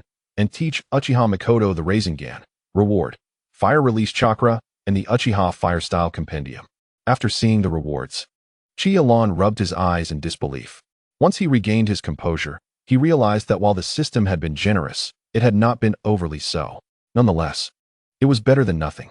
To Chiya Ran's surprise, a visitor arrived at his home that morning. Hearing a knock at the gate, he assumed it was Uchiha Makoto and casually walked over to open the door, only to be astonished by the sight before him. Orochimaru? The unexpected guest was indeed Orochimaru. Striving to muster a smile, Orochimaru's grin had an unsettling quality. Lankuin, won't you invite your guest in for a moment? Chiya Ran quickly recovered and replied, Orochimaru, please come in. Given the timeline, the current Orochimaru had not yet descended into madness, and normal conversation should pose no issue, especially with Tsunade present in the house. Moreover, Chiya Ran's tailed beast form made him unafraid of Orochimaru. As Orochimaru entered the courtyard, Tsunade emerged from the house. She looked at Orochimaru, puzzled, and asked, Orochimaru, usually you're far too busy for a visit. What brings you here? Orochimaru responded, I simply wish to meet the genius who recently caused quite a stir. His gaze fixated on Chiya Ran with fervor, as if he were admiring a work of art. Chiya Ran offered a polite, yet distant smile. Orochimaru, it is merely a combination of the transformations and properties of chakra. It is hardly noteworthy. Orochimaru chuckled softly. Not noteworthy? Lankuin, you are truly modest. The transformation and property changes of chakra you speak of are realms beyond what most jonin can even touch. Tsunade furrowed her brow and interjected, Orochimaru, if you continue to avoid the main topic, you may as well leave. Orochimaru, unfazed, replied, Tsunade, you are being too hasty. He reached into his sleeve and produced a scroll, tossing it to Chiya Ran. Chapter 69. Orochimaru's gift. Chiya Ran caught the scroll and inquired, what is this? Orochimaru donned his signature smile. Just a few of my personal insights on wind release, along with my recent research on the nature transformation of wind attribute chakra compression. Tsunade's tense expression relaxed. She was aware of her old friend's high expertise in wind release. Although she was uncertain of his intentions, it appeared to be a positive development. At least for now. Chiya Ran, receiving the scroll, expressed his gratitude. Thank you, Orochimaru, but why gift this to me? Orochimaru regarded Chiya Ran, whose calm demeanor surpassed that of his peers, and stated, I merely wish to see what changes you can bring to this decaying ninja world. Should you ever find the village too dull, feel free to visit my laboratory. You can ask Tsunade for the address. With that, Orochimaru transformed into a cloud of smoke, leaving behind a few small white snakes. Kushina gasped at the sight of the snakes, gripping Chiya Ran's clothing tightly. Tsunade observed the serpents and remarked, Orochimaru loves to indulge in such tricks. She looked at the snakes and added, if you don't want to become snake stew, you'd best make your exit. The snakes, seemingly with a mind of their own, hastily fled the courtyard. Kushina then asked, Tsunade, do you know him well? Tsunade nodded slightly. Old classmates, I suppose. Chiya Ran seated himself on the ground and began to examine the scroll that Orochimaru had given him. True to the reputation of the future scientist of the ninja world, the scroll detailed how to alter the flow of chakra and convert the cutting nature of wind into compression. Tsunade, meanwhile, took out some snacks to comfort the startled Kushina, reminding her, Lan, be cautious not to get too absorbed in this. Orochimaru's ideas can be excessively extreme. You must discern wisely. Chiya Ran nodded, reassuring her, don't worry. Tsunade, I'm merely drawing inspiration. With that, he summoned a shadow clone. The clone extended its hand to form a Rasengan while incorporating the wind nature transformation. At first glance, it appeared no different from before. However, the clone began to compress the Rasengan. Orochimaru's scroll provided Chiya Ran with a crucial theory, transforming the centripetal force once used for cutting into what could be called centrifugal force. As the Rasengan in the clone's hand began to collapse, it ultimately compressed to the size of a fingertip. Observing this, Chiya Ran stated, "Let us head to the backyard to test its power." Kushina and Tsunade followed, eager to witness the prowess of Chiya Ran's new technique. The clone launched the compressed version of the vacuum Rasengan directly at a massive boulder in the training ground. The compressed Rasengan easily pierced through the boulder, leaving only a small hole without any further alteration. Suddenly, Tsunade's eyes lit up. She picked up a small stone from the ground and hurled it at the giant rock. The moment the pebble made contact, the boulder crumbled into dust. Kushina's mouth dropped open in awe at the sight, momentarily forgetting the snacks in her hands. Seizing the opportunity, Chiya Ran snatched the treat from Kushina, savoring it. Even though he had his own, other snacks always seemed more delightful. Once the clone completed its task, it swiftly dispelled itself. Fearing that Chiya Ran, the relentless capitalist, might continue to exploit it. Realizing her snack had been taken, Kushina glared at Chiya Ran, visibly upset. Tsunade, smiling, handed Kushina another treat, which finally diverted her attention from Chiya Ran. At this moment, Chiya Ran summoned a multitude of shadow clones once again. They began to form Rasengans, infusing them with the transformation of fire attribute Chakra. Armed with the insights from the recent compression experiment and the lessons learned from Mikoto's failures, Chiya Ran was determined not to let these clones train autonomously as they usually did. He issued precise instructions, endeavoring to compress the fire attribute Chakra. Under his command, dozens of shadow clones coalesced the Rasengan into a deep crimson hue. However, many of the shadow clones failed due to lack of control. The temperature in the training ground continued to rise. Tsunade couldn't help but fan herself with her hand. At that moment, Kushina heard a knock at the door, approached, and discovered it was Mikoto Uchiha. "Sister Mikoto," Kushina greeted her. Mikoto Uchiha returned the greeting and inquired, "Erasure, are you training again?" Kushina nodded, and the two proceeded to the training ground, witnessing the fervent scene before them. Mikoto Uchiha, observing Chiya Erasure training with numerous shadow clones, could not conceal her envy. "My chakra reserves are still too limited. I wonder if there's a way to enhance them." At that moment, Chiya Erasure noticed Mikoto Uchiha's presence, turned to her, and said, "Sister Mikoto." Mikoto approached him, saying, "Recently, there have been many rumors about you. Would you like to hear them?" Chiya Erasure chuckled. "They must be criticisms, right?" However, Mikoto's subsequent response astonished him. There were indeed criticisms, but they were balanced with commendations. Chiya Erasure turned back, a look of surprise on his face, and asked, "Sister Mikoto, you're not joking, are you?" Although he had initially intended to perform good deeds to improve his reputation, he wondered how his reputation had improved even before taking action. Mikoto Uchiha, seeing his astonishment, smiled and said, "Do you want me to reiterate why their opinions of you have improved?"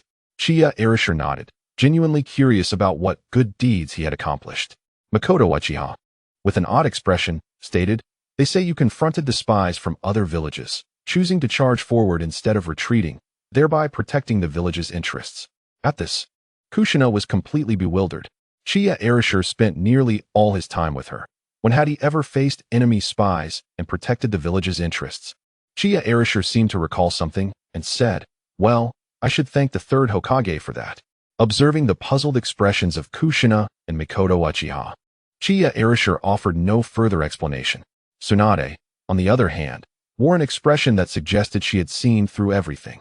At that moment, Mikoto Uchiha looked at Chiya Arashi's shadow clones executing the Rasengan and asked, "Erasure, are you integrating the fire attribute chakra into the Rasengan?"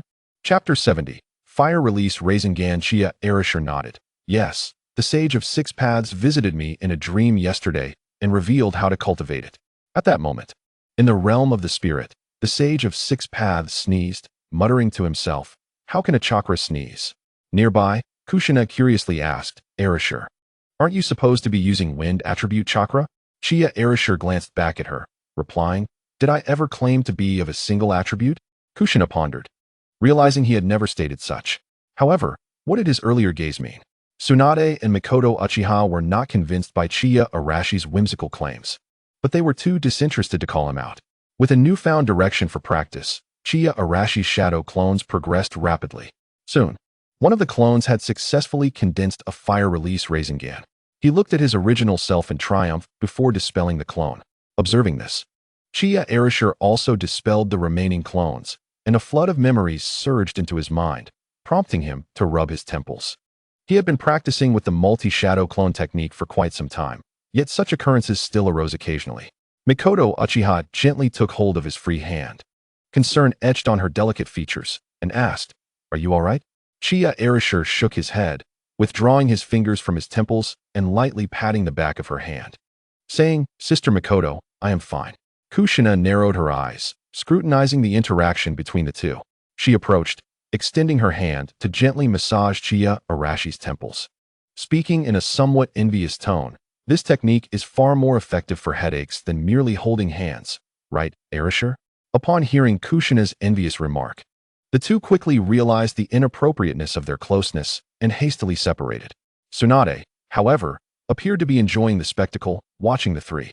Chiya Erasure cleared his throat, stating, "I am uncertain about the power of this new technique, so you should stand back." This prompted Tsunade to spring into action. She quickly stood and said, "Kid, don't destroy my backyard. Let's head to that place instead." With that, she led Chiya Erasure and the others to the location where they had previously developed new techniques. Tsunade pointed to a spot and declared, "Here will do." Chiya Erasure nodded and began to condense the fire release Rasengan with one hand. As the Rasengan materialized, everyone felt an intense heat, causing the very air to warp around them. To the other three, Chiya Arashi's figure appeared distorted and hazy. They instinctively took a few steps back, and Chiya Erasure too felt the searing heat in his palm. He hurled the Rasengan, a streak of red light slicing through the air, striking a massive boulder. Upon impact, the Rasengan erupted violently. The shockwave caused the three women to instinctively shield their faces with their arms. As the shockwave gradually subsided, Tsunade lowered her arms and was relieved by the sight of the core area, grateful for her earlier decision. Had Chiya Erasure attempted that in the backyard, they would likely have needed to find a new home that very night. The center of the explosion revealed a massive crater, where the intense heat had transformed the rock into crystal at its core, indicating the extreme temperatures within. The edges of the crater were charred. Mikoto Uchiha stared in awe. Her mouth agape. She murmured, "At this level of power, if it were directed at an enemy, they would likely be turned to ash." Unlike the utterly astonished Mikoto Uchiha, Kushina, having witnessed Chiya Arashi's previous jutsu's power, was surprised but not as dramatically so.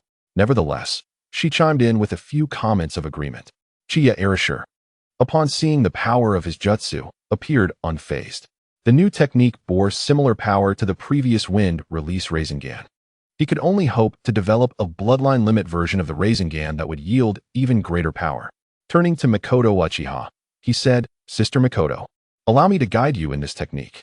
Mikoto nodded and approached Chiya Erasure. He extended his hand, condensing the Rasengan while explaining, "Most fire release techniques pursue explosion and diffusion to eliminate enemies. This must have been your thought yesterday, right, Sister Mikoto?" Mikoto nodded, "Indeed. Fire release relies on explosions and diffusion to maximize lethality. That was my intention." Chiya Arashi's voice reached Mikoto's ears. "Sister Mikoto, your approach is misguided." Hearing this, Mikoto turned to him, questioning, "Then what is the correct approach?" Chiya Erasure responded, "We should focus on compression rather than detonation." "Compression?" Mikoto looked at him, puzzled. Chiya Erasure continued, "Exactly, compression, because the essence of the Rasengan is to compress and maintain, is it not?" Mikoto nodded, saying, "So the pursuit of explosion and diffusion in fire release is essentially opposite to the Rasengan?" Chiya Erasure slightly inclined his head in affirmation, "Precisely. What you need to do is compress. Now, give it another try." Mikoto, filled with determination, nodded enthusiastically, "All right." She summoned 2 shadow clones and began her practice. However, due to the limited chakra reserves of Mikoto Uchiha, she could only attempt this training 4 times before concluding for the day. A group of individuals was traversing the path home, and along this back-and-forth journey, Chiya Ran distinctly sensed a substantial reduction in the animosity directed towards him by the villagers of Konoha. Evidently, the third Hokage had indeed invested considerable effort into this matter. At that moment, a ball rolled to Chiya Ran's feet, prompting a nearby child to approach and gaze at him. The child's parent, who had been observing from a distance, initially appeared indifferent, but upon catching sight of Chiya Ran's face, her expression turned pale. She hurriedly approached and bowed, apologizing, "Ninja-sama, I am sorry. Others soon recognized Chiya Ran, and the atmosphere became palpably tense. Noticing her fear, Chiya Ran waved his hand, picked up the ball, and inquired of the child, "Is this yours?" The child nodded, and Chiya Ran tossed the ball back to him. As he walked past the still bowing parent, he remarked, "Be careful next time." With that, he departed, leaving the parent drenched in cold sweat. Engaging in actions that could subtly enhance his reputation was not something he would shy away from. After all, he was not merely a madman who knew only how to kill. The onlookers were taken aback by Chiya Ran's recent actions. One person spoke up. "This genturiki of the Nine Tails seems rather kind-hearted." Another concurred with this sentiment. This incident would undoubtedly become a topic of conversation among the witnesses in the days to come. Chapter 71. The Shadows remains on a clear morning 2 years later. Kushina, clad in casual attire, sat on the edge of her bed, gently rousing the still sleeping Chiya Ran. "Wake up, no more sleeping. Today, we have a mission with Shikamaru-sensei." Disturbed from his dreams, Chiya Ran merely turned over, presenting Kushina with the back of his head. Witnessing this, a mischievous smile crept onto Kushina's face as she muttered to herself, "How dare you ignore me?" She playfully tousled Chiya Ran's hair with her long red locks. At that moment, still in a haze of sleep, Chiya Ran felt an itch at the tip of his nose. Instinctively, he reached out, only to unexpectedly embrace a soft body. Clutching Kushina as if she were an oversized pillow, he mumbled, "Stop messing around. Let me sleep a little longer." Kushina gasped, her body freezing in place as Chiya Ran's warm breath brushed against her neck, rendering her weak. It seemed Chiya Ran found the sensation of the figure in his arms quite delightful. Rather than releasing her, he nestled his head into Kushina's red hair, giving it a gentle nuzzle. Kushina's face flushed crimson, and despite her desire to push him away, she found herself utterly powerless. At that moment, Tsunade entered Chiya Ran's room, intending to call him for breakfast, only to be taken aback by the scene before her. Quickly covering her eyes, she exclaimed, "I saw nothing." Tsunade retreated from the room, ensuring to close the door behind her. Kushina's face was now as red as blood, while Chiya Ran, still groggy, began to awaken. Realizing the soft sensation in his embrace felt off, he pondered why his blanket was so plush. Upon opening his eyes, he was startled to find Kushina in his arms. A wave of embarrassment washed over him. Kushina, tilting her head, realized he was awake and remarked with irritation, "Have you had your fill of hugging? Hurry up and let go." Chiya Ran quickly released her. Standing up, Kushina poked his forehead with her finger, urging, "Get up quickly. We have a mission to execute." Only then did Chiya Ran register her words, and he promptly dressed and stepped outside. Just in time, Mikoto was present. But Chiya Ran found it peculiar that Tsunade's gaze towards him seemed somewhat strange. Breakfast concluded amidst Chiya Ran's bewilderment. As they walked along the path, Kushina was the first to break the silence. "What mission has Shikamaru-sensei assigned us? It seems rather secretive." Chiya Ran shrugged, "I'm curious too." Thus, the trio arrived at the meeting point. Unlike usual, the ever-smiling Shikamaru bore a serious expression. Seeing his demeanor, the group inexplicably felt a surge of tension. Once the trio was gathered, Shikamaru spoke earnestly. "Recently, the Umbu discovered traces of the remains of Mu and Ghost Lantern Kagaya. We are to assist the Umbu in retrieving at least one of the bodies." Chiya Ran's expression flickered, yet upon noticing Mikoto and Kushina's bewildered looks, he maintained a facade of ignorance, though his smile had faded. Realizing the trio's confusion, Shikamaru recalled their ages and explained, "Mu was the second Tsuchikage of Awagakure, and Ghost Lantern Kagaya was the second Mizukage of Kirigakure. They perished together on a battlefield, only to be discovered today." Upon hearing the identities of Mu and Ghost Lantern Kagaya, Kushina and Mikoto's expressions turned serious, abandoning their previous levity.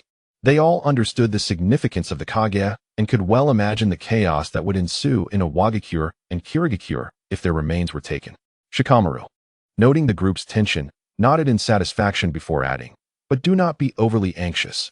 Our primary task is to assist the Umbu." As he concluded, Mikoto and Kushina relaxed somewhat, yet Chiya Ran remained solemn, unwilling to take any chances. At that moment, an Umbu appeared beside Shikamaru, reporting, "Shikamaru-sama, we are ready to depart." Shikamaru nodded, "Lead the way." As they joined the team, Chiya Ran spotted Jiraiya leading Team 7, including Minato and others. Among the familiar faces, one Uchiha clan member greeted him, "Chiya Ran, it's been a while." The individual was Uchiha Genya, who also acknowledged Mikoto-senpai. Chiya Ran had long forgotten him. Yet he could not simply ignore the friendly gesture, so he nodded in acknowledgement, hello. This interaction caused Uchiha Genya to twitch his mouth in annoyance. As he once considered Chiya Ran his lifelong rival, yet it seemed Chiya Ran had never cared. After Genya departed, Kushina leaned in to ask, Ran, who was that just now? Chiya Ran thought for a moment, uncertainly replying, he should be a classmate from Ninja Academy. I remember there was an Uchiha in my cohort. Given the conspicuous nature of the Uchiha clan, Chiya Ran could not help but have some recollection, though their names and faces had long slipped his mind. The remains of Mu and Ghost Lantern Kagaya were located at the edge of the Kamizukabashi mountain range. Since this operation was in collaboration with the Umbu, the Night Watch was entirely entrusted to the more specialized Umbu members. In the Hokage's office, the third Hokage observed his three friends feigning confusion and inquired, what is the matter? Danzo stepped forward, directly addressing him. Hizashi, you've gone too far this time. How can a Jinchuriki be on the battlefield? Tsunade added, indeed. It was our consensus that Jinchuriki should not engage in combat. If the nine tails within him were to go berserk, the consequences would be dire. The atmosphere in the office grew tense. The third Hokage turned his gaze towards Hiruzen, asking, do you have any opinions? Hiruzen shook his head, attempting to ease the tension. I only wish to say a few words. His light-hearted interruption alleviated the previously charged atmosphere. The third Hokage managed to smile as he explained. Jinchuriki from other major ninja villages participate in wars. Why should our Jinchuriki be excluded from battle? Tsunade slammed her hand on the table, retorting, is that even comparable? Do we lack a Jinchuriki's strength on the front lines?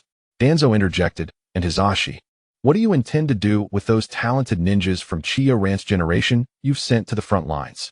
The third Hokage remained unfazed, stating, Chiya Ran's generation has a high rate of talent.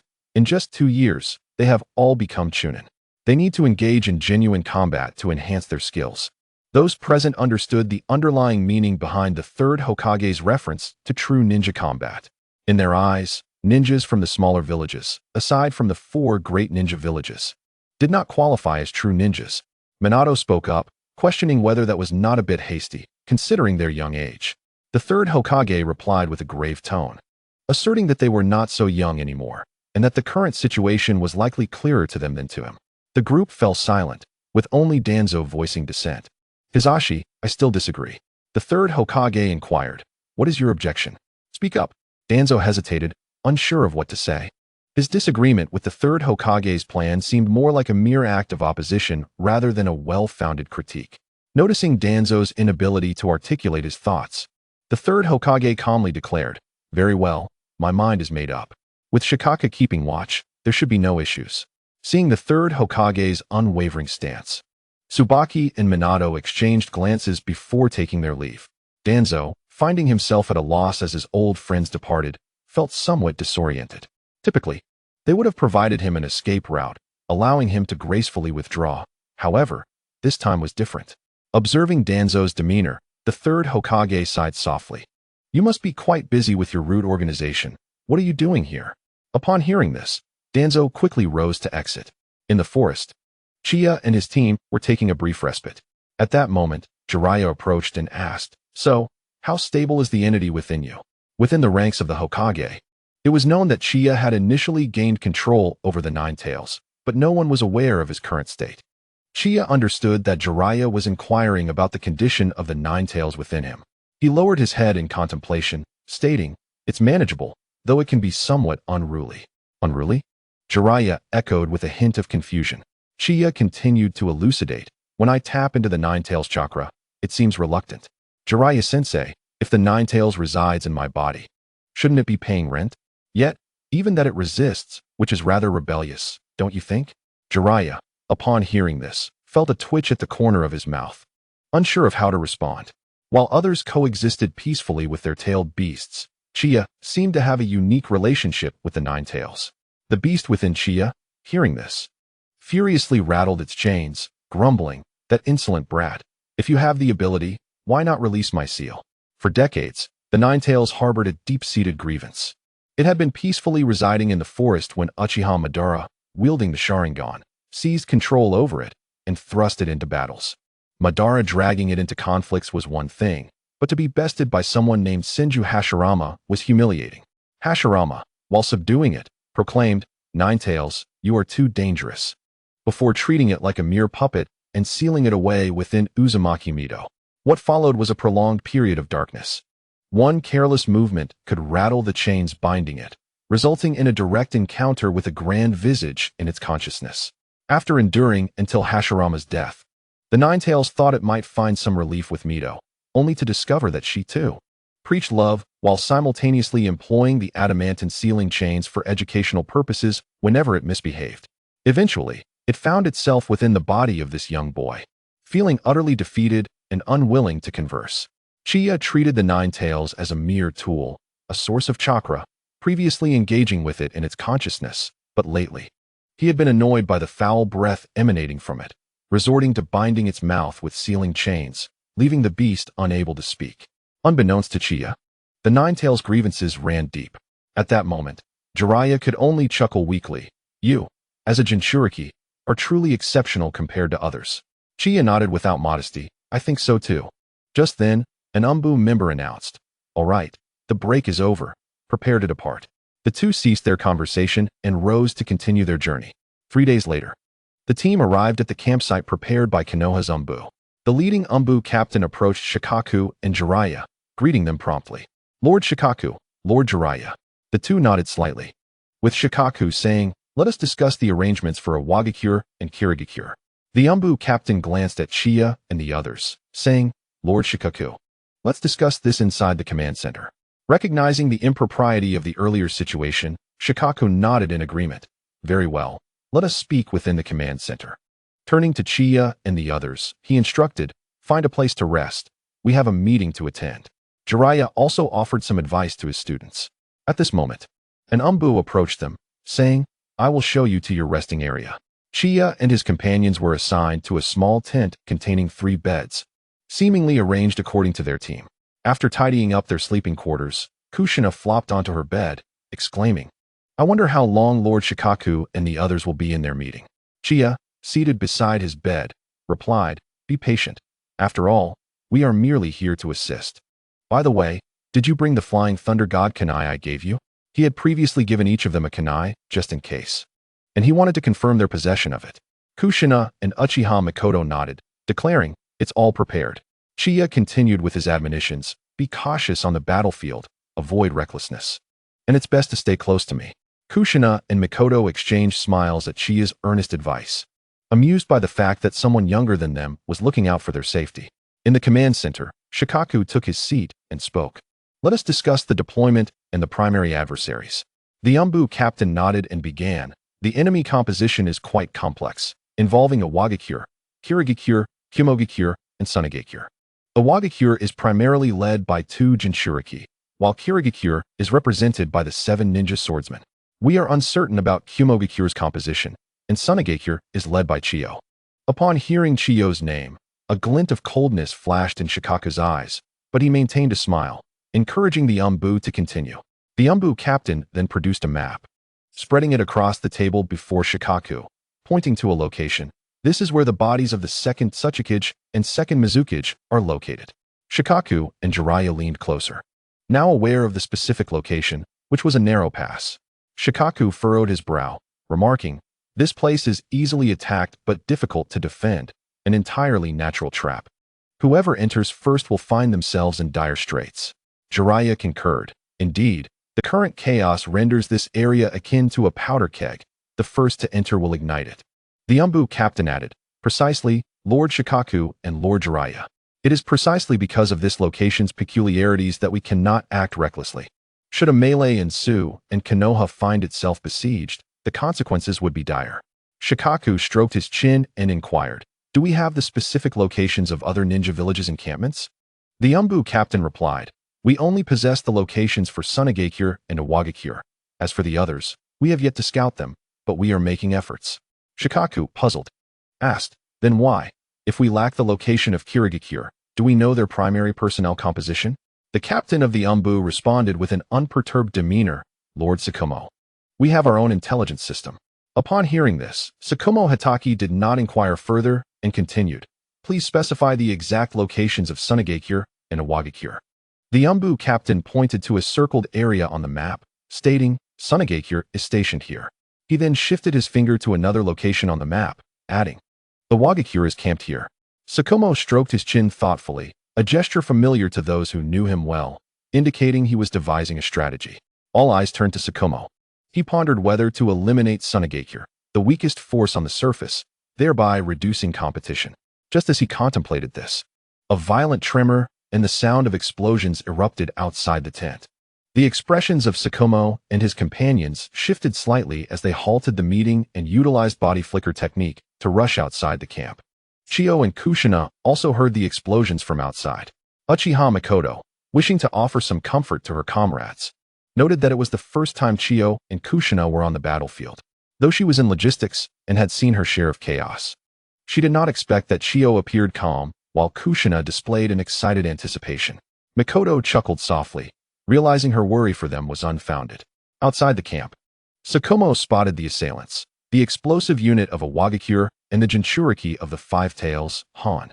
Clad in dark red steam armor, Han addressed Sakomo, saying, long time no see. Konoha's white fang. His voice emerged from the mask he wore, heavy and foreboding. Sakomo replied coldly, if I had the choice, I would prefer never to see you again. Han, unperturbed by Sakomo's words, retorted, that old hag Chiyo has been eager to meet you. She supposedly prepared a grand gift in honor of her daughter-in-law. Sakomo regarded him icily. Why all this commotion? Merely to convey a message to Chiyo? As their exchange unfolded, Chiyo and the others arrived at the periphery to observe. Han's keen eyes quickly spotted them, and with a hint of derision, he remarked, is there no one else in Konoha? Sending a bunch of kids. Has the famed White Fang become a babysitter? Sakomo, maintaining a stoic expression, replied, if you continue with your futile words, I advise you to take your leave. Han sneered, I have come to warn you. Stay out of the affairs between a wagakure and kirigakure. Sakomo unsheathed his white fang short blade, stating calmly, what if we insist on intervening? Han's steam began to expand, causing the ground beneath him to crack under the pressure.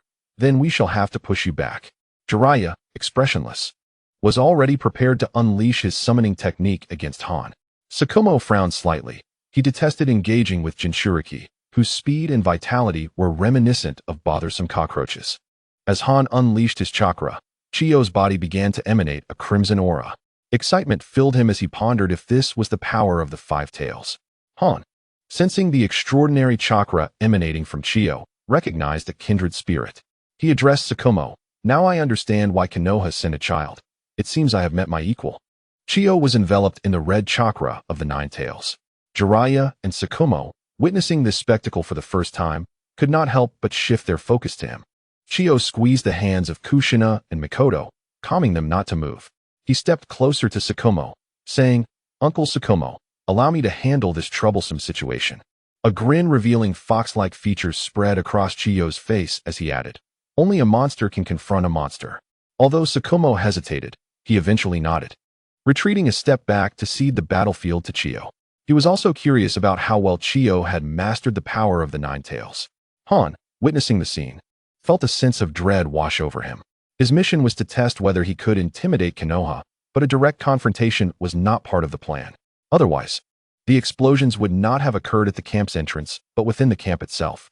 However, he did not anticipate that Konoha would send a fellow genturiki.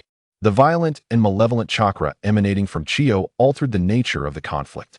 Nevertheless, with no choice but to act, Han understood that retreat in the world of genturiki equated to death. He lunged forward, his jetpack igniting, while the sky opened up with heavy rain. The steam from Han's body evaporated the raindrops before they could touch him. He called out to Chiyo, come on, kid. Let me witness the power of the so-called strongest tailed beast, the Nine Tails genturiki. At that moment, Chiyo's form shifted again, taking on a dark golden hue. Within the confines of his consciousness, the chains of the adamantine ceiling ruthlessly extracted the chakra of the Nine Tails. Han's expression grew serious as he realized that Chiyo's mastery over tailed beast chakra far surpassed his own.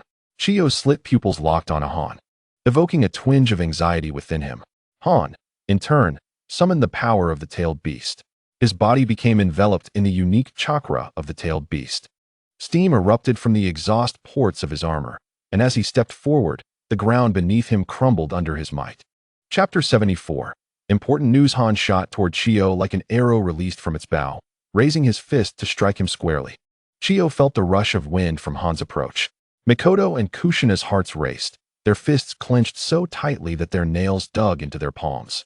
Worry etched across their faces. Jiraiya and Tsukumo stood ready to support at a moment's notice. Chiyo's expression remained unchanged as several dark golden chakra hands emerged behind him, effortlessly blocking Han's assault. Han's immense strength did not budge Chiyo even a step, though the ground beneath him succumbed to the force, creating a deep pit. Chiyo gazed at Han with disappointment, his tone flat. Is that all you can muster?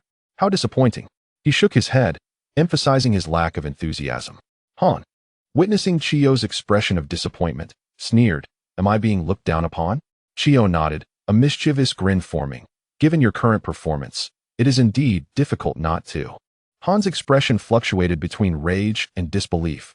Being belittled by this youth was an unprecedented affront to him. With fury, he declared, You will pay for your words, child. The rain around Han evaporated instantly, and his resolve hardened beneath his mask. As the genturiki of the five tails, he could not tolerate being scorned by a mere child. Boiling release. Unmatched strength. The chakra hands behind Chiyo were forcefully torn away.